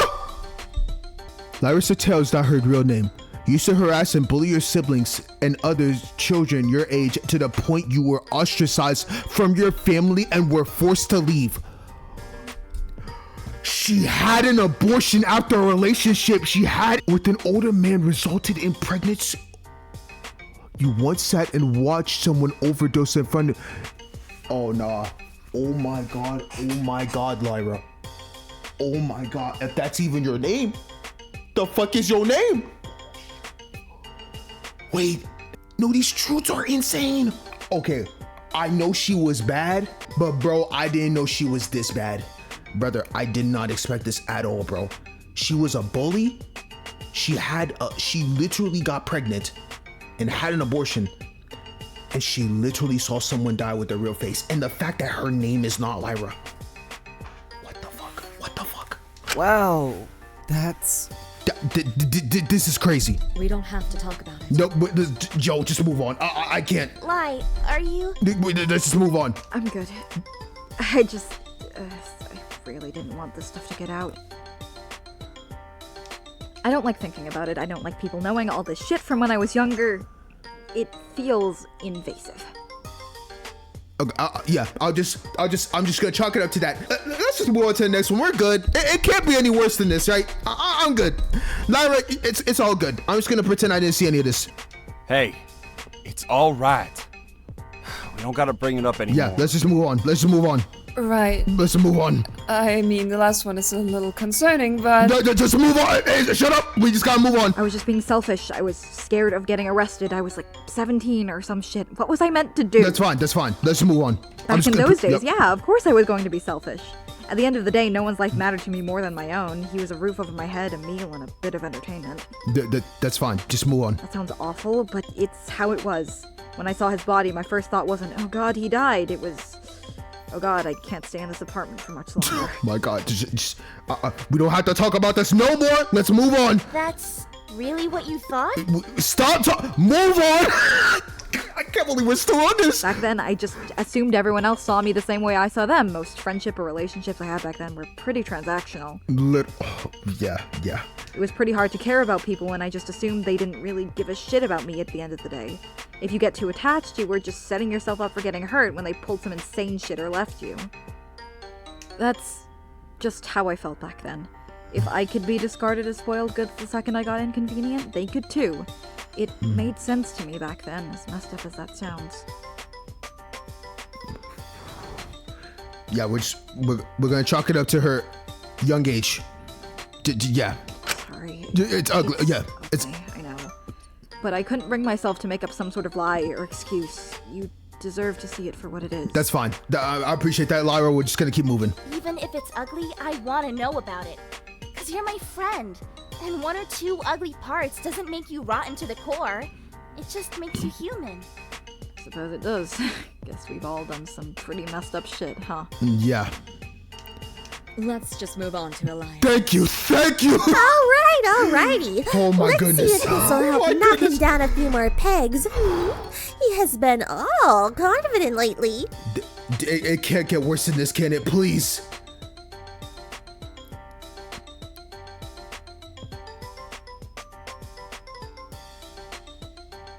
Okay, which ones are these? Ever since youth, you've always been preoccupied in church sermons, thinking about the true nature of Jesus and Judas, always inevitably fixated on the homoerotic undertones. Okay, day 2, you willingly left Michael alone in an environment that was practically a living hell for him. Damn. Okay, I understand day 3. I got that one. Going to host week, you're an extremely violent person who would do something. But we learned that from the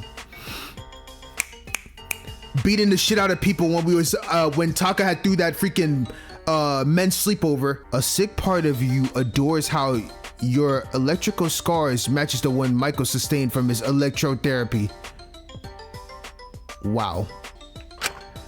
There were a lot more Michael than I was expecting. And if I wasn't scared of what Ezekiel's reaction could potentially be, I would question the first one. But it wasn't much of a surprise considering how he's been acting around Mint. Exactly. Michael, your hostage? Hey, come on, you can't hold yourself fully responsible for that. I'm sure you were just a kid trying your best. He left me, as far as I'm concerned. I suppose that was easy for Asuka to say after they left their brother in an alleged harmful situation as well. I wasn't aware you had electrical scars. I got them from a stunt a while back. They stretch out over most of my back. Damn. Oh, this makes me wonder if you got them intentionally. Is. Oh, that's okay. I'm not sure about that one. Whatever happened between the two of you? How deluded do you have to be to find comfort in matching scars? I'm pretty sure Iz was trying to do something similar with her classmate, but I bite my tongue. It's best not to start it. Shut the hell up. That's what I was gonna say. Don't act like you know anything about me, Isabel. Here we go. I bet there's something real messed up on yours. Oh, please. You can't seriously be that immature. Let us just proceed to mine. I'd rather get it over and done with. Besides, none of Elias's are particularly shocking. That's what I was gonna say. I'm actually not as shocked about his truths. I'm gonna be honest with you. What's that meant to mean? I mean, you was always a shit face, bro. Come on now, we know this. Aye, Warden. Let's see why exactly you were willing to give yourself a little acid shower. Yeah, but that's what I want to know. What was so bad that caused you to kill Taka?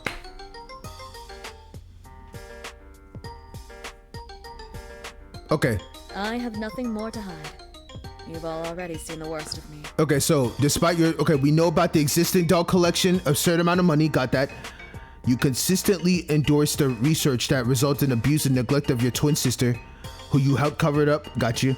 You're horrible with loss. Using chatbot AI technology, you created a replication of your dead friend without her consent, yeah, which was Lilith. Furthermore, you're unable to function without it, Your work has helped develop bioweapons that may be used in the future to harm innocent civilians. Well, yes, this wasn't anything we didn't know already or couldn't interfere from everything else going on. Yeah. Does anyone have anything to say? I'd rather clear things up now. I just don't know how you can live with yourself. Damn, Suki!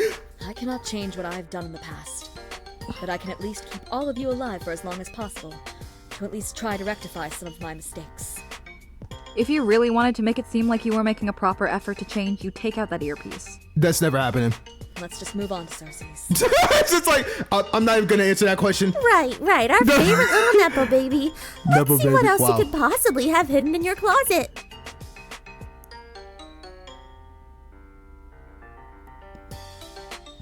Wait, hold the phone. You've got a fiancé? Hello?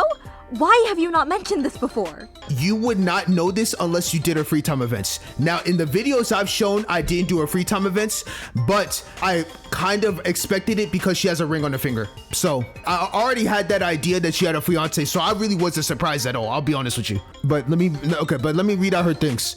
Okay, so as a teen, okay, the fantasy, we got that one. You don't love your fiance and never will, and you would be willing to cheat on him with hesitation if a better person came along, aka Lyra. In high school, you got a girl expelled by framing her for cheating because you saw her as an academic threat. I can see that. Your whole life has been funded by blood money. Your family's fortune originated from the exploitation of others and the extraction of natural resources of lands that were never... Damn! I hardly think that's relevant here. Yeah. Of course not. Especially when she's willing to cheat on him at any given opportunity. Damn. Hey now, let's not be too harsh on her. It's not like she actually did cheat. Yeah, it would be a little ridiculous to give her more shit for potential cheating than Alora let us give Shinku for driving his sister to suicide.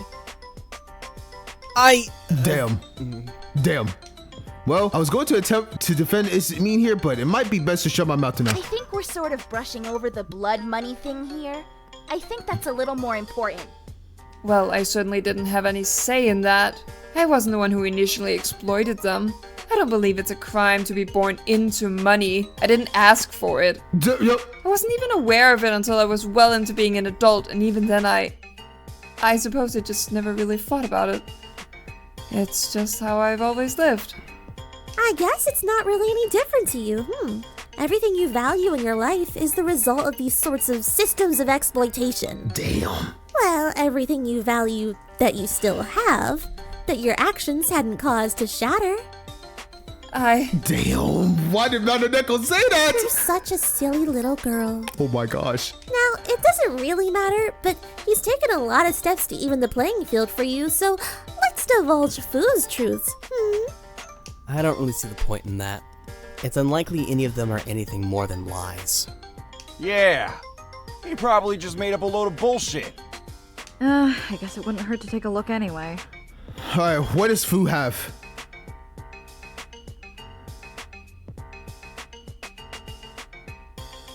Well, that first one, almost endearing. I don't know why he worked so hard to do his first dare that day. No one would have given him scrutiny if that came out, honestly. You still are only able to get a good night's sleep when you're able to hear your mother's lullabies. It's not, that doesn't mean ruin a small community, got that one. You're the reason your marriage set afar and you never met anyone you love quite like her ever again. Yep. You only gain your ultimate through blackmail, extorting an influential politician you had dirt on. Your talent, for all intent and purposes, is fraudulent. Basically, it's a fraud, which, yeah. I guess he just needed an excuse to get out of his cell from that day onwards. But even so, looking at these, I couldn't shake that feeling that... I do not know how much insight we can possibly glean from these. Truly. Depends if they're true or not. But there's not really a way to confirm or deny that, huh? Yeah. Either way, I doubt anything here is particularly relevant. I don't believe any of this information would be useful, even if it was true. Yeah, exactly. Might give us more insight as to why he's doing this at the very least. If he really is doing this. Huh? What do you mean? Never mind. Guess I'm just skeptical and shit. Lyra, I think, I mean, you should say it, Lyra, but I think Lyra's in the belief that Fu's just doing this out of malicious intent and is not really trying to, it's not really the mastermind. That's what I'm thinking she's thinking. Let's just move on to our most worthy prisoner alive, Asuka! What could someone so perfect and deserving of redemption have possibly done that they wanted to hide? Let's see. Hey, I only completed my dare one of the days. I'm an open book compared to some of the others. Yes, you're very lucky Takiko decided to lose it before you'd have to cover for your day 4 truth. Aren't you? Whoa. Don't put it like that. Wait, whoa. What's your day 4 truth? Let's take a look at your truths, Asuka. Wait, what's your day 4 truth? Hold up.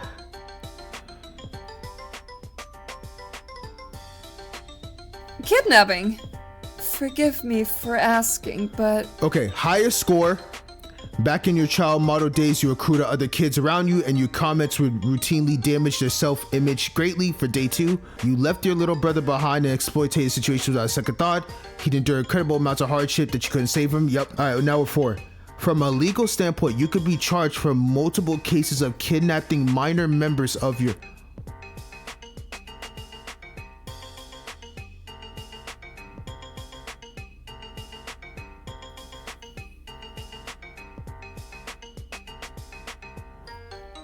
Sugi, what the fuck is this day 4 truth? Kidnapping? It's not like that. Well, you better have a good fucking explanation! It's just cause I didn't have legal custody of the minors who chose to join the troop, alright? But it was all their choice. If I hadn't taken them in and let them join us, who knows what would have happened to them? They clearly weren't happy before. I just wanted to give them somewhere they could be. And besides, I didn't want to leave anyone behind again after Nico. I can believe it. I don't think you did anything wrong. Okay, we'll just leave it. I'll just leave it at that. Okay, I think they did a few things wrong. I do agree with you, Lyra, but you know what? Who cares? All that child modeling shit was in the past.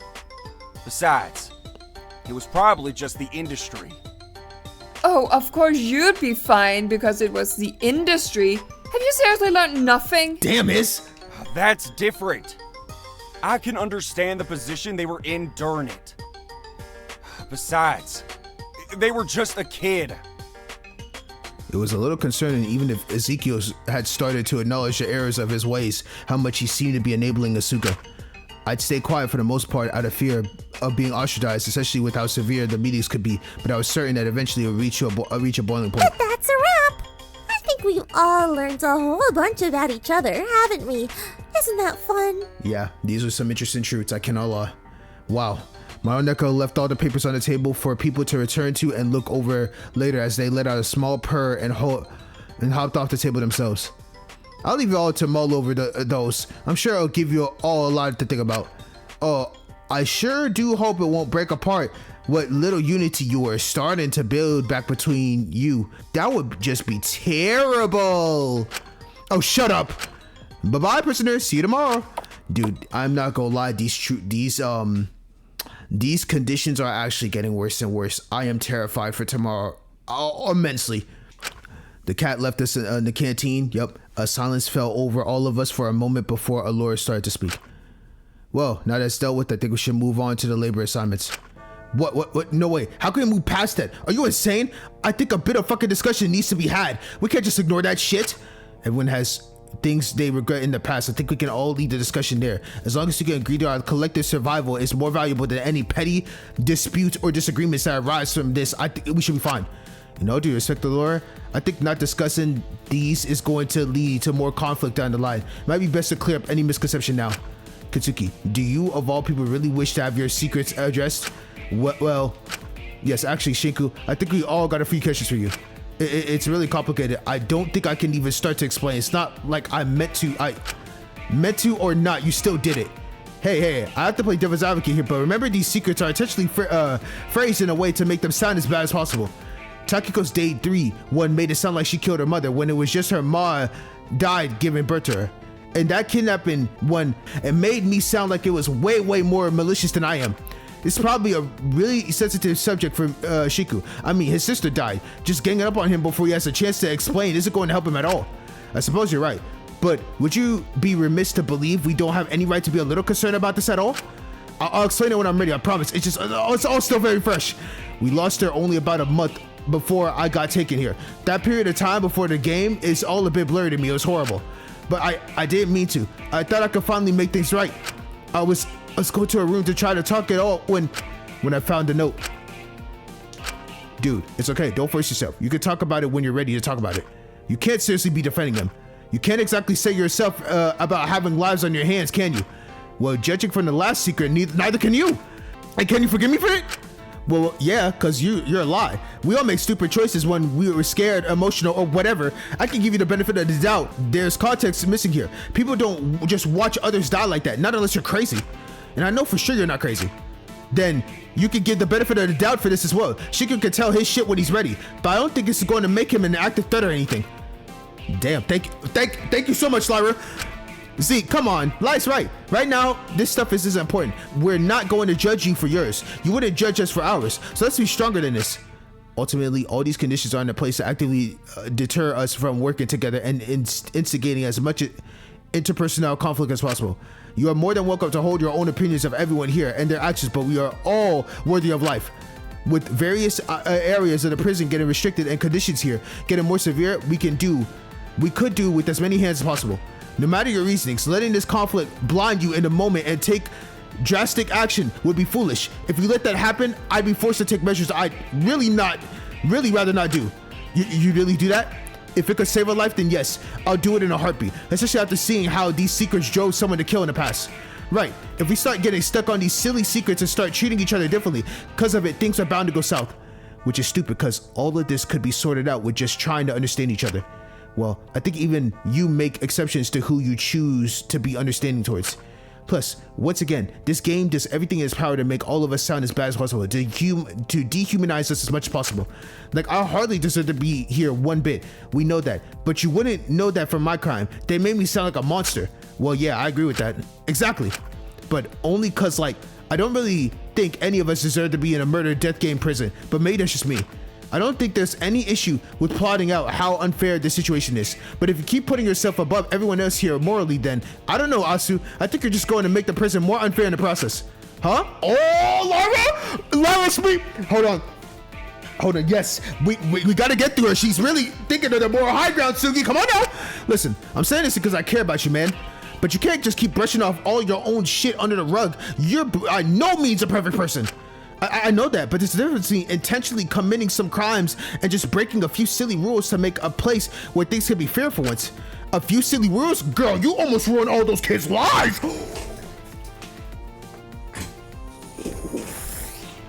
Shit! Oh shit, Lyra.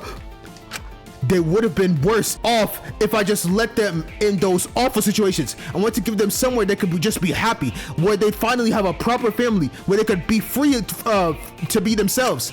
But they weren't ever fully free, weren't they? You gave them a world where they could be happy, sure, but it was just as trapping as their home lives.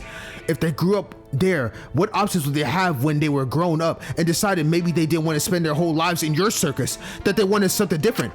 Like, come on, maybe you should lay off with them. I'm saying this because I care about you, Asu. This isn't meant as an attack or anything. But if you spend so much time just telling yourself the way you're living right is the right way for you, if you stay so stubborn, you'll never really grow. Yo! Lyra, hold on. You are absolutely spinning right now. You'll end up hurting people and become the very thing that hurts you as a kid. You'll just be perpetuating it. I'm saying this because I care about you, Asu. This development is so peak. This isn't meant as an attack or anything. And I don't want that to happen to you. You don't deserve to have to deal with that. I'd never do that. I could never be like that. You need a reality check here. If you put yourself above all of us and refuse to see any fault in your actions, you're going to end up being resented eventually, or resenting yourself, or resenting all of us for being so awful in comparison to you. I want you to step out of this shit, Asu, to see things for how they are. I want you to grow, because God knows if anyone here is going to grow, it's going to be you. And as your friend, I don't want to lose you or to see you go to the extremes with it. But I won't. I'm just trying to do what's best here. I'm trying to fix things. I'm just not letting anyone get left behind this time. Asu, you're not dumb. Come on. You should know better than anyone. As Lyra said that first part, Asuka seemed to pause for a moment, suddenly growing more quiet. Oh, I'm sorry.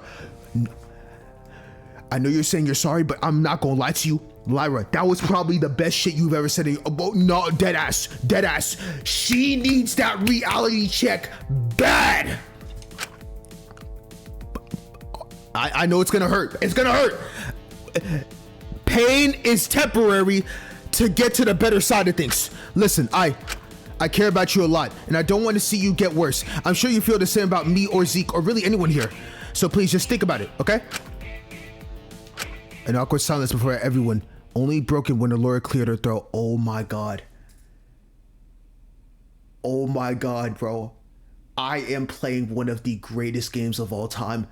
I know I've said this so many times, but I'm telling you, this is really how I feel. I truly feel, bro. It's like I never want this game to end.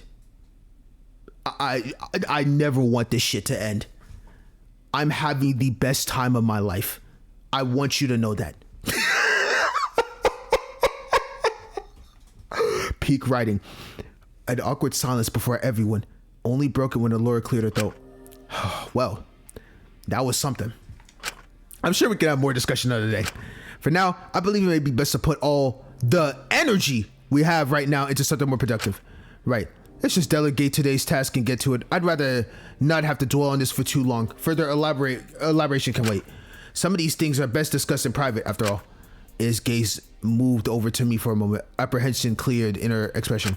If she didn't hate me before, it's almost certain she hated me now. Right. First and foremost, Cersei, you and I will be attending to the crops in the courtyard again. Oh, wonderful. Farming duty for the third time in a row.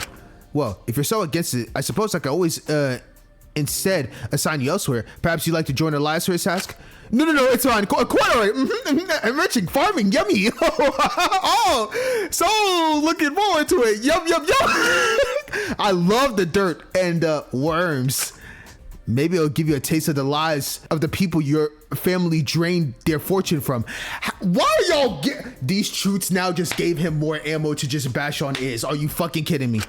Elias, that's enough. Any further discussion on that matter will result in punishment. I do not want to use the tools I've been granted by this motive, but I will if I have to.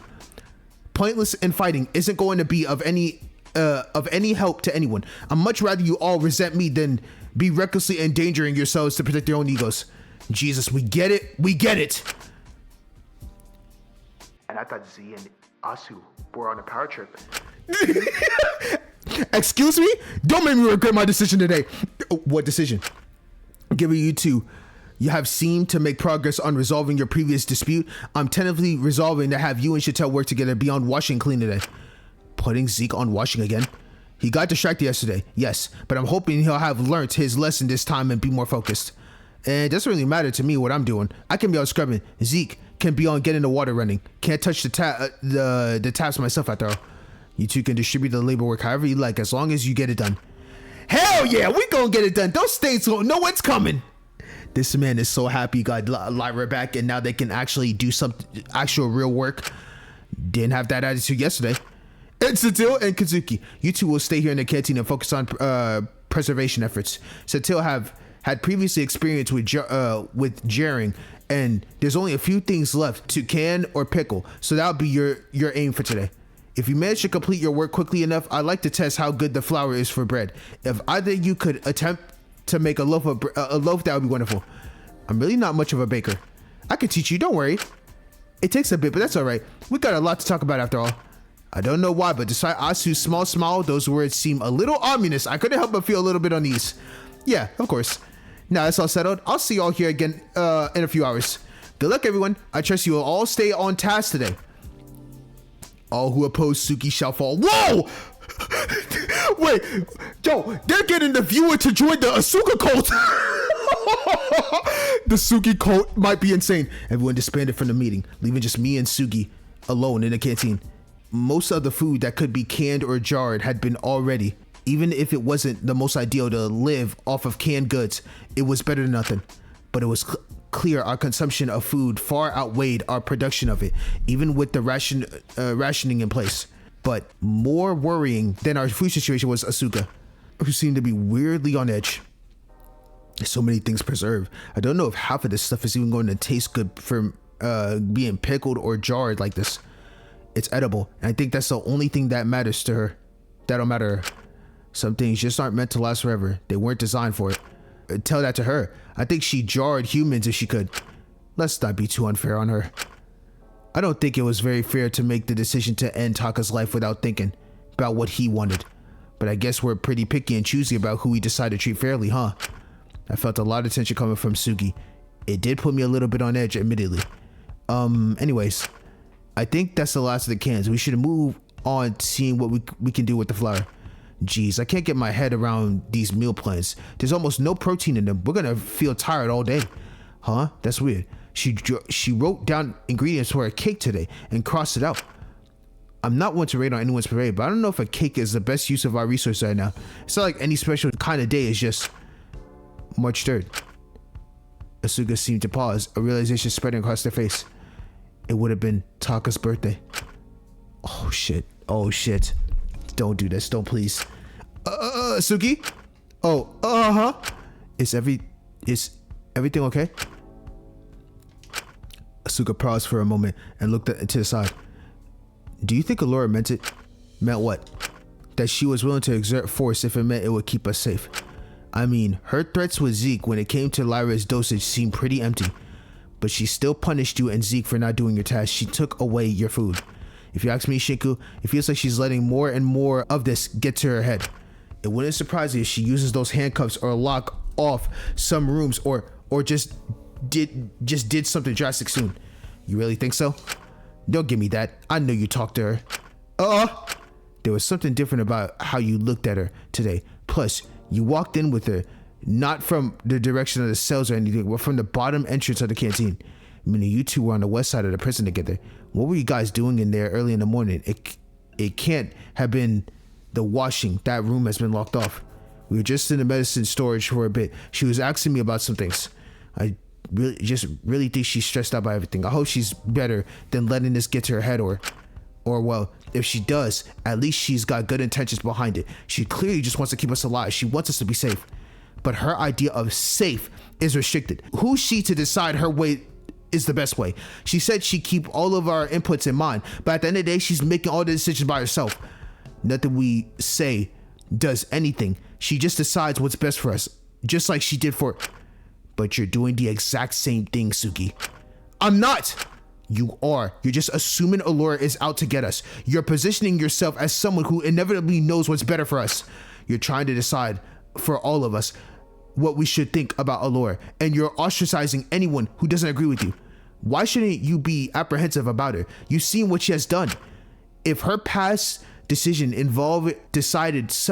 deciding Taka was better off dead, then how are we meant to believe her idea of keeping us all safe is really going to keep us alive? Because it's clear she regret what she did to Taka. She wants to move past it. If she regretted it so much, she removed that stupid thing from her ear that she chose over in the first place. But in the end, being comfortable is more important to her than actually taking accountability. You're the same, you know. You'd rather have the comfort of the familiar or just follow what she wants instead of stepping up and making the decision for yourself. No wonder you're so quick to side with her over me. I was the one who spoke out for you with your truths. I told people to be reasonable and patient with you. I'm trying to help you here, Shinku. I don't know why you're taking her side constantly. I'm not taking sides here. I'm just trying to... I don't care what you're trying to do. I just don't want you stopping us if or no when we need to act against her. If you're hesitant for so long, if you stay on that fence, you're just going to get someone seriously hurt or killed again. Is that what you want? Are you fucking kidding me, bro? What in the world? You let them down over and over and over again. This is your one chance to get it right this time. If you hesitate, if you ignore the warning signs, if you're not vigilant, if you just follow your biases again, then I'll never forgive you. Even if you step in and try to make things right when it's too late, try to rectify things however you can, I won't forgive you. Because it'll be your fault things got bad in the first place. It'll be all your fault. Sugi, I don't think this is about... Oh my god. Sugi just looked at me for a moment, staring intensely before looking away. Let's just make this stupid dough. Yeah, it's just flour and water, right? And some yeast. That's basically the gist of it. Shame we don't have more flour. You guys had a lot of wheat. Is this really all the flour that came out of it? Yeah, it's a little crazy how little you can get out compared to how big it starts out.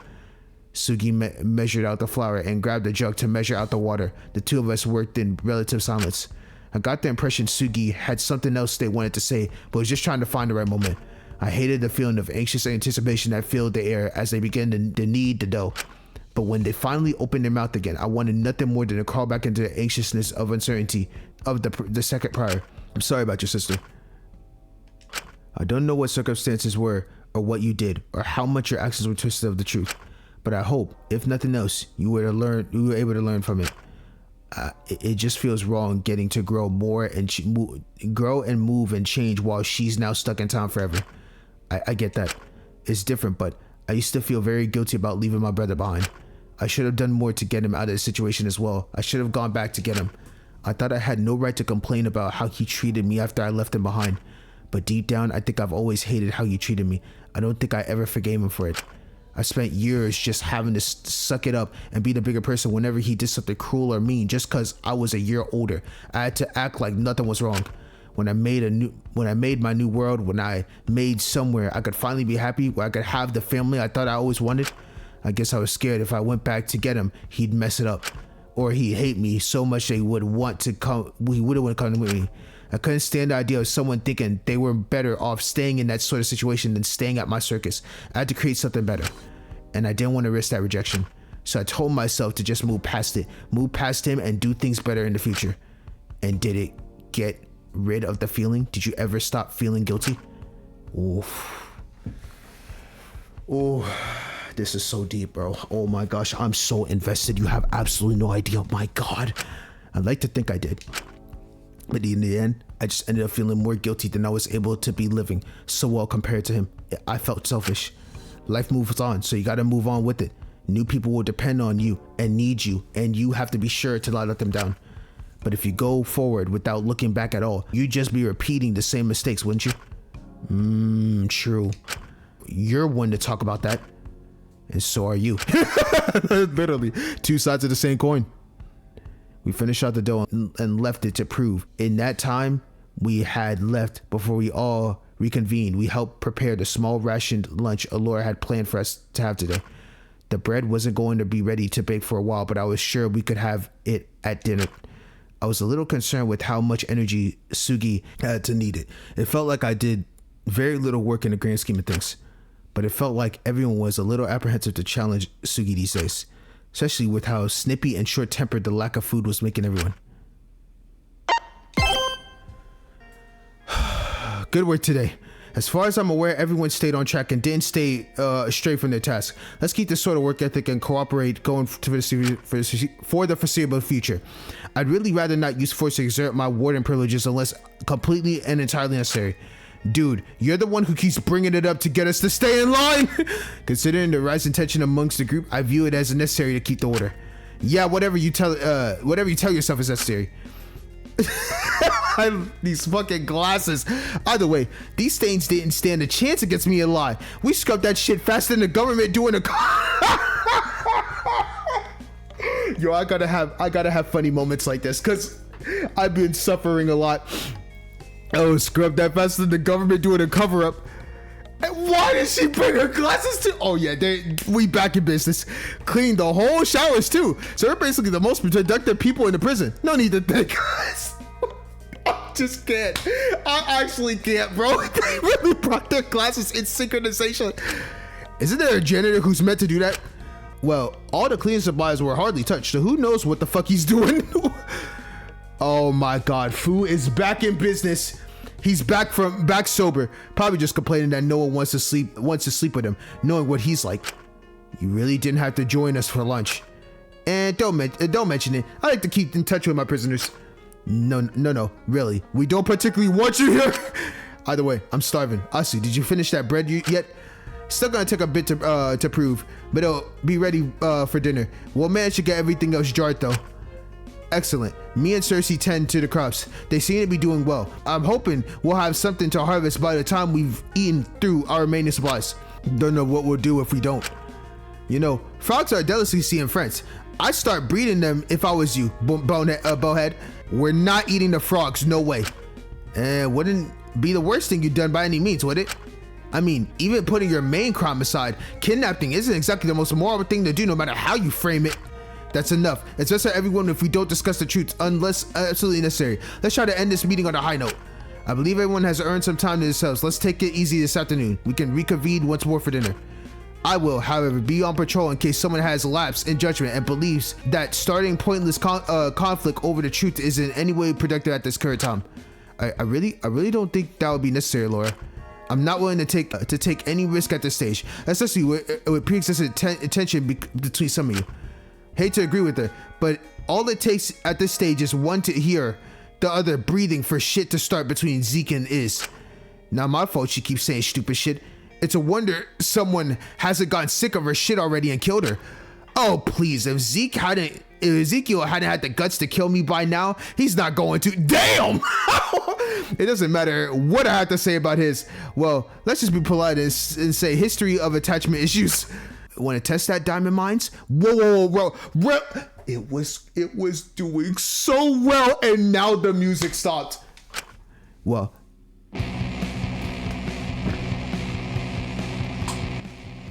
What the fuck? Oh no. No, the music just got, oh no. Well, at least that's out of my control. As far as I'm concerned, feeling that way about matching horrific injuries is all on you. Shut the hell up! You're one to speak on attachment issues, considering all that shit with your fiance and your weird fucking nymph fantasies, sick perv.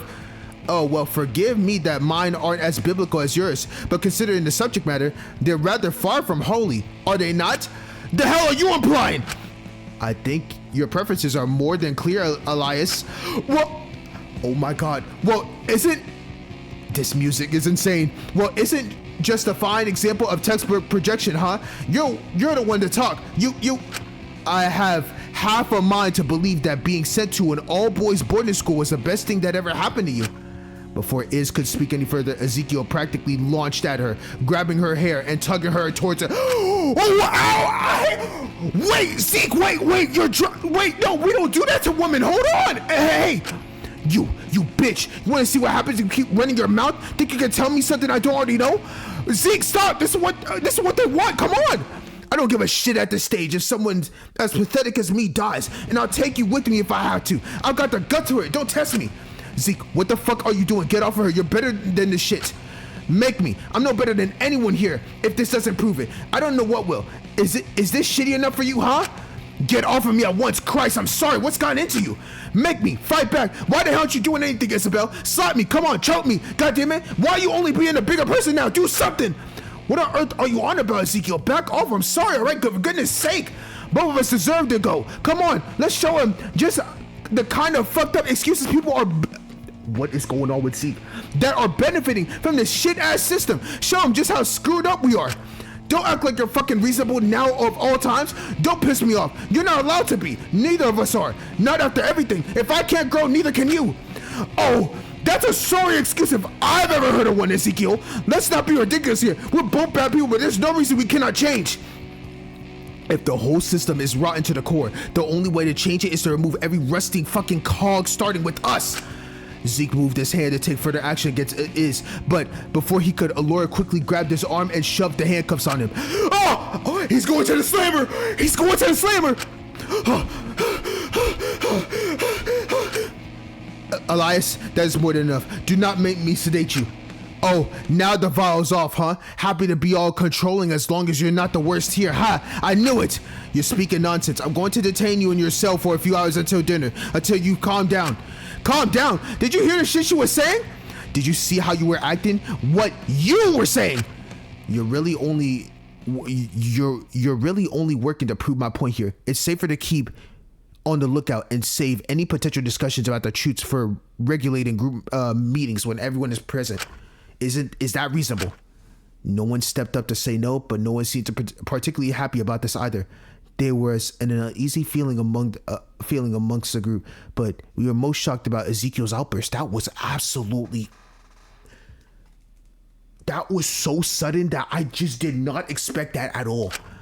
Good. I'll see you all at dinner. Elias, you're coming with me.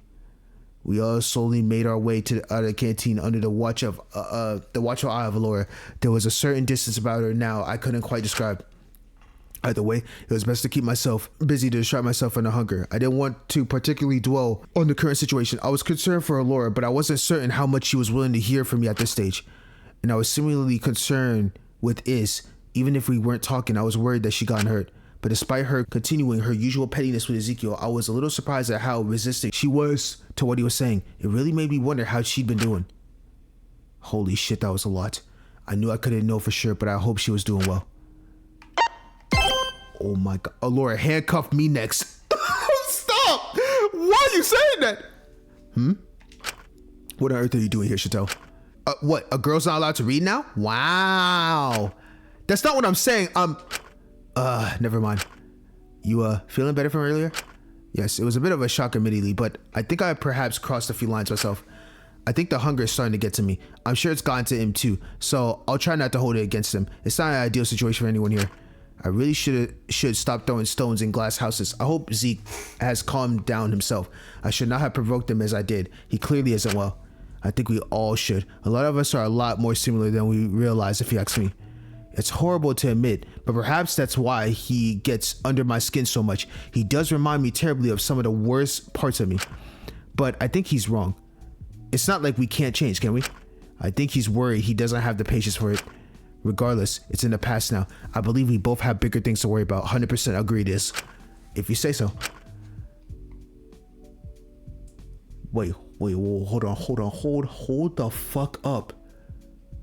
Am I in a different perspective and I'm not as Shinku? Stop playing with me. Stop playing with me. Bro, stop playing with me. If I control one of these people right now, Iz or Lyra, this shit would be cinema. I mean, just the fact that I'm in a different perspective talking on the side right now is kind of lit. I cannot, this is fire.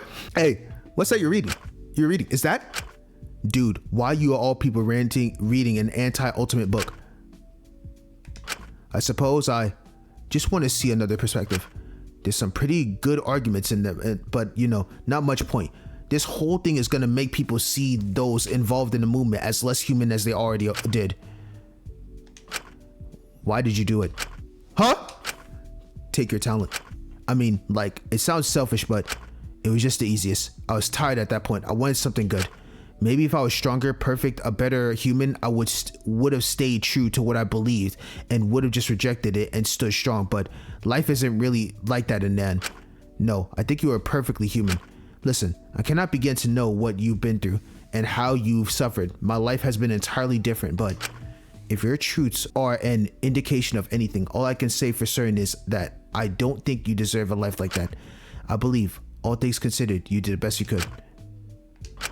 Seeing everything you went through, everything I've struggled with seems pretty silly in comparison. Nah, if you struggled with it, if it impacted you, I think it's still pretty damn important. It's really weird because those things in my truth, I never really thought about them too hard. For me, that was just life, not something I'd struggle too much with in the moment. I know they should impact me a lot, but it's it was just how it was. No one else seemed to care that much, so I thought I shouldn't either. No one was concerned? That's impossible. When I got pregnant, it was just I don't know, mildly inconvenient for the guy I was with. I told him, and it wasn't really a choice or anything. He just presumed I'd get an abortion. Yeah, I was going to, don't get me wrong. But to him, it was like getting a tooth removed or getting a haircut. He just told me to go to a clinic. I did, and when I got home afterwards, we just didn't talk about it. It felt crazy at the time because he seemed to completely forget about it. Life just continues on for him. But even if I was never intended on having a kid, it still felt emotional and shit over it all. That's an insane thing to... A person like that actually thinking that way is absolutely insane. You literally just got pregnant. And he just just go to the clinic. It's just nothing. An abortion is just natural to do. Are you serious? Bro, that's a life you just gave up. And I'm not saying that in no disrespectful way, because as a woman, you're allowed to do whatever you want with your body. But I just find that so fucked up how the guy literally was just oh, it's just a regular Tuesday. I get, basically, it's just normal to him. I get a whole bunch of other people pregnant and just make them do abortions as well. That's a serious thing. For real. To me, it was a big deal. That's what I'm saying. It is a big deal. I sort of hoped there would be a wake-up call. Then he'd be more careful, or I don't know, be nicer to me or some shit. I wanted him to tell me I was being careless and irresponsible, or just, I don't know, feel like I was right in any way. I was right in any way to feel emotional about it all. I wasn't just being stupid or overreacting. But none of that happened. Christ, that's what I'm saying. I know, right? Literally. I guess that's why when he was overdosing, part of it was yeah, shit, I don't want to get arrested. But also, I don't know. I guess I felt a little vindicated as to feel as apathetic as I did. Oh my god, that's crazy to make me sound insane, doesn't it? Maybe I'm insane too, but it sounds shockingly reasonable to me. That's hey, come on, you don't gotta lie to me. Well, I can at least see where you're coming from if nothing else. I guess in the moment, none of my struggles really felt like them.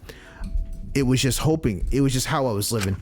It's only really now I can look back at them and think, wow, that was kind of messed up, huh? Kinda? No, it's a lot. Okay, maybe a little more than kind. No, it's a lot. A little more than kinda. It's just sort of hard to grapple with because it's how I lived for so long. Man, for what it's worth, Lyra, I am sorry. I should have not treated you the way I did, believing I knew what was best for you, that you were just blind to it all.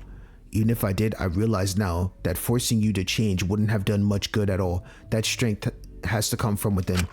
I forgive you, it's alright. You're not the first and you won't be the last, I'm sure. But I want to do better.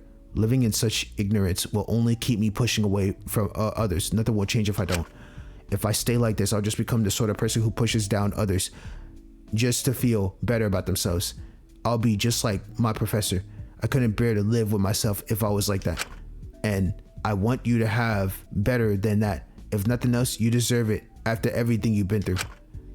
Then I hope you find strength yourself. I know you will. You're the type who doesn't stop until something goes your way, for better or for worse. Ha! I hope you find it too, whatever it is for you. That's so sweet. Oh my god, that was such a phenomenal talk between those two. Damn it! Don't worry, I like Shinku. Don't get it twisted. It was just that was a good conversation. After a while of hunkering down in my room, I started to get restless. If I knew the group meeting tonight would be stressful, that was something else I didn't really want to think too hard about currently. I should find something to do to distract myself. Maybe I should try to talk with someone or see if anyone has anything I can help with. Okay. Oh, free time, baby. Free time, baby. All right. I'm not gonna lie. Wait, hold up. Alora's out here? Alora? How's your patrols going? Fine. Everyone seems to be having some alone time, and Ezekiel stopped battering on his door, so I'm taking a second to rest. I just hope they won't take advantage of this brief period to make any further foolish decisions. I'm sure everyone will be fine if you leave them to. Oh, I forgot she's watching Zeke, their own device, for an hour or two. Best to be safe than sorry. I think you'll be the one who will end up sorry if you keep pushing yourself like this. All you're doing is furthering isolating yourself. No wonder you can't get rid of that earpiece. It's the only thing you have right now that you feel you can talk to. Even if I wish to talk to anyone else, I hardly think that feeling would be mutual. Well, if you like, I wouldn't mind talking to you. Do not jeopardize your own safety like that, Kazuki. You already isolated enough as is. Well, even if the others hate me, I won't be entirely lonely. If that happens, we could just be isolated together. You really do have your moments, Kazuki. For what it's worth, even if you did break my trust a little, I still appreciate you greatly. Thank you for being so patient with me. It's the least I could do, really. It's more than I deserve after everything. But if you were genuine about wanting to spend time with me, if you like, please do excuse me if this is presumptuous, but perhaps could we hold a small funeral service together for both our sisters? I assume you haven't exactly been given sufficient enough time to make peace with it. Quite frankly, when I heard my sister died, I didn't really feel like I had the time to react or really process it. At the time, there was work to be done. I just had to continue with my life. But it might be good to finally sit down and at least mourn for her. My condolences. I didn't know your sister also had passed.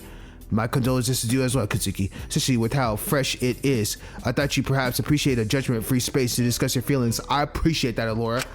I really, truly am not in any position to judge myself at all. That sounds a little heavy. Well, the offer is open. If you're interested, come meet me in the faith room later. I'll have to think about it. Thank you, Laura. Stay safe, Shinku. Okay. Before that, I'm definitely doing that. But before that, Amelia! What the hell do you want? Yes. Amelia looked at me for a moment. There was a strange look of apprehension on her face. We stood in silence for a moment before she eventually mumbled something between greeting teeth that I couldn't quite hear. Excuse me? Did you say something? Did you not hear me the first time? Sorry, I must have missed it. Well, never mind then. What was it? Doesn't matter. What wasn't important? Move on. You sure?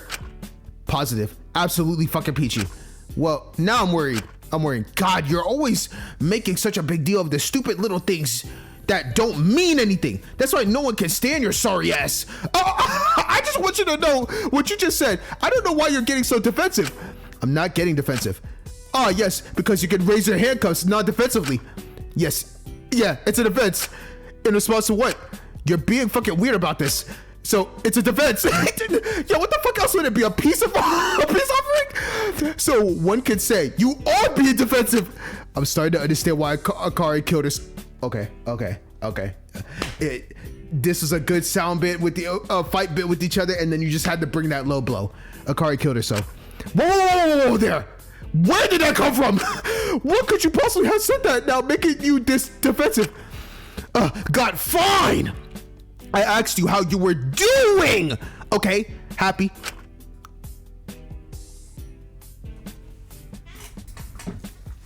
She cares about me. She cares about me. Hold on. Oh. This means something to me. I'm doing pretty alright, actually. Good to hear. This motive is a lot. I'm getting a bit worried for you all. Excuse me? I said your dick is small.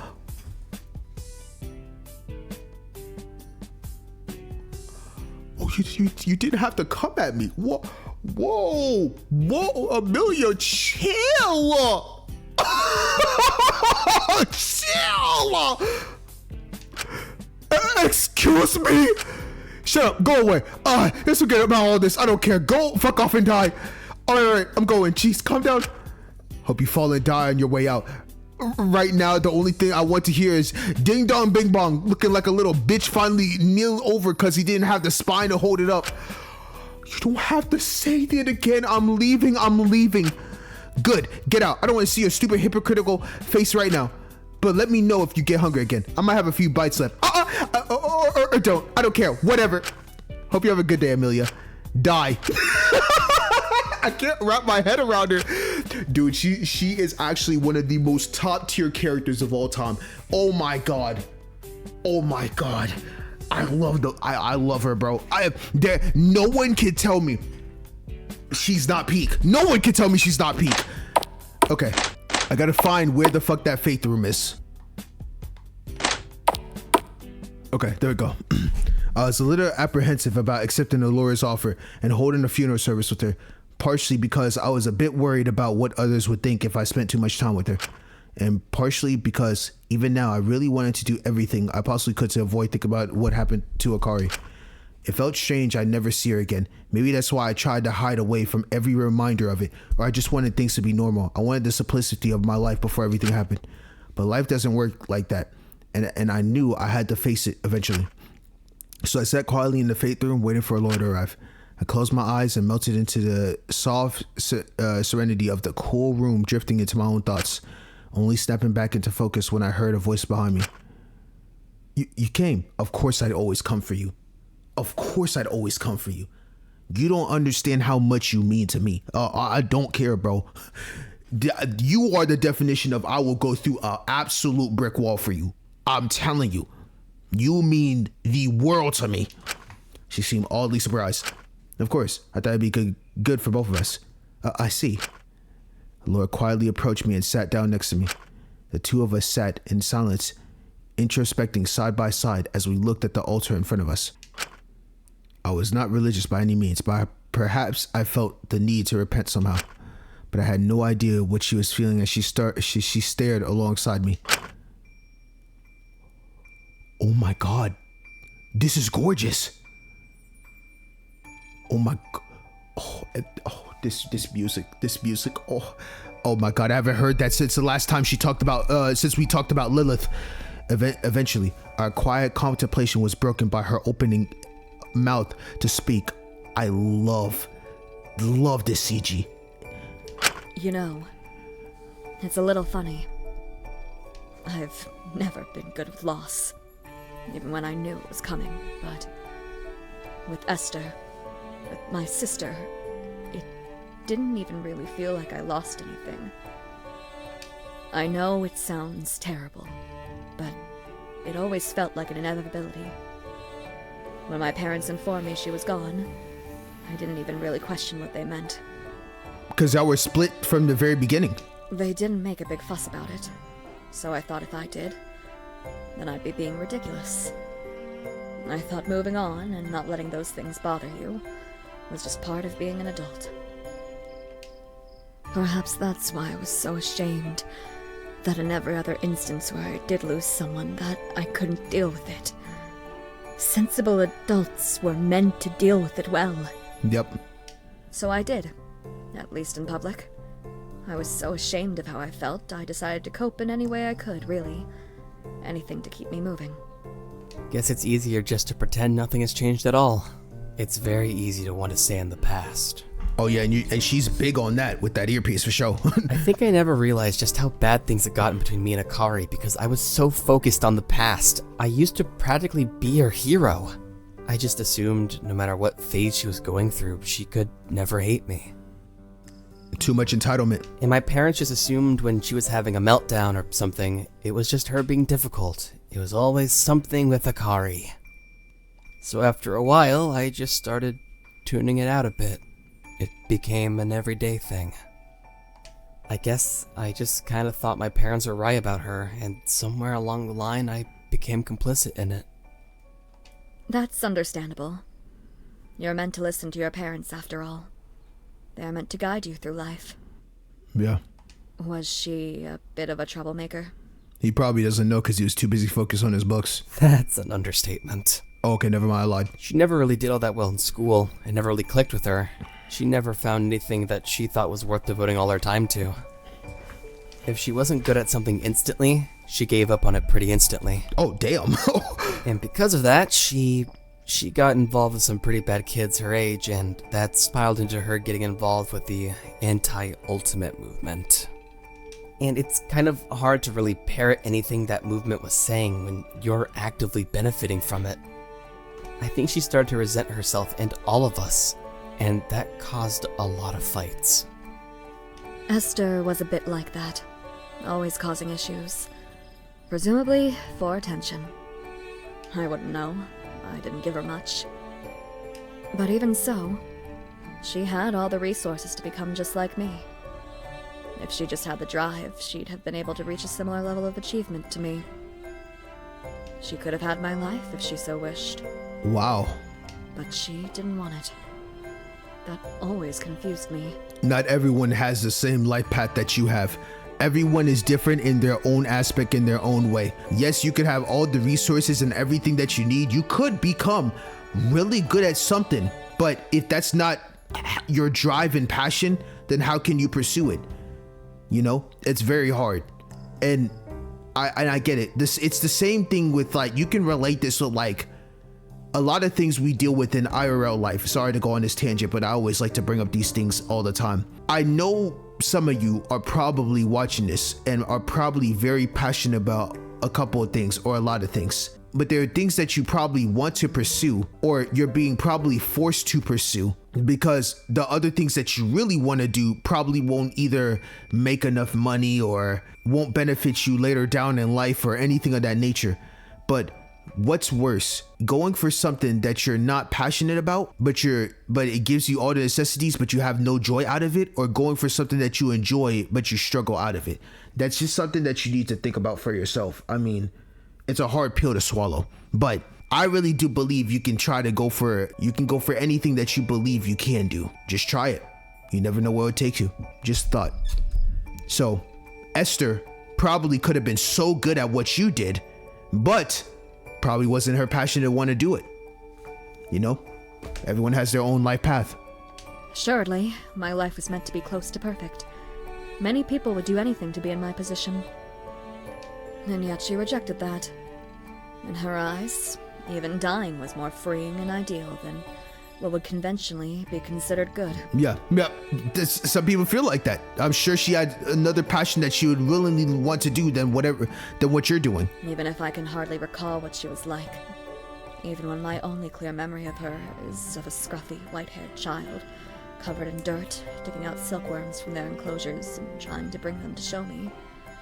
While thoughts of what she was like before it all happened never really crossed my mind. I can never stop thinking about that decision she made. That, despite how much freedom she was given, she somehow believed running was more liberating. That dying was more freeing. Oh my god, so it's even... What? That's crazy.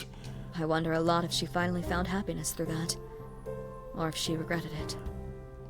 Either way, I admit I occasionally find myself slightly jealous of her. How so? Yeah, I was just elaborate. Jealous of the fact she was able to make such a definitive decision for herself. Versus Allura is always doing things off of other people's decisions. Now she makes her own decisions herself and takes action as the leader, but I'm sure in her time she always was following orders. But despite everything, she made that decision entirely of her own volition and had the drive to go through with it. Yeah, and I respect that immensely.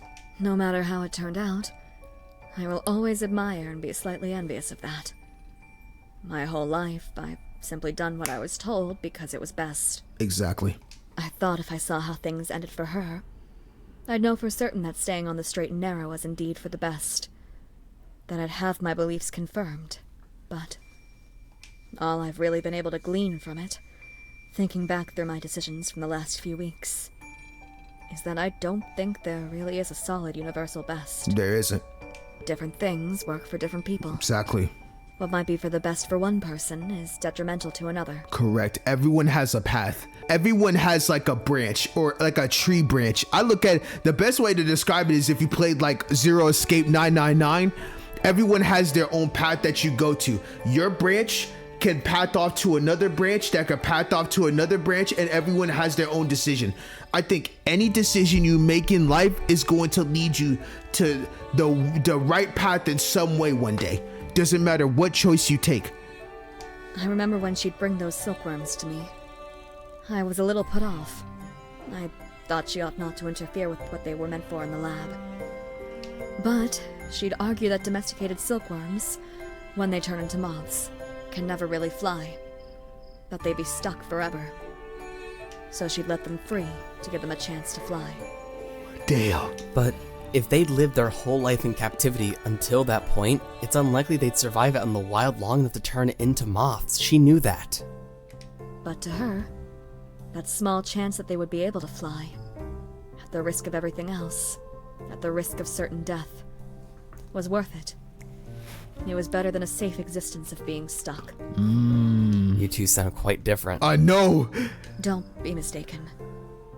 I'm happy with how my life ended up. I try not to dwell on what her life was like too much. At the end of the day, the only thing I really do not have a satisfying answer to is if she or I ended up happier. It seems like a pretty simple question to me. I mean, you got everything you ever could have wanted. But is she truly fulfilled? Right. So it's curious I cannot seem to land on an answer to it. Exactly. You went through everything right, but was that really the true purpose that you were set out for? I wondered a lot about that too. To me, my life was ideal. But to Akari, life was unbearable. I couldn't understand why she was so miserable. Why she didn't just try harder to be good, to focus on school. But I suppose it never crossed my mind if she was happier like that. I just assumed she was running away from happiness because it was too much effort. Either way, I'm sorry for your loss. The same for you, Shinku. I'm sorry for yours, Kutsuki. I don't think I'm the one who deserves a sorry in this situation. Yeah, but at the end of the day, you still have to battle with her passing. You just have to fight through it, and once you get all the pieces together to figure out the full story of what happened with Akari within you, I'm sure we can move past that. I just wish I had said it before it was too late. Alora paused, doing something very strange and moving her hand to mine, quietly in tracing her fingers between mine and squeezing it. I think we all have things we wish we'd have said while we still had the chance. Aww. Though, you really should stop being so kind to me, Kutsuki. Everyone who attaches to me seems to die. So don't say that, please. Funny that. Same here. Why y'all saying that? Maybe we're both bad luck charms. Oh, y'all. Oh my god, why are they saying this? 100%. I suppose you're spending so much time with me in hopes of doubling your chances. I don't like where this is going. Well, if that's the case, I won't allow it. I won't let anyone have to mourn you. That's not it. Then what is it? I suppose I just didn't want you to feel alone. Man. Is there really any way to stop such a feeling? There's only one way to find out, isn't there? The two of us sat in silence for a little longer, occasionally exchanging a few words or thoughts. But admittedly, I wasn't open as I felt I should be. Maybe I was still trying to run from what I'd done. But on the other hand, as much as I wanted to be there for Alora, I couldn't let myself stay too much. After all, it was not just a conversation between the two of us. As long as she had that earpiece in there, would be others who would be listening. I just hope she'd take it out soon and instead focus on the people she did have left, instead of focus on what she had lost. Maybe that was being a bit too optimistic. She was a domesticated silk mouth after all, raised and pured in a glass enclosure all of her life. Literally, it would take a miracle for her to be able to fly. What it could have been. Oh my god. Or maybe that's just how we told ourselves to give us an excuse to not try.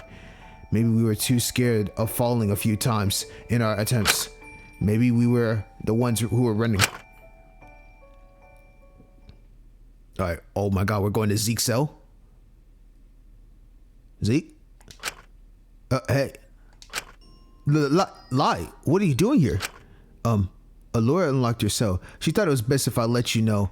Let me undo your handcuffs. Hold on. How are you doing?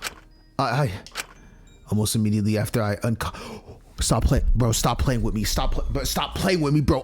Is that blue text? Do not tell me I'm playing as Lyra. I will go absolutely ballistic. Yo, dog, stop playing with me. Almost immediately after I uncuffed him, he unwrapped his arms around me and hugged me. His whole body was shaking. Chill. Hey, it's all right. You're getting out of there.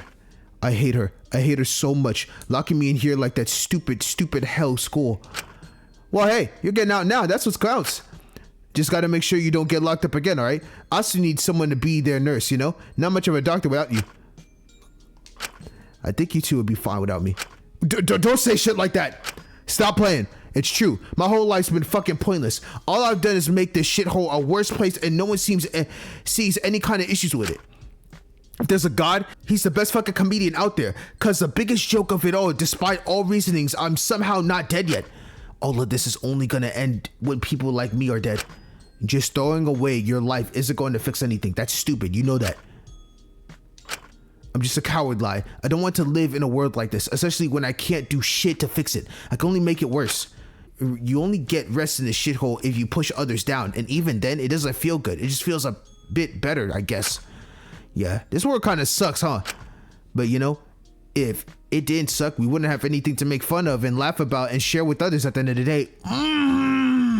Good! That's a great reference. Lyra, good analogy right there.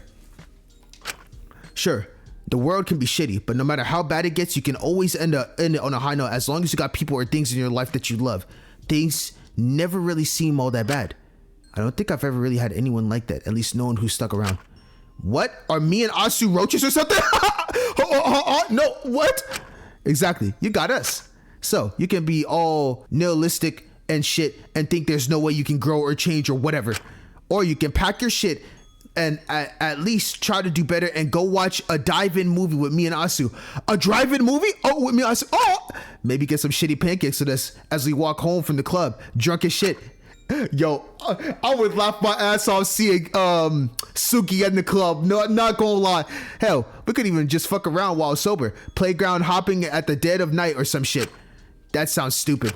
Boo! Sounds fun to me. You're just a buzzkill.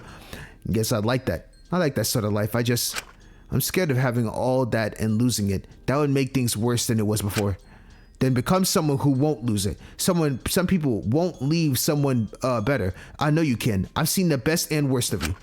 And behind all your bullshit, I think there's a lot of good. There's someone who deserves to make the best of a shitty world like this. And I'm not the only one who sees that. I'm just not as good as getting the good parts of you to come out as he was. He really brought out the best of you. Are you talking about Michael? And I think if I let him, or probably meant my fault. And I think if I let him, he would have brought out the best of me too. Probably meant. But at the end of the day, even someone as screwed up as me can take the steps myself. Try and be a bit better, bit by bit. Even if I'm just taking steps into the wasteland. Because at least I've got people with me. And you don't want to lose out to that stupid blue thing you hate in that department, do you? Dude, Lyra is everything. She means everything to me. Oh my god. This cast is too damn good, bro. Are you telling me I'm suffering just playing this game, bro? Because in the end, I'm going to be put with so much despair. So come on, let's get out of here. It's dinner time. I'm not hungry.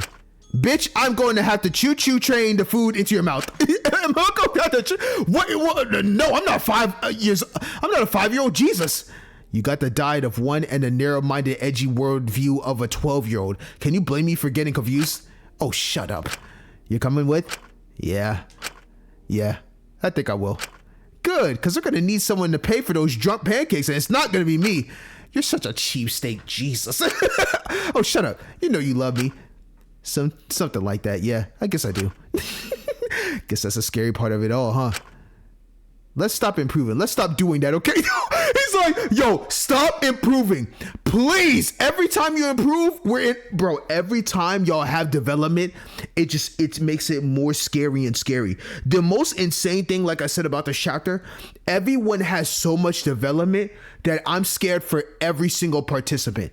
The only one that I'm really like that I guess there hasn't been much has been Iz. And that's all because Shinku can't take that first step. I miss talking to Iz, bro. I'm not gonna lie. The evening came upon us before he knew it, bringing about a tension-filled dinner with fairly mediocre bread. I'm sure Asu was a good cook. I just wasn't sure our flour was exactly up to scratch. Zeke was released and joined us, a lot more apprehensive than before. Him and Iz exchanged quiet apologies, but there was still a clear tension between them. But long after Laura had watched us all settle into our cells to make sure we were all correct for the night, we all snuck out one by one. And I too, even as I slightly dreaded it, made my way to Amelia's office for another one of those meetings. Goodness, I thought you were a little paranoid before, but she is steadily getting a bit more extreme, isn't she? Exactly. We can't let her keep getting away with this. If we let these little things slip, it's only a matter of time before she moves on to bigger things. I don't care. She says the threat was empty. The fact that she even talked about holding Lai's dose back until we comply proves she's been thinking about it. And that's fucked up enough for me. Not to mention she detained me. Well, that was a little deserved, wasn't it? I guess, but still. I don't think it was great. I don't think it was great he did it. Real uncalled for. But I think the both of you would have been more reasonable if you weren't half starved. I can agree there. I apologize for my part in it. Same. I just really fucking hate what she's doing right now. This sort of discussion again. We can't just keep going in circles about this again and once again. I really think she's trying to help here. I think we really need to trust the process. If we take some of the pressure off of her back, I'm sure she'll get less strict. At the end of the day, she just wants to keep us all alive. That's exactly the sort of attitude that made you perfect to be an ultimate in the first place. What do you? Oh my God, Amelia's about to cuck me, huh? What do you mean? Not asking too many questions, not thinking too hard about things, just letting the people above you do their thing and act to their every whim. As long as it keeps you in the position you're in now, it's really gonna be a 5v1, huh? We're really gonna have a 5v1 in this bitch, huh? But I mean, I guess at least you didn't conform with the shock ways back then, so that's something. I hardly see how that's relevant to this. The little ways you all treat these things end up blowing up on a larger scale until it hurts people. You can't deny that. If you let this slip, now you'll just keep getting people hurt on a larger scale. Well, yeah. What do you expect when you give so much power to the people who don't even have their frontal lobes fully developed? Of course they're going to fuck these things up. Why are you defending them here? Whatever host peak is slipping you can't be that good. Even if I don't exactly like your fence hopping ass, I thought at least being in a situation like this would wake you up and pull you off Host Peak's dick.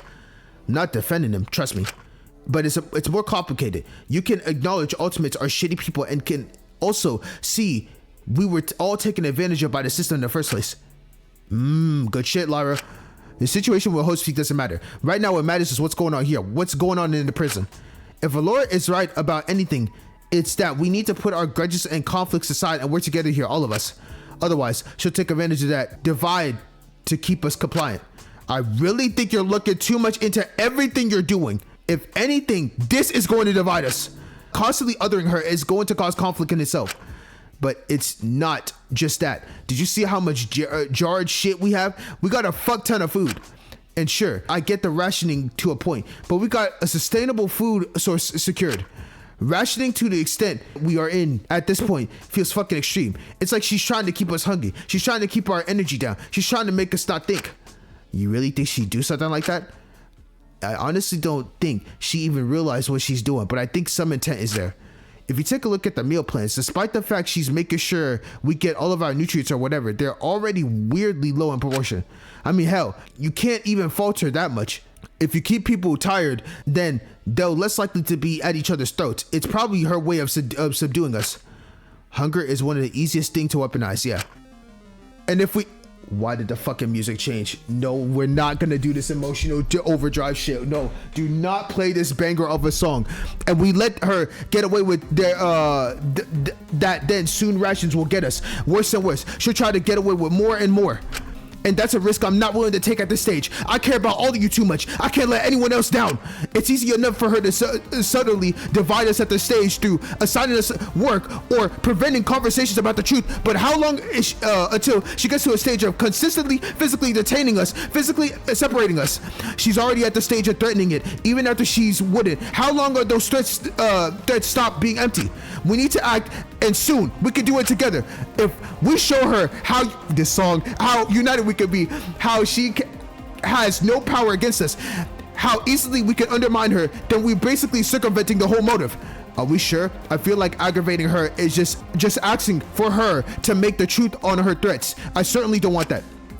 I'm sure she doesn't either.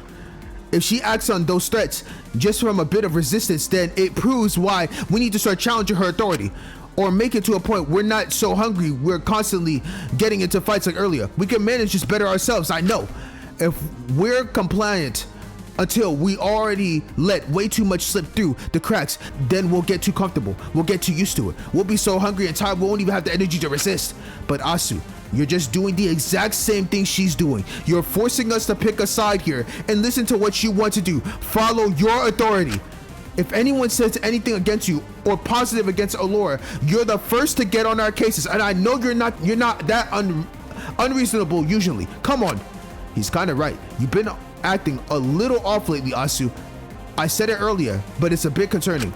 Acting a bit off? Oh shit, this is about to be the Sugi code, isn't it? Acting a bit off? I'm just trying to make sure no one else gets hurt here. I can help us. Please, you got to believe me. I can keep us all alive and safe. We can run the prison between us. We can circumvent Allura's authority. I'm sure of it. All the other motives have stupid loopholes. We can find the one here. I'm not trying to be controlling or anything. I just know what's best here. I don't want to see anyone else get hurt. I'm just trying to help here. Come on. I'm sure Allura thinks she's helping too. You both want the same thing, but going against her when she is just trying to help is going to put all of us in more danger. Stop comparing me to her. We're nothing like each other. I just feel like you're demonizing her to your own detriment, Asuga. You keep saying this, you keep defending her, but out of everyone here, I think I've got more than enough right to not trust her. Do you have any idea how it feels to have one other person in the world who could ever start to connect with over Taka's death and have to be the very person who killed her? Someone who killed him for such a stupid reason. Someone who's been rewarded for the decision she made. But if you can sympathize with Takiko and understand why she did what she did, I'm sure you can give her a little grip. Don't act like you ever sympathized with Takiko till it was too late. You hated her because of what she did to Molly, right? Can't you see how it's the same with me and Allura? She's not wrong. She's not wrong. All right, fine. You win there. I understand your point. But even if you can't sympathize with Allura or try to see things from her perspective here, at least take a moment to reflect on yourself, Asuka. Please! I'm not trying to do anything bad here. I'm sure you weren't trying with your circus either, but you repeated the exact same behaviors. So what if I am? They worked before. They made it somewhere safe, somewhere perfect. I can do the same here too. But it's Asu, please. It's more complicated than that, and you already know it. You know it. Even if your intentions were good, it's undeniable your actions were a little questionable. Well, that's kind of put it lightly. Better than some of the other shit the rest of you did. Exactly. I mean, yeah, what the fuck is this fight in this meeting room, bro? It's insane. Exactly. I mean, yeah, it's bad. I accept that, but I'm not even meant to be here. Oh, you silly thing. Don't get on your high horse about your verdict. Okay, now I think you're the last person who gets to say that. Well, second to me, maybe. It's a slippery slope and a fool's errand to put so much value in the validation of strangers. Doing so will only lead you to repeating behaviors you'll regret later. Don't be stubborn about this. I understand your concern about Allura. Trust me, I'm not a fan of what's going on here. But I'd be less of a fan if you tried to suddenly seize power and got more hurt in the process or open up your wound again. You don't want to do something stupid like that. Come on. I'm not stupid if it'll keep us safe. But there's no guarantee of that. You're just putting yourself and the rest of us in danger to protect your own ego because you think you know best here. Just like Sugi seemed to take a pause, hesitating at Amelia's words, despite her cutting herself off. Listen, Asu, I'm not going to sugarcoat this. If I have a favor here, it's probably you. But you know, blindly scrambling for power just to feel some sense of control after you lost basically everything you had helps in this moment, sure. But it feels shitty in the long run. Before you know it, you'll have pushed away everyone you did have. You want to really prove you don't deserve to be here? Don't repeat the shit that got you here in the first place. Yeah, come on. I know you can be better than me. Man. Listen, Asu. I understand you don't want to abandon us or let us down this time to make up for the past, but you're pushing away and ignoring anyone who's trying to help this situation. You want us to all work together, but putting yourself above us like this is just going to split us apart. The way you're going about this, you're just doing things that cause you to hurt people in the first place. I might abandon my brother. I might have let down Kiko, but at least I'm trying my best to make up for it, to do what's best for anyone, to not leave anyone behind. I'm trying to rectify my old mistakes, even if you say I'm repeating them. Can you say you're doing the same? Sugi pushed past us and left the meeting early, clearly upset. Oh my gosh, that was insane. What? That was intense as fuck. Asu. Jeez. Sorry. Was I a little too harsh? I'm gonna be real with you. That was the biggest wake-up call she actually needed. Bad. They needed to hear it before they did something foolish. I suppose so. After Asuka left, an awkward silence filled the room, only interrupted by someone who stayed relatively quiet throughout most of the argument. Damn. Okay. God awful timing. I don't know where else to bring this up, but I brought some cookies. I know it isn't much, but don't complain. It's more than you should have. Plus, I maybe sort of completely used up all of my food supplies on that feast, so take what you can to get. Thanks? I don't care how small it is. I'll take any scraps at this point. What are you, adult? Okay. My bad. I'd bark, but knowing your truths, I think you'd enjoy that. Okay. Oh, be quiet and be grateful. Thank you, Amelia. Yeah, don't mention it. It felt a little inappropriate considering the current mood, but we all indulged in the cookies. Admittedly, our hunger got the best of us. I just hope Asu will be okay. I hope they don't do anything stupid. Yeah, me too. I check on her later, but you know how Alicia is about us going into one another's cell at night. You can do it if you're sneaking. Who the hell have you been sleeping with? Your phrasing is atrocious. I'll check on them tomorrow. First thing, as long as Allura doesn't drag me to the showers after giving me my morning dose. Speaking of which, it's getting pretty late. We should probably call it for the night, especially if Asu isn't here for the rest of the meeting. Just feels weird to leave like that on a note like that, you know? Hopefully this will give them time to dwell on things. Yeah, hopefully. I was a little worried about Asuka taking action after all of this, but I tried to push that feeling to the back of my head. Well, guess we could try to farce things out tomorrow, especially at the meeting. If we wait until tomorrow, the whole day is gonna feel tense as all hell. I just think it's something we all need to sleep on. I doubt the hunger and the time is doing any favors to remaining civil. Yeah, sounds like a plan to me. I'm gonna hit the concrete hay of my bare prison cell. Woo! See y'all tomorrow. Take care. That's crazy. Everyone slowly filtered out between the tension and uneasiness still not fully dispatching between us. But before I could leave, I heard a voice behind me. Oi! Can I help you? Please say something positive. Amiya looked away, letting out a small scowl under her breath. I can't believe I'm doing this, let alone ask you of all people. Don't make a big deal out of this or anything, but Amelia shoved the remaining cookie over to me. Excuse me? Are you dense? Just do it. Do what? I'm a little lost here. God, is your brain completely filled with rocks? It's obvious. Go find them. Give it to them. Oh, I think you two need to have a chat, one-on-one. Just make things right this time before it's too late. Both of you need to make better choices this time. You know that better than anyone. So go put your money where your mouth is. Oh my God. Amelia means everything to me. Everything! I looked at the remaining cookie. I was apprehensive, but I knew that this time Amelia was right. Me and Sugi need to hash out some things. So I took it and looked at Amelia, a small smile on my face. Isn't it your job to be making us all fall apart? Well, if it is, guess I'm a pretty bad employee. Oh, not like I want to succeed at a job like that. Then I'd be no better than Host Peak. One of the best written characters of all time. Thank you, Amelia. She's like, go die. Don't mess this up. I want this time. Beth, facts. Shinku. Yes! That's the best. Lock in! I wandered around the prison quietly for a moment, surveying room after room one by one. It was a little nerve-wracking, risking getting caught wandering around this late at night, especially after everything with Fu and Allura the other day. But I knew I needed to have this chat with Sugi no matter what. Eventually, I peeked my head into the lecture hall and found Sugi sitting alone in the stage, legs curled up to their chest. I braced myself and carefully approached. Hey. Yeah, I didn't imagine she'd be up for talking right now. But even so, do you need to be alone or can I sit with you for a bit? Sugi stayed silent from avoiding eye contact. I took their silence as refusal, so I sighed and stepped back a bit. I shouldn't force this. That's okay. We can always talk another time. Just take this. Emilia wanted you to have it. Huh? I put the cookie down beside Asuka before taking a few more steps back. I hope you have a nice night, Asuka. I turned to leave, but as I did, I heard their voice quietly behind me. I came here to practice. Whenever I started feeling stressed or start overthinking, the only thing that really calms me down is feeling weightless, doing aerials. I just did a lot at the start of the game. I had so much muddying itself up in my brain. There was just so much on the line, so much to think about. So I thought it'd be easier to clear my head, make it all seem light and airy, just focusing on getting through it. But now, every time I do it, I just reopen my wound, and I'm just forced to sit here in the pain.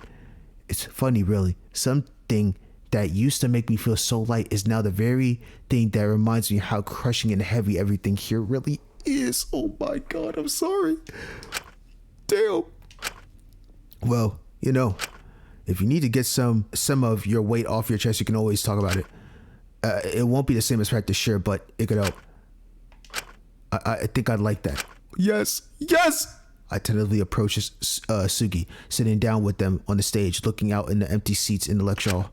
In the meetings, I always felt a bit of tension between Sugi and me, but now that had mellowed, and I was left with the uncomfortable uncertainty of if this conversation would go well or not. This is beautiful. This is fucking beautiful. This is absolutely beautiful. I'm sorry for blowing up at you earlier. I think I'm just starting to reach my limit. I love this. It's okay. For what it's worth, I'm sorry too. I've probably been pretty frustrating these past few days myself. Why'd they play a Takiko's song here, bro? This shit is... Oh my god, I'm going through it! I guess the real frustrating part was that I knew in part all of you were right. But she just couldn't accept it. And I hated that. Yep. No one likes being the one who's in the wrong. Don't beat yourself up over it too much. Yeah. How could I not, though? I hate Alora. I think I've got more than enough right to. But I'm not giving her enough grace. I'm isolating and othering her. I'm putting her in a position where she's got no one. I'm just doing the same thing to her that happened to Takiko. And I can't even hate myself for it, because I feel like she deserves it. But I'm sure others felt Takiko deserved it too. I'm a hypocrite. I promise I won't make the same mistakes, yet I keep doing the same thing over and over again. This is what I needed to hear. Please. I'm finally happy she's addressing her hypocrisy. But even more than that, this whole time, I've just been doing the exact thing my mama did. The world failed me completely and entirely, so I wanted to stand up and live anyway. Make somewhere better, a new world. But I ended up just recreating the same things that made the world so unbearable for me. I gave people no choice. I tied them to me whether they wanted it or not. I told them lies and half-truths. And the worst part is, I was raising them to be exactly like me, to make those same mistakes. I really was so blinded by myself that I didn't realize what I was making. It's okay. You're realizing it now. That's all that matters. One step. I was just telling myself it was better to protect my own ego, to convince myself I was good. Everyone always expected me to be terrible. Friends, teachers, even Nico. So I had to be good to spite them. But I'm just as bad as the rest of you. I'm just blinding myself and putting myself on a pedestal again, thinking I know best. Shutting out anything that could prove I don't. Yes, keep addressing it. Keep developing. Anything that could prove In the end, I really don't know anything at all. Now, I wouldn't go that far. Chico's like, okay, we won't say that. It's true, though. In the end, I'm just being stupid and childish. If I don't think about what I'm doing, I won't have to change it if it's wrong. That's what I thought anyway. But I'm not dumb. You just couldn't address it to yourself. You just couldn't bask it in or like reflect on yourself that damn, you're doing all these things and feel wrong about it. I know if someone has more than others. If things aren't fair, people get angry. Issues arise. That jealousy and spite and all those other ugly things start to boil up. But I kept putting myself above others anyway. It was so stupid. I don't make any sense. Not even to myself. Man. Maybe I just wanted to feel like I had some control of my life. After basically being nothing but a living doll since I was born. But that's no excuse for staying that way. For making my own dolls. I promised myself I wouldn't make the same mistake I did with Takiko. That I wouldn't just ignore issues over and over until it got to a boiling point. Sitting back and letting everything pass me passively, not taking control, is part of what led to her feeling so isolated and hurt in the first place. I knew I had to do more this time. For her sake. No, for everyone's sake. It's so interesting, the concept that Takiko did what she did for us doing less.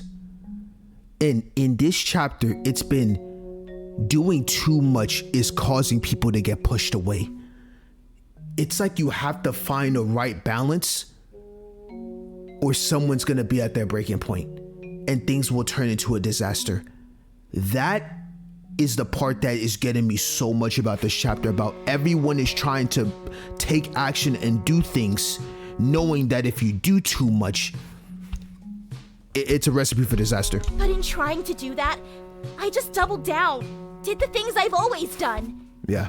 I just felt so powerless after Takiko and Taka got ripped away from me so quickly. Exactly. So you feel like you have to intervene of everything because of the situations that those two were in. And everything she said about me, about how I'd been acting, it felt like a slap in the face. But no matter what I did, whatever reality I checked into was still tinted with my fantasy that I was good. I think she'd hate what I was doing now. I guess everyone was right about me. There really must be something wrong with me, huh? It's fine. We can still learn from it. That's okay. As long as you see it for yourself, that's all that matters. I think there's something wrong with everyone, honestly. Literally, every one of us here has a literal problem. Like we said before, there's no such thing as black and white with any character in this prison. We are all gray. Hell, even damn near Amelia is gray in her own right. The only person here that probably is super insanely just dark as hell, no matter what it is Mononeko. Other than that, everyone has their issues. I don't think there exists anyone really fully pure or good. We all make a lot of mistakes. We all do a lot of harm, whether we mean to or not. Exactly. If you just expect someone to be good all the time, you'll just end up feeling betrayed when they ultimately end up being human. True. Exactly. I just want it to be different.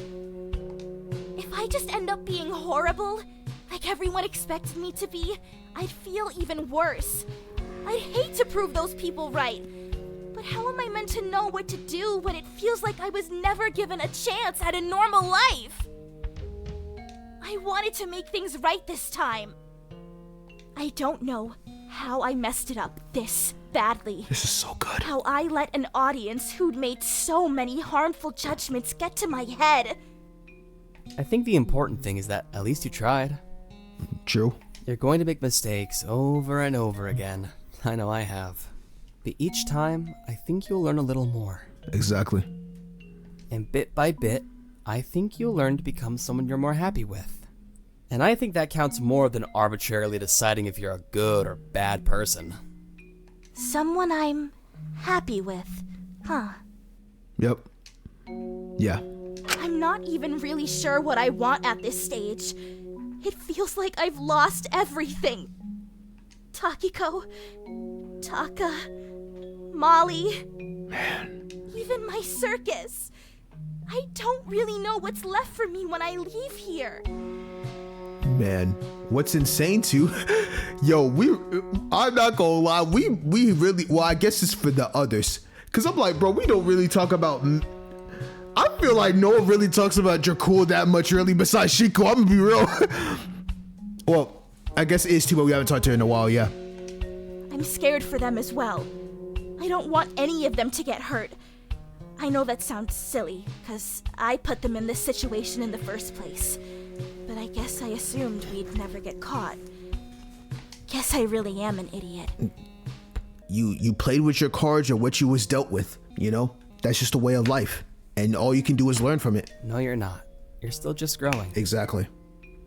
I just feel like I should have had everything all figured out already. No one will ever have anything figured out. I don't care how wonderful your life is.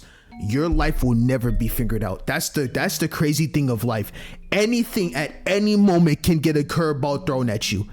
And this could apply to literally anything. Not a single soul in this world is perfect. Not a single soul will ever have things figured out. There's always an obstacle you gotta accomplish. And if you fail at it, you try again. If you fail at it, you try again. You never give up. And then you learn from it. In my 29 years of living, that's what I've learned. So the same could be applied to you, Asuka. And the same can be applied to everybody else in this prison. Well then, I guess you'll just have to keep living to fix that. Exactly. To find what will make you happy. Exactly. All you can do is keep learning and try to find a medium that will truly make you feel happy. I want to. I want to keep moving, but I don't know how I can possibly do that without leaving everyone else behind. They'll never get a chance to grow anymore. It just feels wrong to keep living, to keep moving, when so many others here didn't get that chance, that they'll forever be stuck as just a memory. And I'm stuck here, having become that horrible, rotten grown-up I promised myself I'd never be. Maybe that's why I could never bring myself to hate my mom. In the end, I'm just like she is. But the difference is you can learn from it. Oh, come on. You don't want to stay as the person who hurts others. Exactly, 100%. You wouldn't let Zeke get away with stagnating, would you? Or me? Mm-hmm. No, because I know that you can both do better. And you can too, just like Taka did. Oh my god.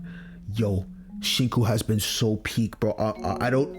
I'm telling you, this chapter 3, oh my god, he's been actually phenomenal. And just like Molly and Takiko should have gotten the chance to do. Exactly. It's easy to just sit here and stagnate. It becomes pretty comfortable after a while, huh? But it's pretty silly to stay exactly where you are and then be surprised that the same thing keeps happening. That you keep feeling the same hurt. That the wound never really heals. You're pretty silly, Shinku. Aw. Yeah, I guess I am. But even if the others don't get a chance to continue living, to keep growing, that doesn't mean we can't grow. In fact, I think they'd be pretty upset if we had the chance they didn't get and just did nothing with it. True. It would have been Taka's birthday today. He would have turned 21. Boy, he would have had his... Yo, oh my god, that makes it so sad. Imagine him turning 21, finally getting a chance to drink, and then Fu gave him like a liquor bottle. Imagine Taka drunk, bro. That would have been a recipe for disaster. I'm not gonna lie, but I think it would be so cool. He'd be so funny. It feels weird to know that soon I'll be his age. That the more time that passes, eventually he'll be stuck being younger than me. Same with Takiko. She's stuck at 18 forever now. I know. I miss Takiko and Taka more than anything in the world. Sometimes I just want to close my eyes and join them, I just want to see them again one last time. I want to apologize for everything. Boy, Asuka, the feeling is mutual. I hate that I got left behind. That I'm stuck here dealing with all these messy, complicated emotions. It's horrible, really. That a part of me hates that they left me behind. I don't want to be alone. I hate that I could never fix things. Sometimes, I think it would really just be easier to just join them. Living gets real tiring after a while. But maybe life isn't too bad. You just gotta make the most of it. Sometimes it hurts so much to think I'll never see them smile again. But I guess all I can do is keep moving and finding things that make me smile. Exactly. When I do see them again, I want to be the kind of friend she deserved to have. The kind of person who's able to say those words to Taka that I was never quite brave enough to. So, you're right. Even if they didn't get the chance, at least we have this chance to properly grow up. Exactly, Sugi. Precisely. Yep. Perfect words. I can grow, I can change, I can stop being so self-centered, I can focus on the world around me. I can take on all the wonderful lessons everyone has to teach me. All the things I'll learn from people I haven't even met yet. And see more than just my silly, childish little perfect world I've constructed. We can all see outside of our own little stories and see the world for what it is. I can grow. I can become better than all the adults who victimized me as a kid. And instead of making my own little world separate from it all, aim to make the world at large a better place, even if only by a little bit. Exactly. I think that's all we can really do. Exactly. Asuka smiled despite the tears that were welling up in both of our eyes and snapped the cookie Amelia had given them in half, handing me the one in the pair.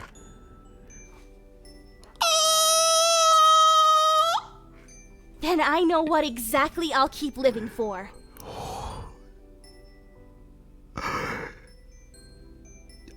I've said it enough, bro. I just feel like this game, bro.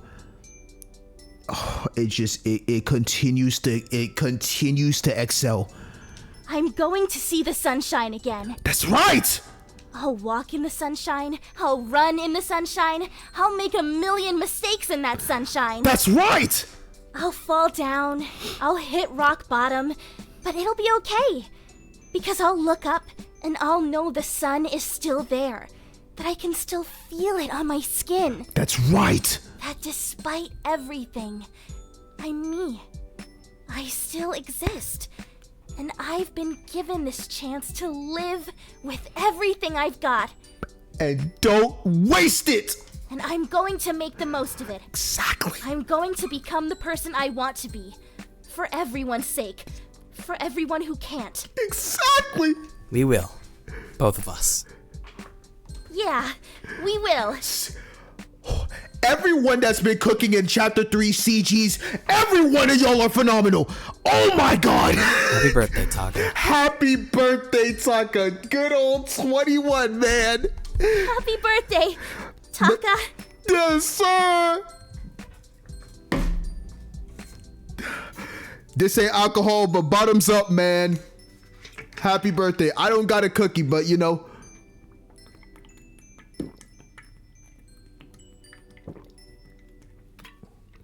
Happy birthday to you.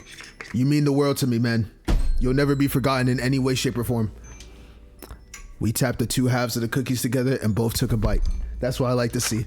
A bittersweet saltiness filled my mouth as the chocolate melted onto my tongue. I couldn't tell if it was from my tears or the cookie itself. Oh my god, he was crying so much the tears could go into his mouth. Either way, it tastes sweet despite everything. I'm sorry I didn't talk much there, but I'm telling you, it just... all I think about is how phenomenal every voice actor has been with every single CG cutscene they've had. I mean, oh my god, Sugi's voice actor she's one of the greatest. I just and if that applies to everyone else, but oh my god, damn. We stayed there for a while, but we're interrupted as two people rush into the room. Asu, there you are. We've been looking everywhere for you. Jesus. To be fair, yeah, we probably should have checked here first. Z, Lai, what are you doing here? Be careful. I don't want you guys getting caught and get in trouble. I don't want you having to dwell on shit alone. If we get in trouble, then it's worth it. Looks like someone else beat us to the punch though. Yeah, sorry. You guys. Sugi had only calmed down a bit and stopped crying, but upon seeing Lyra and Ezekiel, they almost immediately burst into tears again. Oh, I'm so sorry, you guys. I've been horrible. Whoa, hey. I was telling you all for getting on your high horse about your verdict, but I was doing the exact same thing. You've been nothing but kind to me since everything happened, and I just walk all over you, and I tried to tell you how to feel about things. Hey, come on, cut yourself some slack. We weren't exactly being the best either. We should have said something earlier before it got to this point. Yeah, especially with how shit it can feel to know you've been hurting people unknowingly for far too long. But still, I'm sorry, I really am. But sorries don't mean anything. Words can be pretty, but they can't solve issues alone. I promise you, I'm going to be better from now on. We all are. Hey, said it before, but if anyone here can grow, it's 100% you, Sugi. Yeah, like, come on. You're so young. You've got so much time left to grow. Don't stress that you're not immediately perfect before your brain is even done developing. Okay, well, it's not like we're much older either. Oh, shut up. You're 23. You got like a year left to get your shit together before that sweet frontal lobe isn't budget one bit. You better pack it up soon, buddy. Oh my god, that feels so disrespectful. Yeah, I'll find myself after the game or some shit. Hey, Zeke, do not let Lyra say that shit. I'm 29 and I'm still growing as a person. The same can apply to every single one of you. Oh god, I got disrespected. I feel like, damn. I just want to get anyone else hurt while I make my stupid mistakes. Well, all you can do, if you do, is try to make it up to them in the future by doing it better. Hurt us all you want, as long as you listen to us when we tell you when you're being stupid. Only if you let me do the same. Seems we got ourselves a deal then, huh? Whatever, yeah, sure. Just stop opening up to your wound, all right? You guys.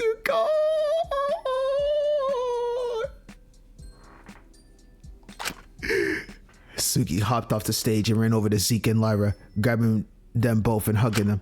There was a bit of resistance of Zeke, but he eventually joined in, and the three of them just held each other. I felt a little bit of sweet watching them, but I was glad they had one another. I noticed it during it. Lyra looked over to me, a small smile on her face, a strange look in her eyes, as she was trying to reassure me too. I knew what she meant. If they could work through their issues, I could too. And there was someone I need to properly apologize to, a wound I need to patch up. Oh, we finally gonna go see Iz! Lord, I need this more than life itself. You have no idea. Bro, I have not seen Lyra I have not seen Ismeen as much. Give me the opportunity. Please! That was so fucking good. Oh my god, that was so good. I just hope I could be brave enough to find the words. You got this, Shinku. You got this!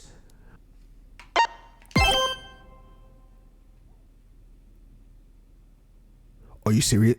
Bro, we literally just went through an insanely good moment. And now you're telling me I gotta listen to Sugi's tape? Oh, they are just absolutely cooking me. You know the usual. Interrogation time. As normal. Please, make your case for the jury.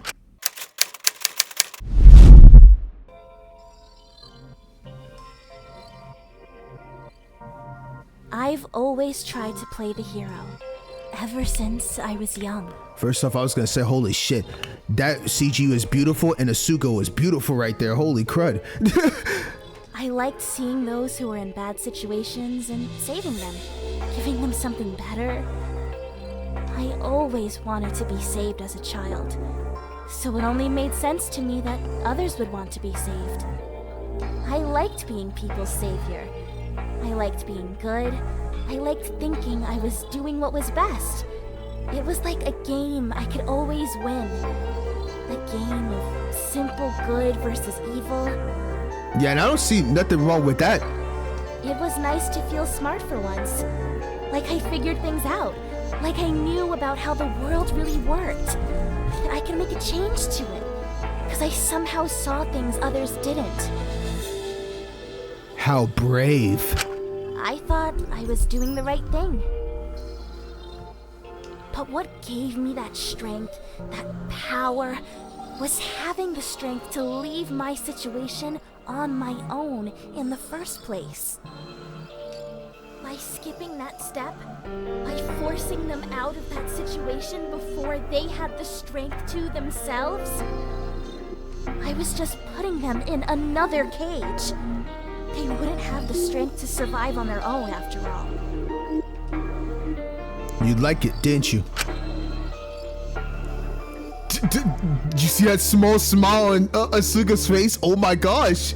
It was nice to be needed, to be strong, to have control.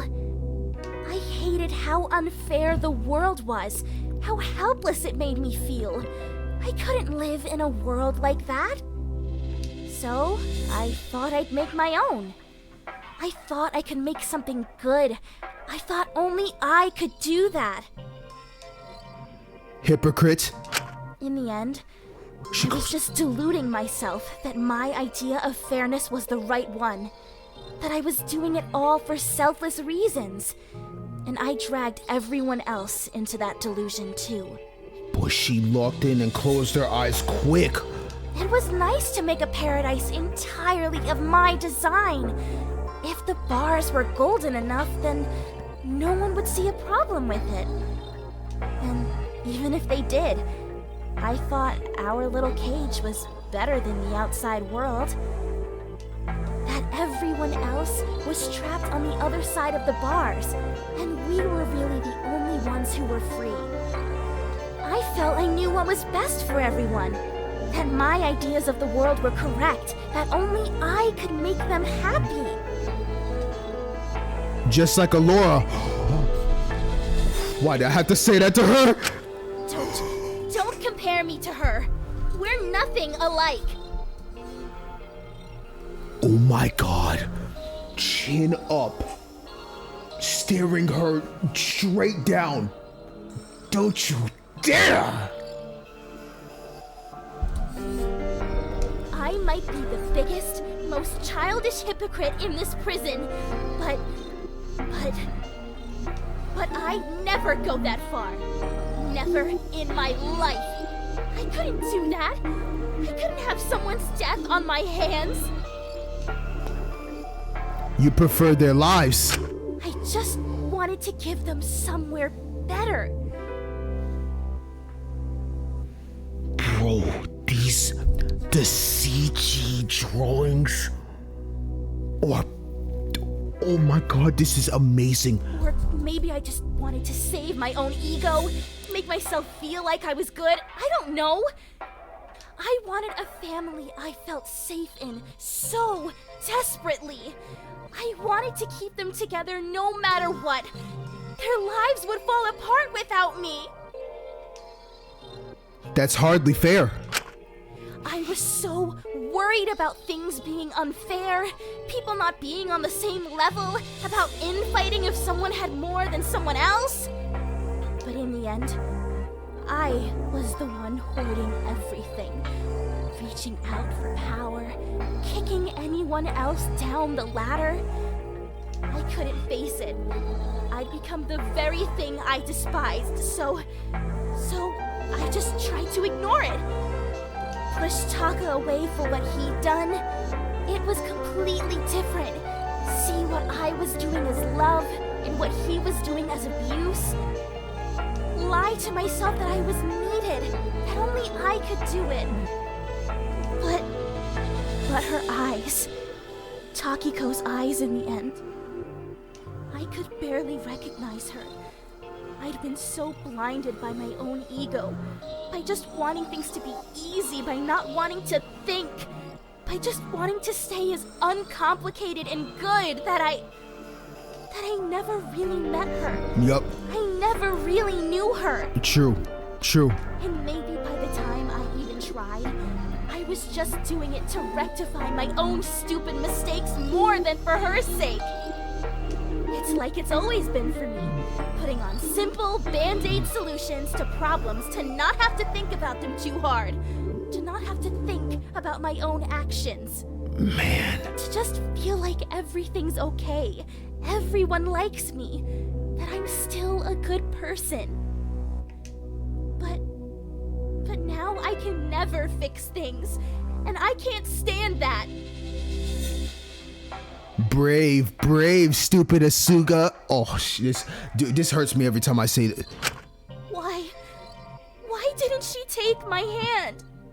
She couldn't. Was she just scared to accuse me? I wanted her to grab it and run out of there with me. Where are you gonna go?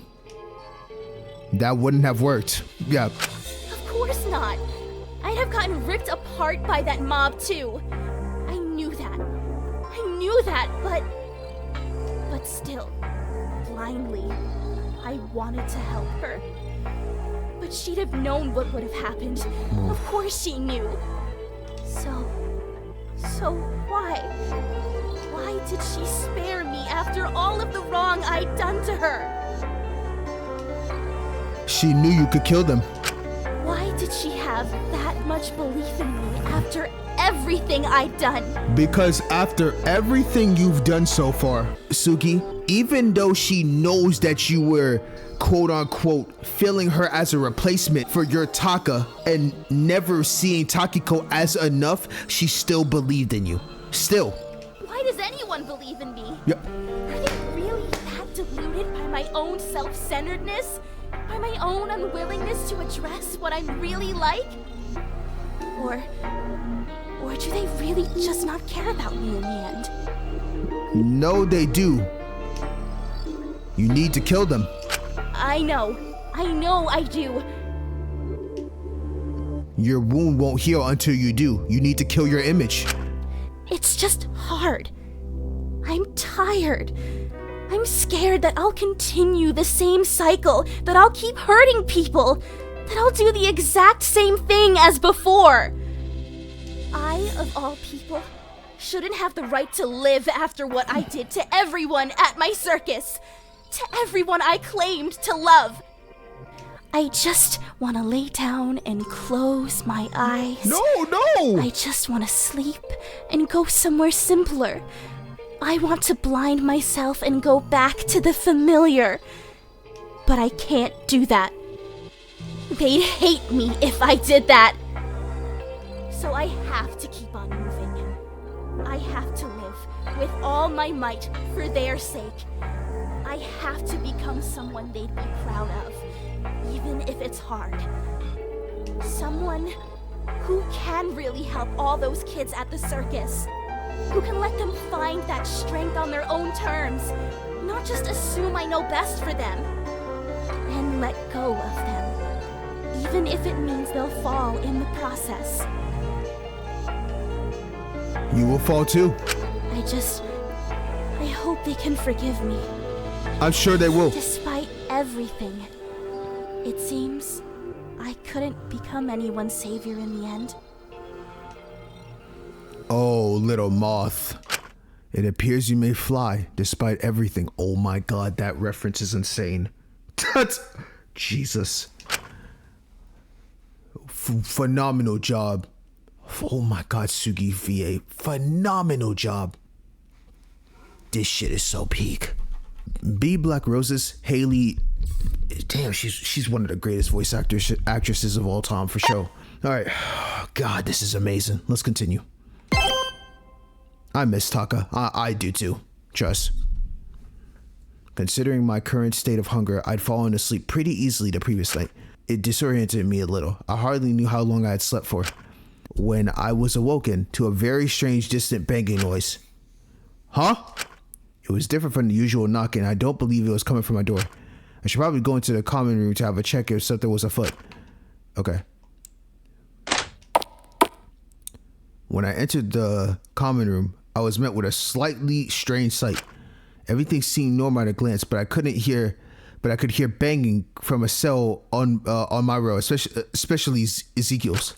There seems to be a rock lounged in his door handle, preventing him from being able to get out. Zeke, are you okay? The door is stuck. Let me out. Hey, come on. I'm working on it. As assuming as it would be to leave him trapped inside, the rock's presence was a little worrying, so I approached it and tried to dislodge it. Zeke tumbled out of the door almost immediately after I managed to remove the rock. Luckily, I was able to move out of the way before he could crash into me. He tripped over onto his own foot, but almost immediately stumbled up. Who the heck locked me in there? Was it you? Wait, no, Zeke, what's going on? I don't know. All I know is I woke up and my cell was locked off and... Hey, do you hear that? Hear what? I heard a quieter banging from down the stairs.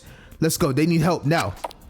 I quickly made my way over to investigate where it was coming from, and lo and behold, there was another rock lodged in the door handle. Asuka, hey, are you in there? Shika, can you let me out? I'm on there already. I managed to dislodge it, and Asuka quickly stepped through, looking similarly panicked to Ezekiel's. Thank you. I'll thank you properly later, but I really got to go. Asuka, what's happening? Both you and Zeke's cell were blocked off, and there's really no time to explain. He's already run off. I'm not trying to slow you down. I'm just trying to understand what's going on here. He got locked in his cell as well? Yeah, same the way you did it. Guess I should have figured. Truthfully, I don't really know what's going on. I'm just a little panicked right now. I woke up because I heard some movement outside of my door, but when I tried to open it, I couldn't. And when I tried to call out to see if anyone was on the other side, it was Lyra. Lie? What did she say? Well... What the fuck? Why is she Hey! Who's there? This isn't funny. Let me out. Come on. Hey, sorry about this. What is Sly? What's Sly doing? Lie? Hey, what are you? I've got to do something that'll make you hate me for the rest of your lives. What? And I just want you to know that I love you two so deeply. What is she doing? Bro, I swear if I hear if she did a suicide dog, I'm about to crash the fuck out. Thank you for giving me somewhere I felt like myself, even if it was just for a few days. What's going on? It sounds so stupid, but you have changed my life more than you could ever know. And when you see me again, promise me you won't forgive me. What? You can do that for me, can't you? Wait, what? Of course you can. I know you're strong. What is Lie? What are you doing? I'll meet you under Cassiopeia. Take it easy till then, okay? What are you saying? What? Hey, come on! Don't leave me here! Don't do anything stupid! Are you still there? Hey! I presume she left after that, but it was a real concerning. Oh my god. I need to find her. How long ago was that? I don't know. I lost track. Maybe an hour. It doesn't matter. Yeah, it doesn't matter. I need to find her. Point is, we need to look for her. We need to make sure she isn't doing anything dumb. Right? Yeah, let's go. What the fuck? Ezekiel almost immediately started running before he could process any more what was going on. It all happened quite suddenly, but I felt my legs moving on their own before I knew it. The two of us raced into the hallway. Ezekiel had already gotten there before us, but when we entered, we were met with a fairly shocking sight. I was too stunned in a moment, but looking back, I probably should have. What the fuck? Alora and... What the hell have you done to her? What the fuck's going on? In front of us was Alora, having handcuffs Lyra. Both of the two of them looking a little worse for where as Alora dragged Lyra through her hall, she seemingly drifting in and out of consciousness. But she, at the very least, seems alive. She'll live. Please. Try your best not to make any assumptions. I truly did not want to do this. Well, you didn't fucking have to, did you? I had to. There was no other choice. It's a miracle both of us made it out alive. I had to restrain her for her own good. Trust me. What the hell? What happened? That's what I'm saying. I was taking Chantal to the showers this morning, since she cannot operate them on her own, and my warden position allows me to. I thought it would be best to get it done earlier in the day so we could all focus on our assigned labor. But while we were there, she attacked me. Why would she? After last night? She'd managed to smash one of the mirrors and was trying to use the glass to slit my throat. What the fuck is going on? I tried my best to restrain her without injury, but It was quite the struggle. I tried to grab her hair and hold her in place, but she used the glass to cut off the bit I was holding her by. At that point, I was certain she was determined to kill me, so I had to take more drastic measures to knock her out. I apologize. Yo, Allura got hands! No way! I promise you, once again, I did not wish to do this. It was to save my own life and hers. There is certainly no way she would have passed trial with a murder that spontaneous. Please, I did this for everyone's sake. I don't care what she did. Let her go. I'm afraid I cannot do that currently. I'm going to be detaining her in her cell until further notice. I need to ensure that everyone remains calm and level-headed. This is insane. No way. I'm not letting you do that. Zeke, listen to her, bro. What? I believe it's necessary. I promise you I will not hurt her further. She will be let out once we know for certain she's no longer a threat to herself and others. I could tell by the way Zeke was acting that he was very ready to jump Allura for this. I think she could I would advise against any sudden movements, Ezekiel. Especially if you want her to be let out anytime soon. Oh, I know you're not doing this. I don't care. Lock me in there with her if I'm such a risk. I don't think we can afford having any less hands around the prison, especially if more physical conditions are applied to it. Wait, Zeke! Don't! Don't leave me alone. Come on. If you're both locked in there together, then it'll be harder to get the two of you out. Please be within reason, Zeke. In a moment of shock and calmness for Ezekiel, he unclenched his fist and instead opted to glare daggers at Allura. You'll let her out tomorrow. That's a promise. Zeke. We'll see.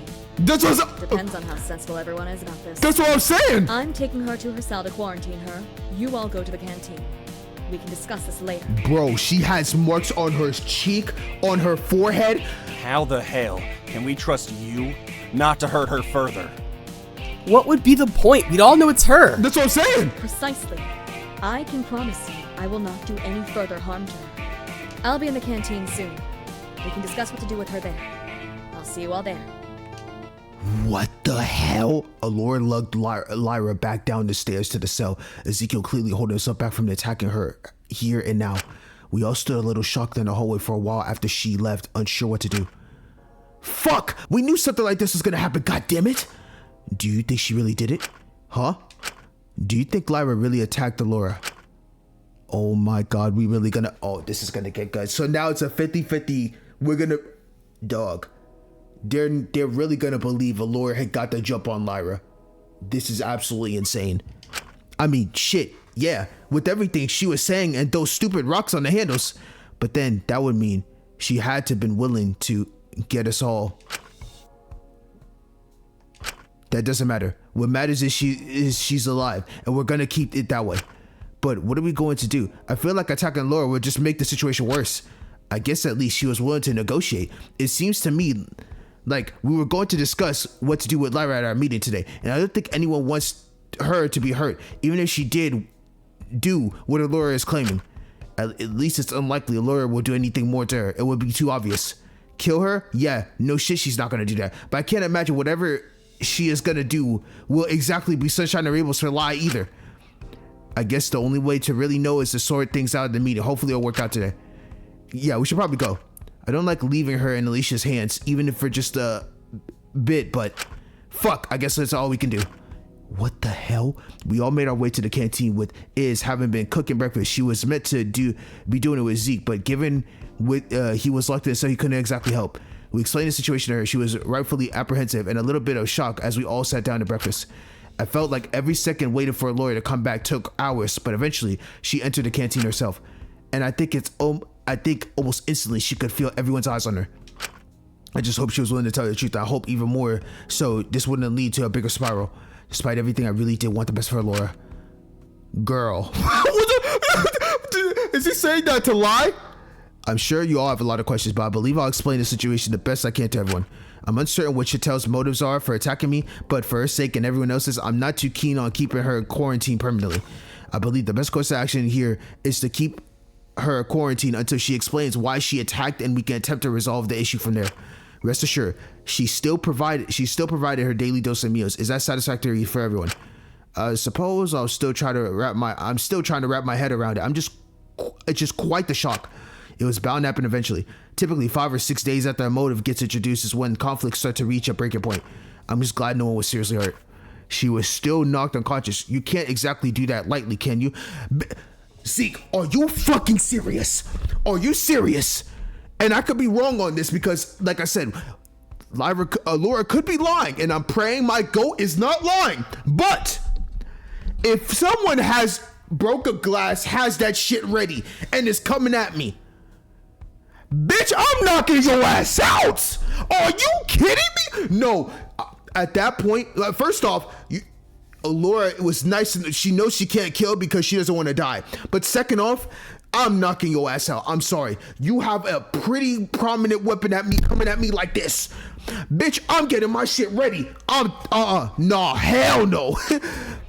It was the best I could do considering the circumstances. So let me reassure you, I did attend to any damage or injury she sustained. My primary goal is to keep everyone alive. That has not changed. All I wish for here is everyone to be safe. Quarantining her seems to be the most appropriate course of action. I hope we can all understand that even we are not happy with it. Zeke, just please, bro. Maybe we can try to ask her later today what happened. I think she'll be more willing to explain to us. That's not actually a bad idea. I'll have to think about it. But currently, I like to focus on prioritize our assigned labors for today and any issues that may arise for whatever condition we have to select. Yeah, say we all you like. Doesn't seem like you take much of our input on anything. Almost as if on cue, Mononeko hopped onto the table as Fu walked into her room, observing us from afar. Phew, excited morning, huh? Things are really kicking off here. Wonder how many more of these conditions you can take before it's more than just Scrunchy who's snapping. My bet's on Bowhead. Lost too many people not to. No way. I still got people I don't want to lose no matter what. Well, we'll see if your resolve stays as strong as after Laura picks her decision for today. What are the options? Oh my god, day 6 is killing me. What the fuck else can get so much worse? You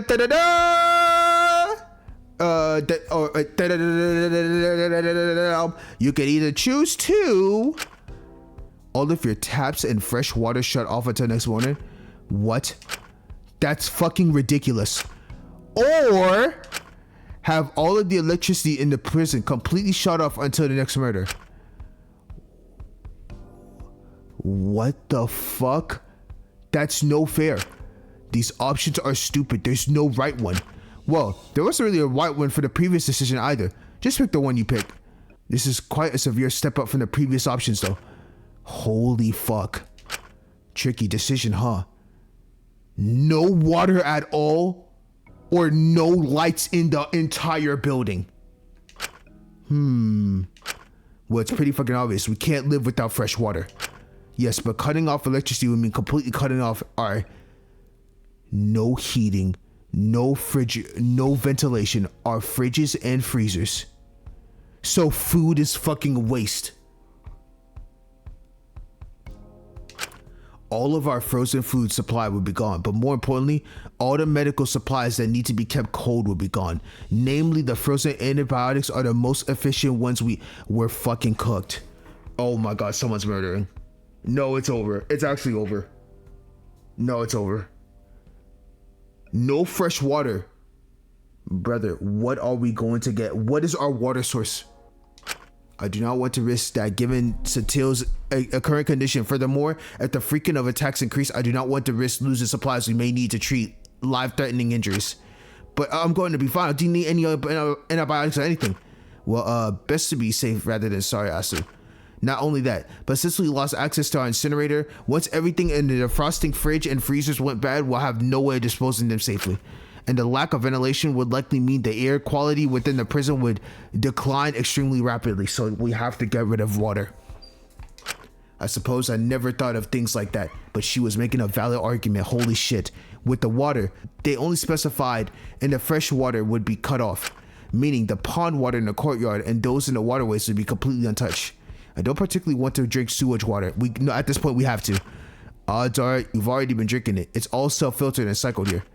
Precisely. By the time it gets to the courtyard, it's already gone through some of the filtration process. And I do not mind manually doing the rest of myself. I'm already capable of making water portable.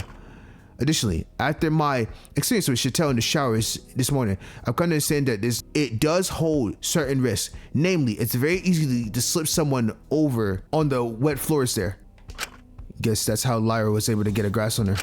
So what? We're going with water? Seems like the most manageable option, all things considered. I'm sure no one has any objections after I've outlined the risk. Everyone remain relatively silent. Okay, no, that does make sense. We're actually cooked. Fuck. Oh my god, this is why Laura is so goated, bro. Bro, she laid that shit out precisely.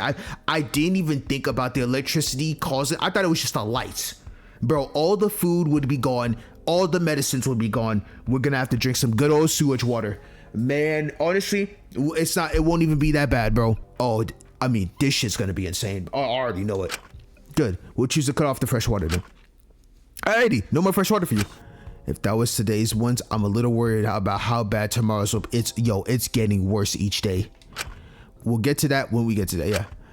I'm sure you kids will find a way, or convince yourselves you will, and struggle your way to a solution that will never come to you. Either way, I'll have fun watching you do it. I gotta say, I'm impressed. Today was the first day you guys bit the bullet. I thought one of you would crack way earlier. Oh well, I'm sure it'll be soon. The conditions only get more fun from here. More fun? I'm not sure I like your definition of fun. I'm not sure I like your face, but I still endure it. Jesus Christ, that was a roast and a half. Anyway, see you all here at the same time tomorrow. If you're still around, that is. Bye-bye. We're so doomed. Madaneko scampered away, leaving us to face a prison with no fresh water, no food restocks, and no access to our incinerators or washing machines. I don't know what else they could possibly take away at this point. Alright, our priority for today is collecting and purifying as much water as possible. Cersei, Kazuki, you two will be in the courtyard gathering water for purification. Bottle or store as much of it as you can, and then bring it to me in the lab too, where I can do whatever I can to make it drinkable. Working with Is, I wasn't sure how she feel about that, but at least we'd be able to make breakfast together the other day. Still, I was a little apprehensive. We hardly talked since everything that had happened. I hope maybe I could use this as an opportunity to find strength to apologize. Centel, Elias, you two will also be in the courtyard. You'll be on crop maintenance duty for today. Wait, but then who's gonna be with you? I suppose I could just be alone today. No way, everyone's going to be with someone. I don't want anyone without any eyes on them. I can watch her if you like. No, absolutely not. He's the last person we should be trusting with anyone. Come on, it'll be like old times again. You know, it does help me a lot if you kill each other, but only if it's satisfying. Hell, it's the reason I stole those blueprints and coincidentally remembered the tapes in the last trial. How anticlimactic would it have been to have all of you die that early on? Couldn't I accompany Allura and leave Shinku, Asuka, and Ezekiel in the courtyard? I do not want anyone wandering in the halls alone right now. If I left them as a trio, either Kazuki would be alone transporting the water to me, or someone would be left alone in the courtyard while the other two transport the water. I'm content to have food monitor me if it would put you at ease. It just seems a little counterproductive for him to be helping us here. God forbid I want to get a bit involved. Don't you guys remember when we were friends? No? Well, we could have been friends. You made it more than clear that we weren't. That stuff's in the past. You want my help or not? Well, I mean, he did help us set up the farms. I don't like it, but it's better than no one. All this would be a lot easier if we just let lie out, though. I'll have to think about it. But we should get on our task sooner rather than later. We cannot survive nearly as long without water as we can without food. I like to make sure we have a good supply secured as soon as possible. We'll reconvene here in a few hours. Thank you for once again for your cooperation. And I apologize for not having any compensation prepared today. I was going to sort something out in the morning, but well, I got a little disrupted. Let's just get this over with. The four of us made our way to the courtyard. It was weird. We've been seeing each other constantly at those meetings. But strangely enough, without lie, it felt weirdly intense. Maybe it was just the atmosphere of the day at large. But even so, I tried to comply for now. I just hoped she'd let us talk to Lie soon, and we could get some answers on why she attacked Laura. However, I didn't think the others were half as willing to sit by and keep heads down as I was. Are we really not going to try to do anything? Bro, these guys are useless. Oh my god. Let's try to do our best today. This is ridiculous. We're not seriously just going to sit here and do what she says, are we? Like, yeah, don't start unnecessary conflicts or whatever, but she started this. Well, if her story is to be believable, then Lyra did, but don't be imbeciles about this. If you try and do anything rash, you'll likely just end up being locked up with her. Wouldn't mind that. At least I know she's okay then. Yeah, for real. Being in the dark about this is not fun. I don't want to sit around and just watch a friend get hurt. I hate to say it, but I am, similarly, a little concerned for her well-being. I cannot say I like her attitude, but I do have to admit she can be fairly level-headed when she wants to be. She's rather easy to talk to, all things considered. Certainly more reasonable than some people here.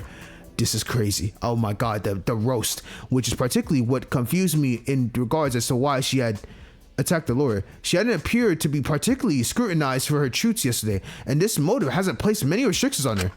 I mean, she wasn't able to stay in Ezekiel's cell, but like, we were doing better. Hell, the space did us good. It all seems a little bizarre. Now, I'm not sure anything, but, well, do you think Allura was telling the truth?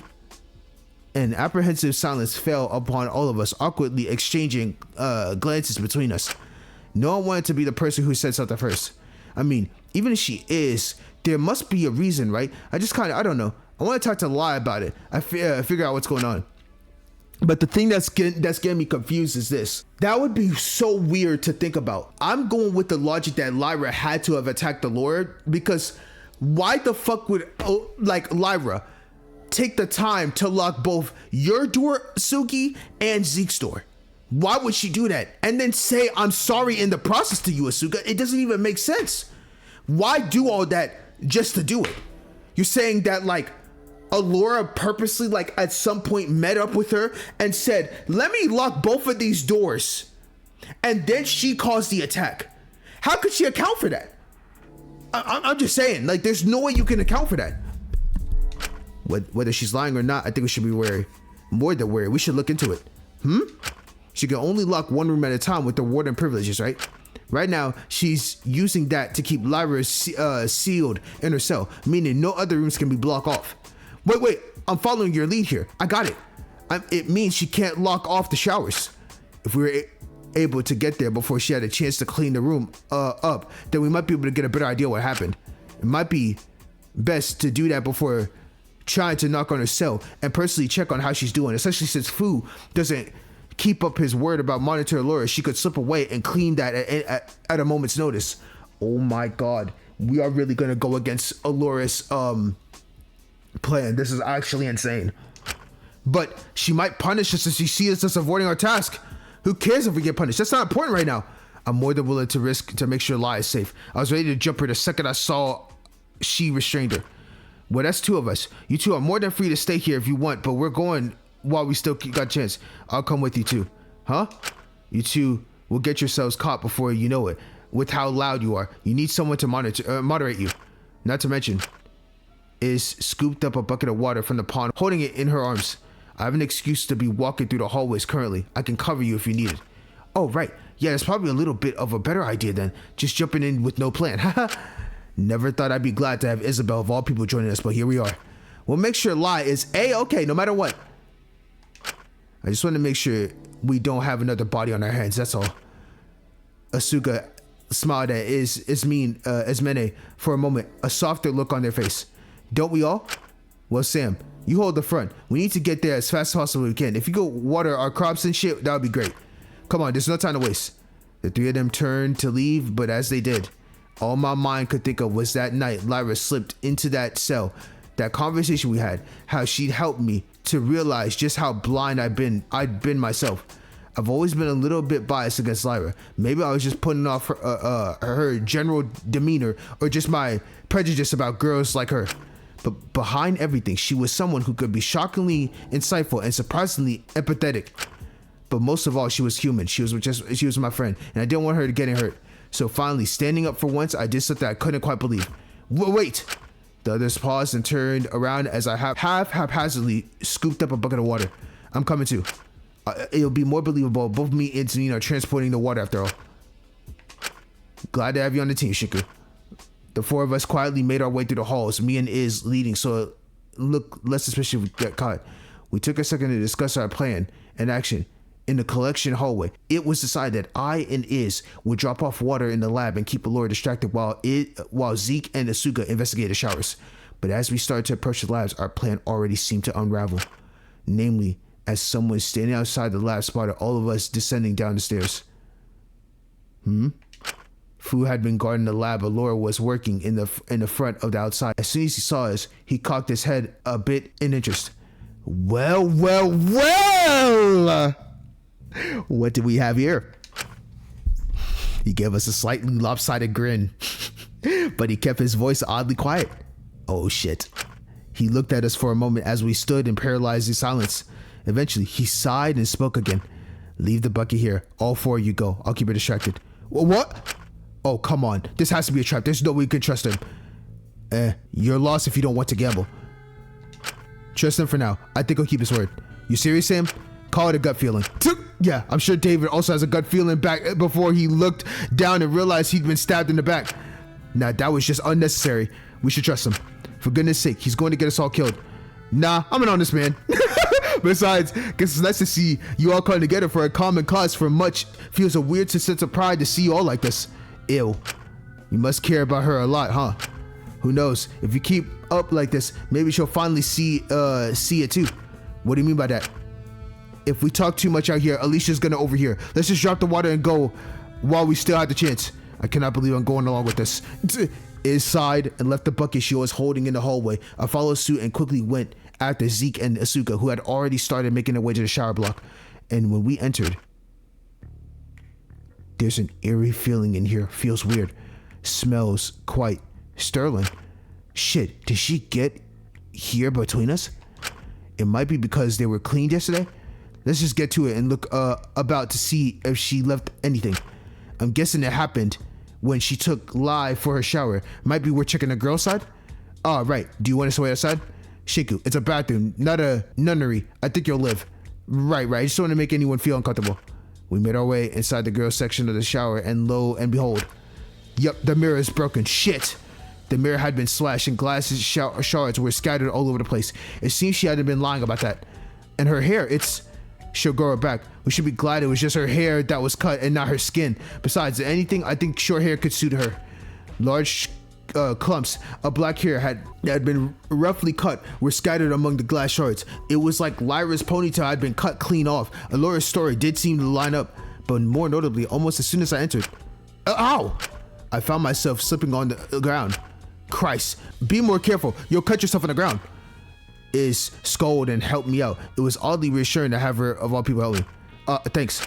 Sorry, the floor was just a little slippery. Now that you mention it, it kinda is. It smells really strong here too. If there was any blood, it's likely sanitized or washed away. She was trying to cover up her tracks. I knew it. I bet she seriously hurt Lai and just gonna let her die from her injuries slowly, but surely she won't have to go through a trial or whatever. God, we need to get Lyra out of that cell right now. Don't you think you're being a little presumptuous? A little presumptuous. It's clear. She's clearly trying to hide something here. It's all cleaned up. With what? Water though? It got shut off pretty early today. If she did clean, it would have had to have been when Lyra was already restrained. Furthermore, why would she clean any blood but leave all the glass? I don't know. Maybe to make her storyline up? But the glass renders these showers completely unusable. It would be too dangerous given her current priorities. If she'd clear anything, it would be glass. Someone could easily use it as a weapon, just as Lyra did on her. From everything I'm seeing, she definitely wasn't lying about some sort of fight happening here, but still. Can anyone else smell that weird burnt smell, or is it just me? A little, but I can't figure out where I'm smelling it from. Might just be the vents filtering it from another room. If Allura is preparing for distilling water, there's no doubt she had some kind of open flame. I just wish she could do more here. Our best bet might be trying to go to Lyra directly and talking to her when she regained consciousness from outside of her cell. Hopefully Allura will allow it soon. If she doesn't, I'll more than happily break down that door myself. I just hope she regains consciousness sooner rather than later. Either way, I doubt we'll find anything here without more proper investigation. If we get some time after our task later, we should return here. For now, it's best we leave before you get caught. Ezekiel, Asuka, you make your way back to the courtyard. Me and Shiku will bring the water to the labs to distract Allura. While you do, everyone kill her? Just pissed off we couldn't find anything else. We'll look again soon, I promise. Right, yeah. I really don't like knowing not knowing if she's okay or not. Trust me, I don't either. But she'll be okay, trust me. I just hope this all isn't cause... Never mind, we'll talk about it later. On that note, we made our way out of the shower block, but as soon as we did, it appeared maybe I should have listened to my earlier gut feeling, as the person who greeted us was... This bum-ass fool really told, bro. This bum-ass fool really told, bro. He is so fucking evil. Oh my god, he is evil. Dog, I can't stand him. I just cannot stand him. For Christ's sake, I knew we shouldn't have trusted Fu. Hey, come on, I tried my best. You certainly did. I found it a little suspicious how much you were talking. I'm a little concerned you are so distrustful of me that you perceive trusting Wang as a better option, but I digress. Can you blame us? God forbid we want to make sure our friend isn't 6 feet under. You saw she was alive earlier. I did not really know what you were trying to accomplish here. I suppose you just wanted to verify your story. I had no reason to lie. I told you countless times that my main priority here is to keep you alive. I didn't know what else I have to do to prove that to you. If you wish to investigate in there, you're more than welcome to. I have nothing to hide. What I don't appreciate is you all disregarding your task when we have something important as our ability to drink clean water on the line. You can investigate after we're certain we won't die of thirst if you still trust me. No way, we weren't gonna wait for that. That we would give you more than enough time to clear up any evidence we didn't find in there. Evidence? Do not treat this like a murder. No one is going to die. If you're that concerned, I promise you, I will stay in the lab. Wayne can watch you and assure that. Oh yeah, great idea. Not like he broke our trust literally 5 fucking minutes ago. Hey now, that wasn't my fault. She wanted to collect some water from one of the waterways, spotted the bucket in the hallway, and started asking questions. My goodness, you cannot even ensure someone stays inside a room? How on earth are you running this thing? Even if you don't not trust Fu, if Cersei and Kazuki do their scheduled water drops, then they can check I'm staying in the lab periodically. Is that fair? I think it's as fair as it's going to get. Certainly. Furthermore, once Intel and Elias have finished their farming responsibilities, they're more than free to join me in the lab to ensure I'm staying in place. Fine. I promise I do not have anything to hide. If it puts your mind further at ease, after our lunch you can go have the rest of your day to do what you wish. I will not go anywhere near the showers. If you wish to look further there, then there's your prerogative, but I assure you, you'll find nothing. Just be sure to return for dinner so I can assure everyone is having their rations and that we all still alive. We can discuss, talk, and Chatil then. I believe you might have a better luck getting an explanation out of her than I would, but I think currently she needs some time to reflect and calm down. I hope she's okay. I already treated any injury she sustained. Do not fret. It was only a few minor scratches. That's good, at least. Now, any objections, or are we all agreeing to get back to work? I have a few fucking objections, but none you're going to listen to, so whatever. Great, I'll see y'all soon. She said, fuck that. Come on, Doc. Let's get back to the lab. Do make yourself useful and carry a bucket of water back with you, Wang. Whoa, hang on. Just because you're playing fake warden doesn't mean you can start bossing me around. Let's just get back to the courtyard. The more frequent we make our deliveries, the more consistent our check-ins will be. Right. The 4 of us somewhat begrudgingly returned to our task in the courtyard. I did feel a little bad for Laura was continuing to be scrutinized, but I understood the other. They are scrutinizing my goat entirely. They have no beliefs in her at all. But I understood others' concerns. Me and Iz made a few silent walks over to the lab to drop off water, and lo, behold, Alora did keep her word on staying in the lab. Oh my gosh, this is insane. Low-key, oh man, something, damn, I have to go back and read that. That was fast as hell. What that shit really said was, low-key, why would you ever trust Fu, the massive fumbler, Wang? That's entirely on them. What does he even do? I agree. Commenter, one of the realest comments I've seen. Okay, that's what it said. Back to the video. That man, all I saw was something about Fu being a fumbler. That's all you need to know, bro. Fu is a fumbler. Eventually, we all reconvened for lunch, but no one really said much as we ate. The previous day has been tense, but the meals today were something else. After we dispersed, we were given the rest of the afternoon to do whatever we wished, just as I promised. I made my way back to my cell, and after a while, we went to enter mine. But as I did, I was met with someone standing outside of the locked door to Lyra's cell. Hey, Lai. I don't know if you're awake right now or not, but if you did do it, no matter why you did it, we'll hear you out, okay? We're not gonna drop you because of it. No way.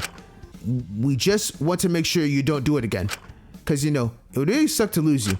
And I don't want to just be stuck with Zeke when we're out of here. No way. Without you to knock him down a few pegs, who knows how he'll get. I guess I'm really not the one who gets to talk about that or anything. But whatever it is, we won't judge. I don't think it makes you a bad person or anything. It doesn't really change who you are either. It's just a pretty bad situation for all of us, you know? So, when you're ready to talk, I'm here. And I'll probably listen, I promise. Asuka lingering in silence for a moment before perking up again. And don't you worry too much about your hair, if anything. Maybe this will even it out from the time you accidentally chopped half of it off when you were drunk. I love this Asugi sprite. Sugi sprite. I actually know a whole bunch of short hair styles as well, so we could find one that'll fit you when you're let out again. Just between you and me, I think you could pull off Zeke's hairstyle way better than he can. Damn. But let's not go with that one. I don't think we need any more Zekes running around. Anyway, we can figure it out when you're out. Maybe we could have a sleepover or something. Just focus on getting some rest, okay?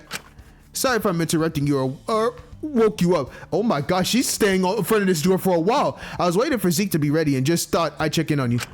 Just hope you could hear me through the door. I felt a pit in my stomach as I passed by. I was about to not say anything and put my head down, returning to my cell. But as I put my hand on my door handle, something compelled me to stay for a second.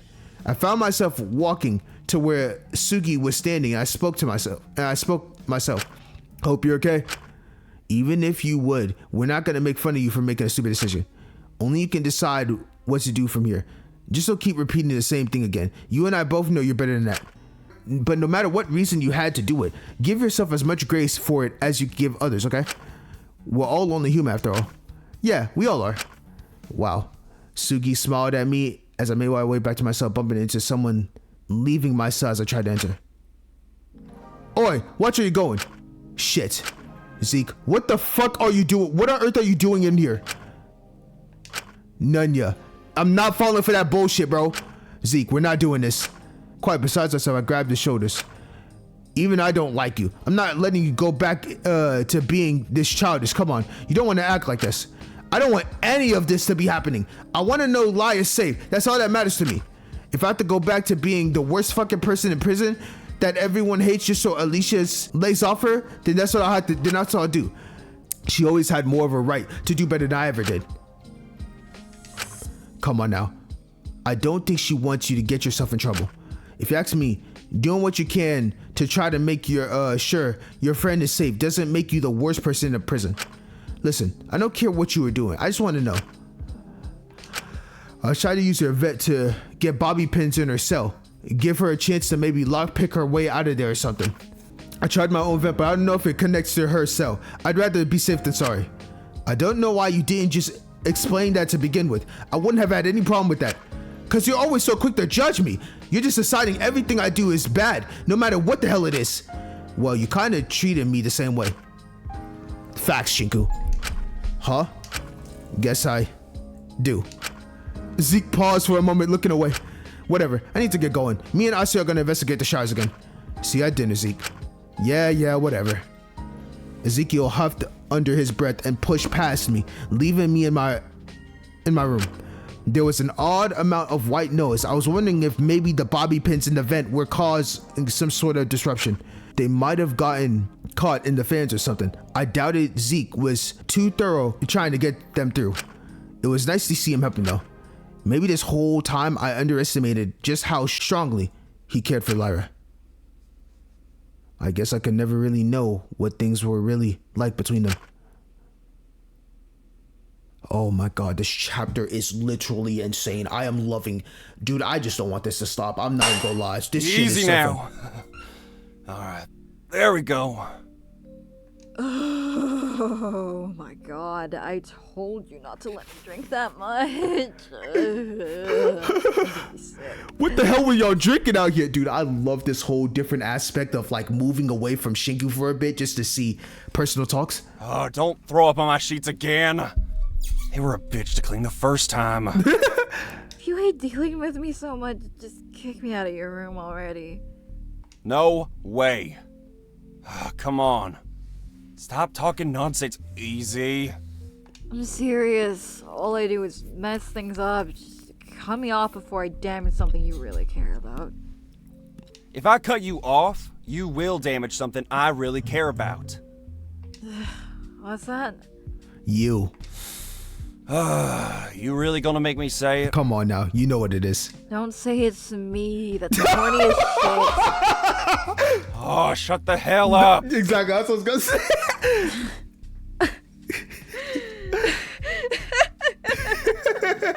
Oh my god, it is. It was, that's what I'm saying. It was so obvious, man. Oh my god. What have I done to you? You've done a lot.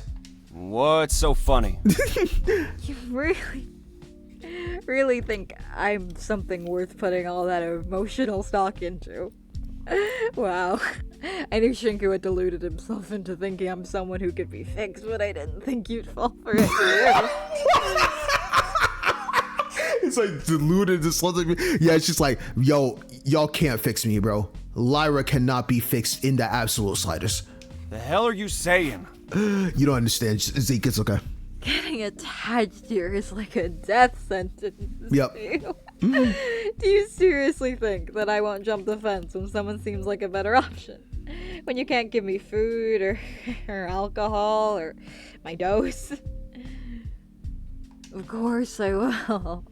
I always do, no matter how kind people are, no matter how much people care about me. I can't accept it. I spin their face and walk all over them, and I'm a horrible, manipulative woman, and I use you. Like I used everyone.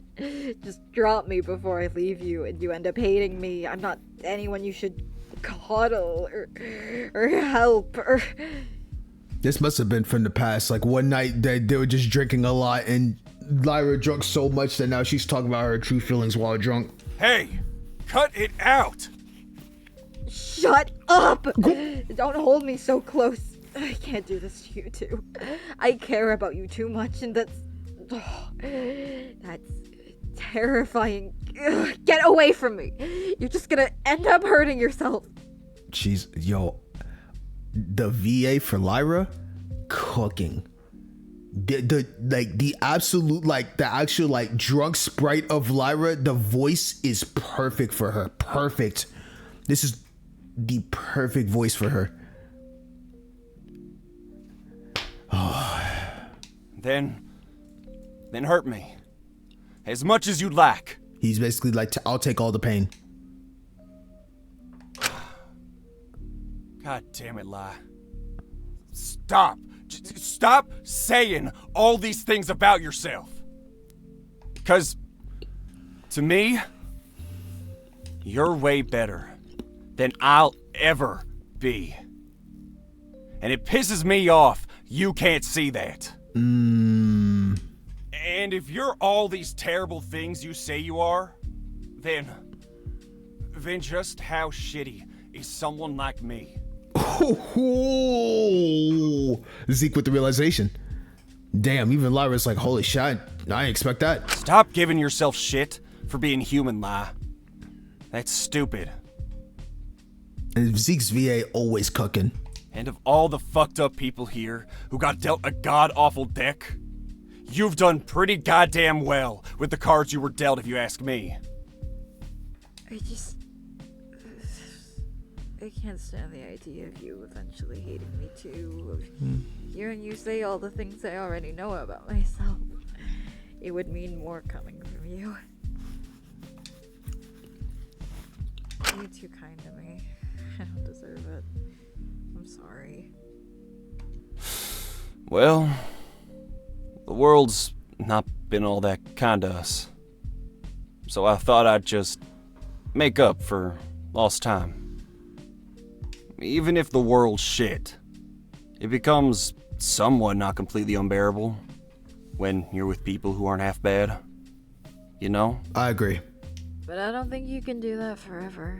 People come and go. If the world's only bearable when you're with people, how are you meant to stand it when you're alone? Guess I won't. Oh, no, you're being ridiculous. Shut the hell up, yes you will. That's what I was saying. You have to. You have to. There's times where, you know, people come and go. You have them, then you lose them, and then you just keep moving on. That's part of life. Nah, I think I'm good. You will, or else I'll never forgive you. I'm saying. I'll go to your grave and laugh at you, tell you what an idiot you were for not being able to find enough good within you to stand to live alone. That's what I'm saying. Especially because, to me, it's quite obvious. I mean, look at what you're doing now. Well, I wouldn't mind you laughing at my grave. What? At least you'd still be thinking about me somehow. Okay, what a weird way of thinking. And as long as you're still thinking about me after leaving, if I still have some impact in your life, if you're still reminded of me, then I win. You're an idiot. One day you'll see just how stupid thinking like that is. Agreed. Let's just get you to bed. Come on. Yeah, it's time to go to sleep, bro. I was right about you. You really do still have a lot to learn. I need a slur to describe whatever the hell is happening between these two. What the fuck? The afternoon passed slowly. I couldn't help but feel anxious. There was a suffocating uncertainty in the air. But I didn't have much to do until then I had some time to kill. I should find some way to pass the time. Oh my gosh, this is insane. Oh my god, this game has been insanity!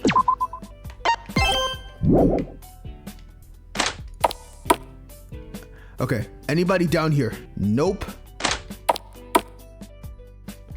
So, when no one down here is, yes sir, Amelia! What the hell do you want? Yes. I have a question for you actually. What is it, Nancy Drew? If you could do anything right now, or have anything right now, what would you like? I think I like a slice of hot apple pie with lots of cinnamon and a crispy crust. I like when the apples aren't fully cooked into the sauce, so there's still some slightly crunchy bits. I like chewy things. Stuff that's too mushy reminds me of hospital slop. You wouldn't want to make some big change to the world, have whatever you're trying to do here accomplished, have everyone hate ultimates, have us all killed? I guess it's probably more important, but I don't think whatever I need to do to achieve a world I'd like would create a world that would let me back in. So maybe I just want to sit by a windowsill for a bit, watch the world go by, watch stupid people do stupid things, and eat something tasty. I miss apple pie. That's pretty simple. It's all I really want right now. Everything else feels too complicated. What about you? What do you want right now? She's asking me a question? Don't mind if I do. A slice of pie, if you let me. That's bullshit and you know it. You're seriously prioritizing a fucking pie over getting out? Is that a no? Am I not allowed a piece? Get your own damn pie. This one's mine. It's not real. It's hypothetical. Then get your own fucking hypothetical pie. God. Yeah, but it does taste the same when you're not sharing. This is stupid. This is imaginary pie. You're getting on my dick over me, not giving you a piece of my imaginary pie. Please. Okay, just small piece, I guess. Yay! But you're getting the sad fucking corner piece. I hope you know that. Fine by me. I can always soften up the crust with custard.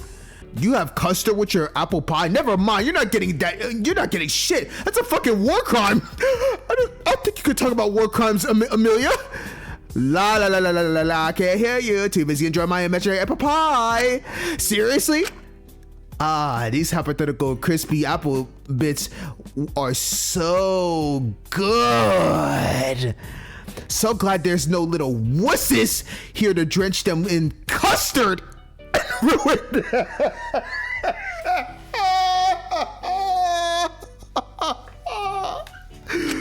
I can see why the two of them were friends. Let's make it not so hypothetical when you're allowed out of this office, alright? Huh? I can even make some custard as well. It's really not that bad. You should give it a try. He's like, what the fuck? There's a lot I want to give a try. Maybe someday then. No chance. Not with you all. You're stupid for even bothering to talk to me. It's nice to imagine a warm, sweet apple pie, but in reality, it'll probably just burn your tongue on the first bite, and the rest of it will taste like nothing. Some things are better just being hypotheticals. You should leave, Shinku. You should get back to your side of the door. You could use all the connections you can to get out of there. Alright, I'll see you later. damn, it's always amazing to talk to Amelia. Every time. She doesn't have a single, well, no one has any bad free time events, but hers, bro, her free time events are peak. It feels like I've won everything. Because I couldn't hang out with her at all in chapter 1. I don't even think there was an option. Chapter 2, I couldn't give her a damn apple juice. So this feels like I'm getting all that lost time. Okay, let's see where anyone's at. Oh wait, is? I suppose I could always boil water if I'm still apprehensive about it. There should be some sort of tea leaves in here to make that at least bearable to do. Where the ones I like. Hey, are you holding up alright? I suppose as well as I could consider the circumstances, I'm just trying my best to prepare for dinner. It is a little frustrating I got assigned to do meals so much, but I suppose it's better than eating anything Ezekiel has to cook. Besides, I might be able to sneak something onto her tray in case an explanation out of her doesn't help her get released. It's a little strange of you to go against Allura like that, especially for someone like Lyra. Well, I think this whole thing is getting a little ridiculous. I'd rather do something than nothing. Just don't go and tattle on me. I deserve more than that from you at this stage. It was nice earlier. Getting to investigate together, of course, the circumstances are far from ideal, but these days, Ismene, you do seem a lot less cold. Aww. Dinner will be ready at 6 p.m. I'll see you then. No! Bro, I'm telling you, I miss her. Bro, I'm losing it. I'm losing my mind. I'm losing my mind not being able to talk to Is. This entire chapter, that's the most gut-wrenching thing. Okay, Asuka's up there. I low-key want to see where Allura's at though. I've been swapping between Allura and Sugi the whole time because I ain't gonna lie. I just want to only hang out with them. No disrespect to any of the guys, bro. Oh, that's just Zeke over there checking out the glass. No disrespect to any of the guys, but I'm serious. Like, they're just my vibe. There she is. Kazuki, can I help you? Is it an emergency? No, I'm trying my best to get as much water purified as possible. I appreciate it if you want to talk to me currently, but please refrain from doing so unless it's a necessary emergency. I want to get as much water stocked as possible, especially before any further potential conditions impede on my production. I understand. I'll leave it alone. I apologize for bothering you. That's all right. Trying to get into any issues. Thanks. Okay, so basically I cannot speak with her. So at that point, since that is the case, where the hell I'm going to where Asuka was at? Asuka. Yep, up here. Asuka, weren't you meant to be investigating the showers of Zeke? Oh, I was, but we weren't really getting any major leads. So I thought we could try a more direct approach and talk to Lyra, but I was barely hearing her through the walls. I heard some noise, but it was so muffled I couldn't figure out what it was. And now I figured it might be worth trying to see if we can get into her cell somehow. Well, the lecture hall is quite far from the cell, isn't it? But it's the easiest way to access the pipe system. Oh.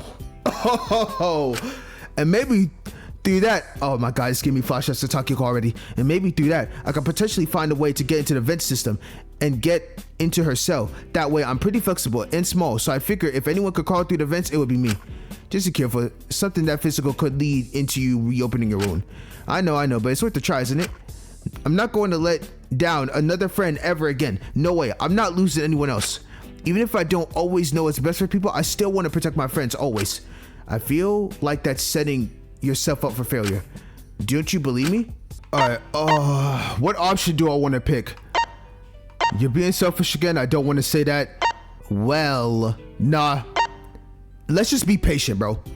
It might be best to be patient. Huh? Allura already said we'll be able to talk to her and discuss her release at dinner. That's only a few hours away. Might be best to just wait instead of potentially injuring yourself. I just really don't like sitting around and doing nothing again. I feel like I gotta do something. You can keep yourself safe and first and foremost, then worry about everything else. No, wait, that's selfish. Then keep yourself out of trouble for the rest of us. None of us want to lose you or see you get hurt either.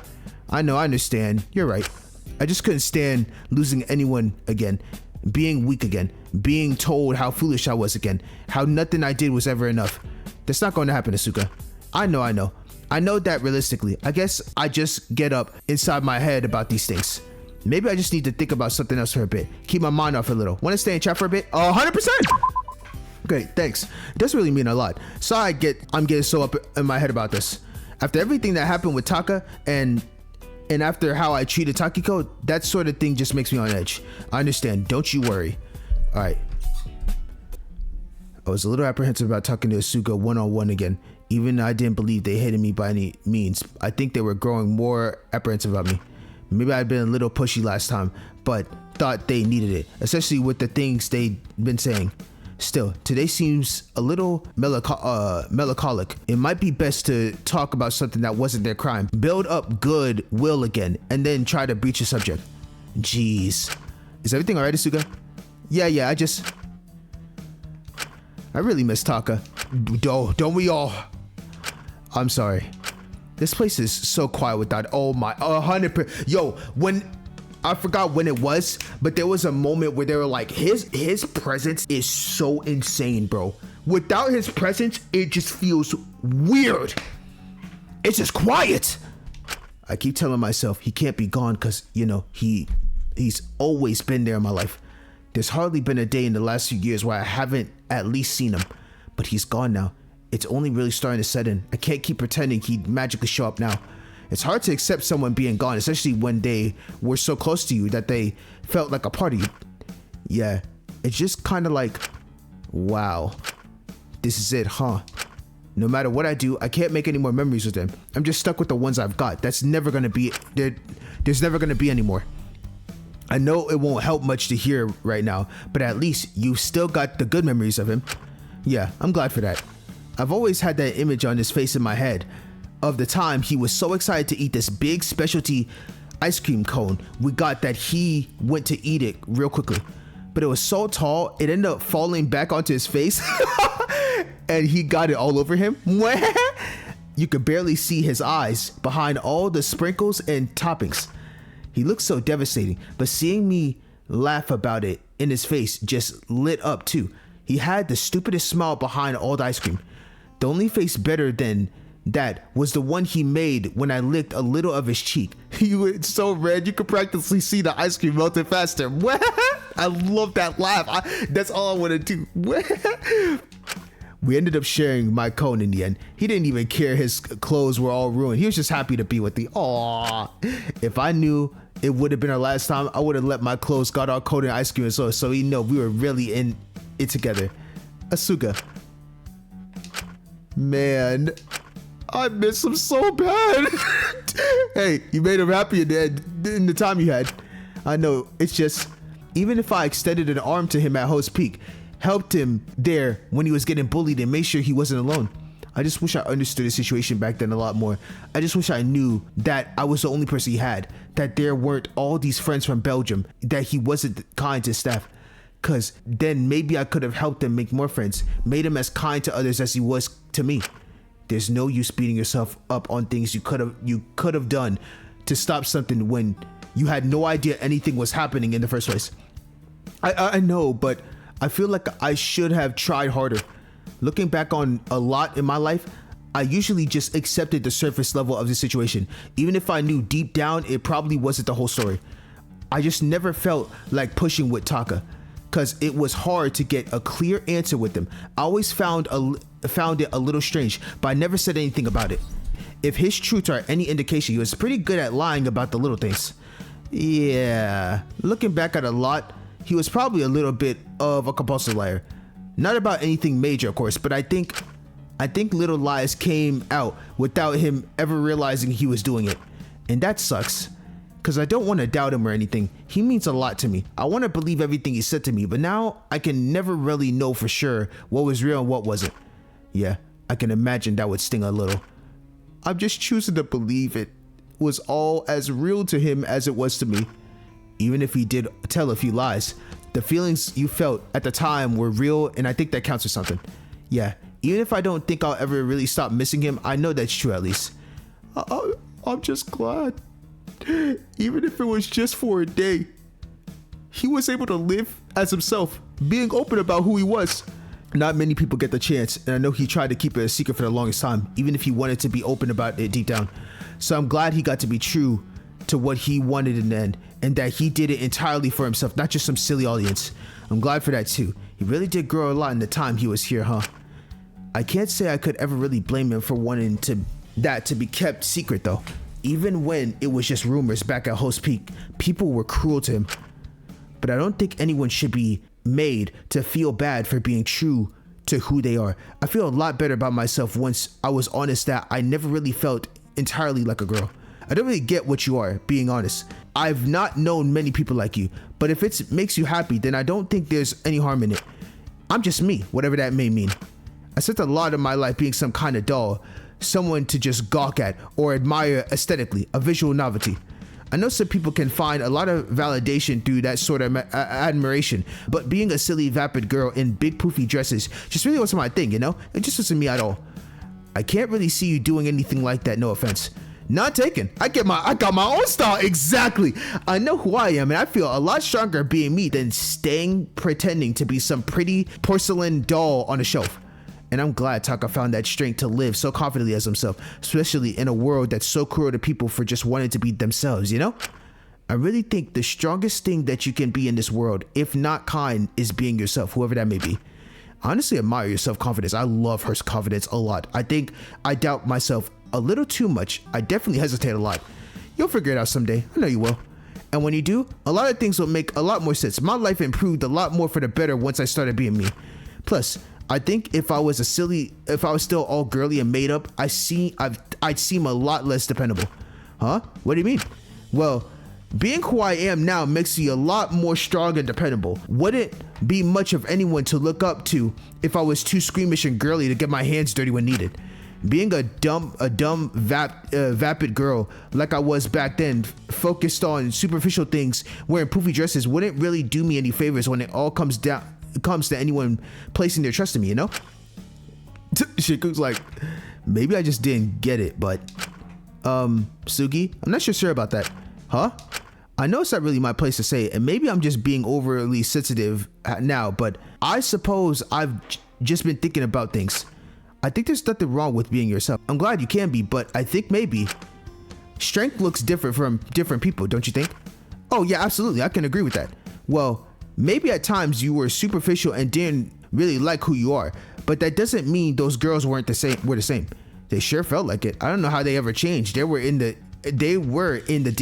deep, but they still went through the same things you did. Even if it was dress up in frills and makeup, I think you still have to be pretty strong to endure all that. I never felt strong back then. I just kind of felt patronized. Well, maybe it was different for them. I don't think it's really our place to say that certain types of self-expressions make you more or less weak. I just don't like how plastic it all was. It was also fake and superficial in the end. I don't know how anyone could feel strong doing something as pointless as basically just being a living doll, a show pet. Do you think Takiko was a fake, dumb, vapid girl wearing poofy dresses just because she was girly? Doesn't mean she was also official and incapable, does it? Right on the fucking money, Shinku. Deadass. No, because she was... Even when Takiko did all that, she was still a strong fucking woman. I think you should look in the mirror and ask yourself that first. Duh! Our conversation remained tense after that point. I think when I said I shaking Asuka a little, I think I know I was really not the person who got to say anything about this, but I knew Asuka cared about being open-minded and understanding, so it's kind of shocked me that they be so reluctant. I think it shocked Asuka a little as well, and made them realize that perhaps they hadn't fully escaped the person they used to be. I just hope this one small realization would change, and maybe lead them to reflect on their narrow-minded view on some other things in life. I don't think Asuka wanted to be a bad person, but you can't work on flaws until you acknowledge they exist. Shallow savior. Oh my gosh. Oh my gosh, this game, man, I'm telling you. This has been so amazing. Hello, Amy. How's my favorite warden doing today? Fuck off, Wing. You're the last person I want to deal with today. Oh, come on. I know you secretly love me. I'd love for you to lay off the booze, you reek. Yeah, it's not too bad. I'm sure it's 8 p.m. somewhere. Besides, where's the harm in a little something to take the edge off? I hope it does enough to harm to take you out, quite frankly. Damn. You and me both. Hey, kid. How the cameras looking today? Why should I know? I turned them off. You know you'll get in trouble if you do that. Why the hell would you do that? Even she's the type of person I can't help but resent. The type who turn their backs on their principles and jump the fence when the grass looks greener. I didn't want to see her like that. Yeah, me either. Me neither. You know, you're never gonna know if she's okay or not unless you switch them on. I prefer not knowing. If someone is dead, then I could keep them alive a little longer by not knowing. As long as there's a chance they're alive, then they're still alive to you even if they aren't. You're a weird kid. Well, you're lost. I was just curious if anything. Curious or concerned? Who cares about the fine print? Don't tell me you somehow see her as your daughter too. Nah, I'm done with that. But I don't know. I guess I saw it as a younger version of me. Someone before all my mistakes. Guess I sort of hoped she would make the choices I did. She definitely made choices. Good ones. They're hers, and I think that's what counts. And well, no matter what, I'll be rooting for her. Call me biased, but I think she'll find a way. She's got to. You're a terrible host. You're not exactly employee of the month either. Guess they're going to have to vote us both corrupt. Well, you know, it's never too late to turn things around. Look in the mirror and try to say that with a straight face. And you'll get it eventually. Why did Amelia turn off the cameras? What is turning off the cameras doing? What the fuck? I braced myself for another awkward group dinner. I was just hoping when everyone finally got to see Lie again, they'd calm down a little. Admittedly, I was also pretty worried about her. I hope she was okay. But as I arrived a little early, I was surprised to see someone else there sitting by the oven waiting for dinner to be done, drinking a cup of tea. This is our time. Shinku, this is the moment. Shinku, I cannot sit here and deal with another. I don't know how long this playthrough's been going. Probably been a long fucking time I've been doing this shit. For the love of God, make up with her. It's the least you can do for me. The least you can do for me. Please lock in. Please. If I go another thing and she doesn't talk to me, I might crash the fuck out. I've been feeling utter pain and sorrow that I have barely spoke with her this entire chapter. Oh, hey. It won't be ready for a little bit. All right, of course, no rush. I knew nothing would happen if we stayed in this uncomfortable limbo. I need to make things right. Please, you need to lock in! But that wouldn't happen unless I made the first step. Yes! Hey, I don't expect you to forgive me, but for what it's worth, I'm sorry. Do you think we could talk? Please, just get through to her. Ismene let her aside, looking at me uncomfortably long periods of time. I wanted to crawl back into my own skin, but I stood my ground. I knew I had to do this. And to my surprise, let me get you some tea. Alora just dropped off the water for it. Yes. The two of us sat quietly together, not saying a word. There was a heavy atmosphere in the air as we sat out with cooling tea. Eventually, I drummed up the courage to speak. The CG is awesome! Oh, it's beautiful. How have things been with you recently? This is how we're starting? Okay, that's fine. Fine. I've just been keeping to myself quite a bit. Same here, honestly. You know what? I'll take this. Just anything at this point. I know it sounds a little strange, but even if Asuka was a little controlling, I really did like those group meetings. It felt nice to be a part of something again. I agree. Okay. Slowly build her up. Come on. It just feels so weird to be surrounded by so many people and still feel so distant from all of them. Yeah, honestly, that is true. Admittedly, I've been partially distancing myself on purpose. Huh? It's not that I haven't had the chance. After everything happened, Chantel was weirdly understanding of all people. She loves Lyra so much, man. Loves Lyra so much. This whole time I thought I knew what was best for her, but it seems I was the fool this whole time. I think she was far wiser than I ever gave her credit for. We talked after I destroyed the other pin. I felt foolish. I felt like no matter what I did, I'd just cycle back to the same behaviors, the same pain over and over. And she showed me her arms. Aww. They were filled with the past. A sky filled with constellations made of puncture wounds. but she was on a lower dose, and certainly not taking anything she'd need to inject at that stage. And we talked and I realized, of course they weren't going to heal immediately. Even if you stop doing something, it's going to take a while before the scars go away. You might even make some more scars along the way. But that doesn't mean you're not doing better, that you're not healing, even if it takes months or years for the scars to fade. And I suppose I realized how childish and arrogant and reckless I thought she'd been this whole time. I've been far more ignorant and immature than she ever was. Mm-hmm. I've been thinking similarly about my own perceptions of things lately. Growing up, I always put myself above others. Perhaps some saw it as arrogance. But at the end of the day, I was just using it to push others away. I always felt different from others. Abnormal. I just seemed to see things differently to others. No matter what I did. I was scared of people seeing how abnormal I really was. So I childishly used my arrogance to push others away. So they'd never find it out. And I never really grew out of doing that. I've been a fool this whole time. Don't say that, Iz. I've spent a lot of time feeling foolish these days. About my ultimate talent. About my social status, about getting on my high horse about my verdict. Bro, the ultimate system, yo, it is breaking her, bro. She's now feeling like, bro, does this ultimate talent really matter? We're all humans at the end of the day. But at the end of the day, what did any of it really mean? Exactly.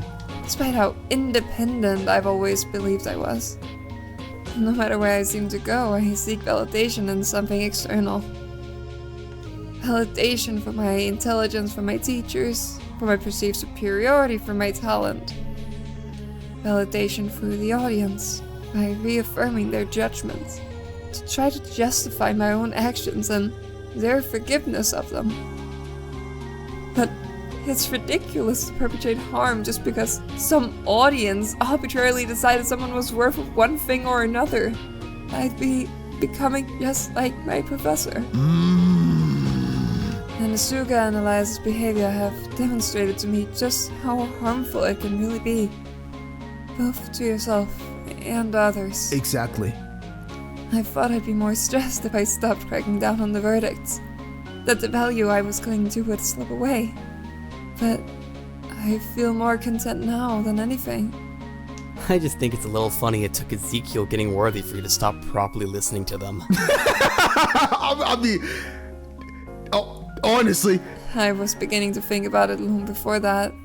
But I'll admit, it was partly the final nail in the coffin. Dude, every time they bring up Zeke's freaking... This chapter has also felt like, dude, basically anyone that did worthy for Zeke, you're a dumbass. No, I'm not literally in the literal sense, because like everyone's allowed to make their own votes, but oh my god, I feel like I've been getting roasted internally. Well, that or seeing how much my actions impacted Molly and Takiko. Yeah, exactly. It's undeniable I had a hand in what happened. I couldn't keep going after knowing I contributed to how they were treated. I know you feel insanely bad, but all you can do now is grow. I pray they'll never forgive me for what I did. I certainly don't deserve it. But either way, it's more complex than just worthy or corrupt, isn't it? What do you mean? There's so many layers to all of us. Mm-hmm. To everything that drives our actions. I don't believe I could ever even start to unravel even my own. Everyone has a whole shit ton of baggage. But it isn't as simple as saying someone is justified or not. It's not just black or white. Correct. It's somewhere in the gray. Correct! Exactly. Yep. I just can't believe it took me so long to see it. Yep. The name of the game. It's a little shameful, but I believe what's important is that we did see it in the end. And I think when you approach things with more understanding, life becomes a lot less confusing. Correct. Which is funny, really. Because for all intents and purposes, it should make life more complicated. I won't ask what happened between you and your sister. Perhaps I should be more enraged by it, but I don't want to be a hypocrite after what I pushed Molly into attempting. I just hope you're alright. Oh, thank you! I think about her a lot. Me too. Damn. I really should be able to bring myself to hate her after learning the truth of the suicide pact, but I cannot. It's strange. Same here.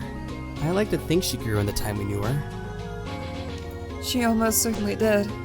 In spite of everything I did. In that way, she is stronger than I've ever been. Oh my god.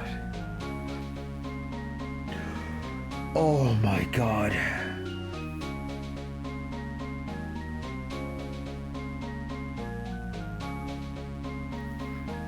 Oh my god. That's stronger than both of us, really. Exact. Oh my goodness. I just wish she lived long enough to talk to us about it. I know.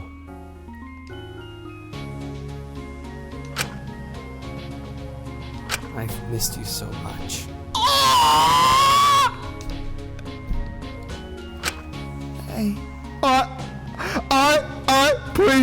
Please say it. Let me jump out of my seat with joy. I've missed you too. Thank the fucking Lord, bro. We fucking back, baby. We're so back. We're back. We're actually back.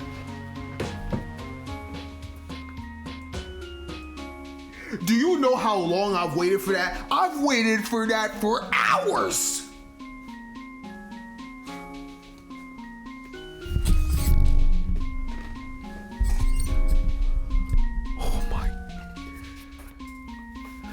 You don't know how much I missed you. I've missed you more than life itself. I'm so sorry for breaking your trust. Thank you.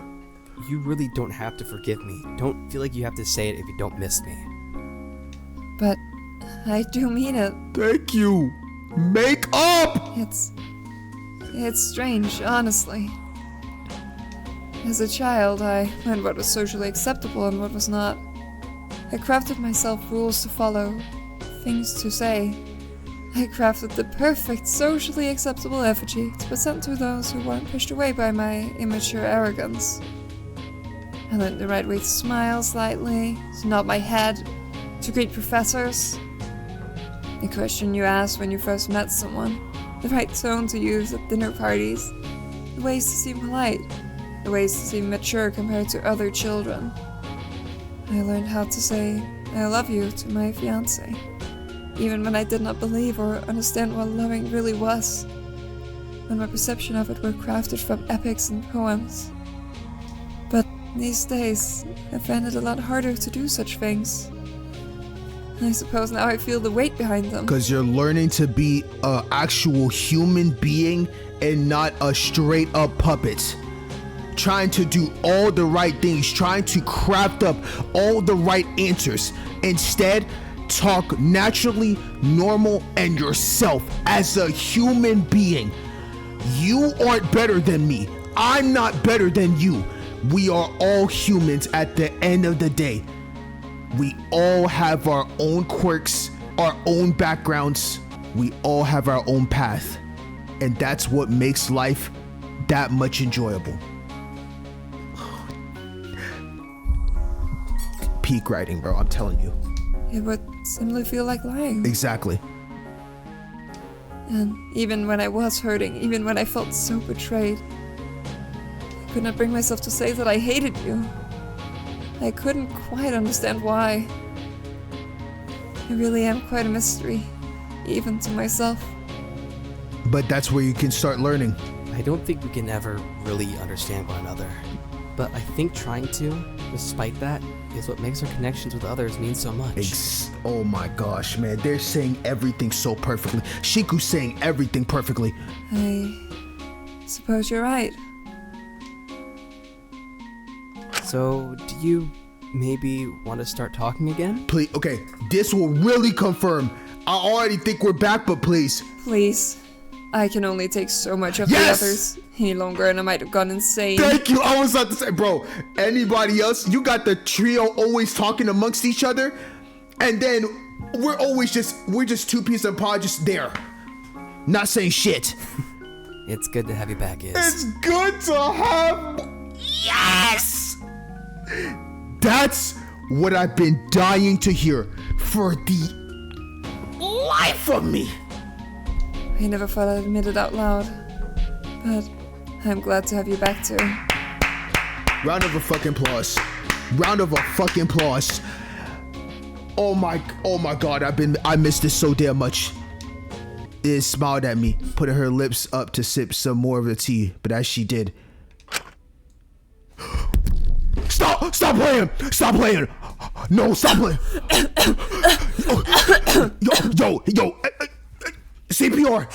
You gotta get behind her quick. Oh my gosh, she almost immediately started coughing. Iz, are you okay? Please save her.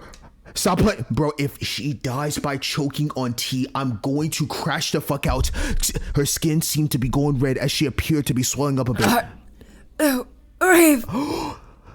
I rushed over to her and I tried to pat her back in case she was choking, but up close I started to realize what it was. I'll be back in a second, Iz. Just try to stay calm. I'm going to help. Just stay there. Yes, please. I felt a terrible leaving his mean there, and quite frankly, I was terrified. I'm terrified as fuck, but I wasn't going to let her down this time. I wasn't going to let her die. Are we really doing Molly 2.0? Shut the fuck up. When Takiko died, I raced down into the medical storage and almost immediately started looking around for EpiPens. I found the box, but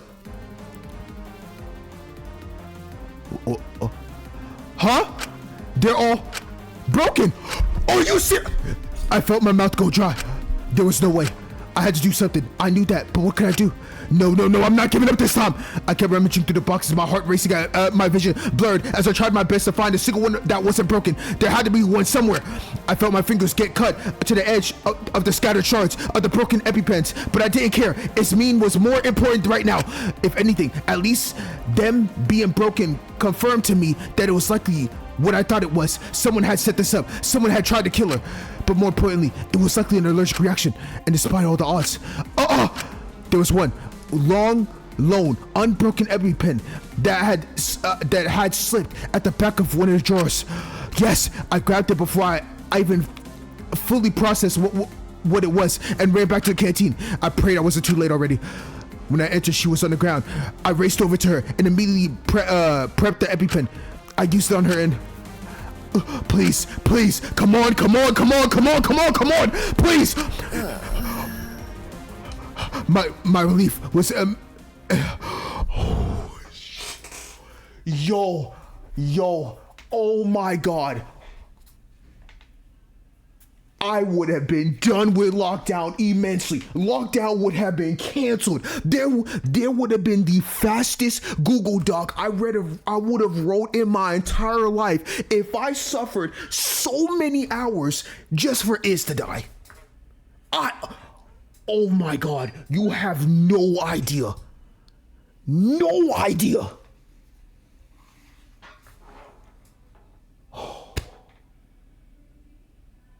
Jesus, I got scared. Oh my goodness. My relief was immeasurable as slowly but surely Iz regained consciousness and her symptoms lessened. Oh my god. Oh, thank God. Iz, look up at me, bleary eyes. And it's bleeding. I don't care about that. Your safety was more important than my damn hand. I could have lost my whole entire hand for all I care if it was to save you. That doesn't matter. I don't matter right now. Are you okay? Thank you. You saved me. By the grace of God. One EpiPen was left. Oh my god, thank God. I'm keeping our promise of getting through this together. Pins or not. Let's go. You really are a fool.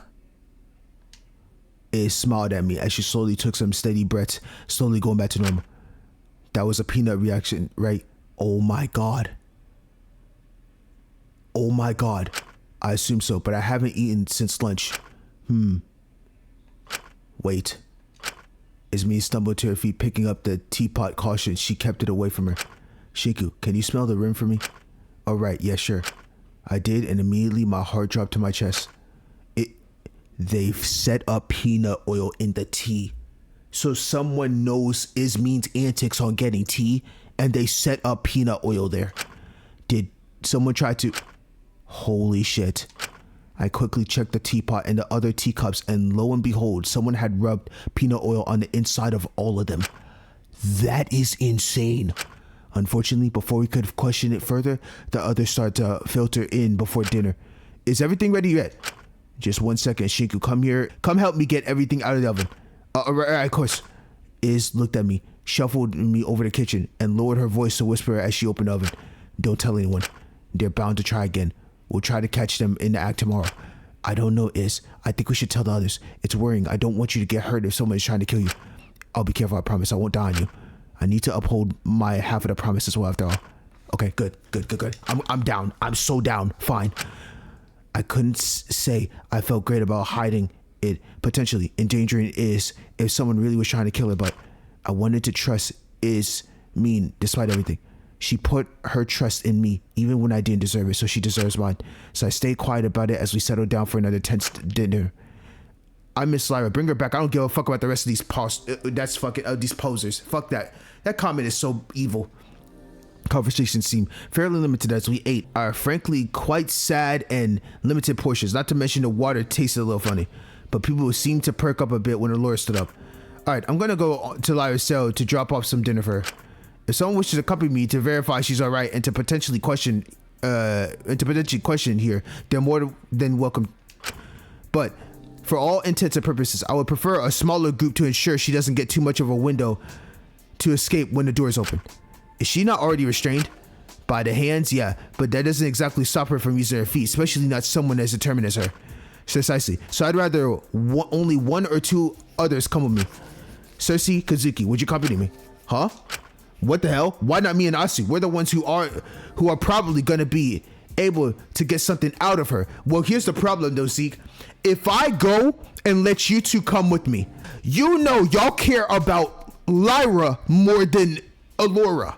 You could let her out, both of y'all could jump me, and now it's a 3v1. You're also the most likely to let her escape. I'd rather not take the thank you. See, that? Come on, we won't. We just want to help her. Why can't you take one of us and then one of the other two, just so at least one of us can check on her? I'm not prepared to take that risk. This is fucking ridiculous. I'm seeing her whether you like it or not. You can't do anything to make me stay in the room. If you're leaving to give her food, then I'm coming with. Why don't we all just go together? Sure, it gives her more opportunity to escape, but more people would be around to restrain her if she tries. Do you seriously believe I think most of you would even try to restrain her if she escaped? Well, if she's still handcuffed, I don't think she's going very far, even if she does slip out. I hate to agree with Fu, but it might be best if we all go. I know I'm not as close to her as the others, but I'm still worried about her. Fine. Just promise you'll all be responsible and careful. And do leave if she asks if we're going to get any information out of her. It's going to be when all of us are there. I will not be afraid to punish any failures to comply or act appropriately here. There's too much at risk. I don't wish to lose anyone. As long as I can see she's okay, I don't care what the conditions are. All that matters to me right now is her, way more than anything to do with my life. Allura paused for a moment, looking at Zeke for a prolonged amount of time before letting out a sigh, picking up Lyra's dinner tray. Very well, let's get going. Allura didn't say another word as she left the canteen and left us all tentatively following her, exchanging nervousness glance between us. The walk down to the cell block, despite being rather short, felt like it took hours, but eventually we arrived.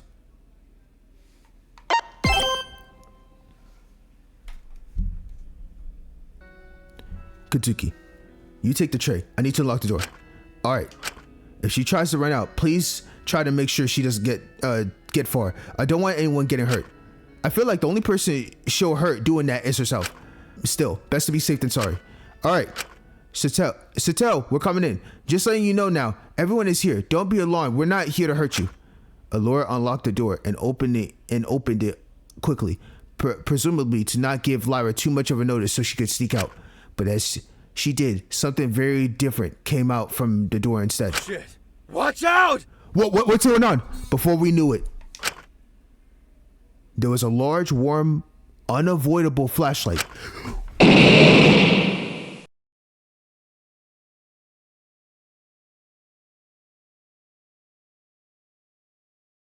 The Curious Case of Lyra Chattel, Tape 7. Please make your case for the jury.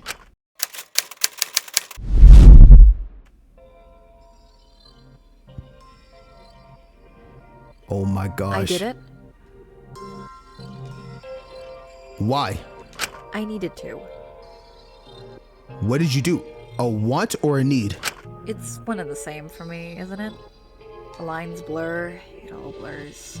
I don't know what I just want anymore and what I need to live. Affection? Dude, her CGs are so good. Oh my god.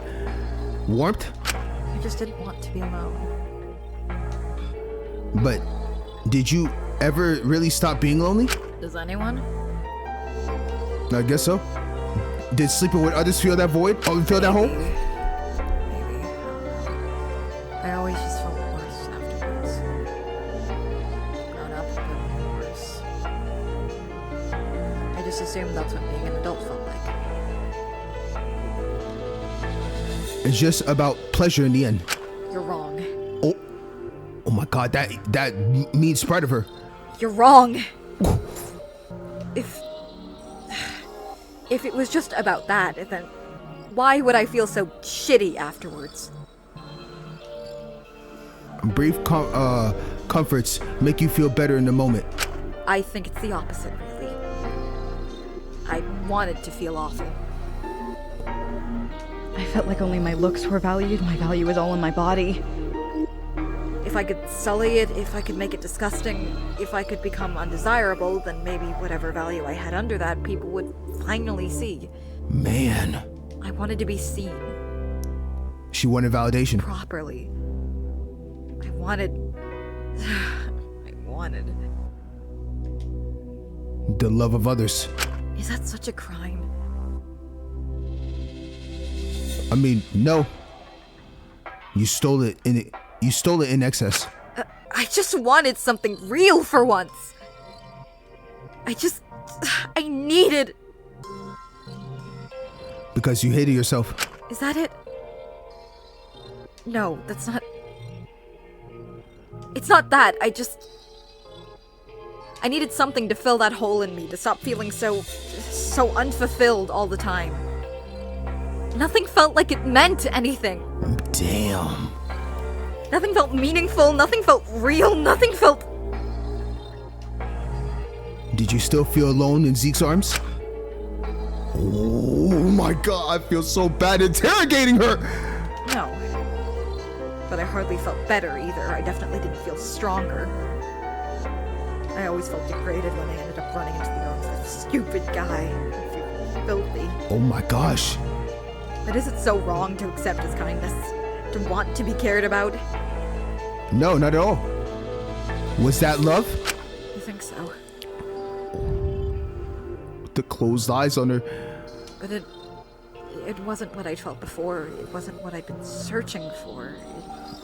It was overwhelming. Him and Asu, after a life of not caring, of a life trying to disconnect. It was everywhere. It flooded every part of me. I somehow both couldn't connect and felt like we were all one and the same. Oh my god. It was too much. It felt real. It felt like I suddenly had something I cared about more than anything in the world. It felt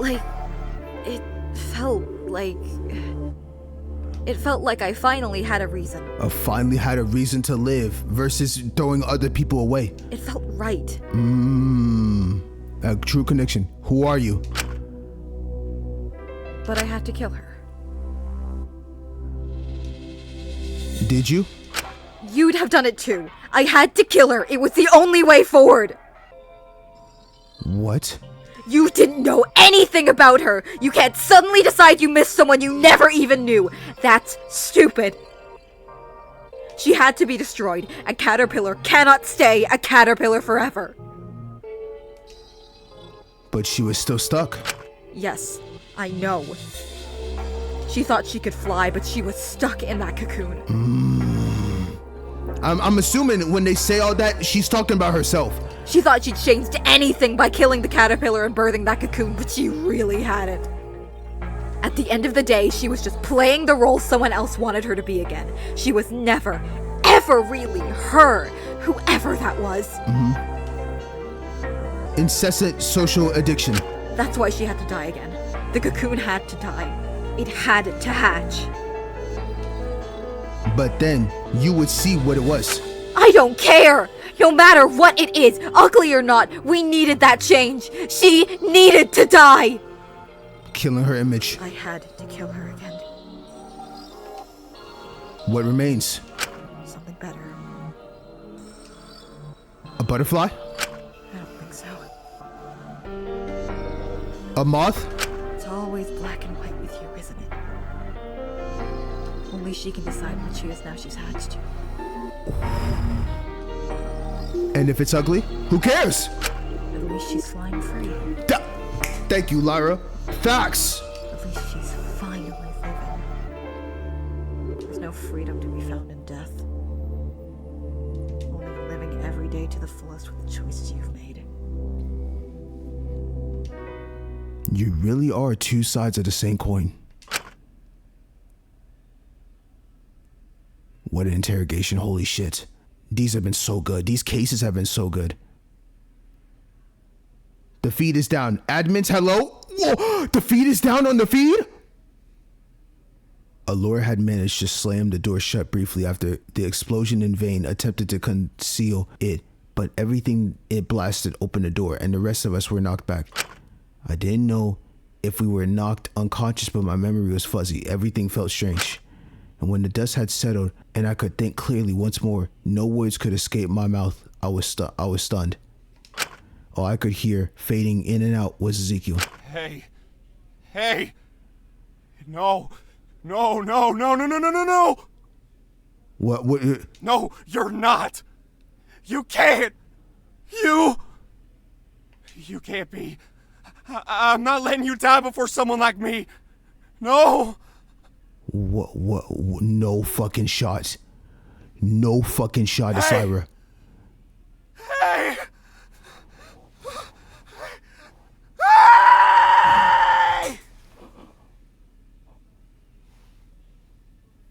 Yo, that was one of the curling screams I've ever heard from Zeke's VI I've ever heard in my entire life. Yo, he's so big! Charred and scruffed from the explosion. I looked up to see him stumble to his knees. Oh my god. And the next thing I saw was him clawing the door open. And promptly wish he kept it shut.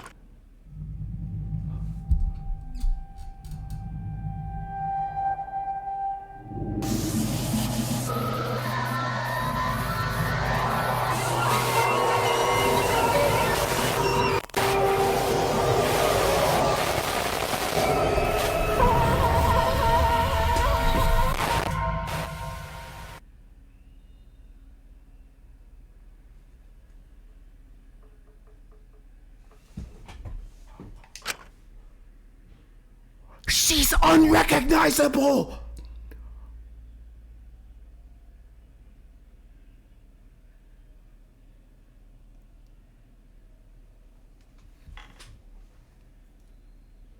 Hair's gone, face deformed, stomach, hands, Yo! I couldn't even tune into the incoherent cacophony of emotions around me as I saw her like that! Into Ezekiel grabbing her charred body in his arms and praying for some kind of miracle, holding on to her like she was the only thing that could save him. All I knew was, like it or not, things were going to change. And that this felt very, very wrong. Oh my god! Yo, that's one of the most curling body discovery me announcements I've ever seen in my... No, dog. That unrecognizable beyond comparison. I just hope that somehow, in some way, she'd gotten a chance to fly before it happened. Yeah, you know, your face was actually pretty red. Oh! One more word, and you'll be the next body to be discovered, I swear to God. Wait! Don't say that! We don't need no bad voodoo here.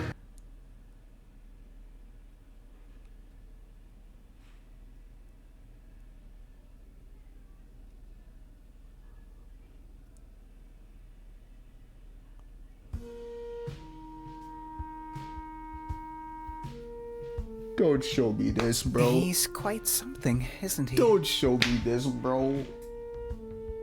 Don't show me this, bro. Mint and Lyra speaking while this man Zeke is jumping in the background, bro. Doing high jumps. Yo, I cannot with this game, bro. Oh my fucking goodness.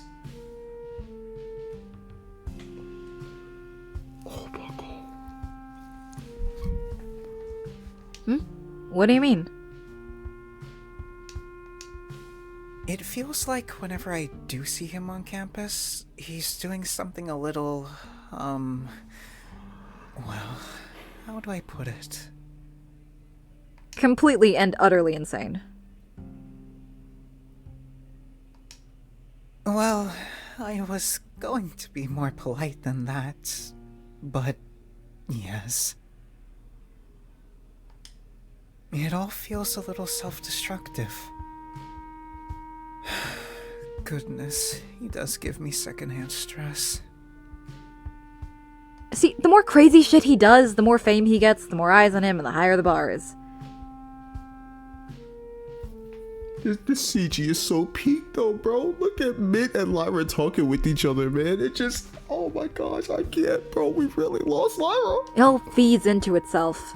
If you think this is stressful, then I think you'll get a heart attack seeing whatever the hell he'll be doing in a few years.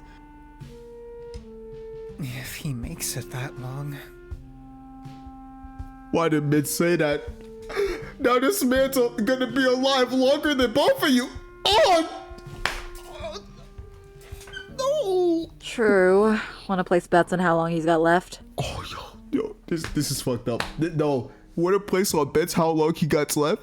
He's outliving both of...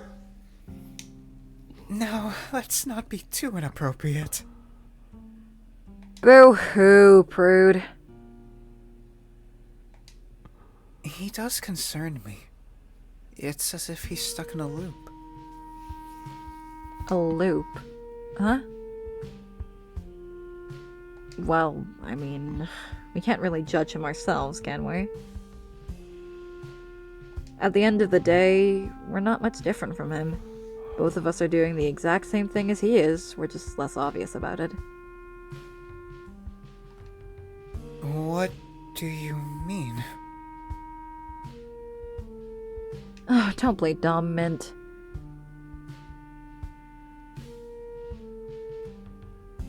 We're stuck in our own loops. It's funny, really, because even if you're aware of it, it's like we can't help but feed into it. Well, perhaps we are now. But it's not like we cannot change one day. It's not as if it's just part of our nature.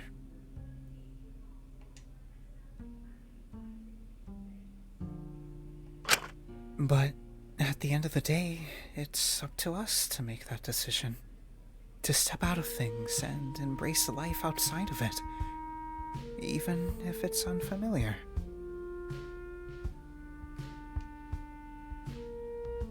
Only we can choose that for ourselves, huh?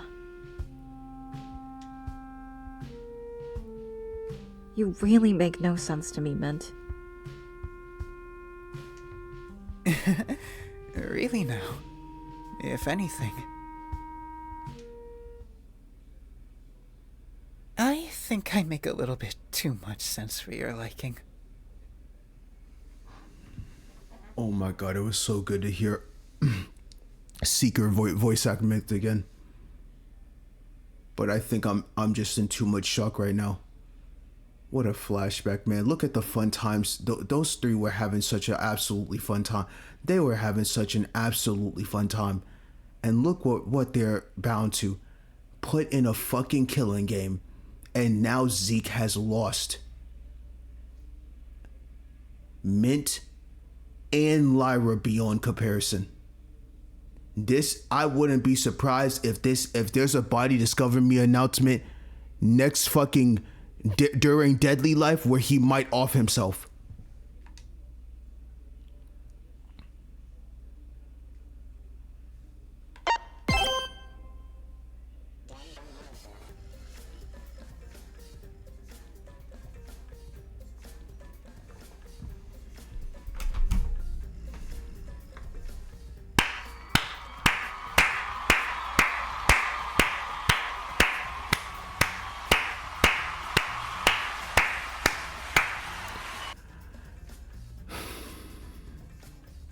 Every chapter of Antebellum Lockdown, Daily Life and Deadly Life continues to keep exceeding my expectations.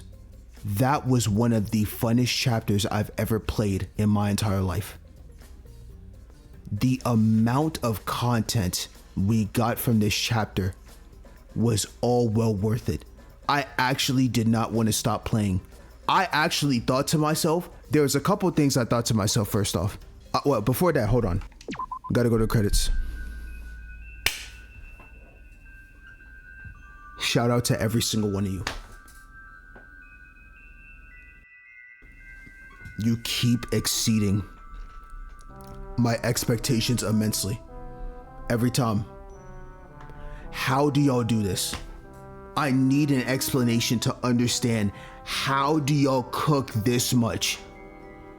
This was one of the greatest chapters I've ever played in my entire life. I felt like I could not stop playing. I literally felt like I could have played an extra 10 hours in the tank. That's how goated this chapter was. Oh my God. I am in disbelief.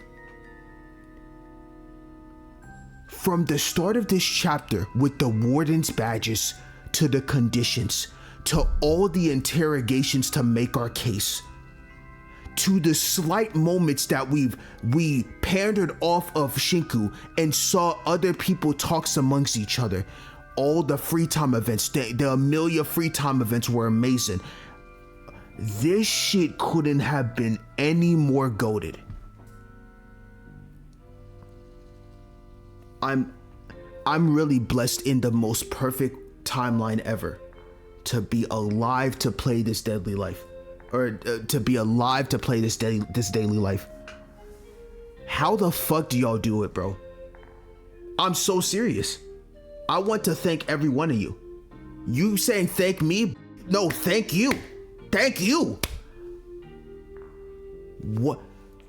What did I just, oh my gosh, man, there's so much in my mind right now that's spinning. But let's go ahead and get some of the heavy hitters out the way. Thank you for allowing me to play. I'm gonna provide my thoughts real quick. I had to let the credits roll real fast. Oh my God, this was so peak. This was so peak. Oh my gosh, this game is so peak.